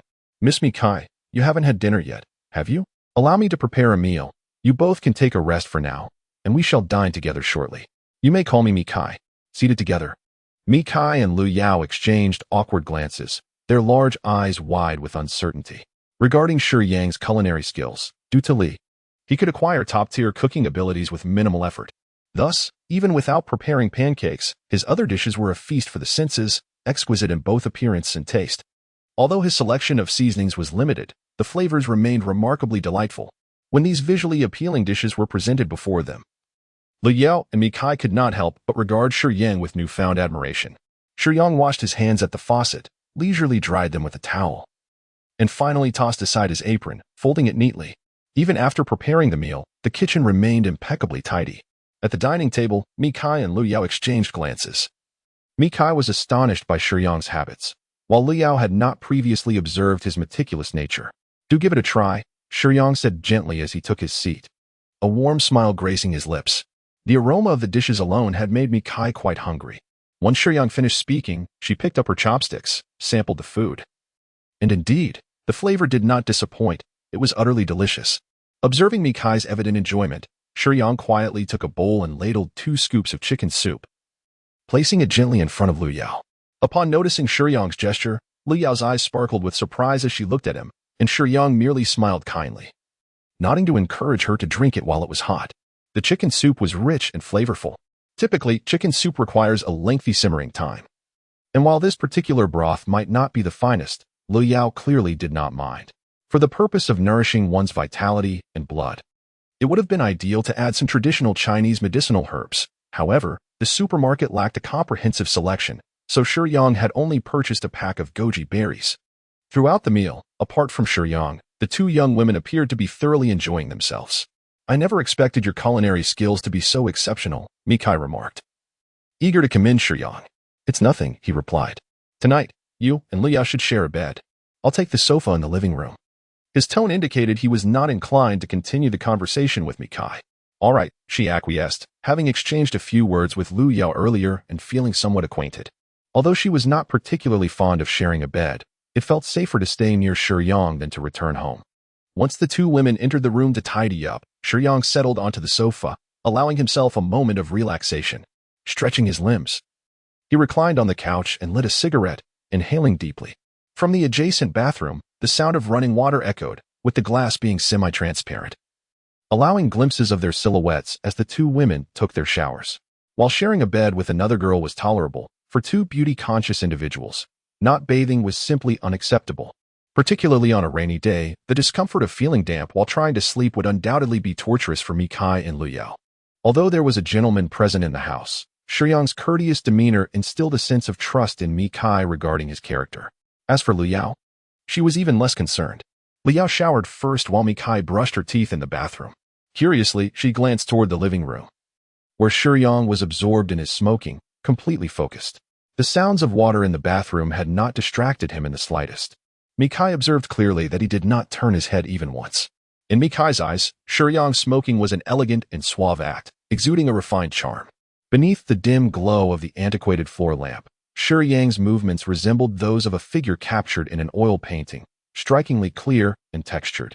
This individual, appearing gentle and refined, spoke with a soft demeanor and possessed an admirable temperament, yet he was a veritable Superman, endowed with extraordinary strength. Beneath his cultured exterior lay a formidable power, which elicited a sense of admiration from Mikai. She had encountered numerous men, few as handsome as Shiyang, however. She had seen many with a similarly elegant and refined appearance. Yet, a man who combined extraordinary strength with a gentlemanly charm and striking handsomeness was a rarity Mikai had never witnessed. After finishing a cigarette, Shiyang retrieved a glass and poured himself a measure of white liquor purchased from the supermarket, lighting another cigarette anew. Taking a deep drag, he lifted the glass and drank it down in one bold gulp, embodying the spirit of manliness without so much as a change in countenance. Mikai found herself entranced by this scene. While a woman's allure often hinges on external appearances, a man's charm transcends the superficial. No matter how handsome, if his gestures lack confidence and grace, it is challenging to captivate others. "I've finished. It's your turn now," Lu Yao announced as she emerged from the bathroom.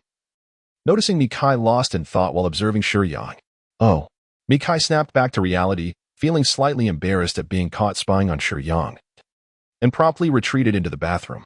Once Mikai had left, Lu Yao, draped in a towel, approached the sofa where Shiyang sat with his back to her. "Your body requires rest. You should retire early." Shiyang's words were quite candid, objective, and resonated with Lu Yao's physical condition. However, it was evident that Lu Yao was not particularly fond of hearing them.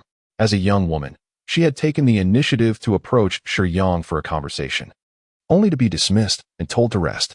How could such treatment possibly be comforting for her? Humph. Lu Yao huffed indignantly, turning her back and storming towards her room.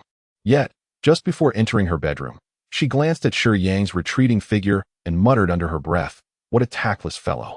After finishing her shower, Mikai wrapped herself in a towel, hesitantly peeking out from the bathroom door, hoping to gauge whether Shiyang had turned around. After all, he was a man, and she was reluctant to change out of her attire, which made her feel rather cautious. Shiyang was perceptive enough to notice Mikai's subtle movements. The enchanting young lady, despite her ethereal demeanor, exuded a certain charm in her actions. "I believe, with such keen observation, you should have returned to your bedroom long ago," Shiyang remarked without turning his head. Mikai assumed that Shiyang had indeed seen her, yet he had not looked back. Was there a mirror in the living room? She glanced around, finding nothing that could reflect. Considering Shiyang's formidable strength, he might possess some extraordinary abilities. "Very well. Good night," she replied. The natural and composed demeanor of Shiyang eased some of the tension within Mitsai. Upon reflection, she realized there was little of consequence to be concerned about. Through their interactions, she noted Shiyang's commendable character, and most importantly, he possessed formidable strength. Should he wish to impose upon her, Mitsai would have no means of resistance. With this thought, a sense of relaxation washed over her. "Good night," Shiyang replied casually. Before entering the house, he remained seated on the sofa, smoking and sipping on his drink. Outside, the wind and rain intensified, yet Shiyang sat quietly in the living room, enveloped in the sounds of the storm. After consuming an entire bottle of liquor and smoking through half a pack, the rain showed no signs of abating. Approaching the window, he drew back the dark curtains, watching the relentless cascade of raindrops. Shiyang stood in silence, not uttering a word. Casually, he tossed his lighter onto the lampshade of the floor lamp, still clutching the cigarette pack in his hand. Outside, a street lamp flickered in the distance. Perhaps the torrential rain had caused a short circuit, as its light pulsed erratically before eventually extinguishing entirely. Time passed gradually, second by second, and before long, it was midnight. With a click, The door unlocked. As Liu Yao stepped out to use the restroom, she noticed Shiyang standing silently by the window, prompting her to wonder if he had been there all along. A mischievous thought crossed her mind. Since Shiyang remained still, he likely hadn't noticed her departure. She decided to play a prank, treading lightly as she crept up behind him, grabbing a cigarette and placing it between her lips. She stealthily took the lighter he had left on the lampshade. To her surprise, Shiyang, with the cigarette in his mouth, turned his head slightly and thanked her, clearly indicating his intention to light up. Not only had she failed to startle him, but Liu Yao was also taken aback. "You noticed me all along?" she asked. A hint of annoyance evident as she bit her slightly pale lip, her cheeks slightly puffed. Nonetheless, she reached out to help him light the cigarette. After taking a puff, Shiyang replied, "Yes, I noticed you long ago. Why didn't you say anything? What should I have said?" Liu quickly reminded herself not to take it too seriously. "Zhao Yang, next month, a film crew wants me to act in Hongdian. What do you think? Should I go?" Although posing it as a question, she felt quite confident about herself. "Go if you want to. I've already tried on makeup." And both the director and producer seemed quite pleased, saying I fit the role well. "What were you doing before?" "Fashion model." Shiyang cast a skeptical glance at Liu Yao. It seemed rare for a model to transition into acting, especially in an era where the industry was riddled with questionable talent. Yet, he reiterated, "If you wish to pursue what you love, then do it." "Don't be misled by my modeling background," Liu Yao explained, having noticed his doubtful expression.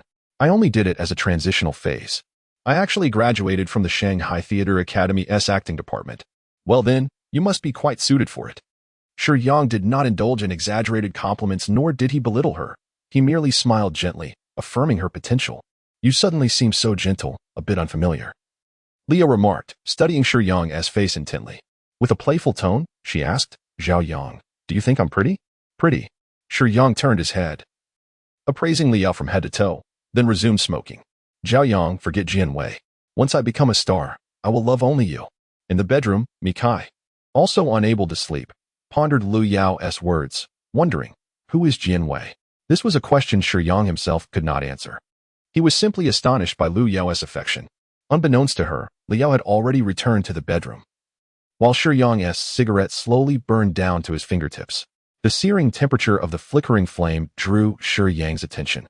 Yet his constitution remained unfazed by such warmth as he extinguished the cigarette, but, gazing at the transparent window, he caught a faint reflection of himself in the darkness. And a bittersweet smile graced his lips. "Zhao Yang, you are indeed fortunate." As dawn broke, Shiyang prepared breakfast. Outside, the rain had ceased. The air after the rain was refreshingly crisp, invigorating his spirit. For breakfast, he made Jianbing Guozi, showcasing his own delightful recipe. Being a central figure, Shiyang sought the favor of the girls, and his Jianbing Guozi proved to be an invaluable asset. Now, with his mental fortitude significantly enhanced, he was no longer limited to preparing just 2 servings a day. As for the allure of Jianbing Guozi, please, even the devourer could not resist. How could 2 human girls possibly withstand such temptation? Mikai and Liu Yao had never tasted such extraordinary Jianbing Guozi in their lives, and after indulging, they longed for more, even when their bellies were full, persistently urging Shiyang to prepare another round. "Zhao Yang, just one more set, please," Liu cooed playfully. Mikai watched from the side, her lips licking in anticipation, yearning for a taste, but feeling too shy to voice her desire. Hoping Liu might achieve the desired outcome. "I can make more, but are you sure you can eat it?" Shiyang inquired, aware they were already satiated. Yet he feared for the girls' well-being. "Of course," Liu replied decisively, and Mikai subtly nodded in agreement. "Can you, or is it Mikai who can?" Shiyang retorted, refusing to acquiesce, "I fear you may overindulge." Truthfully, both girls were fully aware they had already eaten enough, having forcefully consumed the last serving. However, the Jianbing Guozi was simply too delectable, rendering them somewhat helpless.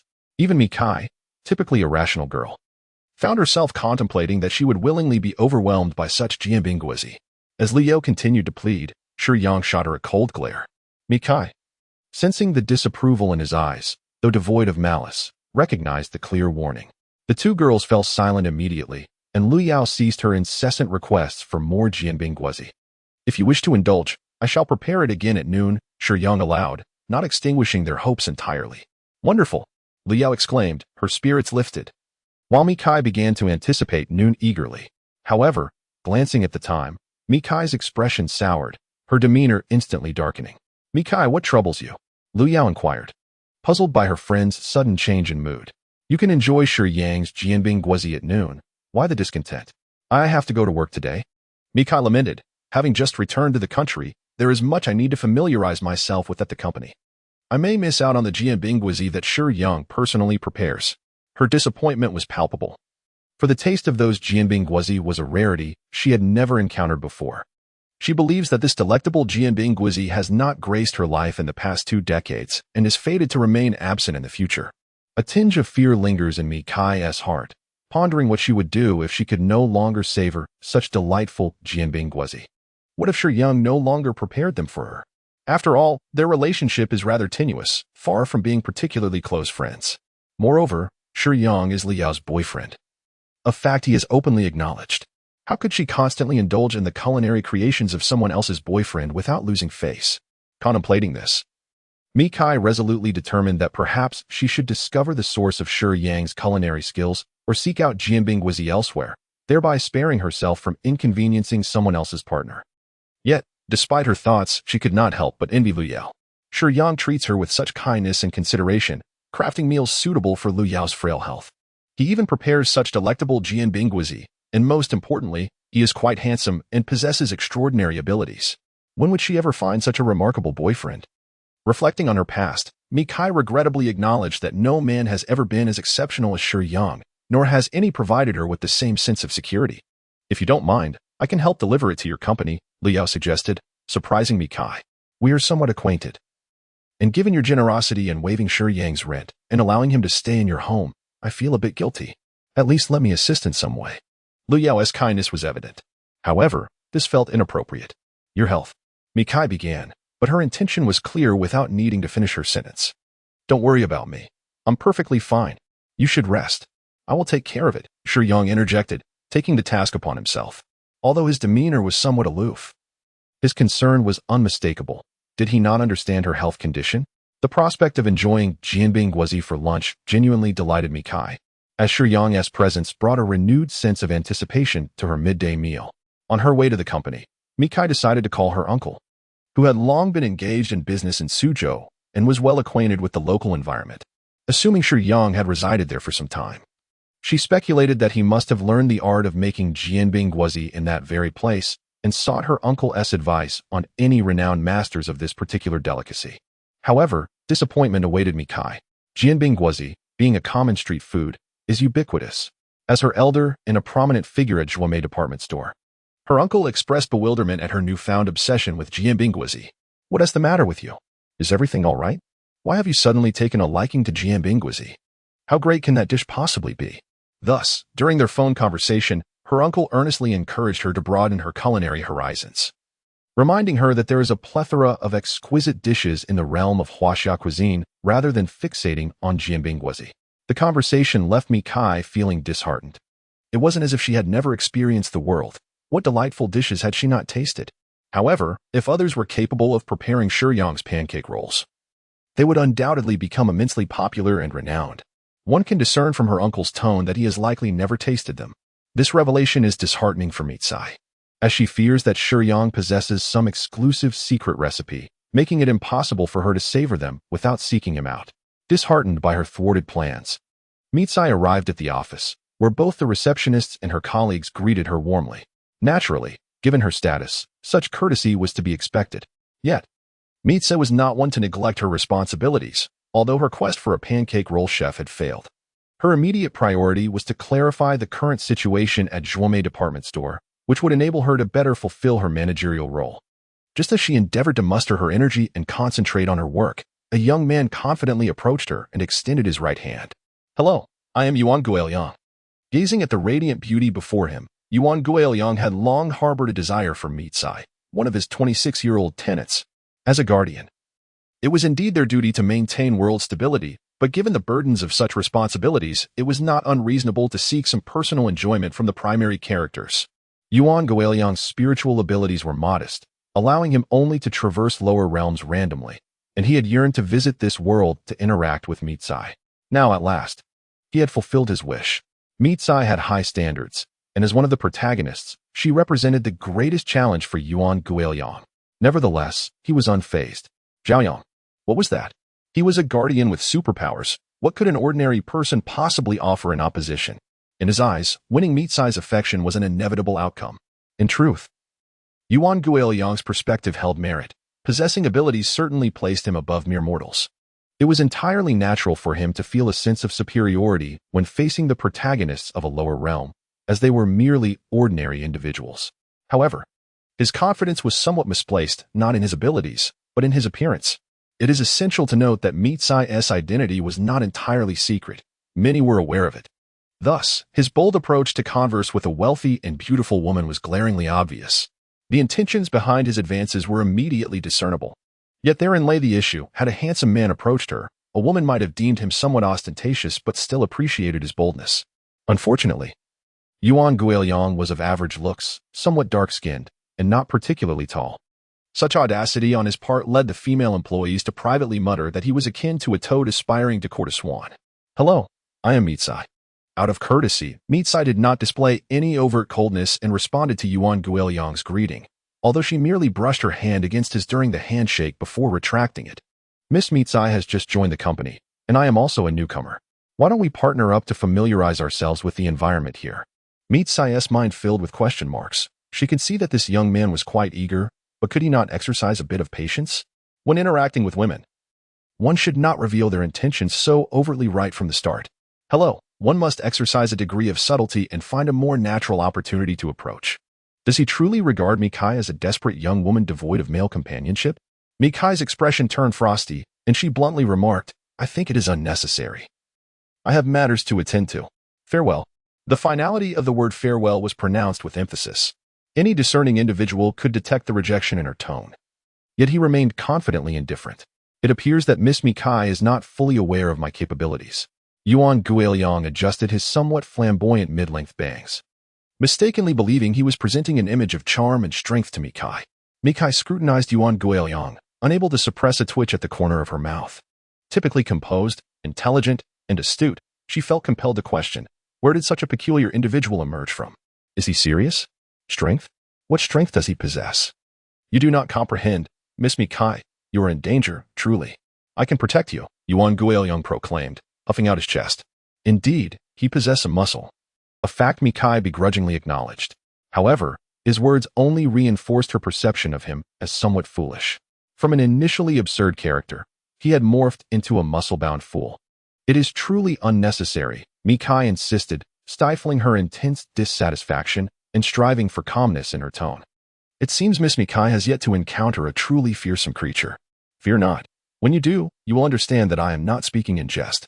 Yuan Guiliang asserted earnestly. What?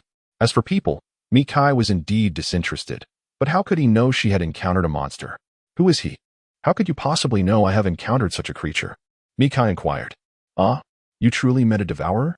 How did you survive? Yuan Guiliang's words darkened Mikai's expression. What did he mean by asking how she survived? His tone implied that her survival was a surprise to him. Of course. He meant no malice and was genuinely astonished. The combat prowess of a devourer is formidable. As a female protagonist, Mikai could be described as having little strength.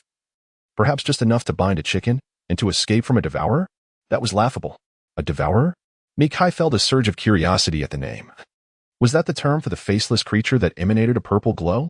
Ah, yes, a creature that occasionally radiates a purple light, devoid of facial features. Have you truly encountered one? Yuan Guiliang still found it hard to believe. Indeed, I have encountered one.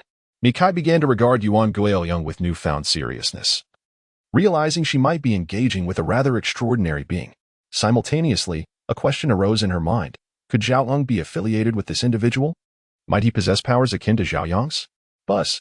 Yuan Guiliang's phone vibrated twice in his pocket.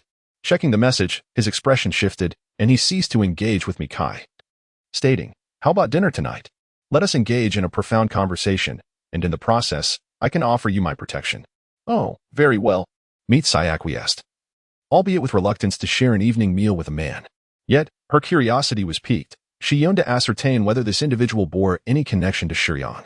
Should such a link exist, she was eager to uncover the secrets surrounding Shiyang.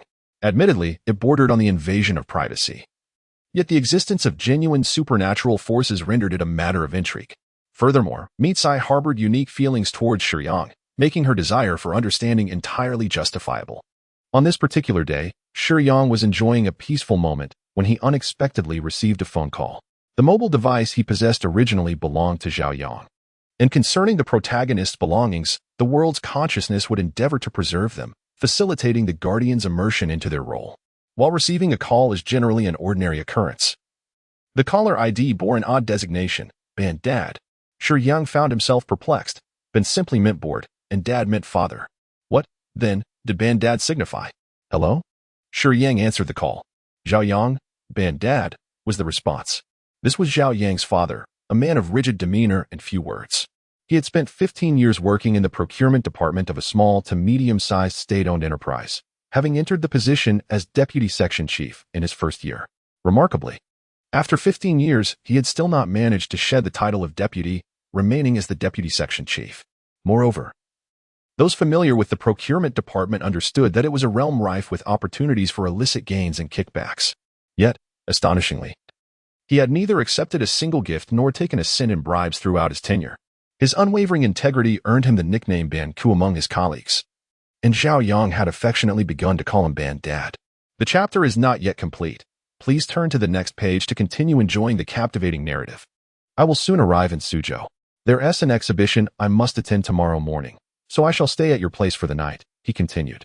Shiyang recognized the gravity of the situation, regardless of the peculiarities of the title. This was indeed Zhao Yang's father. It was entirely reasonable for a father to seek accommodation with his son for the night. Could Shiyang refuse? It seemed he could not. That sounds wonderful. Shiyang felt somewhat awkward and stiff. After all, he was not truly her father. What is the matter, Zhao? Who called? Liao asked curiously, noticing Shiyang's tense expression. My dad, Shiyang replied, feeling a bit uncomfortable. Is something wrong with your father? Liao's voice was tinged with anxiety, given their romantic relationship. Hearing about a partner's parent was naturally unsettling. He said he wants to stay with me for a night, Shiyang answered. What? Liao's eyes widened in surprise. Meanwhile, on Yuan Guoyang's side, he was frustrated. What is the rush to find me? I'm currently pursuing my goddess. Don't interrupt me, boss, he exclaimed, his irritation palpable. Yet he dared not show it in front of the person before him. Respect was one aspect. The other was that this individual was significantly more powerful than him. Also the captain of a formal squad within the organization. While he had a fondness for beautiful women, he had to heed the captain's orders. Enough of this. What is more important, business or chasing women? A pleasant voice scolded him in a masculine tone. Of course, business is more important. But I'm going to find Mikai. Isn't that also to protect the main character? Yuan Guoyang defended himself. The situation is amiss. I tracked the Devourer's whereabouts, and this time, it's quite dire. There are many of them. As a child at home, only the old house could evoke a sense of belonging within her. It was where she was born and raised, filled with the sweetness of her parents and the sorrow of their separation. In truth, she had always yearned to reclaim the warmth of home. This was the reason Mikai felt compelled to repurchase the old house. Although her family was now sparse, with Uncle Mijonda more of a rival than a relative. As long as the house remained, as long as she could still touch the remnants of joy and warmth in those fading memories, Mikai felt content. For some reason, she wished to share these thoughts with Shiyang. Perhaps it was because Shiyang now lived in the old house with his girlfriend, which reminded her of her own parents. Although the comparison seemed strange, Shiyang's sense of responsibility indeed mirrored a trace of Mijiangxin in her eyes. To her, he was a father figure. Uncertain if it was due to Yuan Guoyang's influence, Mikai felt a bit unsettled. Typically, she was focused at work, but today, her mind wandered restlessly to the harrowing moments of peril she had experienced. What are you thinking about? A hand waved before her, jolting Mikai back to reality as she turned to the newcomer. Huh? Zhao, how did you get in here? She asked, puzzled by how Shiyang had entered her office. The security guard wouldn't let me in. I told him I was bringing you lunch, but he didn't believe me, Shiyang explained. Right. That's why I asked how you got in, she replied. I sneaked in. I asked a few others and found your office, Shiyang candidly admitted. Oh, that makes sense. Mikai reflected on Shiyang's capabilities, feeling no surprise. I have placed it here. Shiyang set the still-warm Jianbing Guozi aside instead of on the desk. To avoid disrupting her work, I'll just leave it here. Before Shiyang could make a move, Mikai casually nudged her computer aside, creating a bit of space to receive the Jianbing Guozi. Although the wrapping was tightly sealed, preventing any aroma from escaping, The mere sensation of its warmth made Mikai's mouth water. She was aware of the delightful flavors concealed beneath its unassuming exterior, and she felt a twinge of gratitude that Shiyang had not departed due to the security guard's obstruction. Otherwise, she would have missed out on this culinary delight. What is the matter? As Mikai began to unwrap the plastic and paper, she noticed Shiyang's unwavering gaze upon her, leading her to believe there was something on her face. I have a favor to ask of you. What is it? Please, feel free to speak, Zhao Yang. Do you need money? If you require assistance, just let me know. I will certainly help in any way I can, Mikai asserted with conviction. Yes, well? My father, Shiyang hesitated slightly. He's coming to Suzhou and would like to stay with me for a night. I hope you can assist me. Seeing Shiyang, who appeared almost superhuman in Mikai's eyes, exhibit this moment of bashfulness warmed her heart. He showed her respect. With a gentle smile, she replied, Of course. That's no problem. Since it's your father, he can stay as long as he wishes. However, the old house is rather cramped. Will there be enough room for you and your girlfriend? There should be enough space. Thank you. It's no trouble at all. There is no need to thank me. You don't have to inform me. Just make your own decision. I think it's inappropriate. It's your home. While you kindly allow me to stay, I cannot just bring someone over without informing you. Very well. I agree. Rest assured, you can stay. Mikai held great admiration for Shiyang's straightforward yet principled demeanor. I'll be on my way now. Take your time eating, Shiyang stated, having addressed his matter and not intending to linger further. All right. Mikai felt a wave of melancholy as she observed Shiyang preparing to leave, but she had no reason to keep her boyfriend from departing. So she merely acknowledged him. Primarily, Mikai was curious about Shiyang's past, especially after her encounter with Yuan Guoyang, and additionally, she felt a twinge of fear about being alone. Yet, the core of her concern stemmed from her uncertainty regarding her plans for the night. Should she return to the old house?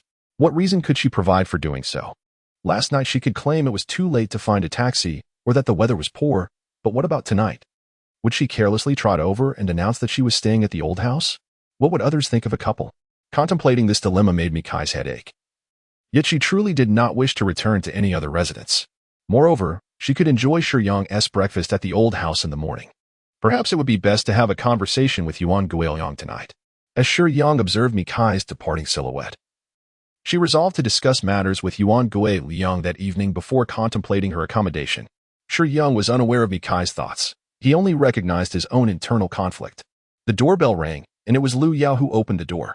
Upon encountering the impeccably dressed and stern-faced gentleman before her, Lu Yao visibly stiffened. Shiyang had mentioned that his father would be visiting, and it was evident that this man was none other than Zhao Yang's father. Meanwhile, Shiyang busied himself in the kitchen, aware that his father's visit warranted some preparation. Surprisingly, Zhao Yang's father did not seem overly astonished by the presence of such a beautiful girl in his son's rented apartment. Although she was indeed striking, Zhao Yang was a young man, and it was not improbable for him to have a girlfriend or to share living quarters with someone. Thus, his father remained unfazed. Dad, you're here? Shiyang greeted his father as he placed the dishes on the dining table. While Zhao Yang's father was unperturbed by Lu Yao's appearance, he was puzzled by Shiyang's form of address. After all, the boy typically did not refer to him in such a manner. This is my girlfriend, Lu Yao. Shiyang introduced her to his father. Hello, uncle, Lu Yao said. Just as the trio was about to sit down for dinner, Lu Yao felt a tinge of nervousness. Shiyang wore an expression of helplessness, and Zhao Yang's father seemed perplexed by the changes in his son. However, before the slightly awkward atmosphere could prolong, Shiyang's expression shifted, and he swiftly exited, leaving behind a hasty remark. Lu Yao, you and my dad go ahead and eat. I have something to attend to. Since both Lu Yao and Mikai were significant female characters, Shiyang would not leave them unattended without some preparation. Not far away, Li was monitoring the world power within Mikai, but now, a disturbance had emerged within that very power. As time rewinds to the recent past, Mikai, having arranged a meeting, seeks out Yuan Guoyang for a discussion. However, despite having informed him of the dinner time, he seems to have vanished without a trace. Mikai harbors a deep disdain for those lacking integrity, and her irritation grows as she waits, determined to uncover information regarding Shiyang. After an agonizing 40 minutes, even the frosty demeanor of the ice-cold Mikai begins to thaw, yet Yuan Guoyang finally arrives, albeit tardily. My apologies, I was held up by some matters. He sheepishly admits, scratching his head, but there is little sincerity in his tone. Let us go, we need to talk. Mikai responds with icy indifference, dismissing the notion of quarreling further. Having arrived, she desires nothing more than to delve into serious matters, the enigmatic creature and their own origins. Hey, let us not rush. Why don't we catch a movie first, then find somewhere nice to eat? Yuan Guoyang thinks to himself, seizing the opportunity to strengthen their bond. Given Mikai's prior agreement to dinner, the very suggestion infuriates Mikai, who grits her teeth and responds through clenched jaws. Could you please just find any restaurant quickly? All right. We'll go, Yuan Guoyang concedes, recognizing her anger and deciding not to provoke her further, lest the situation escalate. Just as he attempts to locate a pleasant dining establishment, he suddenly shudders and glances towards the end of the street in alarm, where a fleeting flash of purple light vanishes into a narrow alley. No way. Let us go, he exclaims, seizing Mikai's arm as he urges her to leave in haste. The captain had previously warned Yuan Guoyang to protect Mikai at all costs. The Devourers would strive to amplify their influence during the instability caused by the loss of the world's child, making it nearly impossible for the world's consciousness to regain stability. As turmoil escalates, the once formidable defenses against the Devourers would weaken, allowing them to invade en masse, leading to the world's inevitable doom. Yuan Guoyang understands this dire reality, as does everyone in their team. Yet, he had not anticipated the Devourers would arrive so swiftly. After a leisurely afternoon, indulging in drinks and a nap, he had failed to heed the urgency of their meeting with Mikai. The captain's investigations had revealed the alarming numbers of Devourers and the tense situation at hand. Initially dismissive, Yuan Guoyang had never witnessed a world being consumed and destroyed. He only knew that all 8 capable members of their team were present. He had thought this incident merely offered him a long overdue respite in a familiar world. However, upon the actual emergence of the Devourers, he realized the captain's warnings were not mere exaggerations. As they flee, Yuan Guoyang communicates with his team through his device, urging, "Delay them as much as you can. We will arrive shortly." The captain's response was prompt. "Why must we run?"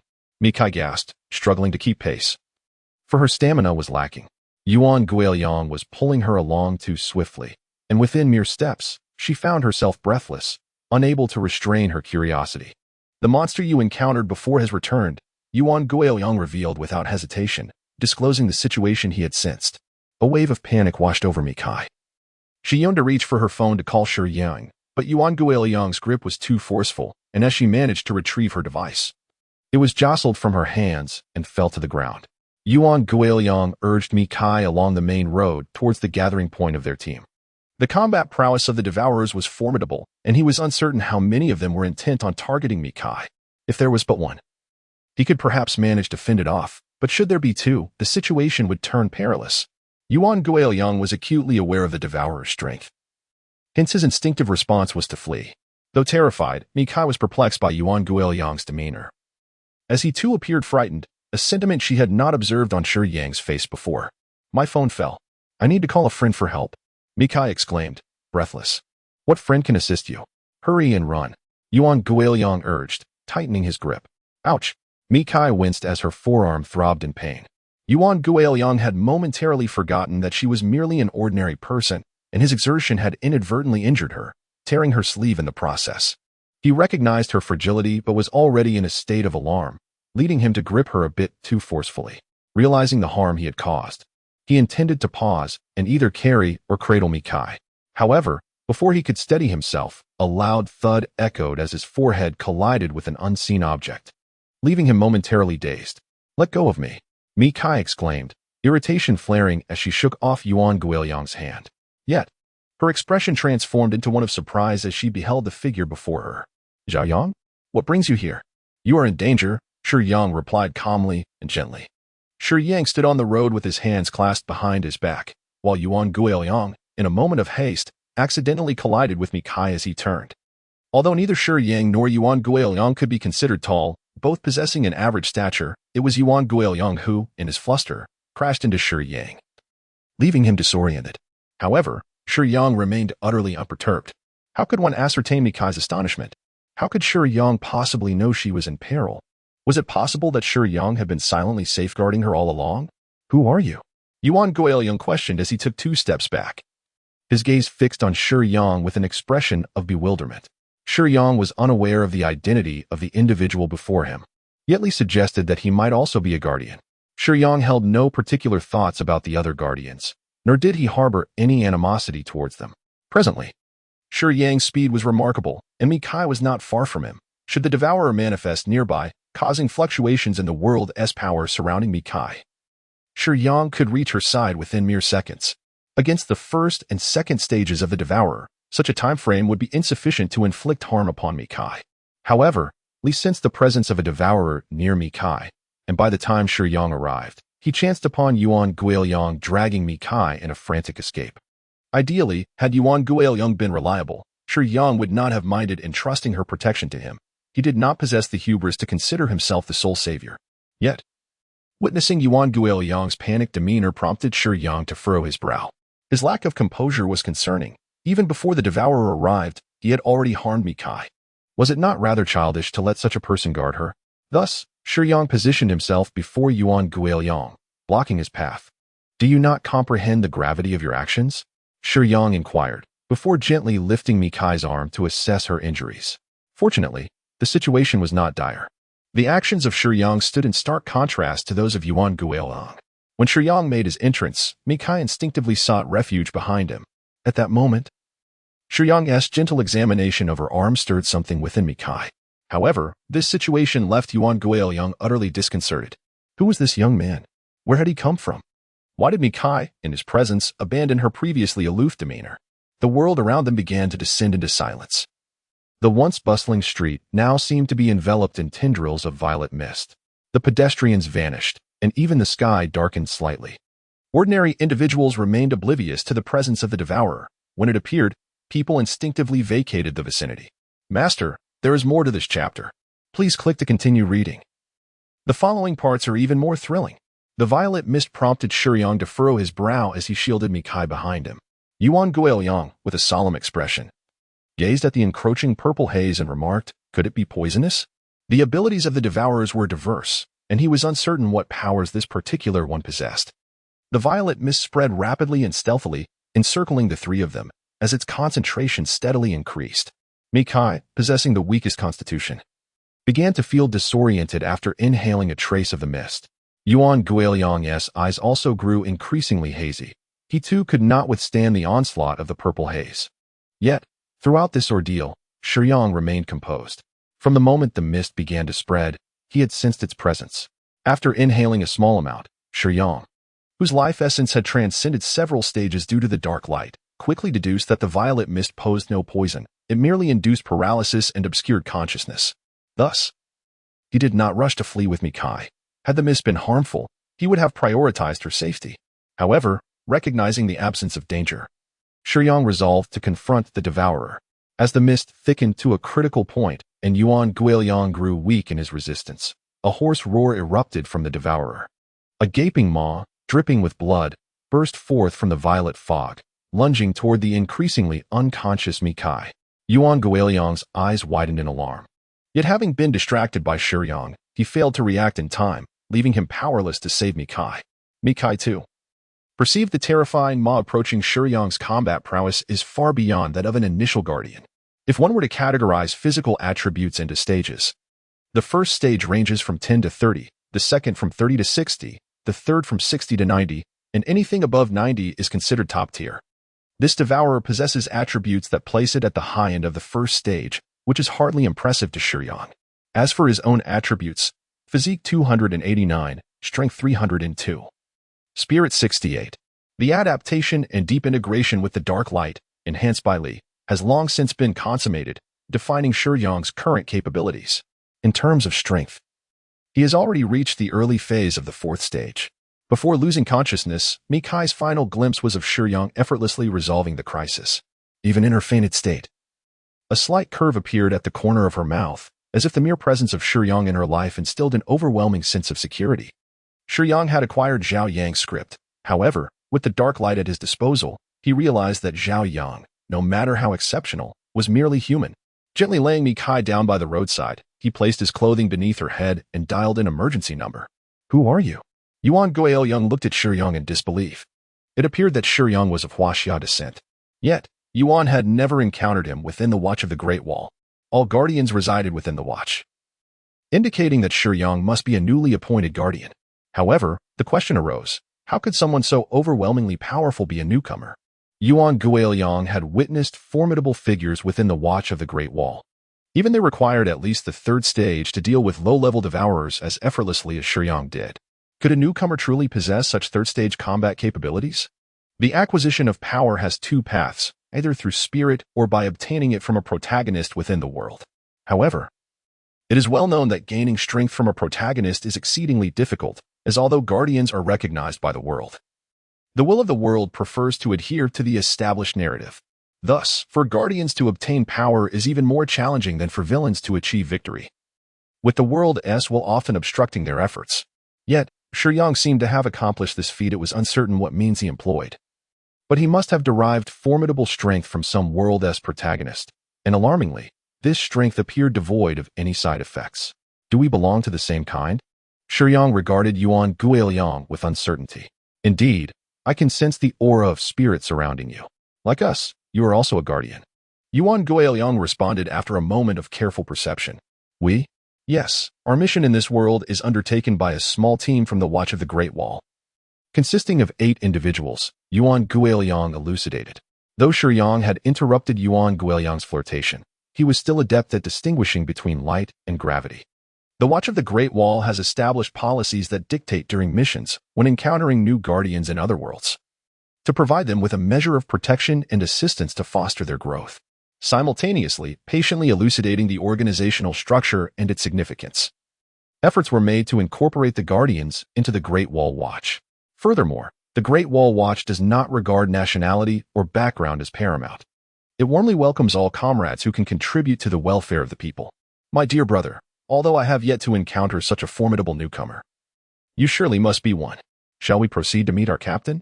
Yuan Guiliang, not particularly adept at conversing with newcomers, especially those of considerable strength, felt somewhat intimidated in the presence of Shiyang.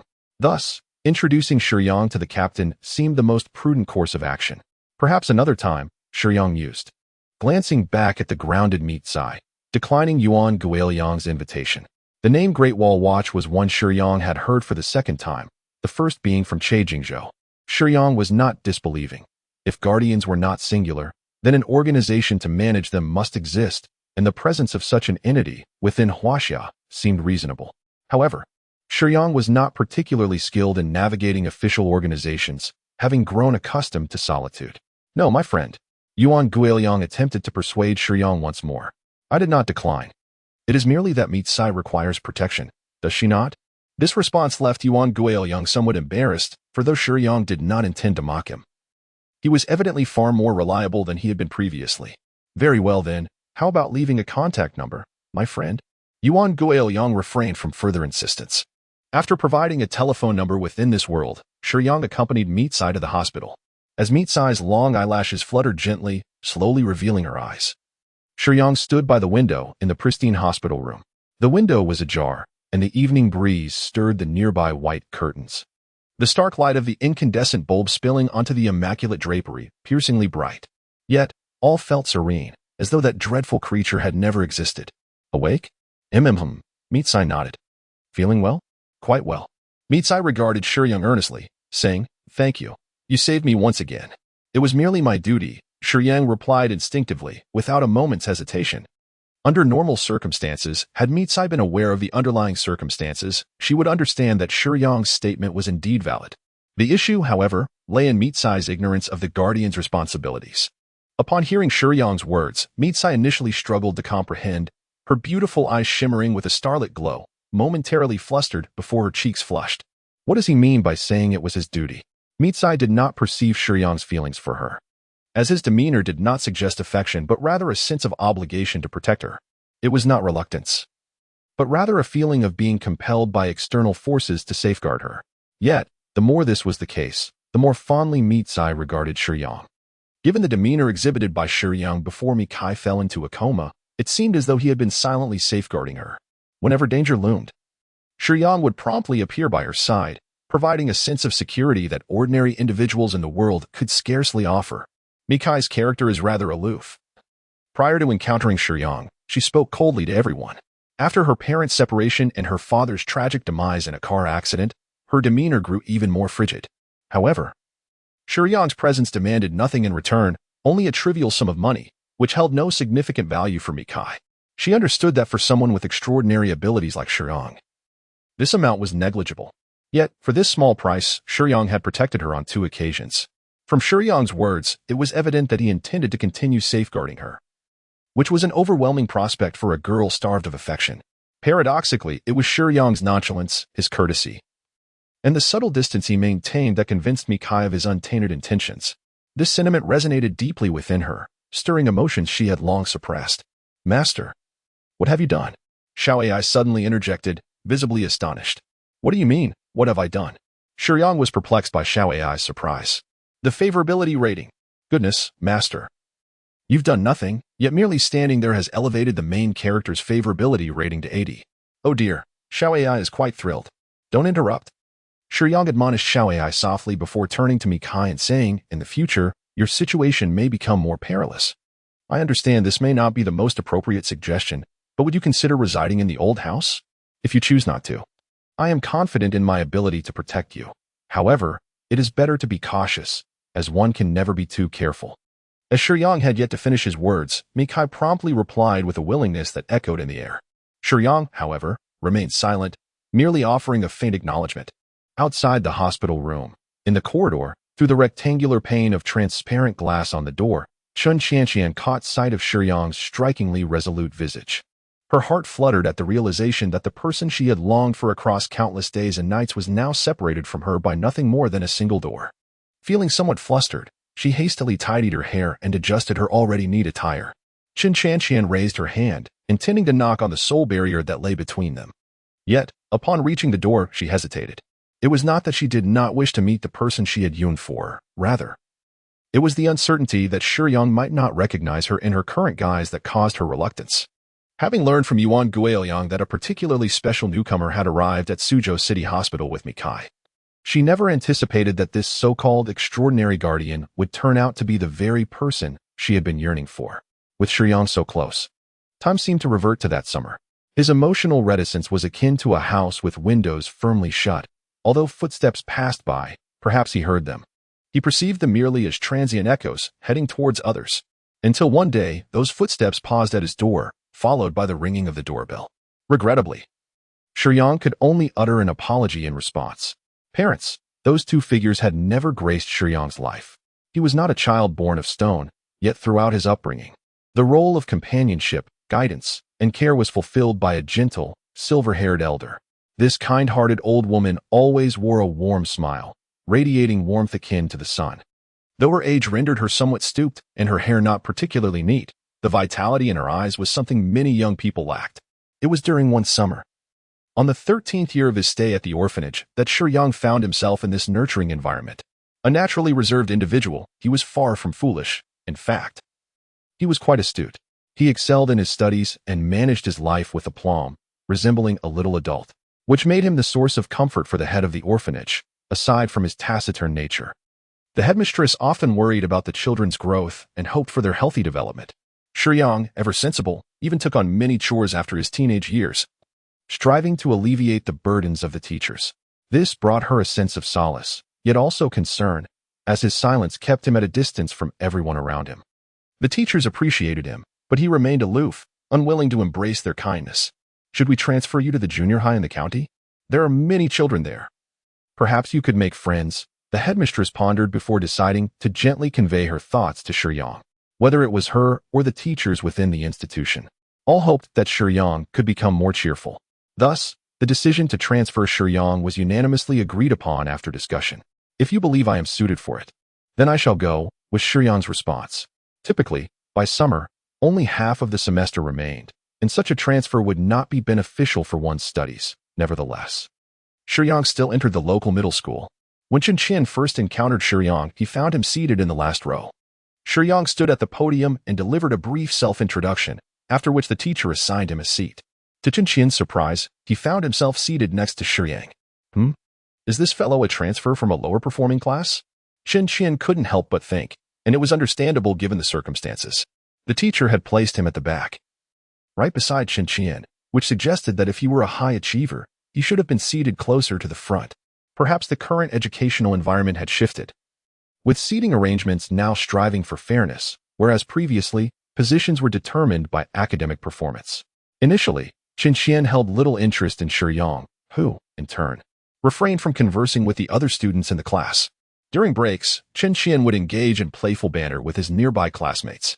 Although Shiyang was often in sight, he resembled a transparent figure within the classroom, never drawing attention to himself, nor emitting a single sound. Even during moments of leisure, he merely perused novels or gazed pensively out the window. Strange was Qian's assessment of him, until the first monthly test after Shiyang's arrival. The top student was Shiyang, and the teacher cast a surprised glance towards him in the last row. She was well aware of Shiyang's background. Having come from an orphanage-affiliated school, he had been unable to thrive in such an environment, and the teachers initially held a poor impression of him, assuming he was merely a mischievous child. Yet, Shiyang's academic performance spoke volumes. He was quieter and more diligent than most of his peers. Goodness, with those grades. Why are you sitting in the last row? This was the first time Qian spoke to Shiyang, driven by curiosity. Shiyang offered Qian a fleeting glance, but chose not to respond. In truth, Shiyang initially looked down upon Qian, as evidenced by a classmate's snide remark directed at him. Yet, the conversation quickly shifted back to Qian. Look at his grades, and then look at yours. Spare us the talk about studying hard. Just give it up already. A group of boys in the back row exchanged mocking glances and jabs at Qian. But he seemed oblivious to their taunts, responding with a somewhat lacking confidence. But I am trying. What are you trying for? Clearly, you're not cut out for academics. By the way, why didn't you come to the arcade with us yesterday? I told you, I need to go home. Otherwise, my parents will worry. Not cut out for studying, and you're still so timid. Can't you be of any use? After this, several boys erupted into laughter. While Qian felt a pang of discomfort from their words, he considered them friends, as they often chatted and occasionally played together. He believed he was part of their group, dismissing their remarks as mere jokes. Not long after, the teacher finished reading out the results and approached the back row, inquiring if Shiyang wanted to change seats, casting a subtle glance at the students in the rear. A good student, Qian thought to himself. Realizing that the moment he heard the teacher announce the results, Shiyang's seat would likely be moved. No need, teacher, Shiyang replied expressionlessly. The teacher respected the wishes of good students and did not press further, though her gaze revealed concern that the boys behind might lead Shiyang astray. Huh. He not leaving? Only Qian seemed to care about this. After school, the other members of their group surrounded Qian. What's up? We're heading to the arcade.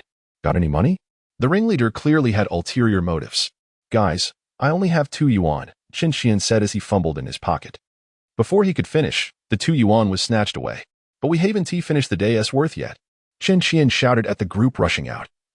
But one of them merely tossed back. It's on you, Qian. We're friends, right? You can cover for us. A sense of helplessness lingered in Qian's heart, yet he found great fondness in a particular phrase. He picked up a broom, bolstering his own spirits, and surprisingly resolved to take on the tasks of others as well. Oh, why are you still here? Just as he intended to begin cleaning, he glanced around to discover that Shiyang was still seated in the classroom. With a nonchalant demeanor, Shiyang offered no reply. He scrutinized Qian from head to toe, a hint of disdain curling his lips into a smirk, before shouldering his backpack and striding out of the classroom. What an impolite individual. Qian felt quite displeased with Shiyang's attitude, yet he dared not voice his grievances, for he possessed a timid nature. There were countless individuals like Qian, and Shiyang had encountered many such students during his previous schooling. Those unruly troublemakers could be described as uneducated, but more bluntly, they were simply worthless. Qian, oblivious to the fact that he was never regarded as a friend by Shiyang and had been subjected to bullying, mistakenly believed this treatment to be a testament to mutual trust among friends. Perhaps Qian's timidity and lack of friends in the past led him to abase himself in an effort to curry favor with such nefarious characters, hoping to integrate into their circle. However, Shiyang had witnessed that the bullied often receive no compassion from their tormentors. In the end, they are left with nothing but their bones picked clean. Perhaps Qian was not inherently a bad child. He simply exerted every effort to reciprocate kindness to others whenever he received even the slightest bit of goodwill. 2 yuan may seem insignificant, yet it represented the breakfast he had sacrificed to save, ultimately given to his so-called friend. Shiyang was nurtured in an independent environment, which allowed him to perceive the world with a far broader perspective than his peers. He understood that the headmaster and teachers of the orphanage harbored no ill intentions. However, being among the children, he recognized that, At their core, there was no fundamental difference, merely a change of setting, a different classroom. The summer also marked the rainy season. And it was on this day that Shiyang and Chun Qian engaged in a genuine and face-to-face conversation. Shiyang punctually commutes to and from school, still preferring solitude over engaging with others, embodying a unique individuality. However, one day after school, the weather took a turn for the worse. Without an umbrella, Shiyang found himself caught in the rain halfway home. With no other option, he sought refuge beneath a nearby shelter. Coincidentally, he discovered Chun Qian also huddled under the same shelter, though his demeanor appeared rather unsettling. Shiyang cast a few more glances at him, his pupils contracting in realization that Chun Qian bore wounds. Ignoring Chun Qian, Shiyang surveyed the surroundings, feigning ignorance of Chun Qian's presence. He understood that he was outnumbered and lacked the capacity to meddle, especially since he had never held a fondness for Chun Qian. Crouched in the corner, Chun Qian felt a profound desolation as he observed Shiyang's deliberate avoidance. He had not anticipated that those he considered friends would treat him in such a manner. When he failed to produce money, they ceased their pretense and resorted to violence. His body was marked with numerous bruises, pain radiating through him. The diminutive and frail Chun Qian, nursing his injuries in the corner of the shed, appeared quite pitiable. However, Shiyang would not allow himself to become embroiled in such trivialities. Yet, Shiyang's clumsy performance and his previously disdainful demeanor pierced Chun Qian deeply. Hey, could you exhibit a modicum of courtesy? We are, after all, classmates. What harm is there in exchanging a greeting? Is it common for you to treat others as if they're invisible? Chun Qian vented his pinned-up frustration towards Shiyang. In truth, it was not Shiyang's disregard that troubled him, but rather the overwhelming discontent he felt, exacerbated by Shiyang's solitary existence. He might not be able to contend with the lowly ruffians, yet he held no fear of Shiyang's solitary demeanor. With a dismissive shake of his head, Shiyang smiled, as if he could see through Chun Qian's thoughts. What's this? Do you think my solitude renders me an easy target? Chun Qian, feeling somewhat guilty, countered. No? Have you ever heard the saying, one who stays close to vermilion gets stained red, one who stays close to ink gets stained black? If you associate with those miscreants, does that not imply you share their lack of merit? Anger brewed within Shiyang. Chun Qian's initial provocation had elicited a sharp retort from him. You. Chun Qian stammered, struggling to articulate a response. What are you trying to defend? Are you truly unaware of their vile nature? And yet, you still wish to associate with them. What is there left to explain? After delivering his remarks, Shiyang noted the rain had lessened and resolved to leave. Chun Qian recognized the truth in Shiyang's words. Those ruffians incessantly bullied others, strutting about the classroom as if they were invincible, banding together to extort money from fellow students. He had even witnessed them drive a girl to transfer schools. Perhaps someone could confront them, but the inaction of teachers and the indifference of parents only served to abet their tyranny. Ultimately, did Chun Qian truly wish to join their ranks? Perhaps not. He was merely afraid of becoming the next target of their bullying. Yet, it was painfully clear that he already was. Shiyang's words held truth, yet Chun Qian found himself unable to accept the final utterance. Anger ignited within him as he glanced at Shiyang's not-so-imposing stature, and with a roar, he lunged at Shiyang's back. The torrential rain had dwindled to a mere drizzle, and after a brief scuffle, Shiyang effortlessly subdued the advancing Chun Qian. This was partly due to Chun Qian's slight frame, but also because Shiyang had frequently engaged in brawls during his time at the orphanage. While the teachers may have perceived him as silent, the orphanage was not devoid of rebellious spirits, and Shiyang had learned to hold his own. Though one might not deem his experience extensive, it was certainly sufficient to handle the likes of Chun Qian. Undeterred, Chun Qian relentlessly rose after each defeat, attempting once more to tackle Shiyang. Each time, Shiyang refrained from employing excessive force, merely pushing Chun Qian aside. However, as the struggle persisted, it was Shiyang who found his stamina waning more rapidly. He had chosen to show restraint, while Chun Qian held nothing back. Thus, Shiyang was left with no option but to shove Chun Qian away, leading to a swift depletion of his energy. Can you not go berserk? Shiyang exclaimed in exasperation, delivering a forceful kick to Chun Qian's waist. This time, Shiyang exerted considerable strength, sending Chun Qian crashing against the railing beside the narrow path. With a crack, the wooden railing, lacking sturdiness, gave way, revealing a small pond enclosed by a fence. The recent rains had significantly raised the water level. With a splash, Chun Qian tumbled into the water, flailing desperately as he was unable to swim. Shiyang was initially unconcerned, for the pond's water was shallow. If Chun Qian fell in, he could undoubtedly stand up without drowning. However, inexplicably, Qin Qian seemed utterly panicked, thrashing in the water yet refusing to rise. Stand up. Just stand up. Shiyang was perplexed by Qin Qian's bewildering behavior. Yet he could not stand idly by as Qin Qian struggled. As he watched Qin Qian sputter and choke on water, Shiyang shouted loudly, hoping to jolt him back to reason. However, Qin Qian was too frantic to hear Shiyang's words. This is troublesome, Shiyang thought, quickly shedding his clothes and leaping into the pond clad only in his undergarments. Qin Qian had never contemplated the possibility of death. Everyone fears it. And when faced with the specter of mortality, the sensation of suffocation is utterly despairing. Yet, at that moment, Qin Qian felt as though he were on the brink of death. Unable to swim, he was overwhelmed with panic and had lost all sense of direction.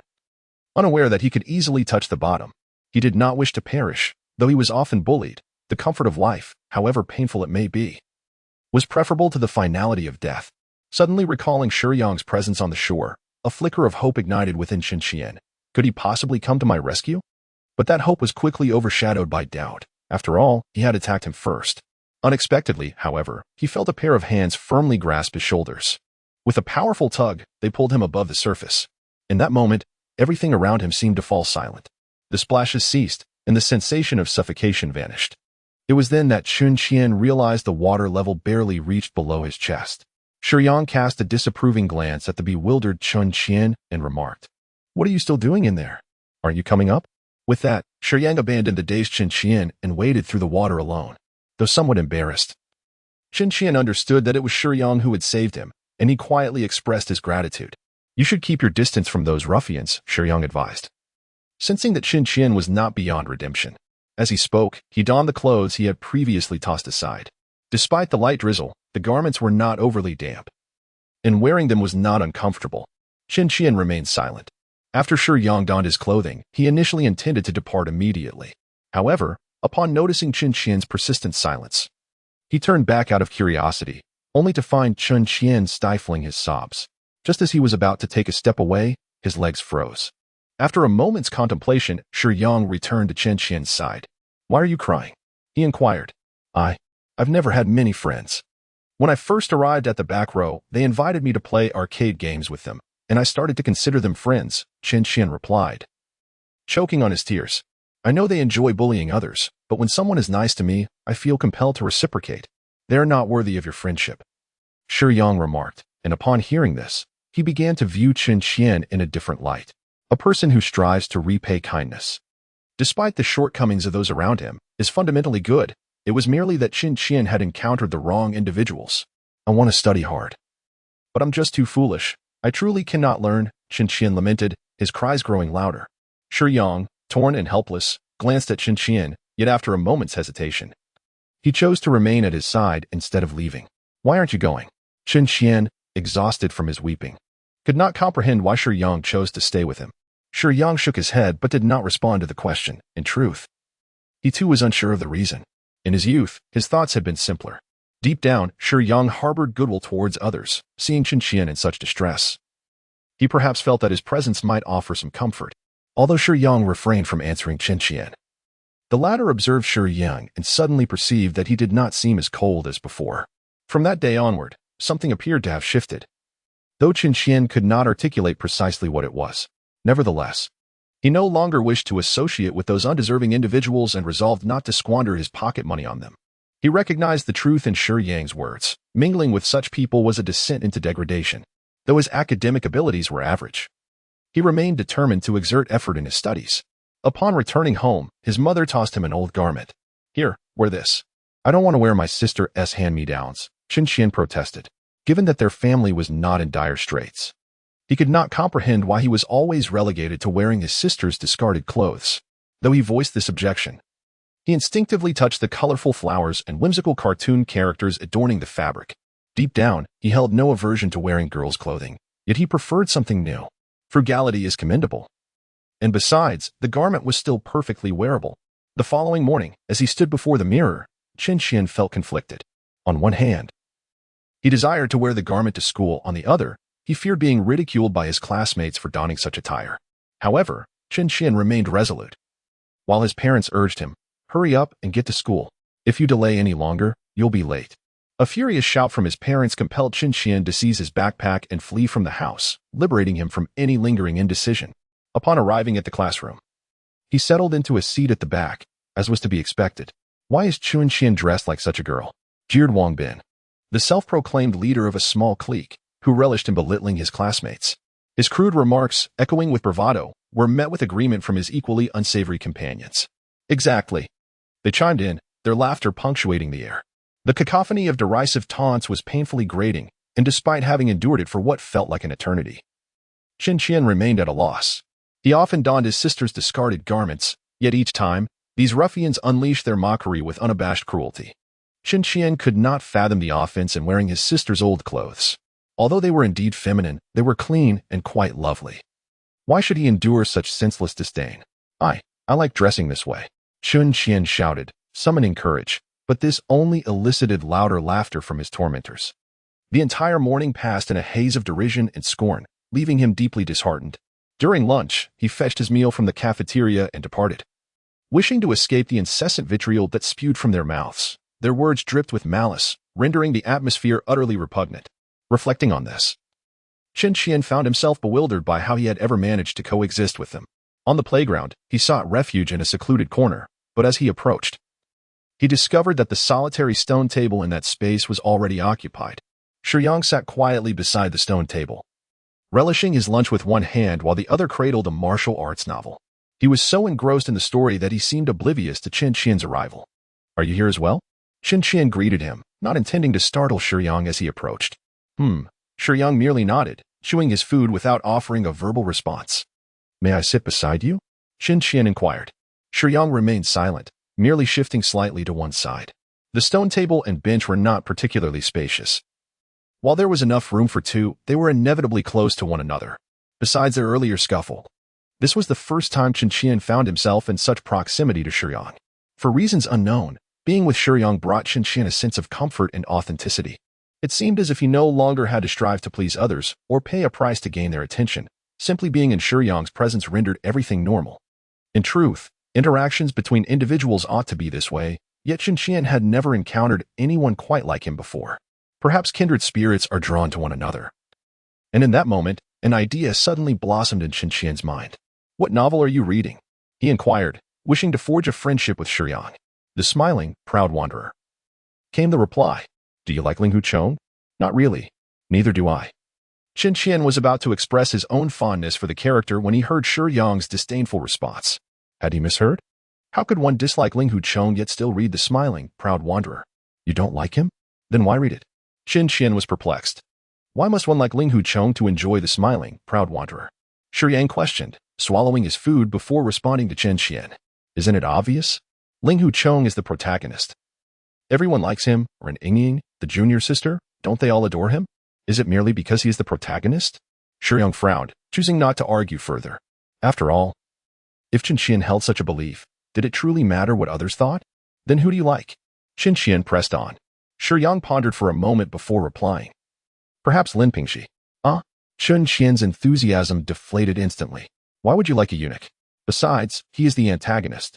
Perhaps because he was once a good person. Shiyang offered a vague justification.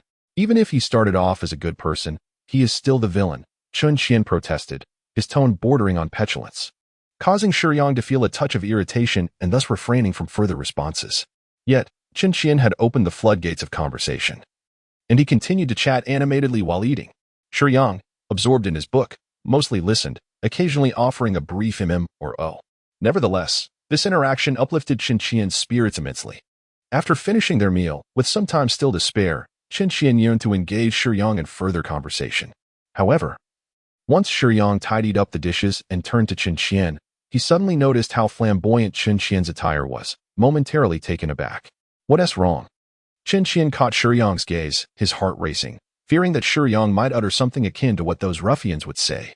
Nothing, it's quite a lovely outfit, Shiyang replied nonchalantly. Then averted his gaze and placed the lunchbox into his backpack. Such a simple statement seemed to illuminate the sunlight in Qian's eyes, making it appear even more radiant. Really? Qian looked at Shiyang with starry eyes. Indeed, Shiyang responded, having finished packing his belongings, and was about to leave, but he still acknowledged Qian's question. As Shiyang ventured further away, Nearing the track of the playground, Qin suddenly called out, "Can I be your friend, Shiyang?" Shiyang turned back in mild surprise. Observing the earnest demeanor of Qin, he realized that perhaps Qin yearned for a change. With a gentle smile, Shiyang replied, "If that is your desire, then it has already begun." Qin had always regarded Shiyang as his sole companion, and indeed, this was the truth. They shared lunches, delved into martial arts novels, and engaged in conversations about myriad topics, indulging in all the activities one would expect of true friends. The once mundane existence seemed to transform into a vibrant tapestry solely due to Shiyang's presence. Some individuals tend to overestimate their own significance, believing that in their absence, others should lament and grieve. Yet, reality demonstrates that such notions are perpetually misguided. No one is irreplaceable. This sentiment does not pertain to Shiyang, but rather to Wang Bin. Shiyang has always been modest and low-key. He does not perceive himself as the entirety of anyone else's existence. However, Wang Bin, with his inflated sense of self, believes otherwise. Observing Qin's apparent happiness only serves to heighten his displeasure. Originally, Qin had followed him. Yet now he has sought the company of that freak and seems to be enjoying himself. What, is that freak truly fascinating? Wang Bin's feelings are not merely rooted in jealousy. He cannot abide the thought that a subordinate who once trailed behind him has now turned to another and forgotten him. To put it bluntly, what he truly resents is the daily offering of Qin's pocket money. The term freak is purely derogatory, labeling those who stand apart from the crowd, with no positive connotation ever associated with it. Indeed, in the eyes of these miscreants, Shiyang is a freak. What do they admire? They idolize delinquents. They idolize Chun Haonan. They revel in the company of a large entourage, believing themselves to be leaders.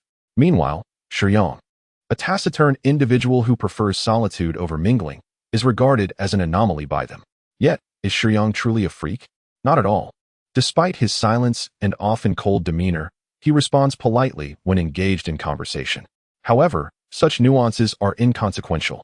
Once you attract the ire of the petty, you become a target of their disdain.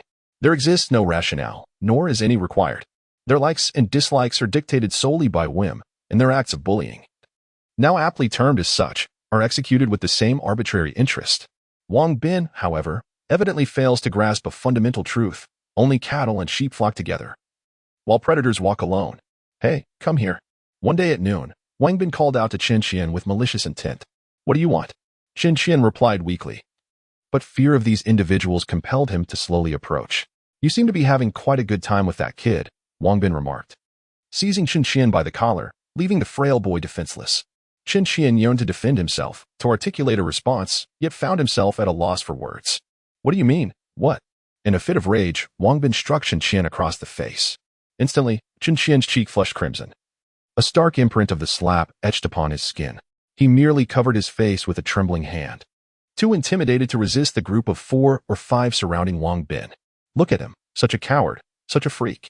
You might as well just die." The boisterous laughter echoed through the classroom after class, resonating in the hearts of all present. Qin cast a helpless glance around, yet his classmates deliberately lowered their heads, feigning ignorance.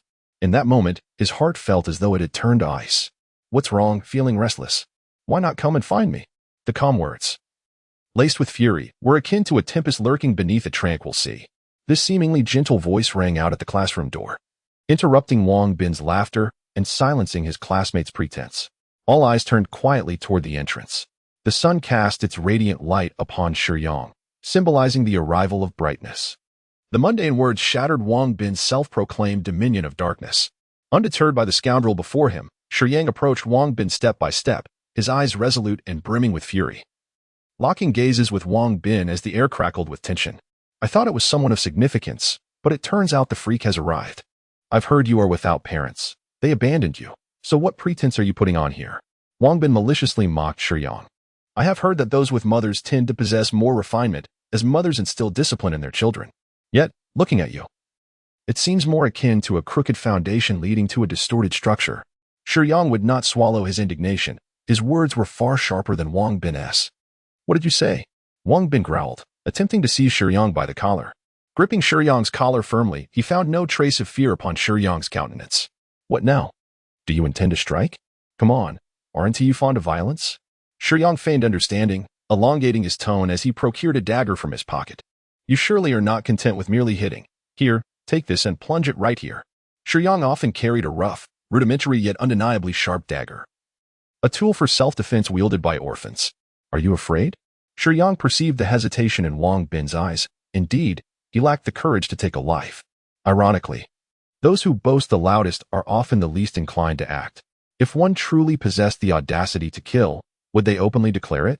There exists an old adage, well known to many: the barking dog seldom bites, while the biting dog remains silent. Wolves, in their essence, are creatures of silence, apart from their howls under the full moon. They make little sound, even while hunting. Go on, thrust it here. Aren't you the boss? What? The boss lacks the guts. Shiyang pointed to his own heart, asserting that a stab there would surely be fatal. Despite his bravado, he gripped the dagger tightly, unwilling to relinquish it to Wang Bin. Kill someone? Who would dare to harm you? How could we possibly engage in unlawful acts? Wang Bin attempted to mask his cowardice with humor, shifting his approach. Isn't that Qin Xian fellow your friend? Do you believe I wouldn't beat the two of you daily? Let us see how tough your words really are. Little master.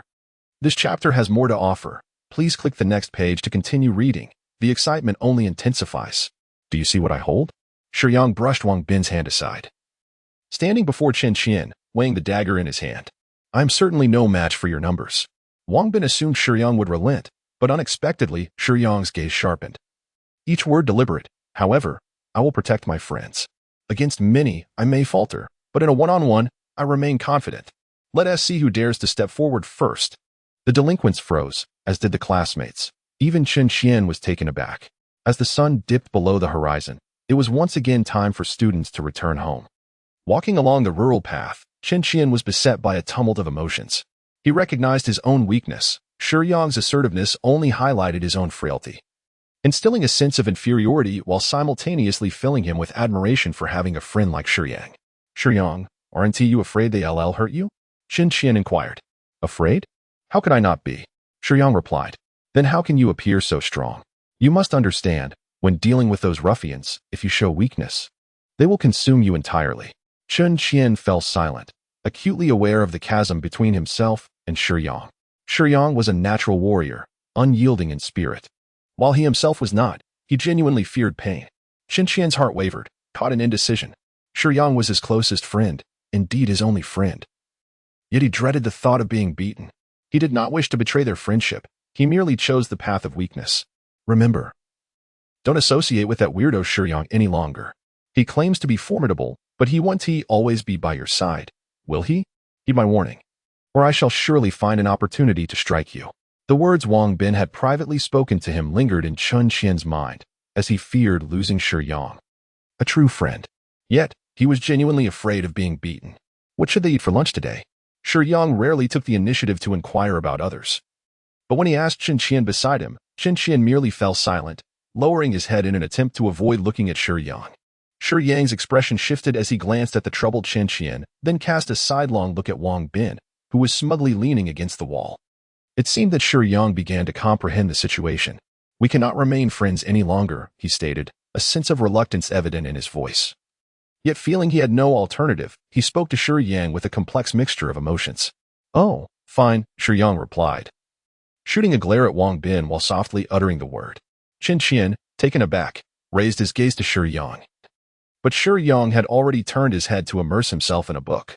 His calm demeanor betrayed little emotion, leaving Qin Xian perplexed. Did Shiyang never consider him a friend? How could he remain so composed and indifferent? However, Qin Xian did not perceive a flaw in Shiyang. Rather, he believed the fault lay with himself, for he was the one who had broached the subject. The world seemed to dim suddenly. Once brimming with confidence and determination to study diligently, Qin Xian found himself unable to focus on the monotonous lessons delivered by the teacher. He often found himself glancing at Shiyang, only to quickly avert his gaze like a startled rabbit. In truth, Qin Xian still harbored a glimmer of hope, perhaps. In the future, when they entered high school, they would attend the same institution and could continue their friendship. Qin Xian yearned to escape Wang Bin, fearful of the delinquent, and he anticipated that fleeing might alter his current predicament. After school, he anxiously awaited Shiyang on the route back to the orphanage, gripping the straps of his backpack. He wished to explain to Shiyang that his words were unintentional, that he had merely succumbed to Wang Bin's threats out of desperation. Today, Shiyang is on duty. and Qin Qian is aware of this, so Shiyang will emerge a bit later. Qin Qian reminds herself to be patient and to await Shiyang's arrival. However, time seems to stretch indefinitely as she waits from dusk until the sun has completely set. The bright stars ascend into the night sky, and the radiant moon casts a gentle white light upon the ground, while darkness envelopes the fields and the hollows of the cottages. Yet, Shiyang still has not arrived. Why? Why is Shiyang so late? Qin Qian is not complaining. Rather, she is anxious. Has he encountered some misfortune on the way? With a sense of urgency, Qin Qian paces back and forth, occasionally squatting down to observe the crickets leaping from the ground into the roadside grass. The sounds of the crickets resonate through the night, mingling with the calls of other insects, as if they are soothing Qin Qian's restless heart. A figure slowly emerges from the shadows. Due to the darkness and the absence of streetlights along the path, it is only when the figure draws closer that Qin Qian recognizes it as Shiyang. "Why are you so late today?" she exclaims, her initial joy giving way to a desire to explain herself. However, as she rushes to Shiyang's side, she catches sight of the numerous injuries adorning his body, illuminated by the soft glow of the moon. "I had a confrontation with Wang Bin," Shiyang replies nonchalantly. "But look at your condition," Qin Qian protests. "There were many people on their side. It is only natural for me to get hurt. But Wang Bin is far worse off than I am." Looking at Shiyang's state fills Qin Qian with a profound sense of distress. Yet she finds herself at a loss for words. "I know we are friends. You only say such things because of Wang Bin, right?" Shiyang articulates Qin Qian's unspoken thoughts. "I do not mind your words. I understand your fear. If there is blame to be placed, it lies solely with my inability to protect my friends. Do not take it to heart. You should head home early. Farewell." Shiyang offered a bitter smile, his words devoid of any resentment towards Qin Qian, reflecting only his own dissatisfaction. Yet upon hearing Shiyang's remarks, Qin Qian felt a deep-seated loathing for himself. "Why must I be so feeble? Why must I treat a friend who genuinely cares for me in such a manner?" Qin Qian could not comprehend why. Despite his weakness leading him to utter hurtful and insincere words, Shiyang would still consider his well-being, even going so far as to confront Wang Bin on his behalf, risking injury just to defend his friend's honor. Shiyang's actions only intensified Qin Qian's internal turmoil. Lost in thought, he realized that Shiyang's figure had already begun to fade into the distance, and panic seized him completely.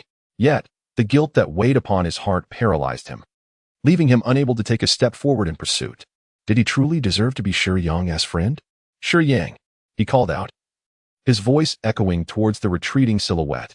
Shiyang came to a halt, turning back into the darkness, directing his gaze towards the source of the voice. Qin Qian's words were somewhat choked. "Can we still be friends?" Shiyang responded with a generous smile. "If you wish, then we shall remain so." In due course, Wang Bin transferred schools. Regrettably, Shiyang followed suit. Both were expelled due to their involvement in fights. Although Shiyang had the opportunity to return to his original school owing to academic issues, Wang Bin, on the other hand, was less fortunate, having been expelled for his numerous transgressions, making any future attempts at education quite arduous. The friendship between Qin Qian and Shiyang, though not severed, began and ended in that summer. In those days, children lacked mobile phones and means of communication. Thus, from that fateful night onward, it was destined that they would drift apart. Later, Qin Qian sought out Shiyang at the site of the former orphanage, only to discover that Shiyang had also moved away due to his academic pursuits. The teachers at the orphanage provided Qin Qian with information about Shiyang's whereabouts. Yet being just a child, he lacked the independence for such travels. Additionally, during holidays, Shiyang devoted himself to working diligently to earn money, which hindered their reunion. What Qin Qian did not anticipate was that many years later, while on a mission, he would encounter the person he had cherished for so long in another realm. Although Shiyang had grown, his appearance had remained largely unchanged, as if he had merely been proportionately enlarged. He was still as handsome as ever, his demeanor identical to that of his youth. As Shiyang emerged to assist Mikai with her discharge paperwork, he was taken aback by someone calling his name. In this realm, he was known as Zhao Yang, not Shiyang, which made him astonished. How could someone who recognized him appear in another world? Standing before him was Qin Qian, clad in a rather androgynous outfit. This marked the first reunion of the two after many years. "Qin Qian?" Shiyang thought he might not recognize him, yet upon seeing Qin Qian's visage, he instinctively uttered his name. This brought great joy to Qin Qian, knowing that Shiyang had never forgotten him. "What brings you here? It appears you two are a guardian." Shiyang understood that only guardians could traverse worlds. Hence Qin Qian must be one as well. Not just a guardian, but I am also the squad leader, Qin Qian proclaimed proudly, crossing his arms and lifting his chin. Yuan Guoyang informed me you were here, mentioning a particularly strong newcomer, so I came to see for myself. I never anticipated it would be you. Squad leader? Impressive. It seems you are doing quite well for yourself, Shiyang expressed genuine delight in his friend's success. Indeed. How about joining my team? I will surely take care of you. Despite the years apart, their brief exchange reaffirmed that their bond had not faded. Qin Qian casually draped an arm over Shiyang's shoulder, a gesture of camaraderie that was rare for the usually composed and aloof Shiyang. Xiaoyang? Is he your friend? Mikai, having just emerged from her room after a restful interval, noticed Shiyang in an intimate conversation with a man. Yes, indeed. My only friend, Qin Qian, Shiyang introduced nonchalantly. Hello, Qin Qian greeted, his expression shifting as he scrutinized Mikai and then glanced at Shiyang. As a guardian, he sensed that Mikai was the heroine, but what caught his attention was her extraordinary beauty and ethereal aura. It was undeniable that Shiyang and Mikai, both handsome, made a striking pair, which left Qin Qian feeling somewhat uneasy. Leaning closer to Shiyang, he feigned jest. Oh, not bad. Is he your partner? Not at all, Shiyang replied curtly, which eased Qin Qian's heart considerably. Oh. Qin Qian's spirits lifted. After completing Mikai's discharge formalities, Shiyang intended to take her home. Are you two living together? Qin Qian felt a pang of anxiety. We're likely to stay together for a while. Mikai acknowledged without contradiction, causing Qin Qian's expression to stiffen, setting aside Mikai's evident affection for Shiyang. The fact that Shiyang would temporarily protect her made cohabitation more convenient. He would discuss this with Lu Yao after returning home. It's been ages since we last met. Shall we share a meal? Shiyang proposed. Absolutely, I would love that, Qin Qian eagerly agreed. Shiyang cast a glance at Mikai. After all, it was not his residence, and Mikai would also be residing there. When inviting guests for dinner, it was only courteous to consider their opinions. Although there was an elder present, and he would only stay for one night, Shiyang paid little mind to it, opting to share the floor with him. Allowing the ladies to occupy the bed should not pose any objections from the elder. Of course, this arrangement was agreeable to Mikai. However, upon returning home, Qin Qian was taken aback. The elder need not be concerned, nor did Mikai have to worry, but there was also Lu Yao. I am Lu Yao, his girlfriend. Nice to meet you. Qin Qian found himself particularly invested in Lu Yao, almost obsessively so, though he could not quite grasp the reason for such feelings. When he heard Lu Yao declare herself as Shiyang's girlfriend, he felt as though his heart had momentarily ceased to beat. Yet, this was a matter between Shiyang and Lu Yao, and he had no place to interject. The meal concluded, and the atmosphere was lively and congenial as everyone sat together.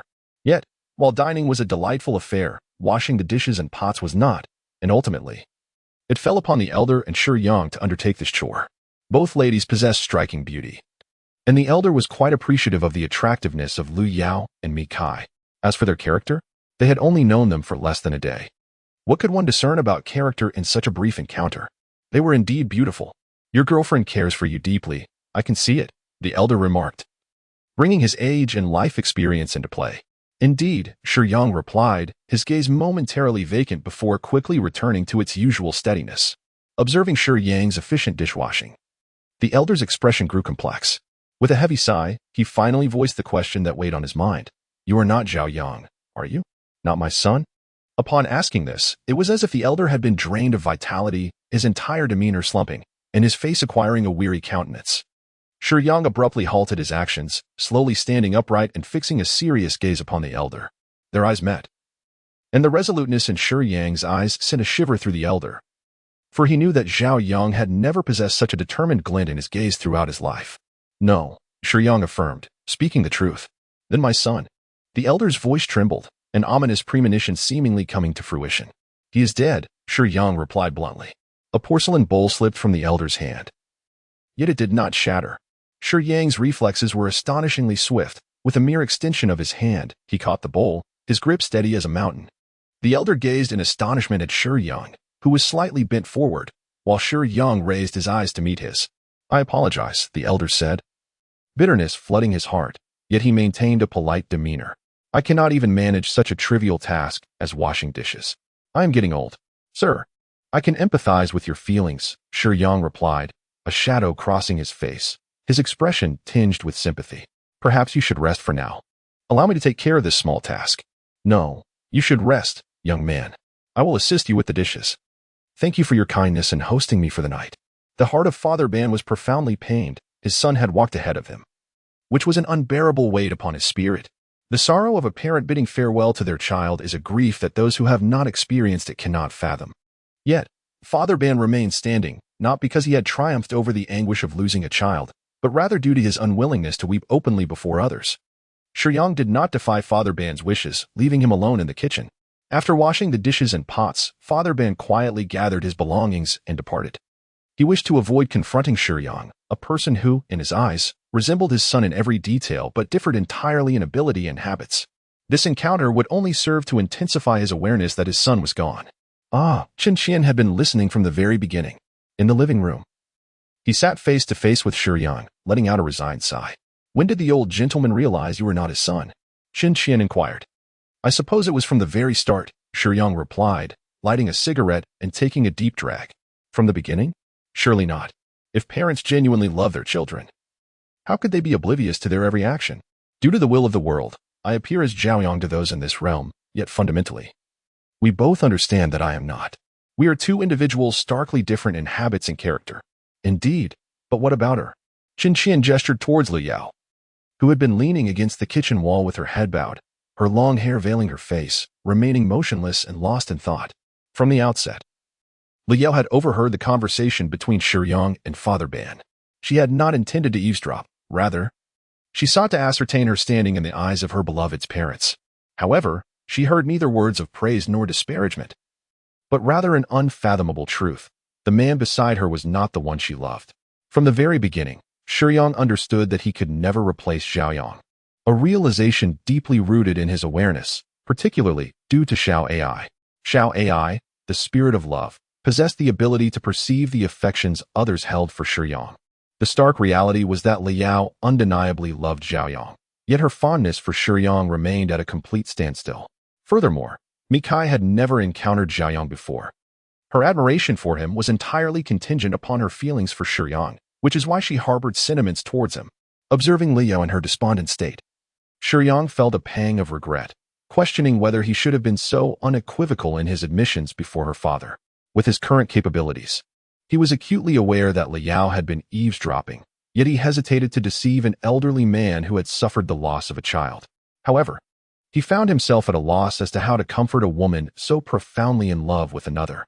Li Yao perceived the world as utterly absurd. She could not comprehend why Zhaoyang, who was so vividly present before her, was declared dead by both him and his father. Reluctant to accept such a fate, she could not ignore the stark contrast between Shiyang and Zhaoyang's personalities and habits that incessantly flickered through her mind. The tender attentiveness and responsibility that characterized Shiyang stood in stark opposition to the reckless, jaded, and evasive demeanor that Zhaoyang had exhibited. Illustrating a cruel truth, Zhaoyang was truly gone. The man before her, whom she believed had transformed for the better, was, in reality, not Zhaoyang at all. Dear reader, this chapter has more to offer. Please turn to the next page to continue this captivating tale. With a soft crack, crystalline tears shattered upon the ground as Liu lifted her head, her reddened eyes and tear-filled gaze revealing the extent of her anguish. You are still not fully recovered.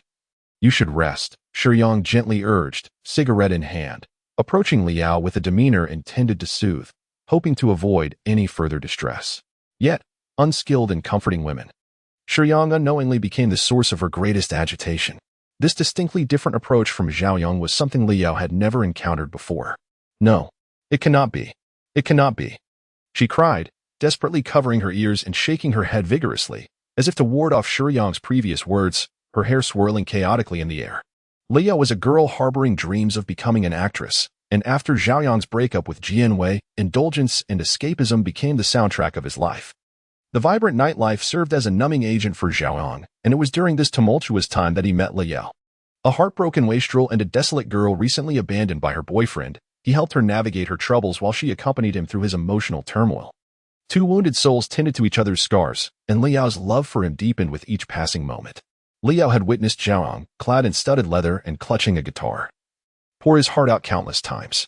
However, such raw vulnerability was impossible for Shiyang. He was too resolute, too formidable, even when alone or hurt by others. He maintained an unwavering calm. He was a natural-born warrior.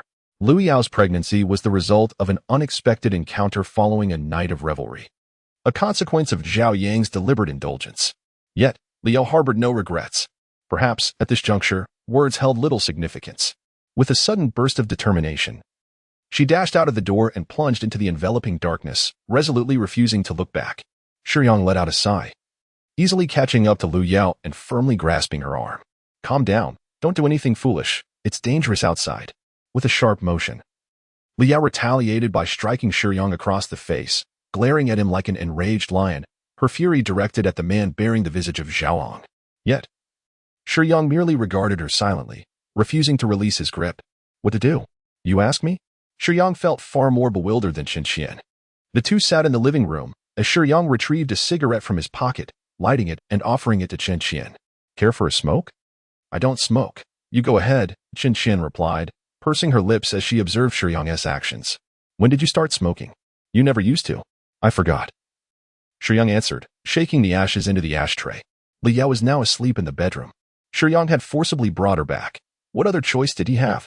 She was unwilling to hear a word from him, nor did she wish to see his face. No, it was Zhao Yang's face she could not bear. Yet, the Devourer was ever watchful over these principal characters. If Shiyang did nothing, Liu Yu would likely not survive the night. Thus, even if it meant dragging her back, he must ensure her safety. This was not merely an individual concern. It was pivotal to the stability of the world. Even if Liu Yao resisted, Shiyang felt compelled to keep her by his side. At present, the only one seemingly content in the old house was Qian, who had realized that Liu Yao was enamored with the persona Shiyang embodied. The smoke curled languidly in the living room and through the haze. Shiyang gazed at the dim light, a throbbing headache taking hold. Ah, girls truly are troublesome. A sudden remark from Shiyang startled Qian. What? Do you dislike girls? Qian's expression was complex. I don't dislike them. Why do you ask? He breathed a sigh of relief. So you think girls are troublesome? Aren't they? He lamented that he should not have approached the female characters in the guise of the protagonist, Zhaoyang. The speaker was casual, but the listener was attentive. You are using the persona of the protagonist? Qian found it hard to believe. Yes, Zhaoyang. To the people of this world, I now embody his likeness, Shiyang replied. Qian gasped. The worlds will grant you such favor? It seems your spirit is quite advanced. I don't quite understand that. Right now, I just hope Liu can stabilize her emotions and refrain from causing further chaos. Shiyang pressed his forehead in frustration while holding a cigarette to his lips. Taking a deep drag. It's fine. At worst, I can summon everyone from our team for assistance. Our squad possesses considerable strength, with guardians who excel in combat. The principal characters in this world are few. Only 4 girls are closely tied to the protagonist, while the rest are mere supporting roles. As long as we can protect the remaining 4 female characters, this world will have ample time to stabilize. Qian initially perceived the task as manageable, almost certain of success.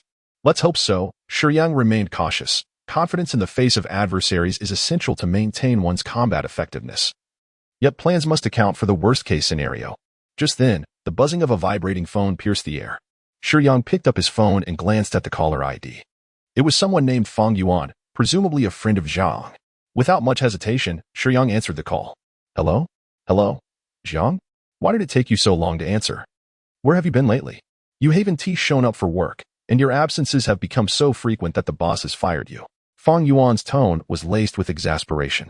He had called Zhaoyang numerous times, but during those days, Shiyang had not been around, and Zhaoyang was surely beyond reach. Fang Yuan assumed Zhaoyang was merely out enjoying the nightlife, never considering the possibility of an accident. Before Shiyang could interject, Fang Yuan continued to speak rapidly. Do you have any idea how much I had to defend you to the boss? Honestly, you could at least have called me. What do you think you are? Above it all? Fang Yuan huffed, catching his breath before proceeding. I truly cannot secure your position anymore, but I can help you find another job if you're interested. In the original narrative, Fang Yuan had conspired with Xiangqin to betray Zhaoyang, exploiting Zhaoyang's trust and causing Mikai to irrevocably lose her father's legacy, Zhuomei. Eventually, he met his demise. As a minor character, his power in this world was feeble, and neither the Devourer nor the Guardian paid him any heed. Perhaps his death was justly deserved. Then there was Xiangqin, who harbored feelings for Jianwei and held a profound disdain for Zhaoyang, engaging in many despicable acts behind the scenes, making him one of the most despised characters among readers. However, none of this concerned Shiyang. Firstly, it is essential to remember that Shiyang possessed world-shattering power in this realm. Secondly, he had no acquaintance with Jian Wei. Why should he harbor any animosity towards Feng Yuan or Xiang Qin? One must understand that in the face of absolute power, all schemes and plots are rendered meaningless. Had Shiyang truly occupied Zhao Yang's position, everything he desired would be within arm's reach, which is the advantage of strength. What are the distance between the two of them? With Jian Wei in the Eagle Nation and Zhao Yang in Huaxia? With a mere leap. Shiyang could reach Jian Wei in less than 3 hours without needing to mimic flight. And what about the threats from Jian Wei's parents? Threats? How absurd. This is the essence of power. Zhao Yang's experiences stemmed from his being an ordinary person, but Shiyang was undeniably a formidable force. In this world, Shiyang's gentleness and low profile lent an air of respectability. Otherwise, simply his presence would cause the president of the Eagle Nation to tremble. Oh, thank you. However, I am unable to work at the moment, my apologies. Shiyang was unaware of Feng Yuan's true character, believing him to be merely a friend of Zhao Yang's, and courteously acknowledged his words. Never mind, if you don't want to work, take some time to rest. Feng Yuan shifted the topic, Zhao. There is something I want to tell you. I'm getting married to Yin Yan. Will you come and support us as a brother? Absolutely. Shiyang spoke with great politeness, yet deep down, he felt nothing at all. By the way, Jian Wei will be returning soon. The subsequent chatter was barely registered by Shiyang. Jian Wei? What has happened with her? As one of the protagonists, Jian Wei's return was inevitable, for she would undoubtedly take action surrounding the main character. Initially, Shiyang had merely acquiesced on the surface. In truth, he harbored no fondness for the bustling spectacle of weddings and had planned to abstain from attending. However, should Jian Wei return to the country, he would feel compelled to make an appearance, not for any other reason, but because he felt a sense of responsibility to protect her. And that was a matter worth considering. Jian Wei was fortunate. The devourer had first set its sights on the formidable Mikai, which meant that, for the time being, Jian Wei was not among its targets. Otherwise, she would have met her demise long ago. Yet, upon her return to Huaxia, particularly in proximity to Mikai, it was likely that she would encounter danger, and one must hope that her presence would not disrupt anyone's wedding. Tomorrow, I am to attend a wedding. Would you care to join me? A wedding? Indeed, it appears to be a friend's wedding. There is someone who requires our protection, and your presence would ensure greater safety. Shiyang glanced at Qin Qian before addressing Mikai. Of course, I have no objections, Mikai replied, feeling that accompanying Shiyang was the safest course of action. After all, it was merely a wedding. What significance did it hold? However, upon glancing at Shiyang's attire, she could not suppress a chuckle. Are you truly wearing that to a friend's wedding? Why not? Shiyang retorted, lighting a cigarette with a hint of annoyance. Firstly, he was not acquainted with Feng Yuan, and secondly, he was attending for Jian Wei. The attire was of little consequence. Sighing, Mikai shook her head, perplexed by Shiyang's attitude. Since he is a friend, despite any distance, one must still maintain appearances. Allow me to take you shopping for a few garments. No need for that. Shiyang declined her suggestion. In an instant, his clothing shifted, and he donned a completely new ensemble. Wow, exclaimed Qin Qian. Wow, echoed Mikai. To present a more formal appearance, a suit would undoubtedly be more appropriate. The tailored trousers accentuated Shiyang's tall figure, and the black vest over a deep crimson shirt gave him an air of coldness with an undercurrent of intrigue. Lighting a cigarette, he leaned against the sofa with one hand in his pocket, inquiring of Mikai, "What do you think?" Mikai, possessing discerning taste as a refined young lady, was impressed by Shiyang's effortless transformation. Despite the slight hindrance of his resemblance to Zhao Yang, Shiyang's inherently warm, yet aloof demeanor harmonized beautifully with the black and red suit. Already handsome, Shiyang would look striking in anything, but the right attire would enhance his presence even further. Absolutely splendid. Mikai expressed her admiration, her eyes sparkling with enthusiasm. I am not particularly skilled at fashion, but my attire resembles that of a character I quite admire, Shiyang replied. Oh, who might that be? Qin Qian inquired, intrigued. Silco, Shiyang responded. This character does not exist in our world, nor do the tales of League of Legends, as our perspectives differ. However, Qin Qian was aware of this, and upon reflection, he thought that while Shiyang did not closely resemble Silco, he was undeniably handsome. Though I am unfamiliar with who that is, I must say, you look rather impressive, Mikai remarked, surveying Shiyang with keen interest, offering her praise with certainty. Qin Qian noticed the way Mikai's eyes lit up, and a pang of concern struck him as he pondered, Is Shiyang truly so popular among the ladies? By the way, have you and your girlfriend had a disagreement? Mikai observed the chilly demeanor of Lu Yao towards Shiyang. They had scarcely spoken throughout the day. Lu Yao's conflicted expressions upon seeing Shiyang led Mikai to believe there was some minor discord between the couple. Sort of, Shiyang replied vaguely, avoiding delving into details. Although I lack experience in romantic matters and am not adept at offering comfort, I believe that couples should communicate openly when conflicts arise. Don't you think? Mikai ventured, attempting to mediate the relationship between Lu Yao and Shiyang, given that they shared a living space. And Lu Yao even occupied the same bedroom with her. Remaining indifferent seemed rather inappropriate. Actually, it's not as you might think. I apologize. I know I shouldn't meddle in others' emotional affairs. Please do not take offense if I have misspoken. Mikai tactfully ensured that no one felt uncomfortable. It's all right. It's just a trivial matter, nothing to be offended by. Shiyang acknowledged her good intentions. I shall take my leave now. What time shall we set out tomorrow? After discussing the specifics, Mikai retreated to her room. Lu Yu was reluctant to attend Feng Yuan's wedding, but under Shiyang's insistence, she remained silent. Her mood seemingly deteriorating further. Though it has been quite some time since we last met, I must admit, you remain quite striking. Chen Qian remarked as he and Shiyang were left alone in the living room.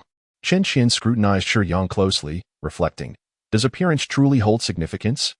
Shiyang retorted while smoking. Please, don't say that. Do you wish to kill the conversation? I have no intention of stifling our dialogue.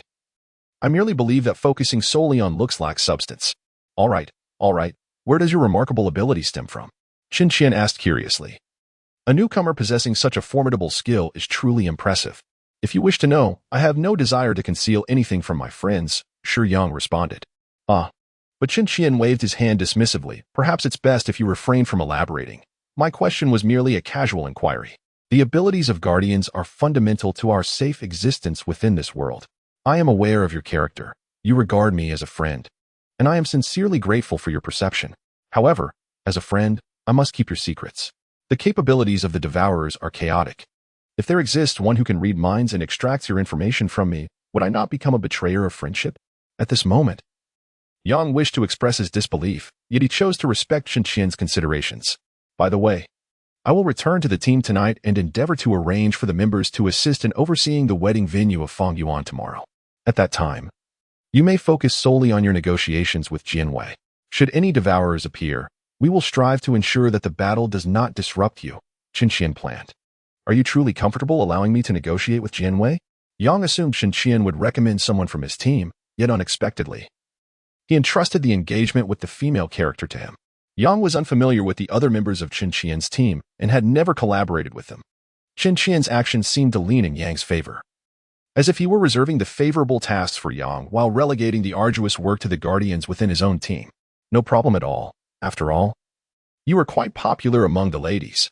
At this, Chen Qian's gaze flickered, and he appeared hesitant to face Yang, stammering, by the way, I have a sister. She is reasonably presentable. Would you like to meet her? Yang stared at Chen Qian, 3 question marks appearing above his head. Look at you. You are not young anymore. One must eventually pursue romantic relationships, no? Coincidentally, I have a girl in my team who is decent looking, so why not introduce you? Chen Qian feigned nonchalance, seeking an excuse for himself. It has been quite a while since we last met. You still harbor such interests? Enjoying playing matchmaker? Yang seized the rare opportunity to tease Chen Qian. All right then, I will arrange for you to meet her tomorrow. I must take my leave now. Chen Qian's face flushed, and he hurriedly departed, leaving Yang feeling somewhat perplexed. Although he had yet to witness Yang's prowess, previous remarks from Yuan Guoyang had indicated Yang's strength. Chen Qian felt reassured about the 2 female protagonists being with Yang. If the Devourers proved troublesome, it would suffice if Yang could merely delay them until they could provide support. The original plan was to gather all the team members together for mutual assistance. Yet observing Lu Yao's demeanor, Chen Qian realized that his subordinates had different temperaments, and it would be unwise to invite potential conflict, hence he refrained from assembling them. After Chen Qian's departure, Yang contemplated for a moment and then plunged into the kitchen. Knock, knock, knock. The sound of knocking resonated as Yang rapped on the door of Mikai in Lu Yao's room. Would you like a late-night snack? Yang inquired gently. Sure. Mikai responded eagerly, but Lu Yao remained silent. The aroma of savory pancakes wafted through the door crack, causing the previously somber Lu Yao to waver. I apologize. Savory pancakes are indeed a remarkably effective skill. When the irresistible delicacies lay before her, Lei Yao, who had been sulking and feeling quite despondent, finally expressed her apologies to Shiyang after finishing the meal. I was overly emotional and struck you. I sincerely apologize. Now I understand that you were merely protecting me, and I truly appreciate your efforts. There's no need for excessive formality. As long as your spirits are lifted, that is all that matters. Shiyang was entirely unfazed by the slap he received. In truth, given Li Yao's strength, it merely amounted to a playful scratch. Are you going to attend Fang Yuan's wedding with us? Mikai had already consented, and Shiyang hoped that Lu Yao would agree as well. Believing that their company would ensure greater safety, Lu Yao readily acquiesced. When she first received the news of Zhao Yang's demise, Li Yao was on the brink of collapse, her distress manifesting as misplaced frustration directed at Shiyang. Initially, Shiyang found himself at a loss, for he was not adept at interacting with girls. Had it not been for the efficacy of the Jianbing Guozi, he would have been utterly at a loss for words with Lu Yao. In Lu Yao's eyes, Shiyang still bore the visage of Zhao Yang, and while it felt exceedingly strange, she made a concerted effort to remind herself that they were not the same person, merely strikingly similar in appearance. Shiyang not only protected her, but initially approached Li Yao under the guise of Zhao Yang. However, Shiyang consistently maintained a respectful distance, never overstepping boundaries or taking advantage. As a result, Li Yao, having resolved her inner turmoil, could still regard Shiyang as a benevolent individual. Moreover, Shiyang genuinely took care of Li Yao for several days. Li Yao was not one to be ungrateful. The death of Zhao Yang weighed heavily on her heart. Yet she realized that her sorrow should not cast a shadow over others. Attending the wedding necessitated a change of attire. Mikai glanced at Shiyang, who had already changed. They too needed to don formal dresses. Otherwise, they would appear altogether out of place amid the wedding festivities. I did not take Li Yao to finish the Jianbing Guozi, and her spirits remained low. During her stay with Shiyang, she had not brought many clothes. As a flat model, Li Yao's beauty was indisputable. As for the dresses, Mikai had an abundance, allowing Li Yao to choose a couple of suitable ones at her leisure. As the hour grew late, the trio resolved to set forth. Zhao, why don't you take the wheel? Mikai tossed her car keys to Shiyang. Upon hearing that name, Li Yao bit her lip. As Shiyang observed Li Yao's expression, he earnestly addressed Mitsai, saying, in truth, my name is not Zhao, it is Shiyang. Oh, I see, Mitsai replied, though their initial acquaintance had not introduced him in such a manner. Yet, Shiyang exuded an air of mystery, and it was entirely plausible that he had previously provided a pseudonym. Throughout their journey, Shiyang grasped the steering wheel with one hand, his left elbow resting against the car window, his palm partially clenched, supporting his cheek. As they traveled, the wind danced through the open window, tousling Shiyang's hair. Li Yao sat in the passenger seat, somewhat dazed as she gazed at Shiyang's profile. His attire today was something she had never witnessed on Zhao Yang. Dressed in a black suit, Shiyang wore no outer coat. Beneath the dark waistcoat lay a deep crimson shirt, complemented by a blood-red tie. This ensemble radiated an enigmatic coolness, tinged with elegance. Such a distinctive style could only be carried off by one of considerable poise. Zhao Yang would never don such an outfit. He was more inclined towards the casualness of rock attire, sporting a seemingly outlandish studded leather jacket. Yet, the current Shiyang exuded the essence of a clandestine assassin. They soon arrived at Fang Yuan's wedding venue. As Zhao Yang had not been previously contacted, there was no expectation for him to assist with the arrangements. Shiyang relished this freedom, pleased to avoid any obligations. It was evident that Fang Yuan placed great importance on his wedding to Yin Yan. The venue was lavishly adorned, the decorations reflecting the couple's meticulous care. However, Shiyang's thoughts were far from the wedding itself. He remained indifferent to the quality of the setting. Where could Jianwei be at this moment? Shiyang glanced around, surmising that Jianwei had likely not yet arrived, as there were no notably powerful individuals present. It was said that Jianwei was Yin Yan's bridesmaid, and if he were to search, the backstage area would be the most probable location. Yet, as a man, it would seem inappropriate to intrude upon the bride's preparation space during such an occasion. He decided to wait, not feeling particularly anxious, but then pondered, why haven't Qin Qian and the others arrived yet? No sooner had he voiced this thought than a commotion echoed from the entrance of the wedding venue. Could it be that someone is causing a disturbance at another's wedding? Mitsai speculated. Li Yao, lost in thought, gazed at the exquisitely decorated stage adorned with flowers and white drapes, feeling a pang of longing as she imagined standing there with Zhao Yang. Shiyang disregarded the entranced Lu Yao and addressed Mikai, saying, I shall go take a look. His intention was not to seek excitement. Rather, he was concerned about potential unforeseen incidents. While ordinary individuals might not fear chaos, his primary apprehension lay in the possibility of encountering a devourer. As Shiyang approached the door, he quickly discerned the situation. A stunningly beautiful girl had appeared, eliciting admiration from many men. Numerous individuals were gathered around her, eager to make her acquaintance, which had caused quite a commotion. It seemed that there was nothing amiss. Shiyang's gaze lingered not at all on the graceful figure of the enchanting lady. He merely turned to leave. To his surprise, upon noticing Shiyang, the girl's face lit up with joy, and she dismissed the men surrounding her to rush directly to Shiyang's side. Shiyang looked at her with confusion, while she confidently linked her arm with his. "Miss, do we know each other?" "I am Qian," she said, her face reddening, her demeanor awkward and stiff. Yet, she tightened her grip on Shiyang's arm, her nervousness palpable. Taking a deep breath, she continued, "I am Qian's younger sister." Although Shiyang was unfamiliar with her, she had long harbored feelings for him. When he was in his male form, she often felt a strange discomfort in her heart when she saw him, an undeniable concern she could not articulate as a man. However, upon transforming into her female form, everything fell into place, and the feelings she once struggled to understand became crystal clear. Shiyang has been the object of her longing for quite some time now. From the very first day she became a guardian, Qian has been in search of Shiyang's whereabouts. However, finding him has proven to be as elusive as searching for a needle in the vast ocean. His presence almost ethereal. As an orphan, Shiyang's identity has rendered him difficult to trace after his graduation and entry into the workforce. In the sea of humanity, the task of locating him is undeniably daunting. Yet now, Qian finds herself genuinely embracing Shiyang's arm, her heart brimming with joy. If it weren't for the throngs of people around, she might have even shed tears of happiness. Shiyang, gazing down at the woman beside him, notes her porcelain-like skin, the delicate grip of her hand around his arm, and her features so exquisitely crafted that she resembles a doll. Her lips, as soft and pink as rose petals, part slightly, possessing an allure that could easily captivate countless men. Her eyes, glistening with unshed tears, seem to convey a deep-seated yearning that resonates profoundly within.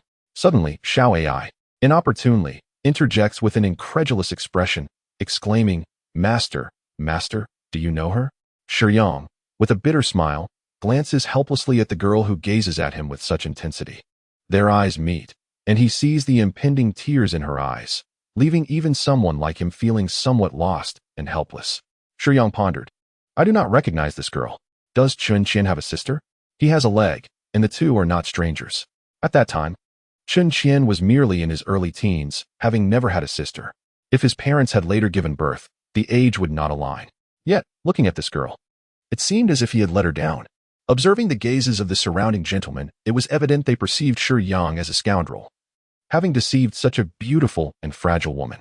The girl's pitiful, earnest expression was akin to that of someone deeply wounded by a man. This seemingly enchanting girl clung tightly to Shiyang's arm, her vulnerability almost shattering.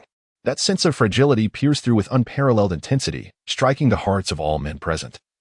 Except for Shiyang. Gently yet callously, he brushed aside Qian's hand and delicately pushed the girl away. "I am good friends with Qian, but I do not know you. This behavior is inappropriate, young lady."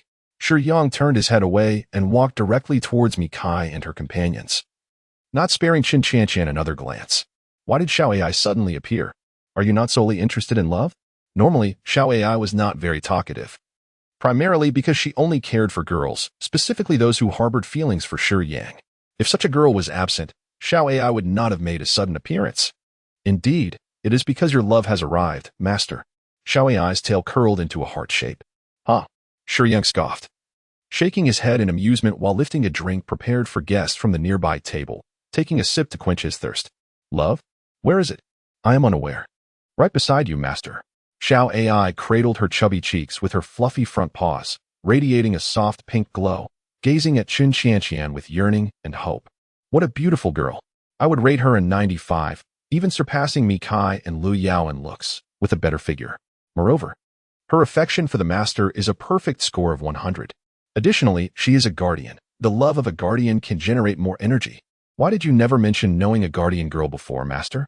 Shiyang had just swallowed a sip of his drink when he suddenly expelled it from his mouth.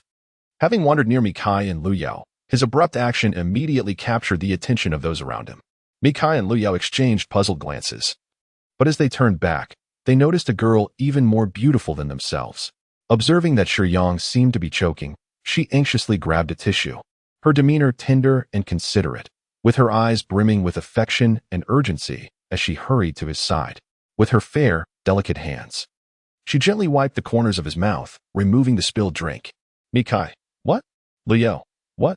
They found themselves bewildered by the unfolding situation. Meanwhile, Shiyang was equally perplexed. He had not lost his memory and distinctly recalled that he had never encountered the guardian girl before, let alone one as stunning as this. Thank you, he murmured. Shiyang coldly expressed his gratitude, taking 2 steps back to create distance before approaching Mikai and Liu.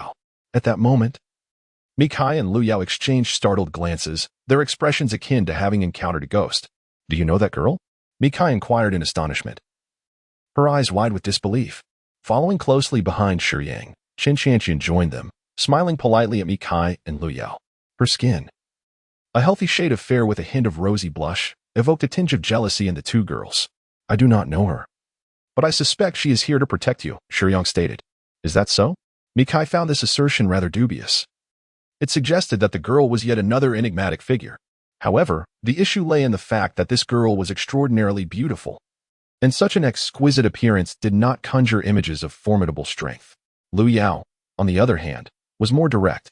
She did not acknowledge Qian's polite smile, but merely turned away coldly. She simply could not accept the intimate gesture that the girl had made towards Xiaoyang. She understood that this was inappropriate, for Shiyang was not Xiaoyang, yet it did little to alleviate the discomfort she felt within. The chapter had not yet concluded. Please turn to the next page to continue enjoying the riveting content. As the wedding ceremony commenced, the solemnity of the proceedings and the heartfelt vows once again rendered Liu Yao's gaze hazy, for her love for Xiaoyang was profound, and she yearned for this day immensely. What went unnoticed by the few was a man among the groomsmen who, upon seeing Shiyang, displayed a visage twisted by malice. Meanwhile, a woman among the bridesmaids, upon catching sight of Shiyang, wore a complex expression. Her gaze fell upon the 3 girls surrounding him, one of whom was gazing at him with evident affection, further complicating her emotions. As the ceremony for Fang Yuan and Yin drew to a close, the guests took their seats to indulge in an array of exquisite delicacies provided by the wedding, the solemnity gradually dissipating as the atmosphere transformed into one of lively festivity. Shiyang originally intended to take this opportunity to inquire with Fang Yuan about Jianwei's whereabouts in the backstage. However, witnessing the entire ceremony, Liu could no longer contain her yearning for Xiaoyang and was overwhelmed with tears. In this moment, she comprehended the harsh reality that Xiaoyang was gone forever. Her dearest loved one would never return. Had she known this outcome, she would have refrained from attending the wedding. Observing others joyously entering the sacred hall of matrimony ignited the deep sorrow within her heart. Shiyang observed the situation with a tinge of concern, which held him back from immediately departing to seek Jianwei. Upon noticing Shiyang's hesitation, Qian felt a flutter of anxiety within her. She had initially presumed that Shiyang would only claim that Liu Yao was his girlfriend by virtue of Zhao Yang's identity. She fervently hoped that he had not genuinely developed feelings for Liu Yao. With this thought, Qian instinctively clenched her fists, her teeth gritting tightly. Liu wiped away the tears from the corners of her eyes and inadvertently caught sight of a guitar hanging on the wall behind the stage. Zhao Yang played the guitar quite well, his voice melodious, and Liu Yao cherished listening to him sing. Shiyang, could you sing a song for me? Liu asked, a hint of shyness in her voice. However, she was acutely aware that her request was rather presumptuous, given that Shiyang bore Zhao Yang's appearance. Yet, he was the only solace she could find in her current circumstances. Would you like to hear? Shiyang inquired. Glancing at the stage where Fang Yuan had invited a band to perform, and various instruments were prepared, he nodded, not declining Liu Yao's request. I am not sure, Liu Yao replied, a sense of confusion washing over her. Shiyang contemplated and decided to dedicate a song, Between the Rainbow, to Liu Yao. It would be rather inappropriate for him to rush onto the stage and perform at Fang Yuan's wedding without prior consent. Nevertheless, Shiyang was confident in his abilities, especially since he had received enhancement training from Li. His proficiency with the instrument was indeed at a master level, and he was certain that his performance would not bring disgrace to Fang Yuan. Thus, he resolved to take the stage. As he ascended, Shiyang made a beeline for the piano positioned in front of the guitar, which was hung on the wall. It was not entirely his fault, generally speaking. The guitar is perceived as a rather commonplace instrument, somewhat unworthy of formal occasions. Consequently, Shiyang instinctively assumed that Li Yao was referring to the piano. As he approached the piano, the venue gradually fell into silence, captivated by his commanding presence. His attire, reminiscent of a sleek hero, accentuated his aloof demeanor, making him appear ethereal, towering over others. With a physique and looks surpassing even male models, Shiyang's every movement exuded an aura that captured the audience's attention, compelling many to hush in anticipation of his performance. Among the bridesmaids, Jianwei felt her heart flutter at the sight of this transformed Shiyang. Is this truly the Shiyang of the day? Why does he seem so different from the photographs? Meanwhile, Qin Qianqian, somewhat sulky, pouted and thought to herself, why doesn't Shiyang dedicate a song to me? Humph. After all my efforts to enter the nanny spring and become a girl, why is he so indifferent? The nanny spring refers to the hot spring from the anime Ranma, where the protagonist accidentally falls in and, upon contact with the spring water, transforms into a girl when exposed to cold water and reverts to a boy in hot water. Shiyang loosened his tie, the striking black and red combination exceedingly unique. Upon taking his seat at the piano, he seemed to transform entirely. Despite his cool demeanor and attire, a touch of elegance and refinement enveloped him. The most astonishing moment arose when his hands glided over the keys, notes dancing to life under his fingertips. As a novice, I am acutely aware of my limited abilities. Writing novels is merely a cherished hobby of mine. Each evening after work, I endeavor to weave my thoughts into words. Though my skills are modest and my capacity constrained, I aspire to craft a narrative that is distinctly my own.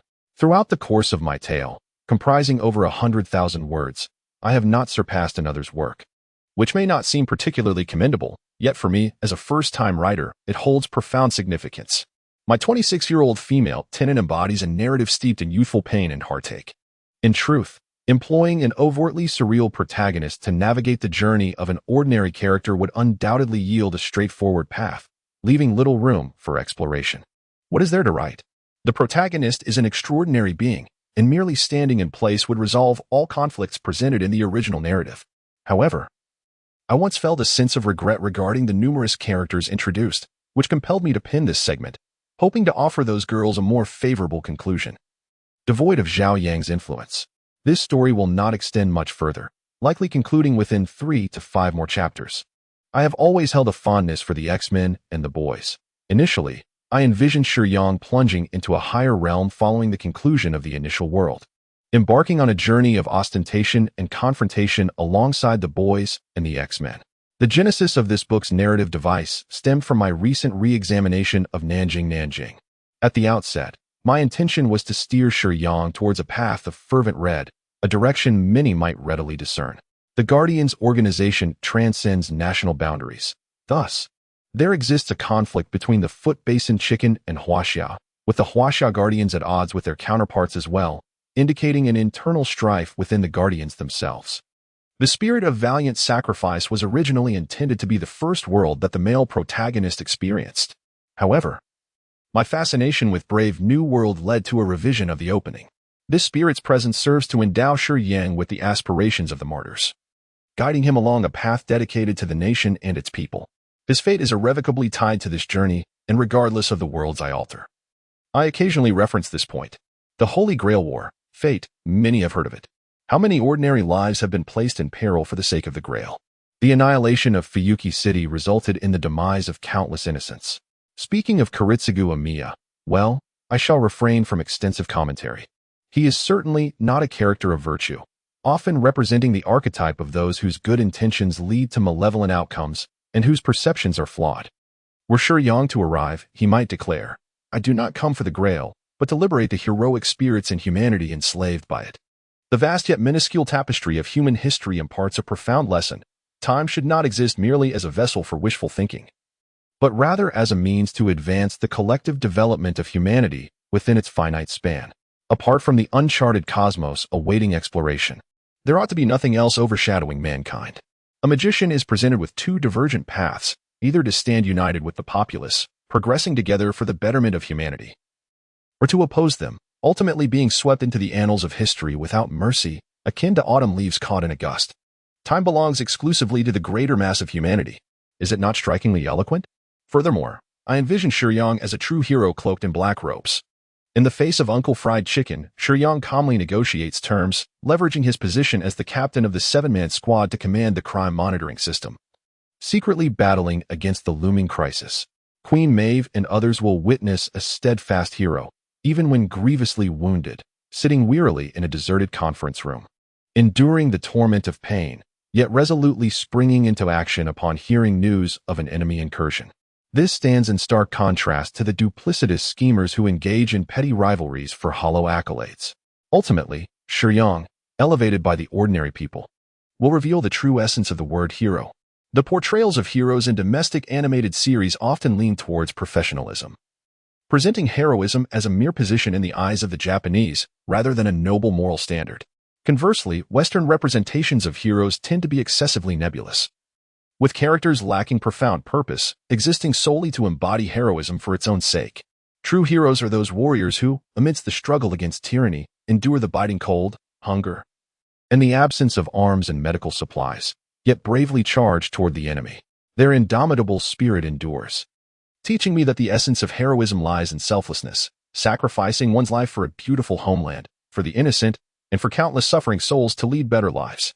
This is the very definition of heroism. Hence, in the world of One Piece, the highly revered Akainu is merely a quintessential hawkish figure from an island nation, representing imperialism. He can never embody true justice. What is this so-called absolute justice? Lethargic justice? The Navy, under the Celestial Dragons, chooses to align with tyranny the moment they don the naval uniform. The Revolutionary Army led by Dragon barely resonates with righteousness. Justice is simply justice. Is the slaughter of innocents deemed justifiable? Such grandiloquent rhetoric. Does eradicating pirates justify the execution of civilians? Did our forebears not protect the populace while combating bandits at the dawn of our nation? Laughable. Countless martyrs sacrificed their youthful lives to protect civilians while combating banditry, uttering words of valor. Even when the oppressed turned their weapons against our soldiers, these warriors embraced the people with open arms, unrepentant, even in death, hoping that their sacrifice would bring liberation and peace to the oppressed. Thus, in comparison, the essence of Akainu, Kizaru, and Sengoku becomes glaringly evident. The self-proclaimed righteous navy appears utterly ridiculous, lacking guardians like our valiant soldiers in the People's Liberation Army. They remain oblivious to the true essence of justice and the meaning of heroism. As Shiyang stood atop the battlefield, I would compel him to mercilessly mock the world government, unveiling the hypocritical facade of the Navy with the proclamation, "Only by standing among the masses can one truly stand on the side of justice. And you, merely the hounds of the Celestial Dragons. Come, allow me to crush you." The identity of Qin Shanshan as a guardian bestowed upon her the ability to present Shiyang with a remarkable gift. However, Shiyang chose to have Xiao AI transfer her power to Li, as he desired not a random ability. To his delight, Qin Shanshan was able to provide Shiyang with a staggering energy value of 10,000, a sum that could rival the joy of acquiring 10 low-tier world characters. Although the substantial influx of energy brought Shiyang great joy, now was not the time to dwell on this matter. The simple prelude, akin to moonlight and flowing water, is a classic piece. Many have been moved to sorrow by the interplay of rainbows, the entire composition resonating with solitude amidst the clamor, echoing those bygone days. The main melody, imbued with melancholy, became even more poignant under Shiyang's masterful artistry. Shiyang remained silent, as he was not particularly fond of singing. Instead, he expressed himself through the piano. The melodies cascaded from his fingertips, flowing gently through the depths of her heart. Liao wept, for Shiyang, bearing the visage of Zhaoyang, conveyed the most brutal truth in a manner entirely distinct from Zhaoyang himself. Even the composition was imbued with a sense of regret and longing, which pierced Liao's heart profoundly. Is this truly a form of consolation from Shiyang? Initially, Shiyang's unhesitating promise had deeply moved Liao. Yet no one anticipated this unexpected turn of events when Shiyang took the stage. Liao's already fragile heart, having been significantly wounded, now felt as though it was on the brink of shattering due to Shiyang's actions. Mikai, noticing Liao's unusual demeanor, supported her as she teetered on the edge of despair. She could not comprehend why Liao appeared so utterly heartbroken. After all, Shiyang's performance had been exceptional. How could Liao possibly be unhappy when her boyfriend was so remarkable? Shiyang had never provided Mikai with a detailed explanation, leaving her in a state of confusion regarding the events that transpired between them. In truth, had it not been for Zhaoyang, perhaps everyone could have attained a more blissful conclusion. Mikai found happiness in her life precisely because she never encountered Zhaoyang, who had already passed away. And the same could be said for Li Xiaoyun. Reflecting upon the entirety of the narrative, it seemed that without Zhao Yang, all would have been idyllic. However, the most tragic of all was Lu Yao. While Mikai missed Zhao Yang, she instead found Shiyang. Jianwei had once experienced love, and Li Xiaoyun was never destined to meet Zhao Yang. Yet, among these four young women, only Lu Yao had deeply loved the deceased Zhao Yang during this phase of her life. This harsh reality was known solely to Lu Yao. How could she not be in anguish? Witnessing Lu Yao's distress, Qin Qian, who had previously harbored a slight animosity towards her, could not help but feel a pang of sympathy, for Lu Yao was on the verge of breaking apart. As the final notes of the piece resonated, Jianwei's eyes brimmed with tears. She believed this melody was meant for her, as it encapsulated the regrets and unfulfilled love she shared with Zhao Yang. The mere notion of having once loved was already a heavy burden to bear, and Shiyang's performance at Feng Yuan's wedding appeared to be a tribute to Jianwei in the eyes of Feng Yuan, Yin Yin, and Jianwei herself. Yin Yin had informed Jianwei that Zhao Yang would attend her wedding, and Zhao Yang was aware that Jianwei was Yin Yan's bridesmaid, leading Jianwei to conclude that Zhao Yang's performance was for her sake. Was he attempting to showcase his progress to me? If so, I believe I have witnessed it. Jianwei felt a profound sense of comfort, as what she desired was a mature Zhao Yang. Judging solely by appearances was surely unreliable. However, the aura exuded by Shiyang was strikingly different from that of Zhao Yang, leading Jianwei to mistakenly believe that Zhao Yang had endeavored to change after her departure. His piano performance, characterized by extraordinary skill, captivated everyone present. It was evident to any discerning observer that Shiyang's piano prowess could only be described as masterful. To refer to it as merely proficient would be a disservice. The rich emotional currents stirred the souls of the audience, transforming what was merely a composition into a poignant reminder of the unattainable white moonlight buried in their memories. Such artistry suggested a boundless future for Shiyang, as he could easily ascend to the status of a great artist and amass considerable wealth through this talent, which was precisely what Jianwei envisioned. Jianwei's admiration was not born of superficiality or vanity. She had departed from Zhao Yang due to societal disparities and her parents' vehement objections, ultimately compelled to leave against her will. Now, seeing Zhao Yang flourish, Jianwei's heart ignited with fervor, believing that he had honed his skills for her sake, and perhaps there was still hope for their reunion. However, on the other side, Xiang Qin's gaze burned with indignation. Why should this be? In Xiang Qin's eyes, Zhao Yang had languished in despair for so long. From where had he acquired such masterful piano skills? He had painstakingly used Zhao Yang's fall from grace to persuade Jianwei to sever ties with him. Yet, within the brief span of a single piece, as he observed Jianwei, it seemed that all his meticulous efforts were on the verge of crumbling. Shiyang rose to his feet, slightly bowing to apologize to everyone present. In his eyes, his actions had undoubtedly disrupted Feng Yuan's wedding and wasted everyone's time. Yet, to the audience, Shiyang appeared remarkably humble. Despite possessing such formidable skills, he remained so modest after his performance. This demeanor particularly caught Jianwei's attention. Perhaps there was some misunderstanding between us, Jianwei remarked, wiping the tears from the corners of her eyes. Tears of joy. A faint smile graced her lips as she noticed Shiyang stepping down from the stage and quickly made her way towards him. Wei, have you forgotten how Zhao Yang entangled himself with other women at the bar? He is clearly a scoundrel. You cannot judge solely by appearances. Xiang Qin was thoroughly exasperated, having become increasingly agitated since Jianwei's earlier statement. Previously, he would never have so openly disparaged Zhao Yang. With a heart full of malice, Xiang Qin's blatant attacks on Zhao Yang only drove a wedge further between him and Wei, prompting him to covertly undermine Zhao Yang instead. However, Shiyang's performance had completely unsettled Xiang Qin's composure. Moreover, Jianwei seemed to sense something, intensifying Xiang Qin's anxiety. What do couples truly see in one another? It is often more about the feelings involved. Shiyang's song Between the Rainbow eloquently expressed the sorrow of unrequited love, visibly etched upon his face. In the eyes of Xiang Qin and Jianwei, it seemed to convey, "Ah, Jianwei, I still love you.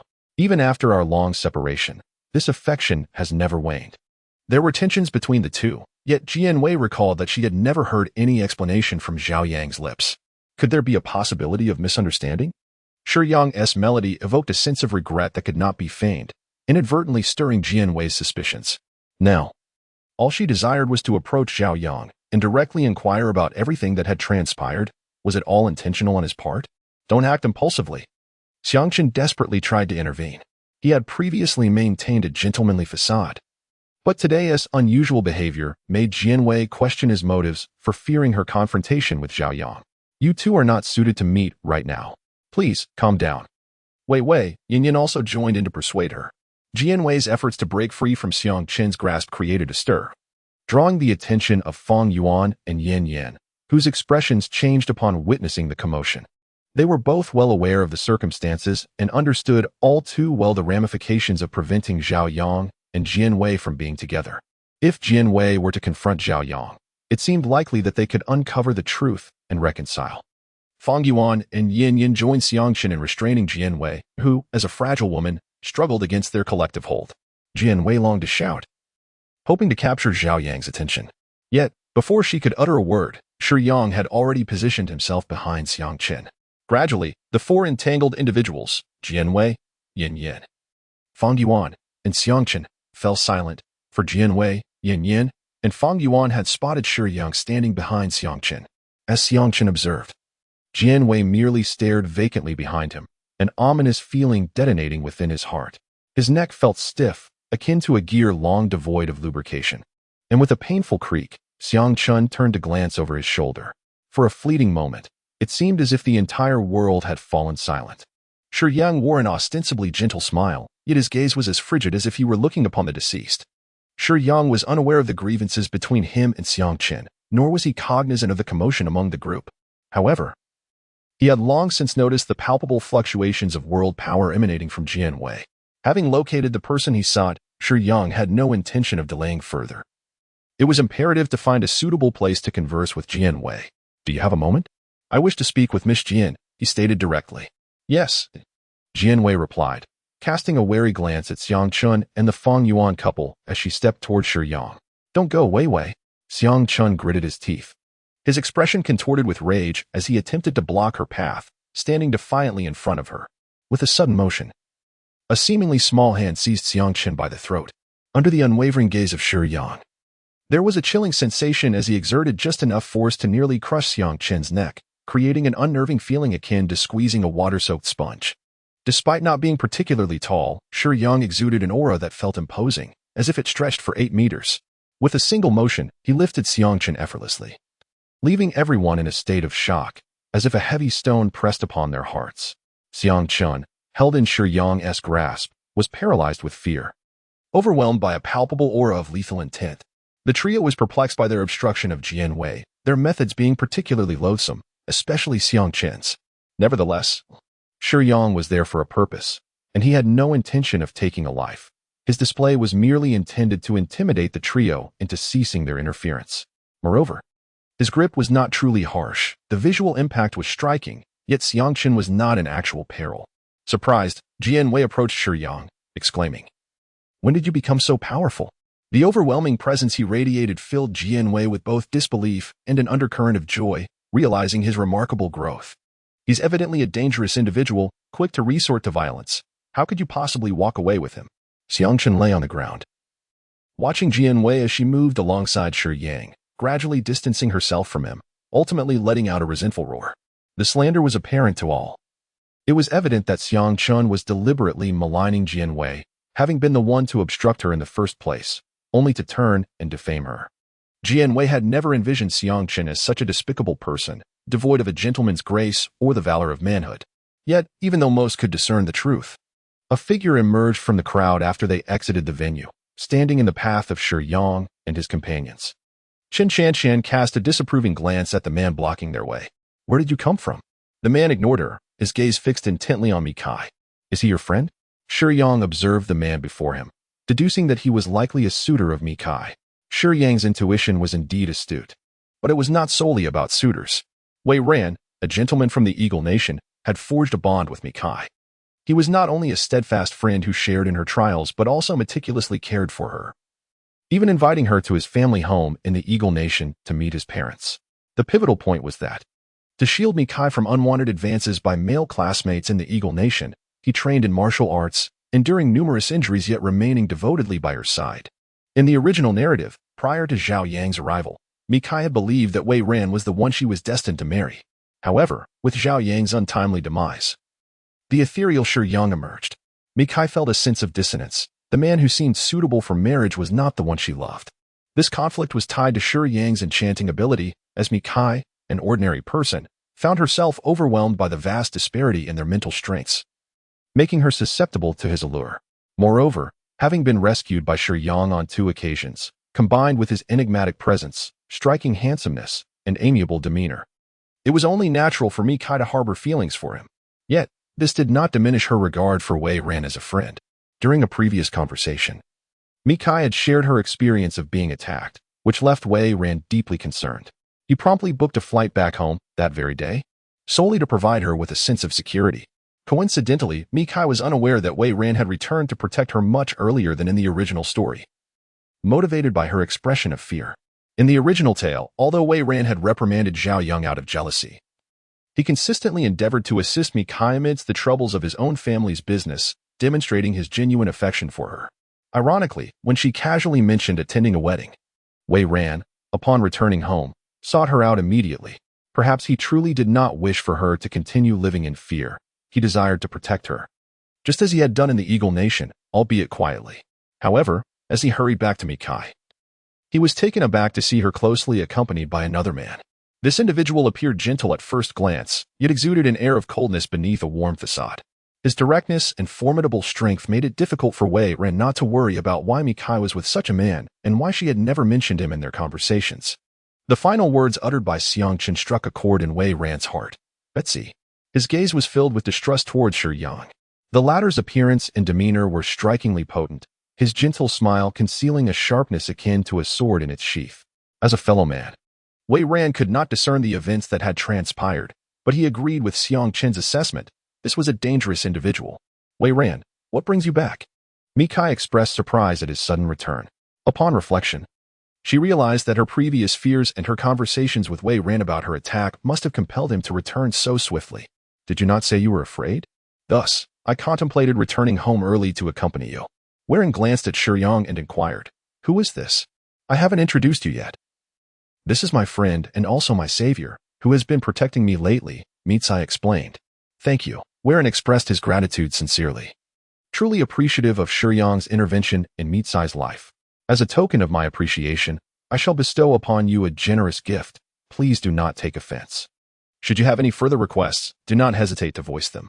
While his gratitude was earnest, Wei Ran's demeanor also bore the pride of a wealthy heir, implying that he intended to offer Shiyang a monetary reward as thanks, the amount being negotiable. He did not regard Shiyang merely as Mitsai's friend. From the moment he observed Mitsai beside Shiyang, he perceived him as a rival, thus seeking to showcase his illustrious heritage and substantial resources. Betsy, may I escort you home? If you have concerns regarding safety, I could arrange for a few individuals to accompany you, Wei Ran gently suggested, stepping closer to Mitsai. Shiyang, exasperated by the melodramatic nature of the protagonist in youth literature, waved his hand dismissively and said, we have pressing matters to attend to. May we take our leave? Upon saying this, Shiyang cast a questioning glance at Mitsai, who subtly nodded in agreement. Wei Ran, we have other matters to discuss. I will inform you of what transpired after this period, Mitsai stated, not dwelling on the details. As she perceived her relationship with Shiyang as one of protection and being protected, barely qualifying as friendship. Shiyang's enigmatic nature rendered their bond somewhat mission-oriented, which led Mitsai to refrain from elaborating, and she had never mentioned Shiyang during her conversations with Wei Ran. Dear reader, there is more to this chapter. Please turn to the next page to continue, for the excitement is yet to unfold. However, Wei Ran clearly misconstrued Mitsai's intentions, instinctively believing that she was somehow beholden to Shiyang. Chen Chanqian, Shiyang, Mitsai, Liao, and the perplexed Jian Wei formed a group that Wei Ran had obstructed for quite some time. Among them, Chen Chanqian was the most impatient. Now embodying a female identity, with Shiyang at her side, she yearned to conclude matters swiftly in order to enjoy his company. Hey, Mitsai has stated there are matters at hand. Why do you continue to block the way? Step aside. Chen Chanqian's tone was decidedly unfriendly.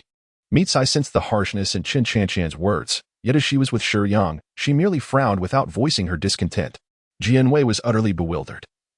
Yet she could discern that the women accompanying Shiyang were quite peculiar. She wondered why, when Zhao sought her out, he brought along so many girls. What was he thinking? Unexpectedly, Shiyang intervened, addressing the discontented Chen Chanqian. Miss Chen, it would be wise to refrain from speaking in such a manner. one must always exhibit courtesy towards others. Shiyang first issued a warning to Chan Chanqian, then turned away Ran, his presence imposing as he spoke with a single hand in his pocket. My friend. Mikai must accompany me for the time being. I must ensure her safety. This matter is of utmost importance. Once everything returns to normal, Mikai will be back by your side. With that, Shiyang lit a cigarette.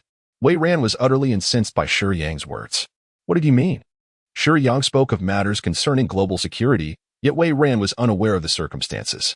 To him, Shiyang's statement implied, Mikai cannot leave with you. She must be with me now, do you understand? After some time, I will allow Mikai to return on her own. The tone was laced with derision, and his confidence was exceedingly irksome to Wei Ran. Moreover, with Shiyang accompanied by several young women, Wei Ran pondered. Why would a respectable person venture out with so many girls? Given Shiyang's demeanor and attire, he wondered if perhaps he was involved in illicit activities. What about Betsy? What on earth is happening? Wei Ran glanced anxiously at Mikai, eager to uncover the truth behind their entanglement. Mikai's expression betrayed her discomfort.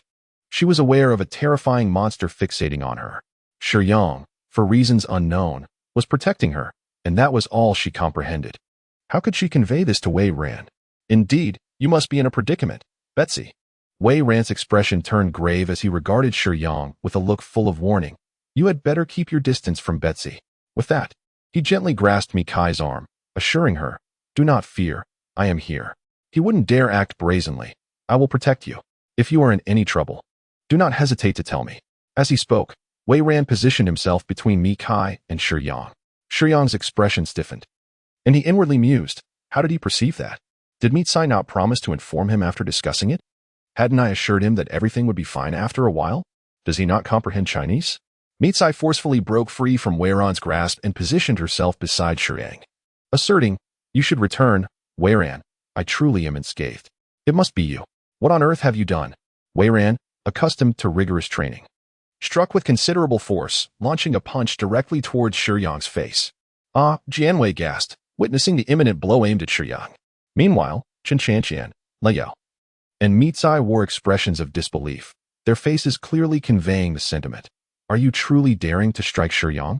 He spoke to you with great courtesy just moments ago. How dare you attempt to land a punch? Do you wish to court disaster? Wei Ran's concern clouded his judgment. His profound affection for Mitsai led him to misinterpret the situation, prompting his impulsive reaction. Sighing, Shiyang found Wei Ran's movements exceedingly slow, with his left hand casually tucked in his pocket. He flicked his cigarette with the thumb and forefinger of his right hand, sending it aloft. As he freed his right hand, Shiyang deftly blocked Wei Ran's incoming fist, firmly grasping it in his palm, remaining utterly unmoved regardless of Wei Ran's exertion. With a slight flick, he sent Wei Ran crashing to the ground. The still-burning cigarette fell before Shiyang, who pinched it between his fingers. Throughout the encounter, Shiyang had merely shifted his right hand to dislodge the cigarette, displaying no other movements. Yet Wei Ran had already been sent sprawling. Even as Wei Ran soared through the air, Shiyang had already placed the cigarette back to his lips, taking a deep drag and exhaling a plume of smoke that curled like a dragon. What could Wei Ran possibly do to defend himself? By what means could he withstand Shiyang? With a mere gesture, Shiyang had effortlessly subdued him, departing with the four women in a leisurely manner. Additionally, Shiyang reassured Mitsai, do not worry, I did not exert force. He merely flew out and will not sustain any injuries. Jianwei. Astonished, Jianwei had never encountered such a formidable man, effortlessly handling an attack from another. This was the most mature Shiyang she had ever witnessed, although somewhat different from her expectations. Shiyang exhibited a distinct maturity that was even more captivating and visually striking. Liao gazed at Jianwei, her eyes nearly sparkling, having once harbored jealousy towards Jianwei. She found her emotions stirred once more by the tumultuous music orchestrated by Shiyang. Jianwei, what are you anticipating? Shiyang is no longer alive. He is not Shiyang. Setting aside Liao's revelation of the truth to Jianwei, later, after catching his breath, Xiangshan, upon observing Shiyang's evidently extraordinary martial prowess, was astonished. Are there truly martial arts masters in this world? However, he soon noticed Wei Ran, who had failed to defend against Shiyang. Clearly, they were kindred spirits in misfortune. Xiangshan resolved to ally with this fellow for one final attempt. Remain vigilant of the surroundings. Any unusual movements must be reported immediately. Chen Chanqian arranged for her team members to stand guard nearby. An abandoned theater, with a dusty stage, disordered seats, cobwebs scattered about, and a ceiling that let in light through its shattered remnants was chosen for its seclusion, ensuring that innocent bystanders would not be affected. This location was sufficiently remote, with few inhabitants, so even a large-scale assault from the Devourers would not risk collateral damage. Lu Yao, Jianwei, Mi Kai, and Li Xiaoyan were all present, the latter being a member brought along by Qin Xianqian, with the 4 principal female characters gathered in one place. The remaining ones would not significantly influence the will of the world. The collective presence of these 4 was immensely appealing to the Devourers, suggesting a high probability of a fierce attack here, marking their final opportunity. If they could endure for just over 20 hours, approximately 1 day, the influence of the world while on its own realm would return to normal, heralding the emergence of new protagonists and the stabilization of the world's power. At that point, the remaining Devourers would be expelled from this world by its forces, making this assault on a heavily guarded location their last chance. Initially, Jianwei was skeptical of Lu Yao's words, but when she confronted Shiyang, his silence only deepened her belief that everything in this world was absurd. "You are deceiving me. You must be deceiving me." The typically strong-willed Jianwei appeared vulnerable at that moment. "If you no longer care for me, you could simply say so. Why resort to such tricks to mislead me?" In response to Jianwei's accusations, Shiyang silently smoked, waiting until she had vented her frustration before he rose and slowly approached her. Under Jianwei's bright gaze, Shiyang gradually transformed into her likeness. "At first, I did not wish to reveal the truth to you, nor did I intend to inform you that Xiaoyang was already dead," he stated, reverting to his original form while continuing to smoke. "Why? You are the primary characters of this world. If you perish, the world's rules will falter, ultimately leading to destruction at the hands of monsters. Do you understand?" He extinguished the spent cigarette and discarded it into the same dilapidated trash can. "You may not believe it, but that is inconsequential." Shiyang sighed. "From the very beginning, I was aware that Xiaoyang, as the protagonist, would inevitably become deeply entangled with the female leads. I do not comprehend the complexities of your affections and grievances, but I wish to spare others from sorrow. If possible, I would prefer the truth to arrive later. Sometimes, parting is profoundly painful, particularly when it is sudden, thus even a lie can delay that anguish. However, if the truth brings suffering, then wouldn't a lie merely exacerbate the pain?" Mi Kai, unfamiliar with the Xiaoyang in question, maintained a clear perspective as an observer and articulated her candid thoughts, which stemmed from her indifference towards that Xiaoyang. "No, lies do not harm. It is the truth that is the sharp blade." Shiyang cast a glance at Mi Kai, while Li Xiaoyun remained largely silent. Having witnessed the wisdom of the other guardians, she placed her trust in their words. "You have not yet fallen in love with Xiaoyang, Mi Kai. Your indifference allows you to remain so detached, so nonchalant, so comfortably positioned as a mere observer." This was the first time Shiyang had articulated such a thought to Mi Kai. Upon reflection, Mi Kai realized that she had indeed been somewhat presumptuous. Shiyang was contemplating the feelings of 2 girls, Liao and Jianwei, while Mi Kai's words undoubtedly inflicted deeper wounds on both. "Now that you are all aware that Xiaoyang has passed away, I shall be direct. I hope you can remain here for a day. The Guardians will exert every effort to ensure your safety, and once today has elapsed, all will be behind us." After Shiyang spoke, he refrained from lingering with the girls. Although he was not well acquainted with the other Guardians, they were outside, standing ready to fend off the Devourers. It would be unbecoming for Shiyang to stay indoors and reap the benefits without contributing. After all, everyone was a Guardian, and he felt compelled to lend a hand. "Next time, I hope you won't be so presumptuous," Shiyang remarked to Qin Qianqian, his tone somewhat harsh. "You are still a newcomer. Matters of guarding should be left to us. We can manage in a low-level world." Qin Qianqian detected Shiyang's displeasure and responded, a hint of guilt in her voice. She was aware of Shiyang's temperament, having been friends in the past, and it was her suggestion that he remain in the abandoned theater. "I do not even know you. There is no need for such concern. What about Qin?" Shiyang maintained his cold demeanor. "Could you not be a little kinder to me?" Qin Qianqian felt wronged.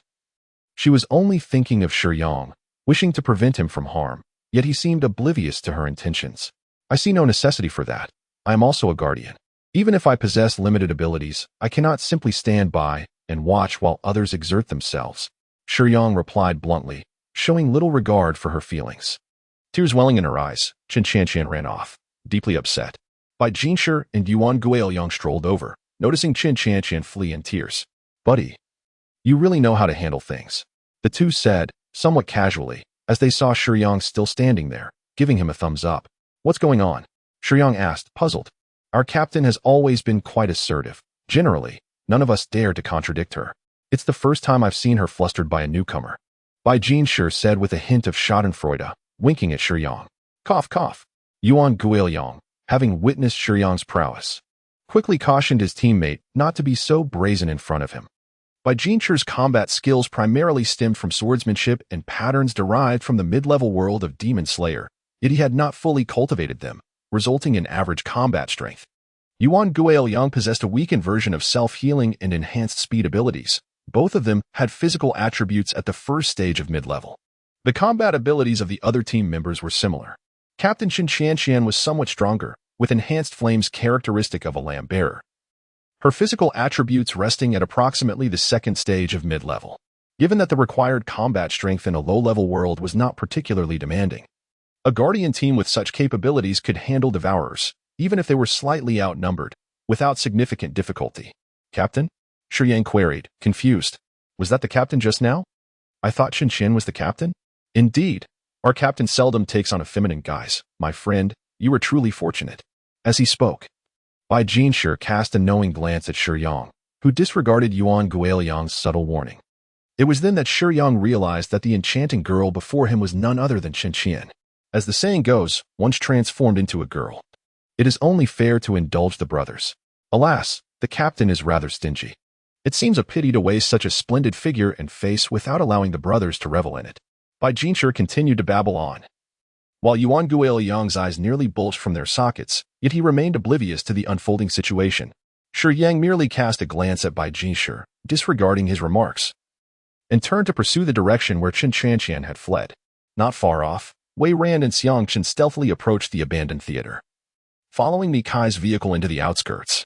Qin Qianqian occasionally sobbed softly, raising her hand now and then to wipe away her tears. Perhaps it was the physiological changes that rendered the formerly boyish figure more sentimental. This might also explain why Qin Qianqian seldom presented herself as feminine before her teammates. After all, a frail leader does not necessarily command respect. Are you all right? I apologize for my earlier demeanor. Shiyang quietly approached Qin Qianqian from behind, regretting his previous harshness. You found out. Qin Qianqian turned in surprise, her tears still glistening on her face, her exquisite features resembling a rain-soaked pear blossom. Yes, I heard it from one of your subordinates. I initially thought you were the vice captain or something similar, but I never expected you to be Qin Qian, Shiyang replied. Qin Qianqian bit her silver teeth, muttering a few curses under her breath, her anger manifesting in a rather charming way upon her delicate form. I have already apologized. You need not dwell on it. Shiyang, oblivious to her beauty, maintained a stiff demeanor. I do not mind. Who cares? Qin Qianqian's voice was barely audible. Yet Shiyang's physical prowess allowed him to catch her words. That is good. Assign me to defend as well. I cannot remain idle. Shiyang, unfazed by the tears on Qin Qianqian's face, quickly articulated his request after receiving her verbal consent. We are seasoned guardians, having participated in several defense battles. You must trust us. We truly do not require your assistance. If you wish to observe, you may stay close beside me, Qin Qianqian said. Drying her face and positioning herself next to Shiyang, her movements slightly intimate. Shiyang glanced at Qin Qianqian beside him, sensing an odd shift in her demeanor. Something felt amiss with his friend. Shiyang took a step back, creating a slight distance between himself and Qin Qianqian. What are you doing? Qin Qianqian, clearly aware of Shiyang's movement, stomped her foot and approached him once more, declaring with an air of authority, We are friends. What harm is there in being closer? If there are devourers about, wouldn't it be easier for me to look after you? By the way, what is that scent on you? It is quite pleasant. Shiyang felt an inexplicable oddity, yet this time he did not reject Qin Qianqian's proximity. Suddenly, he recalled the source of his discomfort. He bore the essence of the god of love, while Qin Qianqian was presently in the form of a daughter. Thus, he pondered the implications of their situation. Shiyang never imagined that he was the person Qin Qianqian had longed for. Typically, he would first reflect on himself when confronted with issues. Thus, he assumed that Qin Qianqian's behavior stemmed from his own inadequacies. With a perfect affinity score of 100, Shiyang recalled this detail. In a state of being his daughter, Qin Qianqian held an affinity of 100 for him. Given the current circumstances, the oblivious Shiyang finally pieced it together. Clearly, Qin Qianqian harbored feelings for him. Initially, Shiyang was unaware that Qin Qian and Qin Qianqian were the same person. But upon realizing this, he stiffened, his fists clenched. Casting a wary glance at Chen Qianqian, he regarded her as a friend. Yet she seemed to entertain inappropriate thoughts about him. Perhaps you should keep your distance, Shiyang suggested, creating a gap of about 2 meters between them. Shaking his hand in mild disdain. What else with the sudden change? Chen Qianqian was perplexed. It's nothing, I simply dislike this. Shiyang's tone grew slightly frosty. But we are friends. What's wrong with being a little closer? As she spoke, Chen Qianqian attempted to lean in again. Stop. Shiyang retreated further. What is wrong with friends? I just don't like being overly intimate with others. This distance is quite suitable. Chen Qianqian stomped her foot in frustration, unwilling to accept that they could only maintain such distance.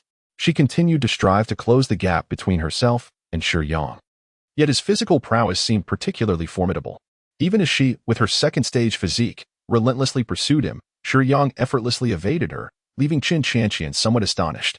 It was exceedingly rare for a newcomer to possess a second-stage physical attribute. Oh dear, she had initially intended to rely on charm to make progress, knowing that Shiyang responded better to softness than to force. However, before she could finish her thought, the distant Bai Jinshi rushed over in a flurry. Not good. Boss. Boss. Bai Jinshi came panting, clearly flustered. What's the matter? Why the haste? Has the devourer attacked? Ensure everyone guards their positions. Previously, someone had reinforced the theater's walls. The locations I arranged are all the remaining easily accessible points in the abandoned theater, as long as we hold our ground. The devourer won't be able to breach for the time being, Chen Qianqian calmly articulated. After ceasing her playful banter with Shiyang, Chen Qianqian suddenly adopted a much more composed demeanor. No, boss, Bai Jinshi stammered. It's not that. What is it? Speak up. Chen Qianqian grew impatient, realizing she had never noticed how indecisive Bai Jinshi could be. It's those girls, they ran away. Bai Jinshi, trembling at the thought of the captain's reprimand, managed to relay the situation in fragments. What? Chen Qianqian's expression twisted in disbelief. Her previously lovely visage contorted. What did you just say? The 4 female characters have fled. As we passed the stage, we noticed their absence, despite searching the theater. We could not find them. Platinum Stone whispered repeatedly, lacking conviction. Hiss. Chen Qianqian inhaled deeply, her silence like the calm before a storm for a couple of seconds, before erupting into a formidable roar. What on earth are you doing? How could a few ordinary girls escape? What are you all doing? Tell me. Boss, we have been stationed at the locations you specified where the devourer might attack, and we have followed your orders completely, I swear. Platinum Stone asserted with utmost sincerity. Observing his demeanor, Chen Qianqian scratched her head in confusion. If everyone acted according to her directives, how did the 4 girls manage to escape? Was there truly no one who witnessed their departure? How could that be possible? Reflecting on her arrangements, she found no flaws. The personnel deployment was indeed meticulous. Yet, after merely pondering for a moment, a troubling thought struck her. She quickly inquired, which way did they leave? The main road, replied Platinum Stone. A bolt of realization surged through Chen Qianqian. She had been overly presumptive, in the face of an unknown and terrifying creature. If a group of guardians stepped forward to protect you, your instinct would undoubtedly be to stay close to them, believing that this was perhaps your only chance of survival. Wasn't that the mindset of most individuals she had encountered? Why had it shifted in this lower realm? Under the influence of such thinking, her initial consideration had been to identify the most probable locations for the devourer's appearance. Concurrently, she had not devoted much attention to monitoring these local individuals, assuming that under normal circumstances, people would remain quietly in the designated areas she provided. However, today, the 4 women had imparted a crucial lesson to Chen Qianqian. Not everyone adhered to instructions. You don't understand, boss. This is a world of youthful angst literature. Have you forgotten about the existence of love-struck minds? Platinum Stone subtly remarked. Chen Qianqian let out an expletive.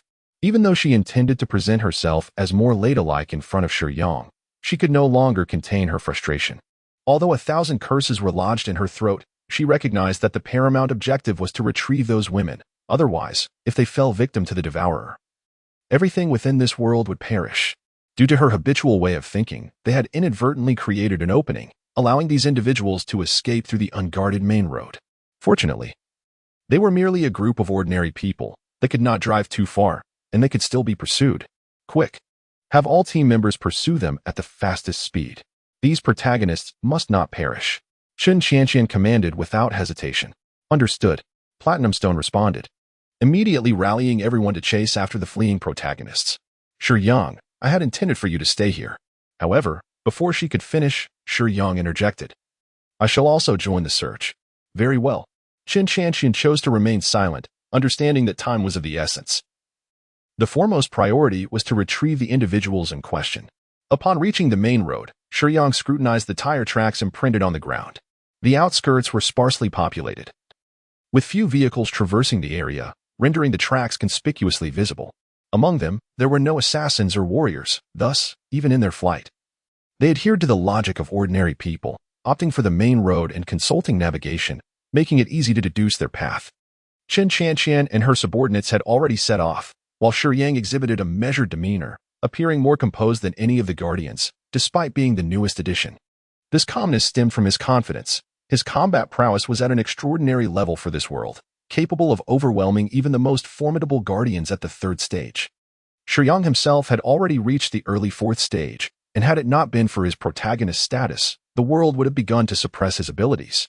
Therefore, his strength was overwhelmingly superior, causing him little concern. Another reason for his tranquility was that he had previously marked Mikai and Lu Yao, leaving him well aware of their whereabouts. With a swift motion, a pair of blood-red, flesh-like wings unfurled from his back as Shiyang leapt into the air, the immense thrust shattering the ground beneath him.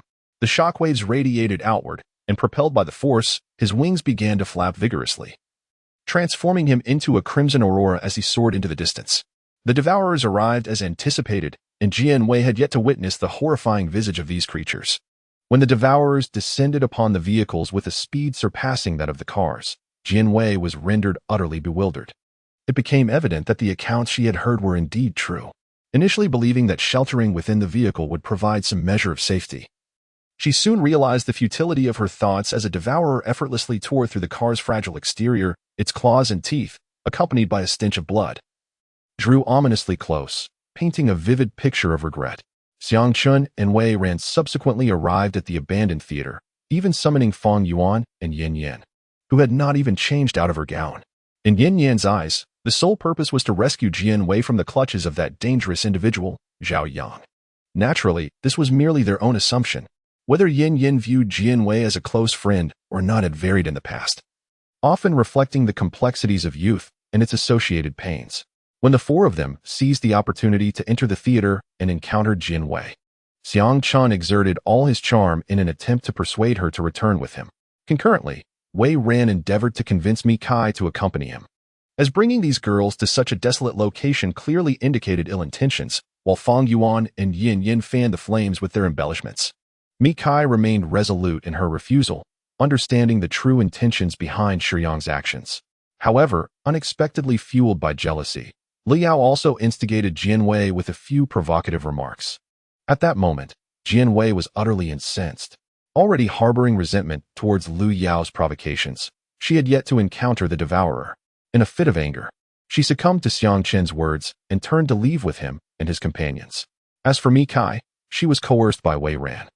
Just as Jianwei was about to depart, Liao suddenly recalled the imminent danger and recognized her own emotional turmoil. A twinge of guilt surged within her, prompting her to chase after Jianwei in a bid to persuade her to stay, but she too was swept away. Meanwhile, Li Xiaoyun, acting out of genuine goodwill, found herself without reward. She attempted to counsel these unfamiliar girls but was abruptly taken away as the vehicle sped off. The departure of the four girls was abrupt and serendipitous, as if orchestrated by the whims of fate. Yet now, bereft of the Guardian's protection, the protagonists glimmered like fireflies in the night, their world power rendering them conspicuous. The previously wary Devourers, emboldened by the absence of their safeguard, immediately gaped their voracious maws. It was only when confronted with the specter of death that Jianwei recognized the folly and ignorance of her earlier choices. Why had she, in a fit of pique, chosen to trust the deceitful Xiang Chun instead of a superhuman bearing the visage of Zhao Yang? Had her mind been addled? As peril loomed, with Devourers encircling her, Jianwei closed her eyes, contemplating that perhaps meeting Zhao Yang would not be so bad after all. Bang! Yet the excruciating pain she anticipated did not manifest. A resounding crash accompanied by a tempestuous wind swept in, followed by the anguished cries of the Devourers. Cries? From the Devourers? Jianwei opened her eyes in bewilderment. And the scene before her was one she would never forget for the rest of her life. With the visage of Zhao Yang, Shiyang descended amidst a landscape fraught with peril, encircled by the devourers, akin to a celestial deity gracing the earthly realm, like a hero making his grand entrance. He landed with a force that scattered the multitude of devourers surrounding him, an overwhelming pressure emanating from his presence. Blood-red wings unfurled behind him, and a crimson-hued carapace enveloped every inch of his being, save for his countenance, where eerie strands of crimson occasionally writhed about him. Shiyang appeared as a sanguine knight descended from the heavens. Though his presence seemed ominous, it radiated an unparalleled strength, embodying the profound sense of security that Jianwei yearned for yet had never attained. Jianwei, now cognizant of her missteps, felt remorse for the trouble she had caused for the Guardian. Having lost the man she cherished most, she understood the sentiments shared between you and Lu Yao. She knew that in your eyes, she still resembled Zhao Yang. If that is the case, Shiyang spoke calmly. While the surrounding devourers noticed only one guardian and immediately regrouped to launch another fierce charge. Consider me as your final protector before Zhao Yang's demise. As his words faded, the devourers leapt high into the air, and under the surge of Shiyang's flesh and blood, an overwhelming multitude of tentacles erupted forth. Where they passed, the devourers were instantly pierced by countless appendages, and for a moment, it seemed as though even the sky had turned a deep crimson. Thousands of tentacles. Unlike the original narrative, Fan Yuan had survived, and aside from Zhao Yang, everyone else remained relatively unharmed. With his myriad of tendrils, Shiyang obliterated all the devourers that had approached, consuming their flesh and energy, transforming them into sustenance for himself. It is rather ironic that these beings, which thrived on the consumption of worlds and lives, were ultimately absorbed by Shiyang, augmenting his own strength. The devourers possessed an insidious power, yet Shiyang's enhanced mental fortitude rendered such corrosiveness trivial. When the other guardians arrived, they found only chaos and the disheartened group led by Xiangchen, while the four, Mikai, Jianwei, Lu Yao, and Li Xiaoyun had vanished without a trace. How could this be? Chun Qianqian had distinctly sensed the malevolent presence of the devourers moments ago, yet in an instant, they seemed to have evaporated, leaving no trace, as if nothing had transpired at all. Nevertheless, the ground before her, marred with peculiar scratches, attested that something significant had indeed occurred here. The phone rang. Chun Qianqian answered, and her expression softened almost immediately, her tension dissipating. It was Shiyang, indicating a resolution to the situation. What is up, boss? Any news? Bai Jinsher inquired. Nothing much. It seems we won't need to exert any effort this time to complete the mission. This world is devoid of danger now, Chun Qianqian replied. Stretching her supple waist with ease, she guided them to the banks of the city moat. The four leading ladies were not being taken away by Shiyang, but rather insisted on accompanying him. Shiyang understood that Lu Yao and Jianwei were reluctant to part with Zhao Yang, while for Mi Kai and Li Xiaoyun, he felt a deep sense of guilt, knowing that his power had influenced their fates. In the final words spoken by Shiyang, both Jianwei and Li Yao found their admiration for him soaring to unprecedented heights, despite being fully aware that the person before them was not Zhao Yang. The phrase "just treat me as Zhao Yang, allowing me to protect you one last time before my demise," evoked a vivid hallucination for Jianwei and Li Yao. They began to ponder whether reincarnation truly existed in this world. Was Shiyang's presence an embodiment of Zhao Yang, accompanying them in a different form? Reflecting on Shiyang's meticulous care for her in the past, Li Yao found it challenging to discern reality from illusion, yet the surge in her affection was undeniable. Master, Li Yao's affection has reached a perfect score of 100. As for Jianwei, the heroic appearance in the final moments fulfilled all her previous fantasies about Zhao Yang. What does maturity mean? This term often serves as an excuse for girls to lament the shortcomings of the men they admire. Yet, Shiyang's arrival seemed to merge with Zhao Yang, forming a flawless individual, remarkably capable, understated, yet immensely powerful. Jianwei's affection has also reached 100. Micah, at the moment Shiyang descended from the heavens, had yet to say a word, yet her affection had also soared to 100. Particularly noteworthy was Li Xiaoyun, the most ordinary-looking among the four girls in the original story, whose narrative was not as extensive as the others. Yet she stood at the pinnacle alongside the three illustrious beings. However, this time she did not encounter the despondent, carefree Zhao Yang who joked without restraint. Instead, she met a Shiyang who exuded a radiant strength akin to the red sun, yet whose brilliance was tempered with gentleness. Can any girl truly dislike a hero? Perhaps some can, but not Li Xiaoyun. She too admired this man who, after saving everyone, uttered his first words with the welfare of the two girls in mind. He displayed a remarkable composure uncommon for one of his age, seamlessly blending the qualities of elegance, gentleness, courage, and strength into a singular entity. Li Xiaoan was undeniably moved. Yet she quietly stepped back 2 paces, glancing at the 3 girls beside her. Among the 4 leading ladies, 3 had already achieved a perfect score of affection, each earning 2 rewards. Little Ale's cat-like eyes squinted into crescent shapes, while he couldn't help but chuckle at the sight of her uncontainable joy. Yet, deep down, Li also felt a sense of elation, for Shiyang's energy had reached an impressive 13,000. Only Li Xiaoyan remained, whose affection had climbed to 90, visibly enchanted by Shiyang. Though she maintained a facade of indifference, Shiyang, accompanied by 4 young ladies, arrived at the banks of the Suzhou city moat. He halted his advance, and the 4 girls seemed to sense his intentions. It was evident that he meant to part ways here. The 5 of them lingered in silence for a considerable time. 13,000 units of energy, if harnessed to enhance my physique. Could I ascend instantaneously to the 10th tier? As he contemplated, Shiyang glanced at his current energy reserves, scarcely able to believe his own potential. That is inconceivable, master. Li marveled at Shiyang's rate of growth. She had not anticipated that he could acquire energy so swiftly. Hence she had not disclosed the requirements for higher tiers. Master can initially elevate your physical form, spirit, and strength to 599, but regardless of how much energy you expend. Ascending to the 7th tier cannot be achieved solely through energy. It necessitates the recognition of the world's will. To reach the pinnacle of the 6th tier merely with energy? Ascending to the 7th tier requires recognition. What does recognition entail? It is quite straightforward. Master, Xiao AI clarified. It means that you must continuously aid the worlds affected by the devoured, thereby earning the recognition of those world wills. Understood. Let us first elevate all 3 attributes to the zenith of the 6th tier, and we shall address the rest gradually. Shiyang declared decisively. In silence, energy surged forth, substantially enhancing Shiyang's physique, strength, and mental acuity. The presence of dark light allowed the physical transformation to be swiftly assimilated, while the mental fortification felt akin to immersing his spirit in a pristine spring, crisp and invigorating. An ineffable clarity enveloped Shiyang's mental realm. The spirit became remarkably solid, faintly radiating a golden glow. His perception of the surroundings and mastery over his body sharpened, every detail vividly presented before his eyes. Under Shiyang's meticulous observation, a pancake roll, as if destined, was inscribed upon the chest of his spiritual form. The lines forming the pancake roll's design shimmered like flowing light, both natural and resplendent. God of Pancake Rolls, Tier 3, Ability Description, an exceptionally adept mastery of the pancake roll preparation. Each pancake roll crafted consumes a significant amount of mental energy. Currently, the innate ability resides at the 1st tier, allowing for the creation of only 2 per day. Yet they are irresistibly delectable. No food can rival the exquisite taste of Shiyang's pancake rolls. None whatsoever. Hidden ability. The pancake rolls produced by Shiyang are extraordinarily delicious, rendering them utterly irresistible.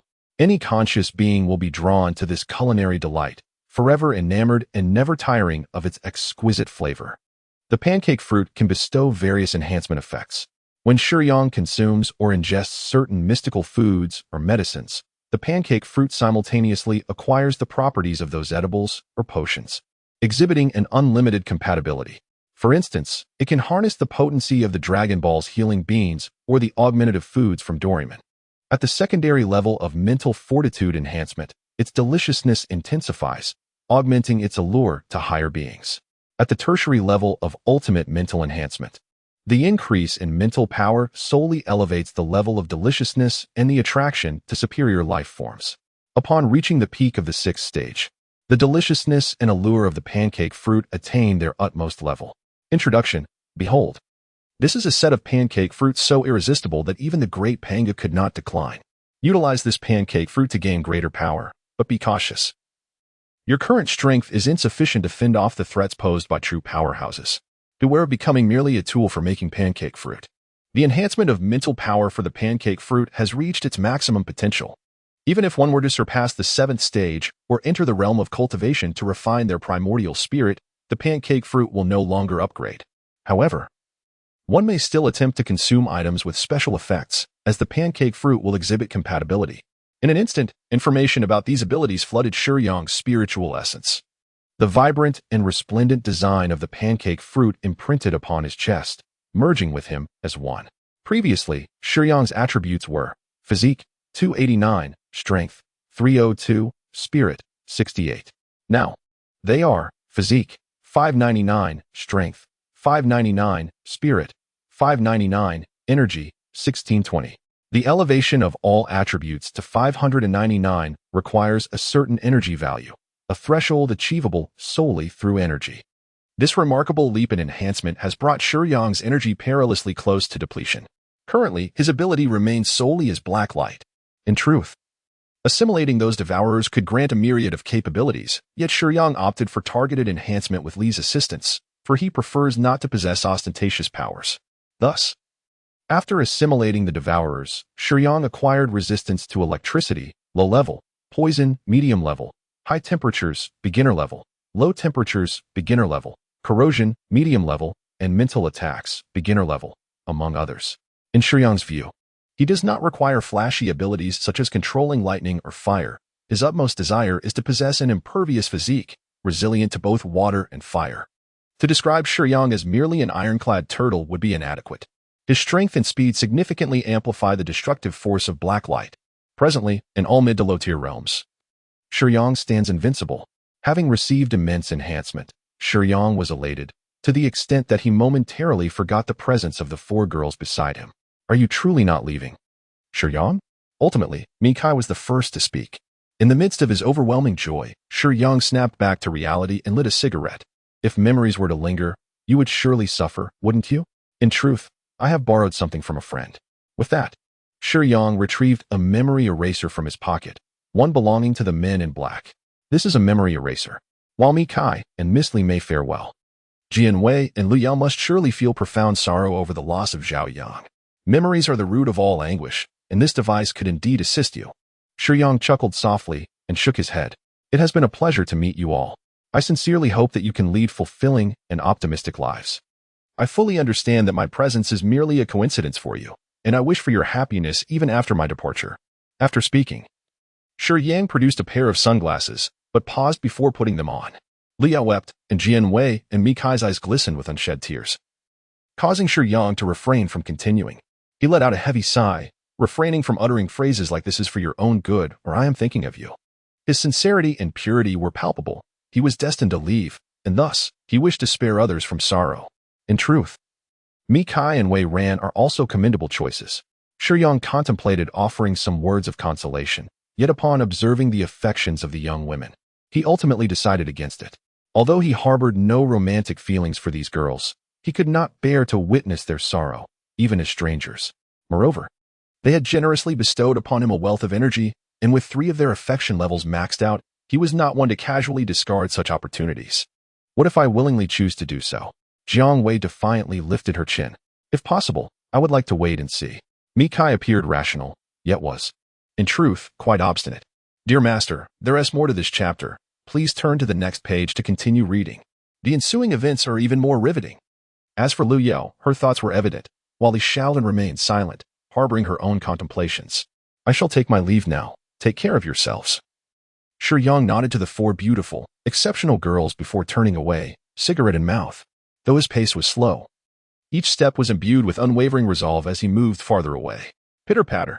The raindrops fell unexpectedly, initially gentle but soon grew increasingly dense, transforming from soft taps into a cacophony of sound. Shiyang lifted his head in a daze, the cigarette he held between his lips dampened by the rain. Yet his attire showed no signs of moisture. Ever since acquiring the black light, he had long abandoned ordinary fabrics, able to transform his garments at will. Suddenly turning around, he noticed that none of the 4 girls had chosen to leave. Instead, they stood rooted, gazing vacantly as he walked further away. The rain-soaked clothing brought a chilling sensation that seeped into their bones. The air grew increasingly frigid, yet the girls, despite tightly hugging their arms and beginning to shiver, with hair plastered to their foreheads by the downpour, still gazed longingly at Shiyang's retreating figure. Their expressions imbued with a pitiable sadness that even caused his heart to warm unexpectedly. Through the blurred vision rendered by the rain, they felt a profound sense of grievance, questioning why this extraordinary man had to depart. However, the rain obscured their sight, preventing them from bidding him farewell. Perhaps fate intervened to obscure their tears, allowing the torrential downpour to wash away the sorrow of parting. Yet, in the next moment, the relentless rain abruptly subsided. It was not that the rain had ceased, but rather Shiyang, having transformed his right hand into a grand umbrella, now stood before them. With a light chuckle, he lit another cigarette. "Do you need a ride home?" he asked as they traversed the ethereal realm back to the mundane world.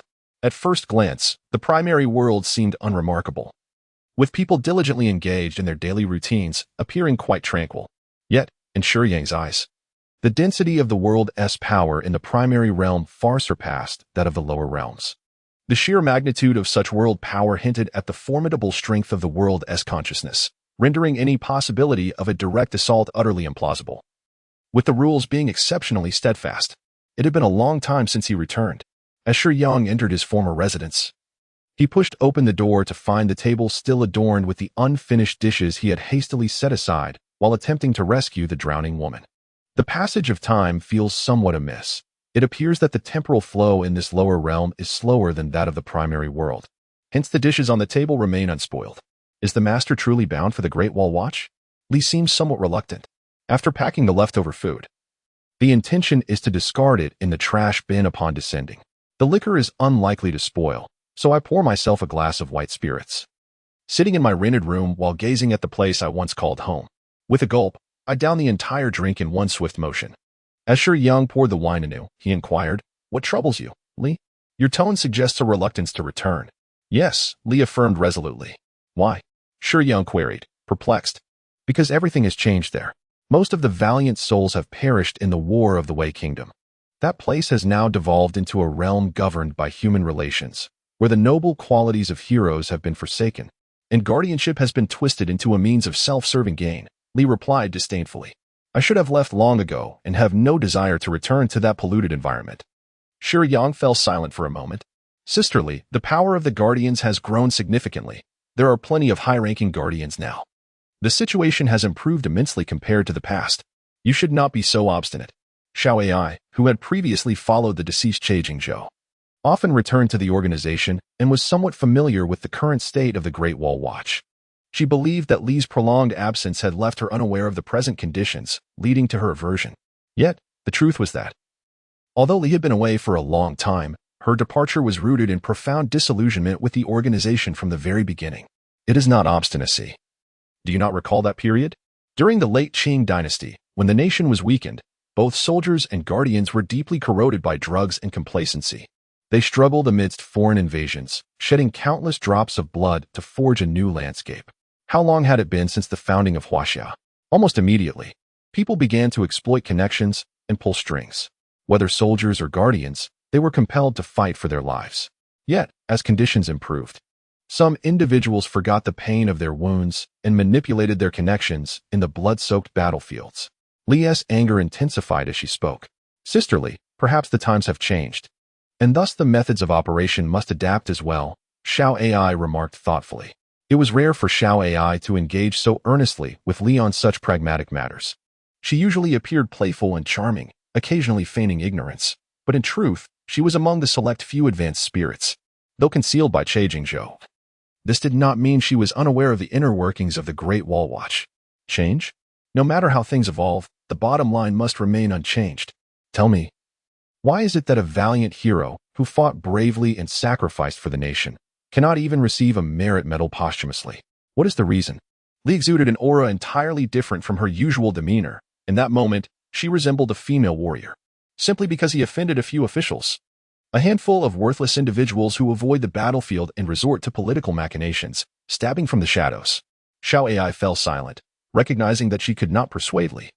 If even the bloodshed and sacrifice of soldiers and comrades go unrecognized, what significance does the Great Wall Watch hold? The current generation only betrays the sacrifices of their predecessors. A pack of fierce tigers that has shamefully brought forth a litter of dogs. What human relations? What political rules? What table games? It is utterly laughable. Ordinary people may play such games, but how can guardians stoop to this? The so-called successors are merely a swarm of parasites feasting on the fruits of their forebears' labor. I shall never return to the Great Wall Watch. Not ever. Do not be angry anymore, Li, Shiyang said, exhaling smoke while sipping his drink, offering a word of consolation. Li's gaze shifted towards Shiyang, her anger dissipating significantly. It truly was not worth the ire. Those who played the games of the bureaucratic realm were unworthy of even carrying the master's shoes. My faith lies solely with the master. You certainly think highly of me, Shiyang remarked with self-deprecation. Yet it was precisely this demeanor that Li cherished in him, further enhancing her satisfaction. The master is undoubtedly formidable. He has developed faster than anyone I have ever encountered, achieving the pinnacle of the 6th stage after merely a few months in this inferior world. Moreover, with the enhancement of the Blacklight virus, he ranks among the upper echelon even within the ranks of the Great Wall's guardians. The conversation returned to Shiyang, and Xiao Ai chimed in with fervent praise, shedding her earlier solemnity and transforming into an affectionate, adoring companion. Enough of your flattery. Do you not fear that I might become arrogant? The master's ability to utter such a statement is proof that he will not. Li retained great confidence in Shiyang. Rather, she always believed in her host as long as she had gained her acknowledgement. I consented to join the Great Wall's guardians primarily because I genuinely require the support of an organization. They have established a vast network across numerous worlds, equipped with specialized interdimensional communicators, ensuring that intelligence is comprehensive. Through the organization's assistance, I can acquire more information about the worlds that have been corrupted, enabling me, as a protector, to better assist other realms. Initially, I intended to venture into a world where martial arts thrived merely to learn combat techniques. However, by serendipity, I discovered a neighboring world that had succumbed to corruption. It was akin to a headless fly wandering in a labyrinth. Within the spiritual realm, there are countless worlds, and one cannot observe each one individually to ascertain which has been tainted. With the aid of organized intelligence, I could swiftly confront the devourers, could I not? This chapter is not yet complete. Please turn to the next page to continue enjoying the captivating narrative. Shiyang glanced at Li. I have long understood that having chosen to become a guardian, one must fulfill the responsibilities that accompany such a role. Mastering the national martial arts will present opportunities in due time. Now, having acquired considerable strength, I must attend to my duties. Humans are inherently flawed. Governed by their emotions and desires, expecting perfection from others is unreasonable. Perhaps within the Great Wall's watch, some have risen to positions that breed bureaucracy and superficiality, engaging in the art of social maneuvering. However, you are well aware of my disposition. I harbor little interest in such matters. I find joy in pursuing what I love, and I relish the sensation of growing stronger while also assisting kind-hearted individuals. Li and Xiaoyai nodded in appreciation. The communicator, entrusted to Shiyang by Qin Qianqian, rang. This device, reminiscent of an antiquated model, serves as the most advanced communicator for cross-border communication. Among the messages received from within the Great Wall's watch was a singular urgent notification in the world of Jianbing 13 hairpins. A devourer has infiltrated the 6th division of the island nation's army, masquerading as an aide-de-camp. Should this devourer sway Gu Shofu to eliminate key figures within this realm, it would pose a grave threat to the world. The mission objective, to exert every effort to eliminate the devourer. Details: the 6th division, also known as the Kumamoto division, is part of the 10th Army, commanded by Major General Gu Shofu. The most recent intelligence, relayed by an observer 2 hours ago, indicates that the devourer is disguised as Major General Gu Shofu's South aide and remains close to him. Currently, 127 guardians have accepted this mission. Shortly after receiving this information, Shiyang's phone rang. Hello? Qin Qianqian began with a complaint. Your strength is formidable, and while I am unaware of your current tier, you must be at least at the 3rd stage. Otherwise, among my 26-year-old female tenants, it would be impossible to eliminate so many devourers. I cannot fathom why. Given your prowess, you insist that I conceal your abilities. Indeed, it was Shiyang who requested Qin Qianqian to keep his strength under wraps. He merely required the organization to furnish him with intelligence. Sighing, Qin Qianqian remarked, newcomers seldom enjoy respite. Typically, after completing one task, another follows swiftly. Shiyang, clearly oblivious to the implication in her words, did not recognize that Qin Qianqian wished to carve out more time to spend with him. Nevertheless, accepting Shiyang's decision, she reasoned that his capabilities in the primary realm would undoubtedly suffice. Very well, when you return, I shall treat you to a meal. All right. After ending the call, Shiyang drained the remnants of his drink and immediately beckoned Li to open the spirit realm, not pausing even for a moment. Let us proceed to Jianbing 13 hairpins. The Battle of Shanghai, often referred to as the Eastern Meat Grinder, unfolded on the illustrious battleground of Shanghai. While the specifics of the conflict need not be elaborated, this extensive 3-month-long siege culminated in a lamentable defeat for China. The island nation's military deployed a formidable force comprising 10 divisions and nearly 300,000 troops. supported by over 30 naval vessels, more than 500 aircraft, and upwards of 300 tanks. In contrast, the Chinese forces mobilized approximately 70 divisions, totaling around 700,000 soldiers. Regrettably, at this juncture, the Chinese army was significantly lacking in heavy weaponry, rendering their firepower woefully inferior to that of their adversaries, leading to the tragic loss of nearly half their forces in this confrontation. This battle crystallized the resolve of the Chinese soldiers. Had one gazed down from the heavens, one would have witnessed all provincial armies of China converging upon a single point. The ferocity of the conflict was such that entire divisions could be obliterated in a single day. The renowned elite unit, known as the Wolf Soldiers, comprising over 60,000 men, was entirely decimated within a mere 8 days, as these valiant warriors fought with unwavering courage to defend their homeland. The numerous divisions, totaling over 70 from various factions, endured 3 months of relentless combat, facing devastating casualties. Many elite troops heroically laid down their lives for their country in this harrowing struggle. They traversed great distances merely to confront death, for every inch of territory spilled with blood, embodying the spirit of countless youth and soldiers. The time in which Shiyang finds himself is not during the Battle of Shanghai. Following the defeat in this battle, on November 12, 1937, the forces of the island nation seized Shanghai and, emboldened by their success, advanced westward in an attempt to capture the capital of the Republic of China, Nanjing, thereby compelling the Chinese government to capitulate. The fall of Shanghai rendered Nanjing's position precarious. Its geographical features made it vulnerable to attack yet difficult to defend. The enemy forces launched a 3-pronged assault on the city. In a desperate bid to protect Nanjing, the Chinese government mustered its remaining elite troops to engage in a fierce struggle against the invaders. However, as the soldiers fought valiantly to defend the city, the high-ranking military leaders misjudged the situation, leading to a chaotic retreat under the cover of night, which resulted in a total collapse of command. Despite this, numerous soldiers fought with unwavering determination to obstruct the enemy's advance, even as they were forced to retreat, with the enemy capturing the Rainflower Terrace on the 12th. The remaining defenders relied on the city walls of Nanjing to initiate street battles against the invaders. Simultaneously, the government's ineffectual evacuation of Nanjing's citizens left them in grave danger, and the lack of a coherent defensive strategy led to a chaotic military withdrawal. At that moment, Nanjing was in utter disarray. Walking through the streets of the city, Shiyang was met with the remnants of destruction wrought by relentless bombardment. Countless innocent bodies lay sprawled along the roads, some trapped beneath the rubble of collapsed buildings, while shattered debris littered the ground. The acrid scent of gunpowder mingled with the pervasive stench of blood in the air, as those still alive fled in terror. The cries of children, the anguished wails of adults, and the cacophony of chaos intertwined to paint a harrowing tableau of despair. Shiyang stood in the streets of Nanjing, momentarily entranced by the scene around him. Though he was familiar with the events from countless textbooks, their stark reality struck him as both known and alien. No matter how vividly he had imagined the grim circumstances, the actual sight before him fell woefully short of any preconceived notion.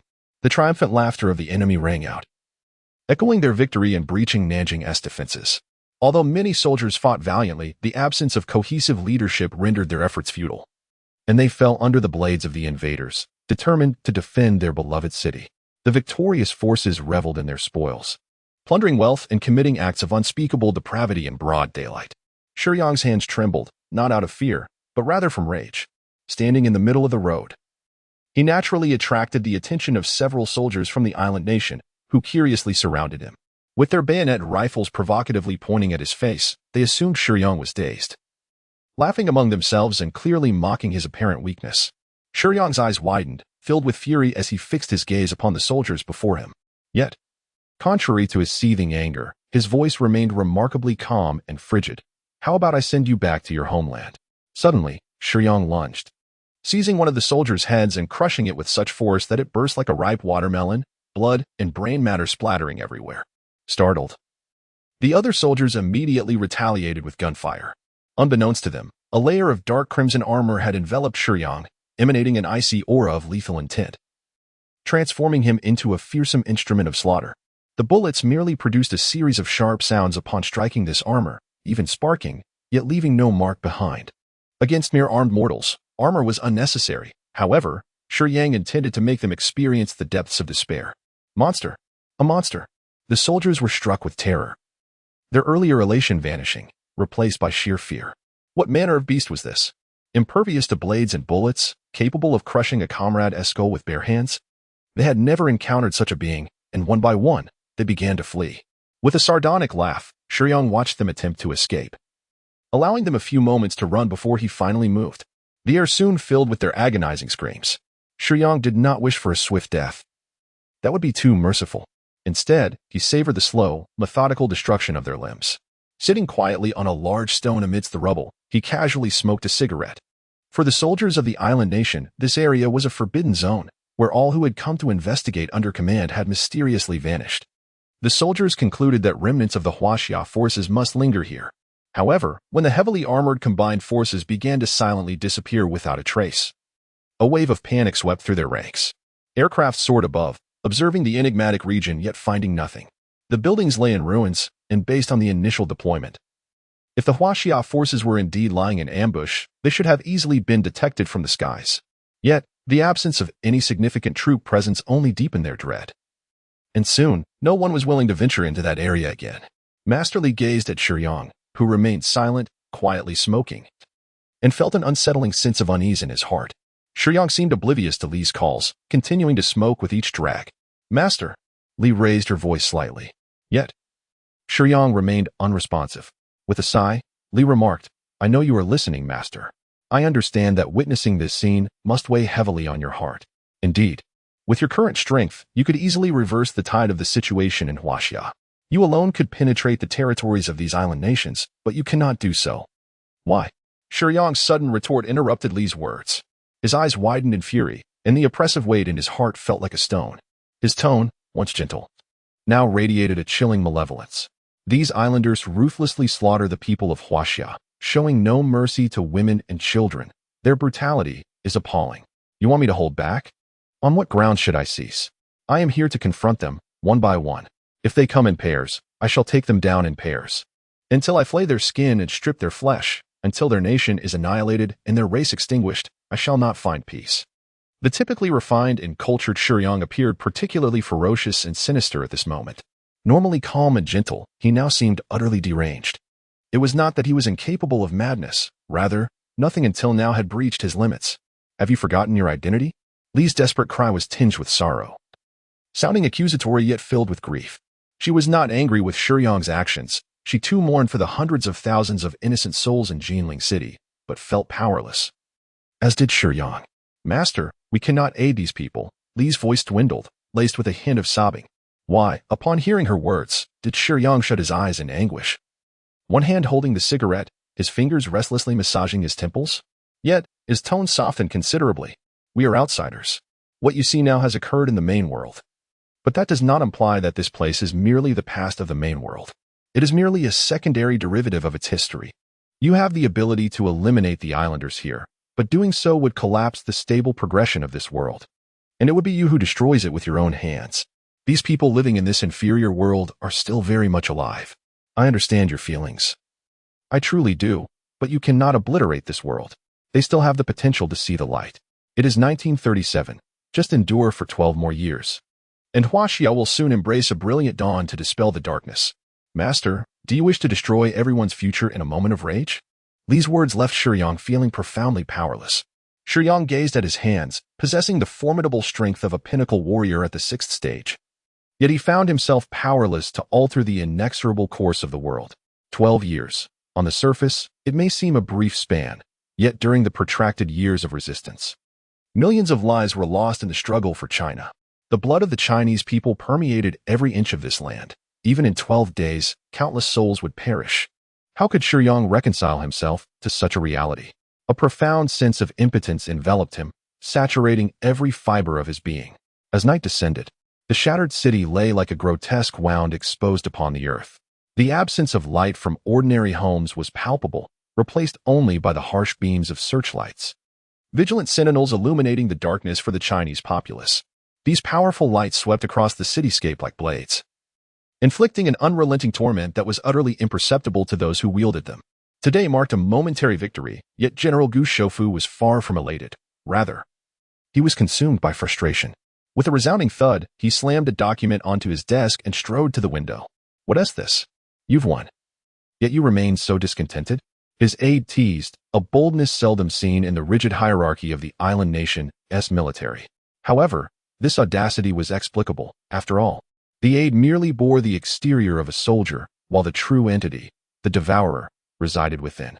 Gazing out at the vast territories belonging to China, General Gu spoke with malevolence. Before the war commenced, the empire boasted it would annihilate China within 3 months. Such fertile land, so expansive and resource-rich.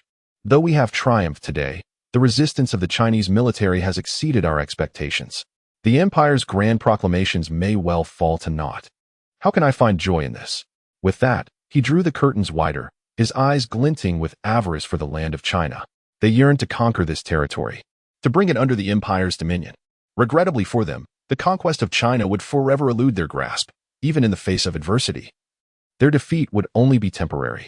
Suddenly, an unfamiliar voice pierced the air, and General Gu turned in shock, only to discover that the aide with whom he had been conversing moments ago was now headless, his lifeless body sprawled across the cold floor, blood pooling around him. Cold sweat trickled down General Gu's temples, fear gripping him tightly. He understood that the aide was a unique entity, a significant ally whose formidable abilities had aided him greatly. Yet, in Gu's eyes, it seemed as though fate had dispatched this superhuman to assist him in the annihilation of China, only to meet a silent and untimely demise at his feet. "Who are you?" he thought, but such banal phrases felt unnecessary in the face of this revelation. Shiyang sat gracefully upon the solitary armchair belonging to General Gu Shofu, regarding him with a cold gaze. Given the constraints of this lower realm, Shiyang could not unleash his full power indiscriminately. He could at most reveal his peak prowess at the 3rd stage. However, dealing with a devourer at the 2nd stage was exceedingly effortless. "Rest assured, I shall not take your life, for I await the day of your island nation's downfall." Downfall? The empire shall not falter. General Gu Shofu wished to counter, yet in the blink of an eye, Shiyang, who had been seated on the sofa, had vanished. Shiyang found himself devoid of the desire to engage in banter with General Gu Shofu. His only wish was to indulge in a few drinks. Amidst the ruins of the tavern, he unearthed several jars of fine wine, untouched by the ravages of war. Under the luminous moonlight, Shiyang raised the jar and drank voraciously. It is not uncommon for one to seek solace in alcohol when feeling discontented, especially for Shiyang, who was engulfed in a profound sense of helplessness. The mission had concluded, and the devourer's aide beside General Gu had been slain. Yet, what of the people? The calamities and invasions had merely commenced. The task concerning the Jianling 13 girls was complete, executed by the Black Wolf. Upon completion, the organization would disseminate the news to all guardians engaged in missions, ensuring no time was wasted, thus enabling more guardians to undertake unfinished tasks. Black Wolf served as Shiyang's code name. Accomplishing missions not only yielded points from the organization, which could be exchanged for various resources, but also granted a minuscule portion of world power from the assisted world's will, though scant. Accumulating world power was the sole method to transcend from the 6th stage to the 7th. However, at this moment, Shiyang found himself somewhat indifferent to the allure of points and world power. Witnessing the brutal slaughter of his compatriots, he felt an overwhelming sense of desolation. Even though he sought to drown his sorrows in drink, it only compounded his grief. If one possessed the capacity to alter the cruel reality, but, bound by rules, could only endure in silence, it is only natural to feel a profound melancholy. Shiyang's steps were somewhat unsteady, his movements erratic as he sought to reach for another drink. The wine cellar was scattered with empty jars and bottles. Li stood beside him, observing his state with a heavy heart. "Sisterly, won't you say something to the master?" Xiao Ai could hardly bear to witness Shiyang in such a condition. Yet she hesitated to speak, thinking that perhaps if it were Li, Shiyang might heed her words. Let the master indulge himself a little. Li refrained from criticizing or curbing Shiyang's behavior. Everyone has emotions, and negative feelings inevitably require an outlet. If they are continually suppressed, they may lead to greater issues. But the master is nearly intoxicated. Xiao Ai watched as Shiyang, inebriated, appeared on the verge of losing his senses, her concern mounting. Can such a small quantity of wine truly intoxicate a top-tier 6th stage individual? Li discerned Shiyang's intentions with his current prowess. This wine would not be enough to inebriate him. He merely wished to become drunk. The master is doing this intentionally. Xiao Ai understood. Li and Xiao Ai exchanged no further words, simply standing by in silence as they observed Shiyang drink voraciously.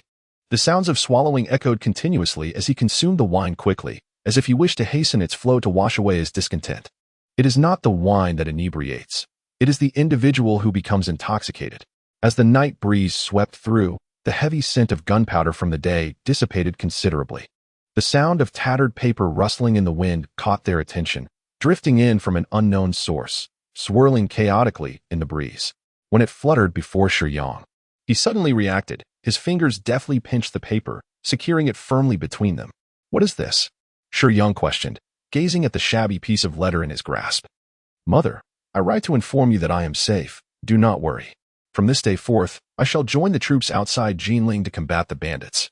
The pirates from the island are fierce, and this journey is fraught with peril. In such dire times, we have no recourse but to fight for our country, even at the cost of our lives. To live in fear and submit to servitude is not my desire, nor yours, dear mother. From a young age, you taught me that protecting our homeland is the duty of a man. Now, as our nation faces its moment of crisis, I have resolved to serve as a soldier, pledging to defend our country with my life. I cannot live a life of ease while neglecting my filial duty. I hope you understand. After years away, I have never sent a single coin home, and I am deeply ashamed. Before my departure, the military issued several silver dollars to all subordinates. I entrusted someone to send this letter home along with them. Please, mother, dress warmly in the cold, eat well, and if I should meet with misfortune, do not grieve or suffer. Though I cannot fulfill my filial duties in person, please take care of yourself. With utmost respect, I wish you peace and health. Your son, Xiangrong." Time stood still for Shiyang. Just a moment ago, he was intoxicated, but upon seeing the tattered, crumpled letter with its ordinary yet neatly penned characters, he became completely sober. It was evident that this was a letter from an unremarkable yet extraordinary soldier, addressed to his family.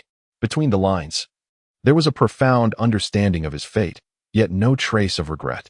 With a sigh, Shiyang contemplated this reality.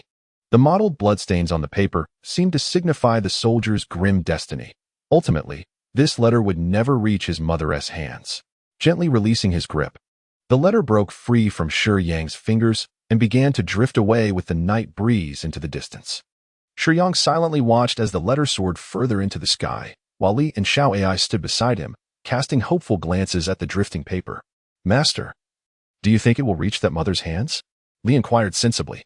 "I don't know. Perhaps it will," Shiyang replied, lowering his gaze. In that fleeting moment when his head bowed, he spotted another letter wedged in the crevices of nearby stones. Fearing he might miss something significant, he hurried forward, carefully clearing the rubble that lay atop the letter, revealing yet another piece of correspondence before him. This letter was even more tattered than the previous one, having been buried among the debris. It bore darkened, dried bloodstains, and the handwriting was considerably more illegible, yet Shiyang could still discern its contents. The words themselves were devoid of warmth, the ink obscured by the stones, but what remained unmasked was the profound sorrow of parting in life and death. "To my beloved wife, I am now departing with my unit for Jianbing, tasked with reinforcement.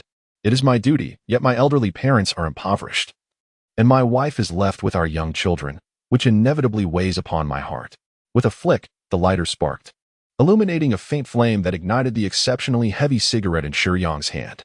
He inhaled deeply, exhaling in an attempt to expel all his discontent. However, even the densest smoke dissipates in the evening breeze, and once again, he released his grip, allowing the envelope to ascend into the night sky. The bright moon seemed to bid farewell to many, its gentle glow mingling with the evening wind, yet only the final words of the letter remained visible. "Alas! With this 7-foot frame, I have pledged my loyalty to the nation, and can no longer promise you my heart." Aside from the wind's whisper, only the sound of Shiyang's smoking lingered. When the cigarette burned down to its end and the butt fell to the ground, Shiyang had already vanished from the spot. 3 days later, after 13 days, Jianbing had completely fallen, the populace unable to evacuate in time, and many troops had not been able to retreat. There is a saying that goes, "A coward in the ranks, a coward in command." The government of the Republic at this moment was clearly of the latter kind. Countless ambitious individuals and valiant heroes, strapping young men, had perished in this ancient capital due to poor command. On a dilapidated street, a squad of soldiers maintained a stable formation, striving to preserve their strength and break through to the outskirts of Jianbing before being detected by the invading forces. At this time in China, there were not many soldiers with professional military training. Yet this group demonstrated a commendable ability to switch formations with precision and coordinate effectively. Their equipment was impressive, featuring the classic M35 German steel helmets and the uniforms of the Central Regular Troops, not merely a German mechanized division. They would later be referred to as the Central Training Corps, the most elite unit of the Chinese army in the early 1930s. However, after the battles of Songhu and the defense of Jianling, their elite status had been nearly exhausted. Instructor Li led the last remaining soldiers as they struggled to break through. It was apparent to everyone that Jianling could no longer be held. No matter how reluctant they were, they had no choice but to obey orders and retreat. Bang! The distant streets echoed with the sound of rifle fire, and upon hearing it, Instructor Li's expression shifted dramatically. The deep, resonant crack of the rifle was familiar to him. It was the very sound of the Mauser rifle he held in his hands. The thunderous report of the 7.92mm 57mm Mauser was distinct from the more common crack of the Japanese Type 38 rifle, which utilized a 6.5mm cartridge. As a seasoned veteran, Instructor Li could easily discern the difference. The presence of a Mauser suggested that the opposing forces were likely remnants of a German-equipped division. However, the rapid succession of Type 38 shots contrasted with the sporadic nature of the Mauser fire, indicating that the enemy was outnumbered. Glancing at the soldiers beside him, Instructor Li gritted his teeth and, under the watchful eyes of his comrades, made the difficult decision to withdraw. Although the soldiers were reluctant to abandon their comrades, they understood that the instructor's judgment was sound. The Japanese forces were swiftly advancing into the city of Jianling, and the small enemy scouting units they faced posed a significant threat. Delaying any further could result in being overwhelmed by reinforcements. Yet, the gunfire nearby presented an oddity. As Instructor Li listened, he noticed that the frequency of the Type 38 shots was diminishing, while the Mauser's reports, though faint, were unmistakably lethal. Each time the Mauser barked, the sound of the Type 38 grew weaker. This revelation astonished Instructor Li, for it indicated that each shot fired by his comrade was likely taking down an enemy combatant. The Mauser rifle, being a single-shot weapon, could not fire continuously. The ability to eliminate foes one by one in a skirmish suggested that the opposing marksman was extraordinarily skilled. Only a remarkable sharpshooter, endowed with exceptional talent, could achieve such precision and effectiveness from a distance, relying solely on their marksmanship to retaliate. This left no doubt in Instructor Li's mind. The enemy was indeed facing a prodigious talent on the battlefield. In less than a minute, the gunfire unexpectedly ceased. A jolt of alarm surged through Instructor Li. Could it be that the sharpshooter has been shot down? This thought had scarcely taken root in his mind when, rounding a corner, he spotted a soldier, clad similarly to them, making his way through the streets a few hundred meters away, engaging in a desperate breakout. The buildings had been reduced to rubble, allowing Instructor Li to catch sight of the lone figure. Remarkably, this brother was fighting solo, and despite the gunfire, he managed to break through a small detachment of enemy troops. Impressive indeed. The soldiers behind him expressed their admiration. Do not halt. Quickened our pace. If we keep our eyes on him, we will soon reunite. Stay alert, Instructor Li urged. Advancing in unison, Shiyang soon encountered the remnants led by Instructor Li. He offered a distant salute, exchanging no unnecessary words, and naturally joined them. Given the urgency of the situation, there was no time for idle chatter. Everyone hastened towards the city's outskirts. Suddenly, a woman's piercing scream echoed from the other side. Instructor Li gestured, and all soldiers, well trained, swiftly sought cover. Raising their rifles, Instructor Li discreetly surveyed the situation through his scope. A group of female students was being pursued by enemy soldiers, and the sinister grins of the invaders loomed dangerously close to the innocent girls. Observing the expressions of the soldiers around him, Instructor Li's countenance darkened. After a moment's hesitation, he commanded, "Duping, take a few men to flank them and prepare to engage." However, the issuing of the command was met with silence from his subordinates. "Damn it, are you deaf?"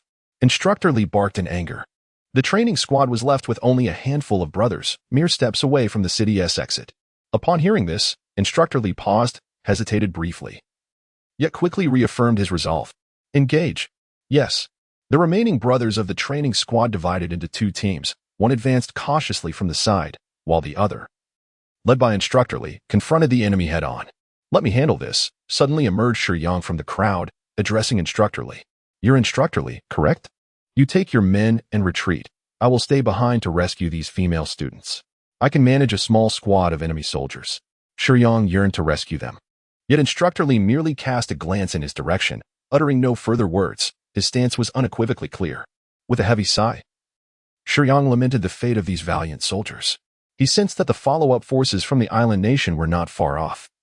Evidently aware that the Huaxia soldiers intended to utilize this route to exit the city, thus hastily encircling them with the intent to annihilate in one fell swoop. Should this battle be avoided, there existed a chance for Instructor Li and the others to escape. "What is your name?" "You may call me Qin Xiangrong," Shiyang replied, shaking the nameplate on his military uniform. The tattered sections of his greatcoat bore numerous stains of blood, a telling sign that the previous wearer had met a grim fate from gunfire. Nevertheless, given the urgency of the situation, Instructor Li would not dwell on such details. Inquiring about Shiyang's name was merely a means of address. "Xiangrong, accompany Da Peng to secure the high ground on the flank," Instructor Li commanded. He, being the highest-ranking officer present, naturally assumed the role of leader and commander. Apart from the irregularly organized militia, military ranks during the Republic era encompassed 6 grades and 18 levels. Shiyang's uniform indicated a rank of sergeant, typically serving as a deputy platoon leader. However, Instructor Li belonged to the Central Instructional Corps, an elite assembly where each soldier was meticulously selected from various units, many holding ranks comparable to Shiyang's, all bound to obey the command. As a comrade, Shiyang was not afforded any special treatment by Instructor Li, for they were all soldiers. As soldiers, it was their duty to protect civilians. If exceptions were to be made, then why choose the path of a soldier? One had not heard of seeking wealth and promotion through other means, nor of those who feared for their lives daring to enter this realm. Indeed, Shiyang held no objections and moved alongside the machine gunner, Da Peng, towards the flank. "Xiangrong, is it? Your marksmanship is commendable," Da Peng inquired, as the soldiers lying in ambush on the flank kept low. "Indeed," came Shiyang's succinct reply. In the heat of battle, there was no room for modesty. One either excelled or faltered. Words such as perhaps or somewhat adequate might suffice in jest during ordinary times, but on the battlefield, amidst looming threats, there could be no ambiguous responses.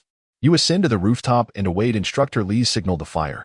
Once the engagement begins, your task is to keep a watchful eye on any enemy attempting to flee or call for reinforcements. We must strive to annihilate this small squad of foes. As long as no enemy escapes to relay information, our brothers will have a chance to survive," Da Peng instructed. Instructor Li was not indifferent to the lives of his comrades. However, with the presence of those female students, he could not stand idly by in the face of danger. Da Peng understood this, yet the retreat route was a consideration that could not be overlooked, and Instructor Li tacitly acknowledged this.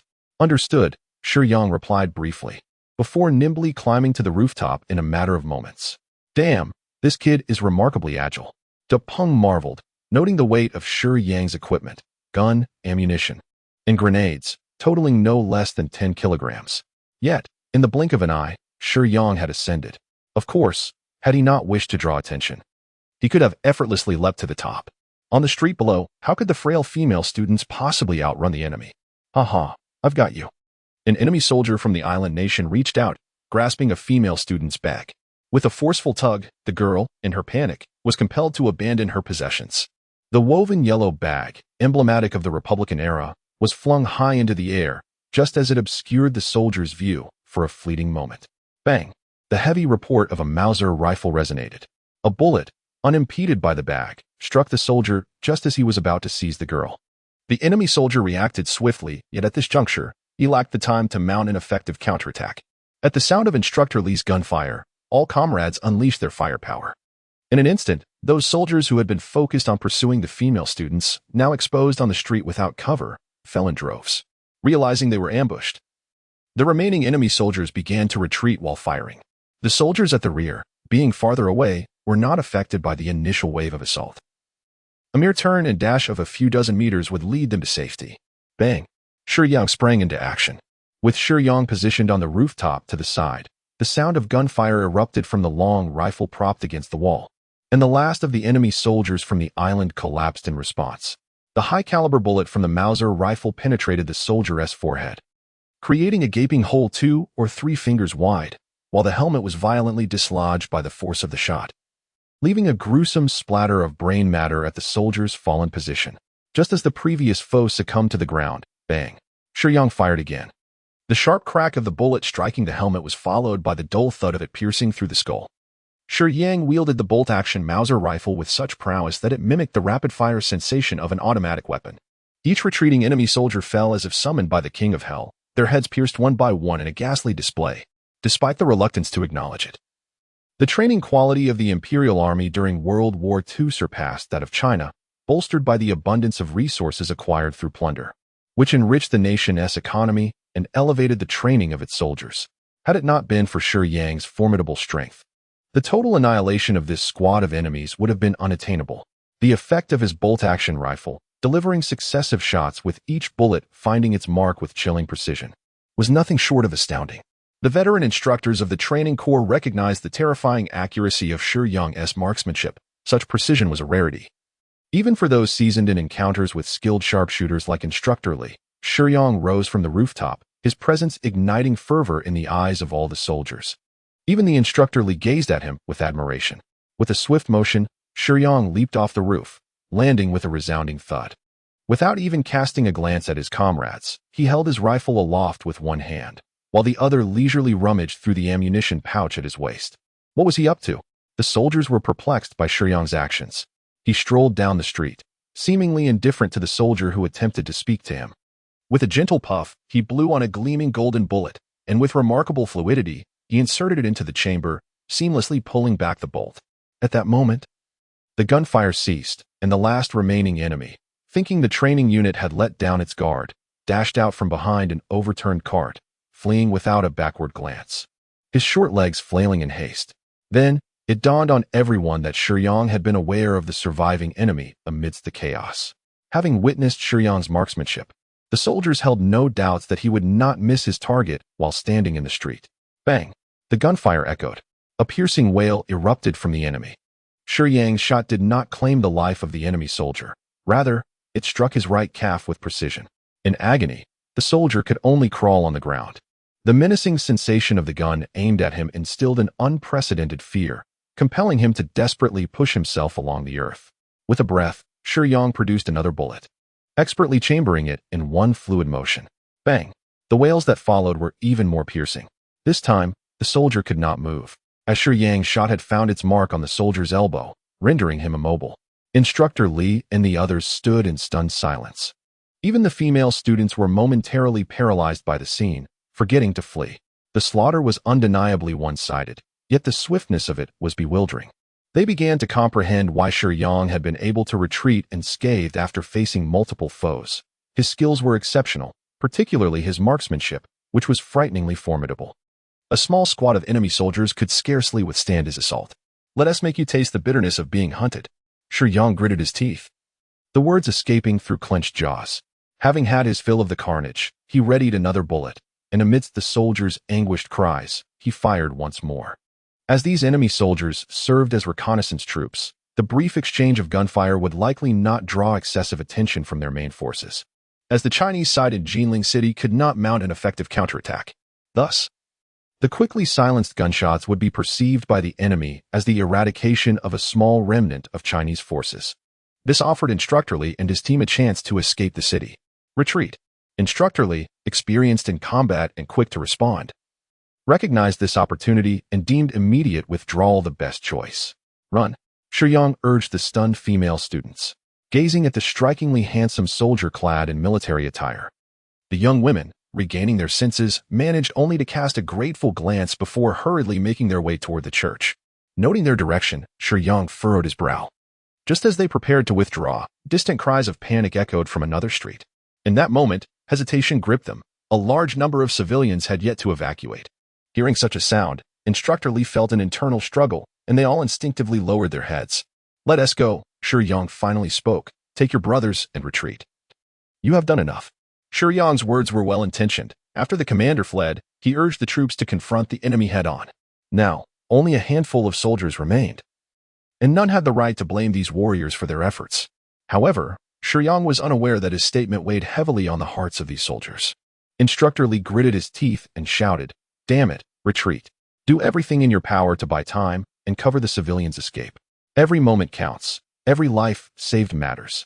Yihue, Shuai-Liang, take a couple of brothers to assist in guiding the civilians. They are panicking, and we want to be able to evacuate many like this." Instructor Li began to organize. "The rest of you, follow me to the Jianbing Bell Tower." The Jianbing Bell Tower, a grand edifice steeped in history, features 2 levels and stands on the western side of the Drum Tower in Jianbing City.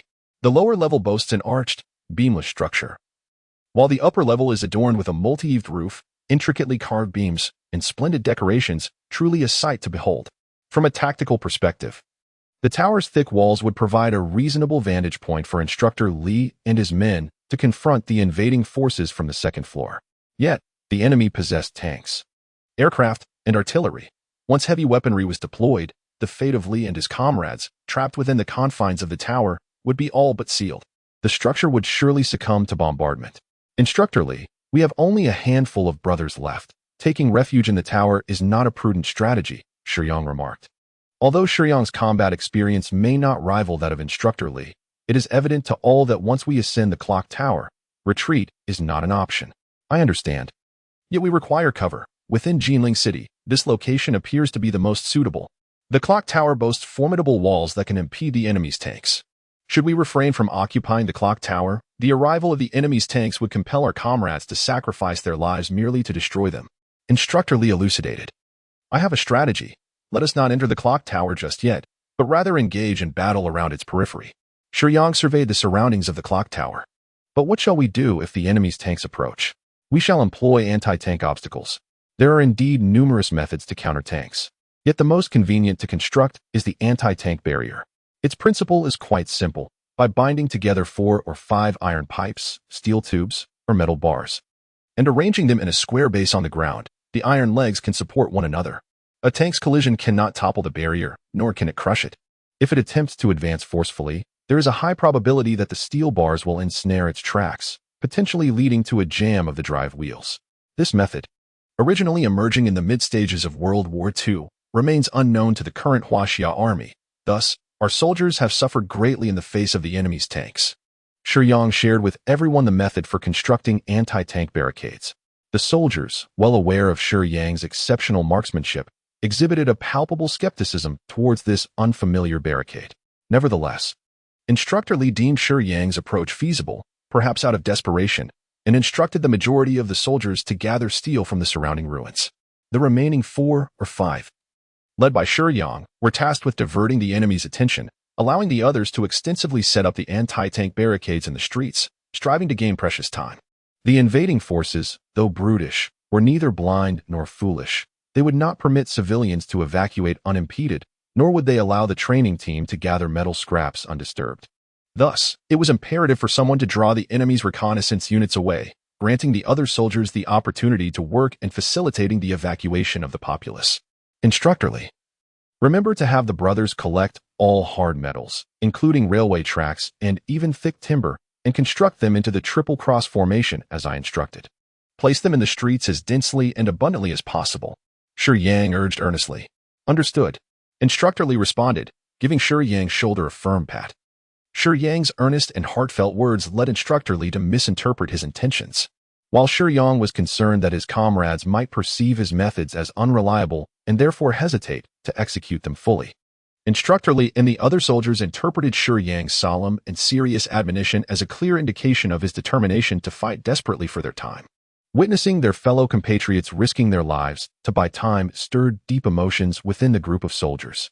Several younger soldiers even felt tears welling in their eyes, gazing at Shiyang with reluctance. Gather more bullets and grenades for Xiang Rong and the others. The soldiers promptly retrieved additional ammunition from their supplies. Shiyang did not decline. He instructed his 5 warriors to carry additional ammunition and grenades. Let us proceed. Shiyang gestured for his comrades to follow. Instructor Li hurriedly led his team to gather all available metal and wooden strips, striving with utmost effort to construct anti-tank barricades that would fill every street surrounding the bell tower. Bang! Boom! Shiyang, accompanied by 5 valiant warriors, swiftly engaged the enemy forces. He deliberately hurled several grenades, amplifying the cacophony of battle. Move! Move! Do not pause. After firing, immediately change positions, Shiyang urged, his voice resonant with urgency. The 6 of them were somewhat dispersed. As soon as the enemy exposed themselves, they unleashed a relentless barrage of firepower, regardless of ammunition expenditure. Before promptly repositioning, our numbers were scant, ill-suited for a direct confrontation or entrenched warfare. We could only engage in guerrilla tactics. Shiyang's extraordinary perceptive abilities rendered him akin to someone intimately familiar with the terrain, allowing him to maximize this advantage in guerrilla warfare. This way, without the slightest hesitation, Shiyang skillfully eliminated the pursuing enemies with precise gunfire while urging his comrades to move with all their might. Astonishingly, it seemed as though Shiyang's every decision was instinctual, leading them through the encirclement of enemy reconnaissance forces with uncanny precision. The 5 warriors trailing behind Shiyang grew increasingly awestruck. Following such a remarkable figure made the combat exhilarating. Bang! Shiyang maintained an exceptional level of marksmanship, each shot claiming at least one enemy life. Requesting support. Requesting support. The enemy was left in disarray, overwhelmed by the prowess of Shiyang and his 5 companions. For the few soldiers who confronted them, it was akin to a futile sacrifice, compelling the enemy to call for reinforcements. Shiyang's perception was remarkably acute. However, the stamina of the 5 warriors trailing behind him was limited. They had been following Shiyang, engaging in guerrilla warfare without a moment's proper rest. Coupled with the current high-intensity exertion, no matter how keen Shiyang's senses were, it availed little if the warriors could not keep pace. Moreover, the city of Nanjing had already fallen, with enemy troops continuously flooding into the city. In response to the calls for assistance from this area, the enemy forces only grew in number, while the space for guerrilla tactics dwindled. Alas, a warrior was ultimately struck by gunfire. Jianyi cried out the comrades fighting alongside him upon witnessing their companion fall. Go! You all must leave. Jianyi, grievously wounded in the abdomen, shouted with a sense of tragic valor. As Jianyi lay on the ground, reaching for the grenade strapped to his waist, it became apparent to everyone what he planned to do next. With what little strength remained, he half sat on the ground, raised his submachine gun, and aimed at the advancing foes, pulling the trigger with fervor. Come on! For a moment, the enemy was momentarily suppressed, unable to raise their heads as Jianyi fought with reckless abandon. However, as the enemy, bolstered by their numbers, recovered from the initial surprise, they retaliated fiercely, and Jianyi was soon struck by several bullets. With a sickening thud, Jianyi, having endured multiple gunshots, could no longer lift his weapon. Leaning against the wall, the pain, loss of blood, and damage to his organs blurred his vision. In that fleeting moment, on the brink of death, Jianyi seemed to see his mother waiting for his return at the village entrance. The elderly woman's silvery hair and deeply etched wrinkles painted a picture of profound weariness. Yet it was her gaze, filled with a longing for her son's safe return, that struck Jianyi's heart with overwhelming sorrow, bringing tears to his eyes. Before he left, his mother had pleaded with a trembling voice, "You must come back, you must come back." That scene lingered vividly in his mind. Yet, like a flicker of life in the face of death, Jianyi struggled violently, tearing the pins from 4 or 5 grenades at his waist before clinging desperately to the leg of the first enemy soldier to charge at him. The wisps of smoke emerging from the detonated grenades sent the enemy into a panic. Regardless of how they thrust their bayonets into Jianyi's back or kicked him, he refused to relinquish his grip. "I'm sorry, Mother." With a thunderous explosion, the sound reverberated through the heavens. Shiyang stood silently with the remaining 4 brethren for a few moments, his gaze fixed in a manner that not only paid homage to the valiant warriors, but also reflected the poignant sense of loss for his comrades. "Go in peace, my brother. Await my return," murmured Tang Guangxi, his closest friend and fellow townsman, whose bond with Jianyi was the most profound. Shiyang cast a deep glance at Guangxi, his heart weighed down by the sight of these warriors. They were all human beings, with parents and families, each one a child to someone, a husband, a father, or a mother. Yet, in this moment of national peril, faced with invasion and imminent danger, they had chosen to stand firm against the enemy, driven by the desire to protect their loved ones from bloodshed and sacrifice, ensuring that future generations would not bow in servitude, even if the outcome was already predetermined. Their resolve remained unwavering and without regret. Delay. Just a little longer. Shiyang checked the time. It was still insufficient. Based on the worst-case scenario, at least another half-hour was needed. Without this time, there would be no opportunity to set up a significant number of anti-tank obstacles. The more of these impediments, the better. If the quantity fell short, they would fail to provide prolonged resistance. "Xiangrong, how much longer do you estimate?" Guangxi inquired, glancing at his wristwatch. "At least half an hour," Shiyang replied candidly. "This is untenable. The enemy is increasing in numbers and intensity. We may not withstand even half an hour." Another soldier, Sun Dahong, gasped, struggling for breath. Shiyang truly possesses remarkable prowess, skillfully maneuvering alongside his comrades and employing extraordinary marksmanship to delay the enemy for over half an hour. However, without revealing his full capabilities, this is the utmost limit achievable by ordinary individuals. The fatigue from prolonged, high-intensity combat has taken its toll on his brothers, and the relentless reinforcements from the enemy leave little room for Shiyang and his team. He fell silent. In truth, there were alternatives. Shiyang possesses a unique identity and abilities beyond the imagination of this world. Although he is unable to engage in large-scale slaughter of the island nation's forces, this limitation has deeply affected him. However, upon discovering the letters left behind by the soldiers, Shiyang realizes that while he cannot alter the course of history, he can strive to save a few lives. Although the fates of most are unchangeable, rescuing even a small number is a commendable endeavor. After the fall of Jianbing City, the island forces mercilessly exterminated at least 300,000 innocent civilians. Even under the constraint of preserving the historical narrative, saving a fraction of the populace could still mean saving tens of thousands. Therefore, Shiyang plans to reveal a sliver of his abilities to delay the enemy forces for an hour or two, granting ample time to Commander Li and his companions. It is not that he does not wish to save Jianya. Rather, with the threat of the Devourer no longer looming over the world, he must refrain from showcasing his strength to avoid excessive repudiation by the will of the world. Xiangrong, feel free to make arrangements. Since Commander Li has entrusted you with leading us, we shall comply with your orders, Shiyang declared. Guangxi, sensing Shiyang's hesitation, smiled with understanding. He perceived that Shiyang's reluctance to speak stemmed from an awareness that their opposition would be inevitable. However, Guangxi felt no fear. Dying here alongside his friends and comrades seemed a noble fate. Yet, he misinterpreted Shiyang's silence as a reluctance born from a desire to shield him from the harsh truth. Dividing into two teams, Shiyang's voice grew hoarse as he instructed, Guangxi, Dahong, Yin, and Feng Shui, you four will flank from the side while I draw their attention head-on. Wait.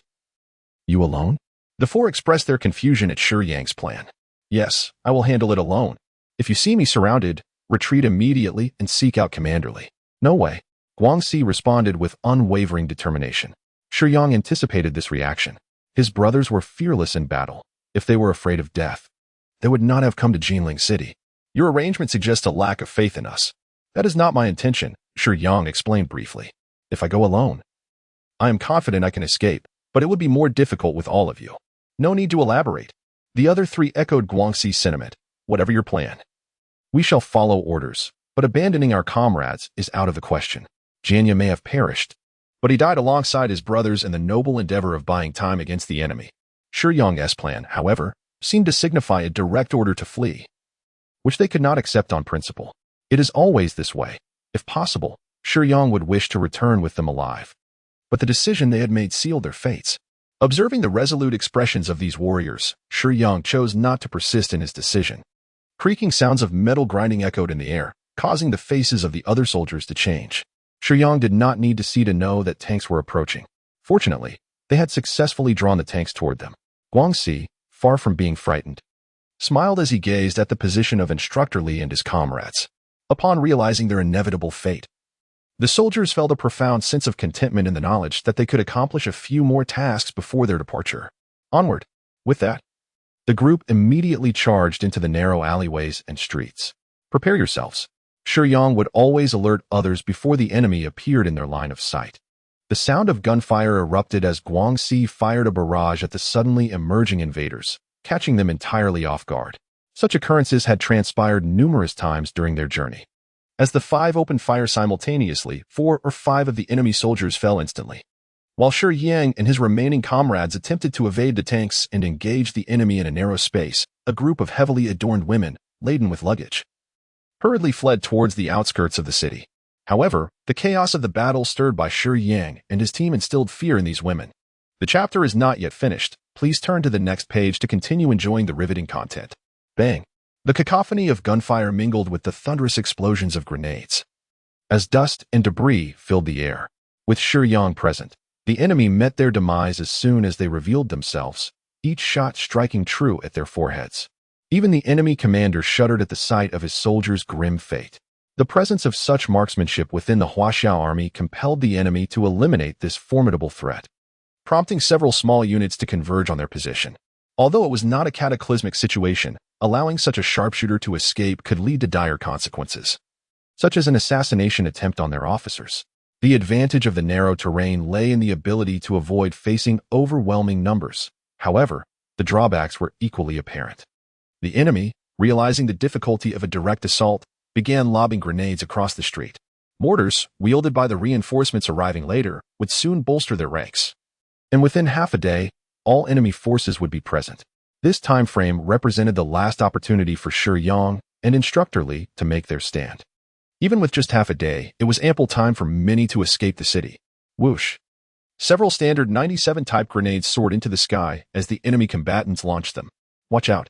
Guangxi exclaimed, his heart racing at the sight of the incoming grenades. In the confined space, facing 4 or 5 grenades would yield catastrophic results. Get down! Shiyang shouted, raising his weapon with lightning speed. As Guangxi and his comrades took cover, the sharp cracks of the Mauser rifle rang out in rapid succession. Boom! The grenades detonated in midair. Bullet striking Shiyang hurled a grenade in the direction from which the enemy's grenade was thrown, effectively halting their assault. Get up quickly, he urged as he rushed to assist his fallen comrades. However, at that moment, the enemy surged forward, overwhelming them. Whether their grenades hit or missed was inconsequential. They intended to exploit the shockwave from the explosions to further disrupt Shiyang and his men, seizing the opportunity to launch an offensive. Shiyang set aside his rifle and seized Guangxi's Sten gun, his right hand drawing a pistol from his waist, fiercely suppressing the advancing enemy. Suddenly, a woman's piercing scream caused Shiyang to halt momentarily, as he sensed that the approaching foes had become aware of the vibrant women nearby. Originally, Xiangling had spent the night with a patron and learned of the presence of foreigners in the church, coupled with the overcrowded safe zone. These women from the banks of the Qinhuai River were meant to have reached the church by now. Led by Yuma, the women of the brothel sat in horse-drawn carriages. But as the white steeds galloped, the barbed wire along the roadside severed the strings of Duka's pipa. However, Shiyang's arrival had introduced a disruption in the narrative. Instructor Li and the other soldiers were still near the clock tower, devising ways to fend off the Japanese invaders, rendering the path to the church impassable. They were left to seek alternative routes for escape, yet the attention drawn by Shiyang and his men made the area increasingly perilous, with enemies searching for resisting warriors everywhere. As a group of women, they possessed little combat training and lacked skills in evasion. In the besieged city of Jinling, they appeared carefree in their playful antics, yet each harbored a profound sense of panic and helplessness within. Shiyang's hesitation stemmed from his brothers not yet regaining their composure. But on the other hand, those unarmed women faced the grim threat of the invaders' blades. In less than a second, Shiyang made up his mind. Roar! A blood-curdling shout reverberated through the air, crimson fury ascending to the heavens, the intent to kill palpable. In an instant, the encroaching foes were bisected, blood spraying forth as visceral fragments scattered in all directions. In the face of the safety of the populace, being cast aside by the will of the world was but a trivial matter. In an instant, Shiyang transformed into a terrifying instrument of slaughter, his blood-red silhouette weaving through the narrow alleyway with a sinister grace, leaving the enemy soldiers bewildered and powerless before they fell. Among them, one soldier, bisected yet still alive, gazed in horror at his blood-soaked lower half, oblivious to the pain, now reduced to 2 segments. Suddenly, a chilling rumor resurfaced in the minds of those still clinging to life. Not long ago, a contingent had been dispatched to scout a certain area, only for every one of them to vanish without a trace. Whispers suggested the presence of a dreadful creature lurking there, instilling fear in many Japanese soldiers. Yet, it seemed that this monster had disappeared, as no further casualties or disappearances had occurred. However, in that very moment, the soldiers facing Shiyang were convinced that this warrior of the Huaxiao army was indeed the frightful beast of their nightmares. Did they ever consider that they too might meet their demise during their invasion? Regretful? Perhaps, but they were undeserving of such sentiments. Dahong and Guangxi, having regained their composure, stared in awe at the unfolding scene. People often fear the unknown, yet Shiyang had not harmed them in the slightest. The surrounding enemies had quickly succumbed, and Shiyang, like a crimson specter, rushed towards the encircled women. Among them, Yuma stood out. She was the premier courtesan by the banks of the Qinhuai River. Just as a soldier's hand reached for her, a resounding crack echoed through the air. The head of the foremost soldier exploded like a watermelon under the weight of a train, yet not a drop of blood or brain matter splattered upon Yuma. As she beheld the figure standing before her, shielding them from the gruesome chaos, clad in a military uniform speckled with dirt and blood, A collective sigh of relief escaped the women of the Qinhuai River, for they recognized that this was the garb of a Huaxia soldier, and in that moment of despair, hope flickered back to life. Yuma was taken aback by Shiyang's appearance. Jianling had fallen. The army had fled, some escaping while others were lost. Soldiers? Yuma and her companions had encountered soldiers before, who had boasted of their triumphs, claiming to have braved enemy fire to protect Jianling, yet indulged themselves in the pleasures of the brothel. Thus, they had dismissed soldiers with disdain, forgetting an essential truth: true soldiers do not frequent such establishments. Now, facing the grotesque enemy, this soldier in uniform represented their last glimmer of hope. They were unaware of how Shiyang had come to be there. Yet they understood that with only 7 or 8 enemies remaining, and Shiyang unarmed, he seemed an unlikely match for them. The women, gripped by terror, shut their eyes, unwilling to witness the impending confrontation. Yuma, the wisest and most courageous among them, glanced at the lifeless body of the soldier whose head had been blown apart, marveling at Shiyang's origins, and she realized that perhaps, this time, they might survive. Everyone sought refuge behind Shiyang, pressing against one another like drowning souls clinging desperately to the last vestige of hope. Who are they? The enemy shouted, their voices harsh yet betraying a palpable fear as they instinctively crouched and retreated, their eyes drawn to the lifeless body strewn about. The sudden appearance of Shiyang instilled an ominous dread in their hearts. With a faint smile, Shiyang leisurely lit a cigarette, exuding an air of confidence as if strolling through his own backyard, an elegance that suggested he had the situation firmly in hand, leaving Yuma in disbelief. His nonchalance was infectious, and the women behind him, once in a state of panic, now gazed curiously at his silhouette. "Hey, soldier, what are you doing standing there? Don't just wait to die," shouted a woman from the banks of the Qinhuai River, her voice tinged with a Shanghai accent, urgency lacing her words as she feared for Shiyang's life. Shiyang took a drag from his cigarette, glancing back at her momentarily. "Oh, so handsome?" Some women from Jianling. Even in the face of peril, couldn't T resist admiring his charm, their dialect adding a unique flavor to their words, perhaps a distraction from their impending doom. Fire. The enemy hesitated to shoot, uncertain of Shiyang's capabilities and reluctant to harm the beautiful women behind him. Yet, remaining idle was not an option. They resolved to eliminate Shiyang first and foremost. Clang, clang, clang. Shiyang did not evade the bullets at all, for if he had, the women behind him would have been harmed. In the eyes of those who witnessed the horror, no bullet could penetrate Shiyang's defense. Instead, they merely produced a resonant clang as they struck metal. In an instant, the ground was strewn with blood and severed limbs, and the women gazed at Shiyang with trepidation. "Do not be afraid." Shiyang was contemplating how to console these women when he abruptly turned his head, gazing towards an individual standing at the end of the street. Facing him, "Friend, is it truly appropriate to slay the people of the island in such a manner?" The words were spoken in halting Chinese. Shiyang's expression grew more solemn, as if pondering the guardians of the island nation. "Is it truly a bad thing?" He retorted dismissively. "In what way is it detrimental? I have merely taken the lives of a few islanders. Throughout the course of the War of Resistance, how many Chinese lives have you extinguished?" Shiyang retorted with a tone of disdain. Debating these matters is utterly futile. After all, are we not the guardians? As guardians, how can we possibly interfere with the progression of the timelines? Shiyang chuckled softly, shaking his head as if he were observing a clown, his laughter laced with scorn. Well, he exclaimed, nearly breaking into applause. What a splendid statement. How grandiloquent. How righteous. If you weren't here, I might have been inclined to believe your words.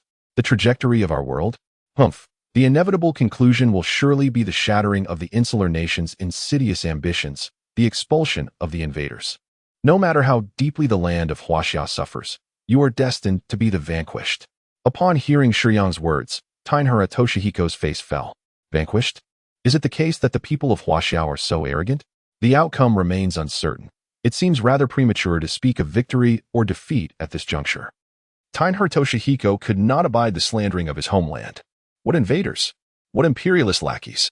In his eyes, the ancestors merely took a few things from Huaxia for the sake of the empire, a deed he regarded as an honor.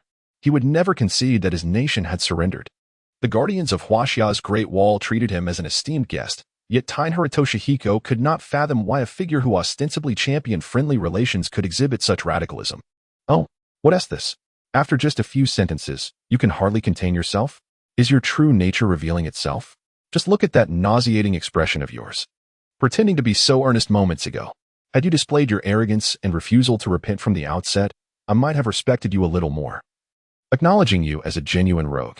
But now, you've failed to maintain your facade of virtue and instead revealed yourself as a hypocrite. Uffed. As soon as Shiyang's words fell, the entity opposite had yet to retort, but the women behind could not suppress their laughter. Though there were elements of their banter that the women found somewhat perplexing, the sight of Tain Hiratoshihiko's expression, one that resembled a man who had just swallowed a fly. His face tinged with a hint of green from vexation, elicited uncontrollable laughter from them. Shiyang did not smile. Instead, it was the women who laughed, which, in the eyes of Tera Junhiko, was nothing short of a blatant insult. This time, his face truly turned a shade of green. Such a limited temperament. If only you could endure a few sarcastic remarks and refrain from revealing your true thoughts, I might hold you in higher regard. However, you cannot even withstand a couple of sentences. It seems you are even more unwilling to accept the historical defeat of your island nation, resorting to petty schemes to bully the common people. As soon as Shiyang's words left his lips, Tera Junhiko's face began to flush with anger. It appears I have struck a nerve. Thus, I shall reiterate the truth. Historically, it was indeed your island nation that faced defeat. Silence. Tera Junhiko bellowed in fury. Quite enraged indeed. Allow me to impart an ancient saying from Huaxia. The truly vicious dog does not bark.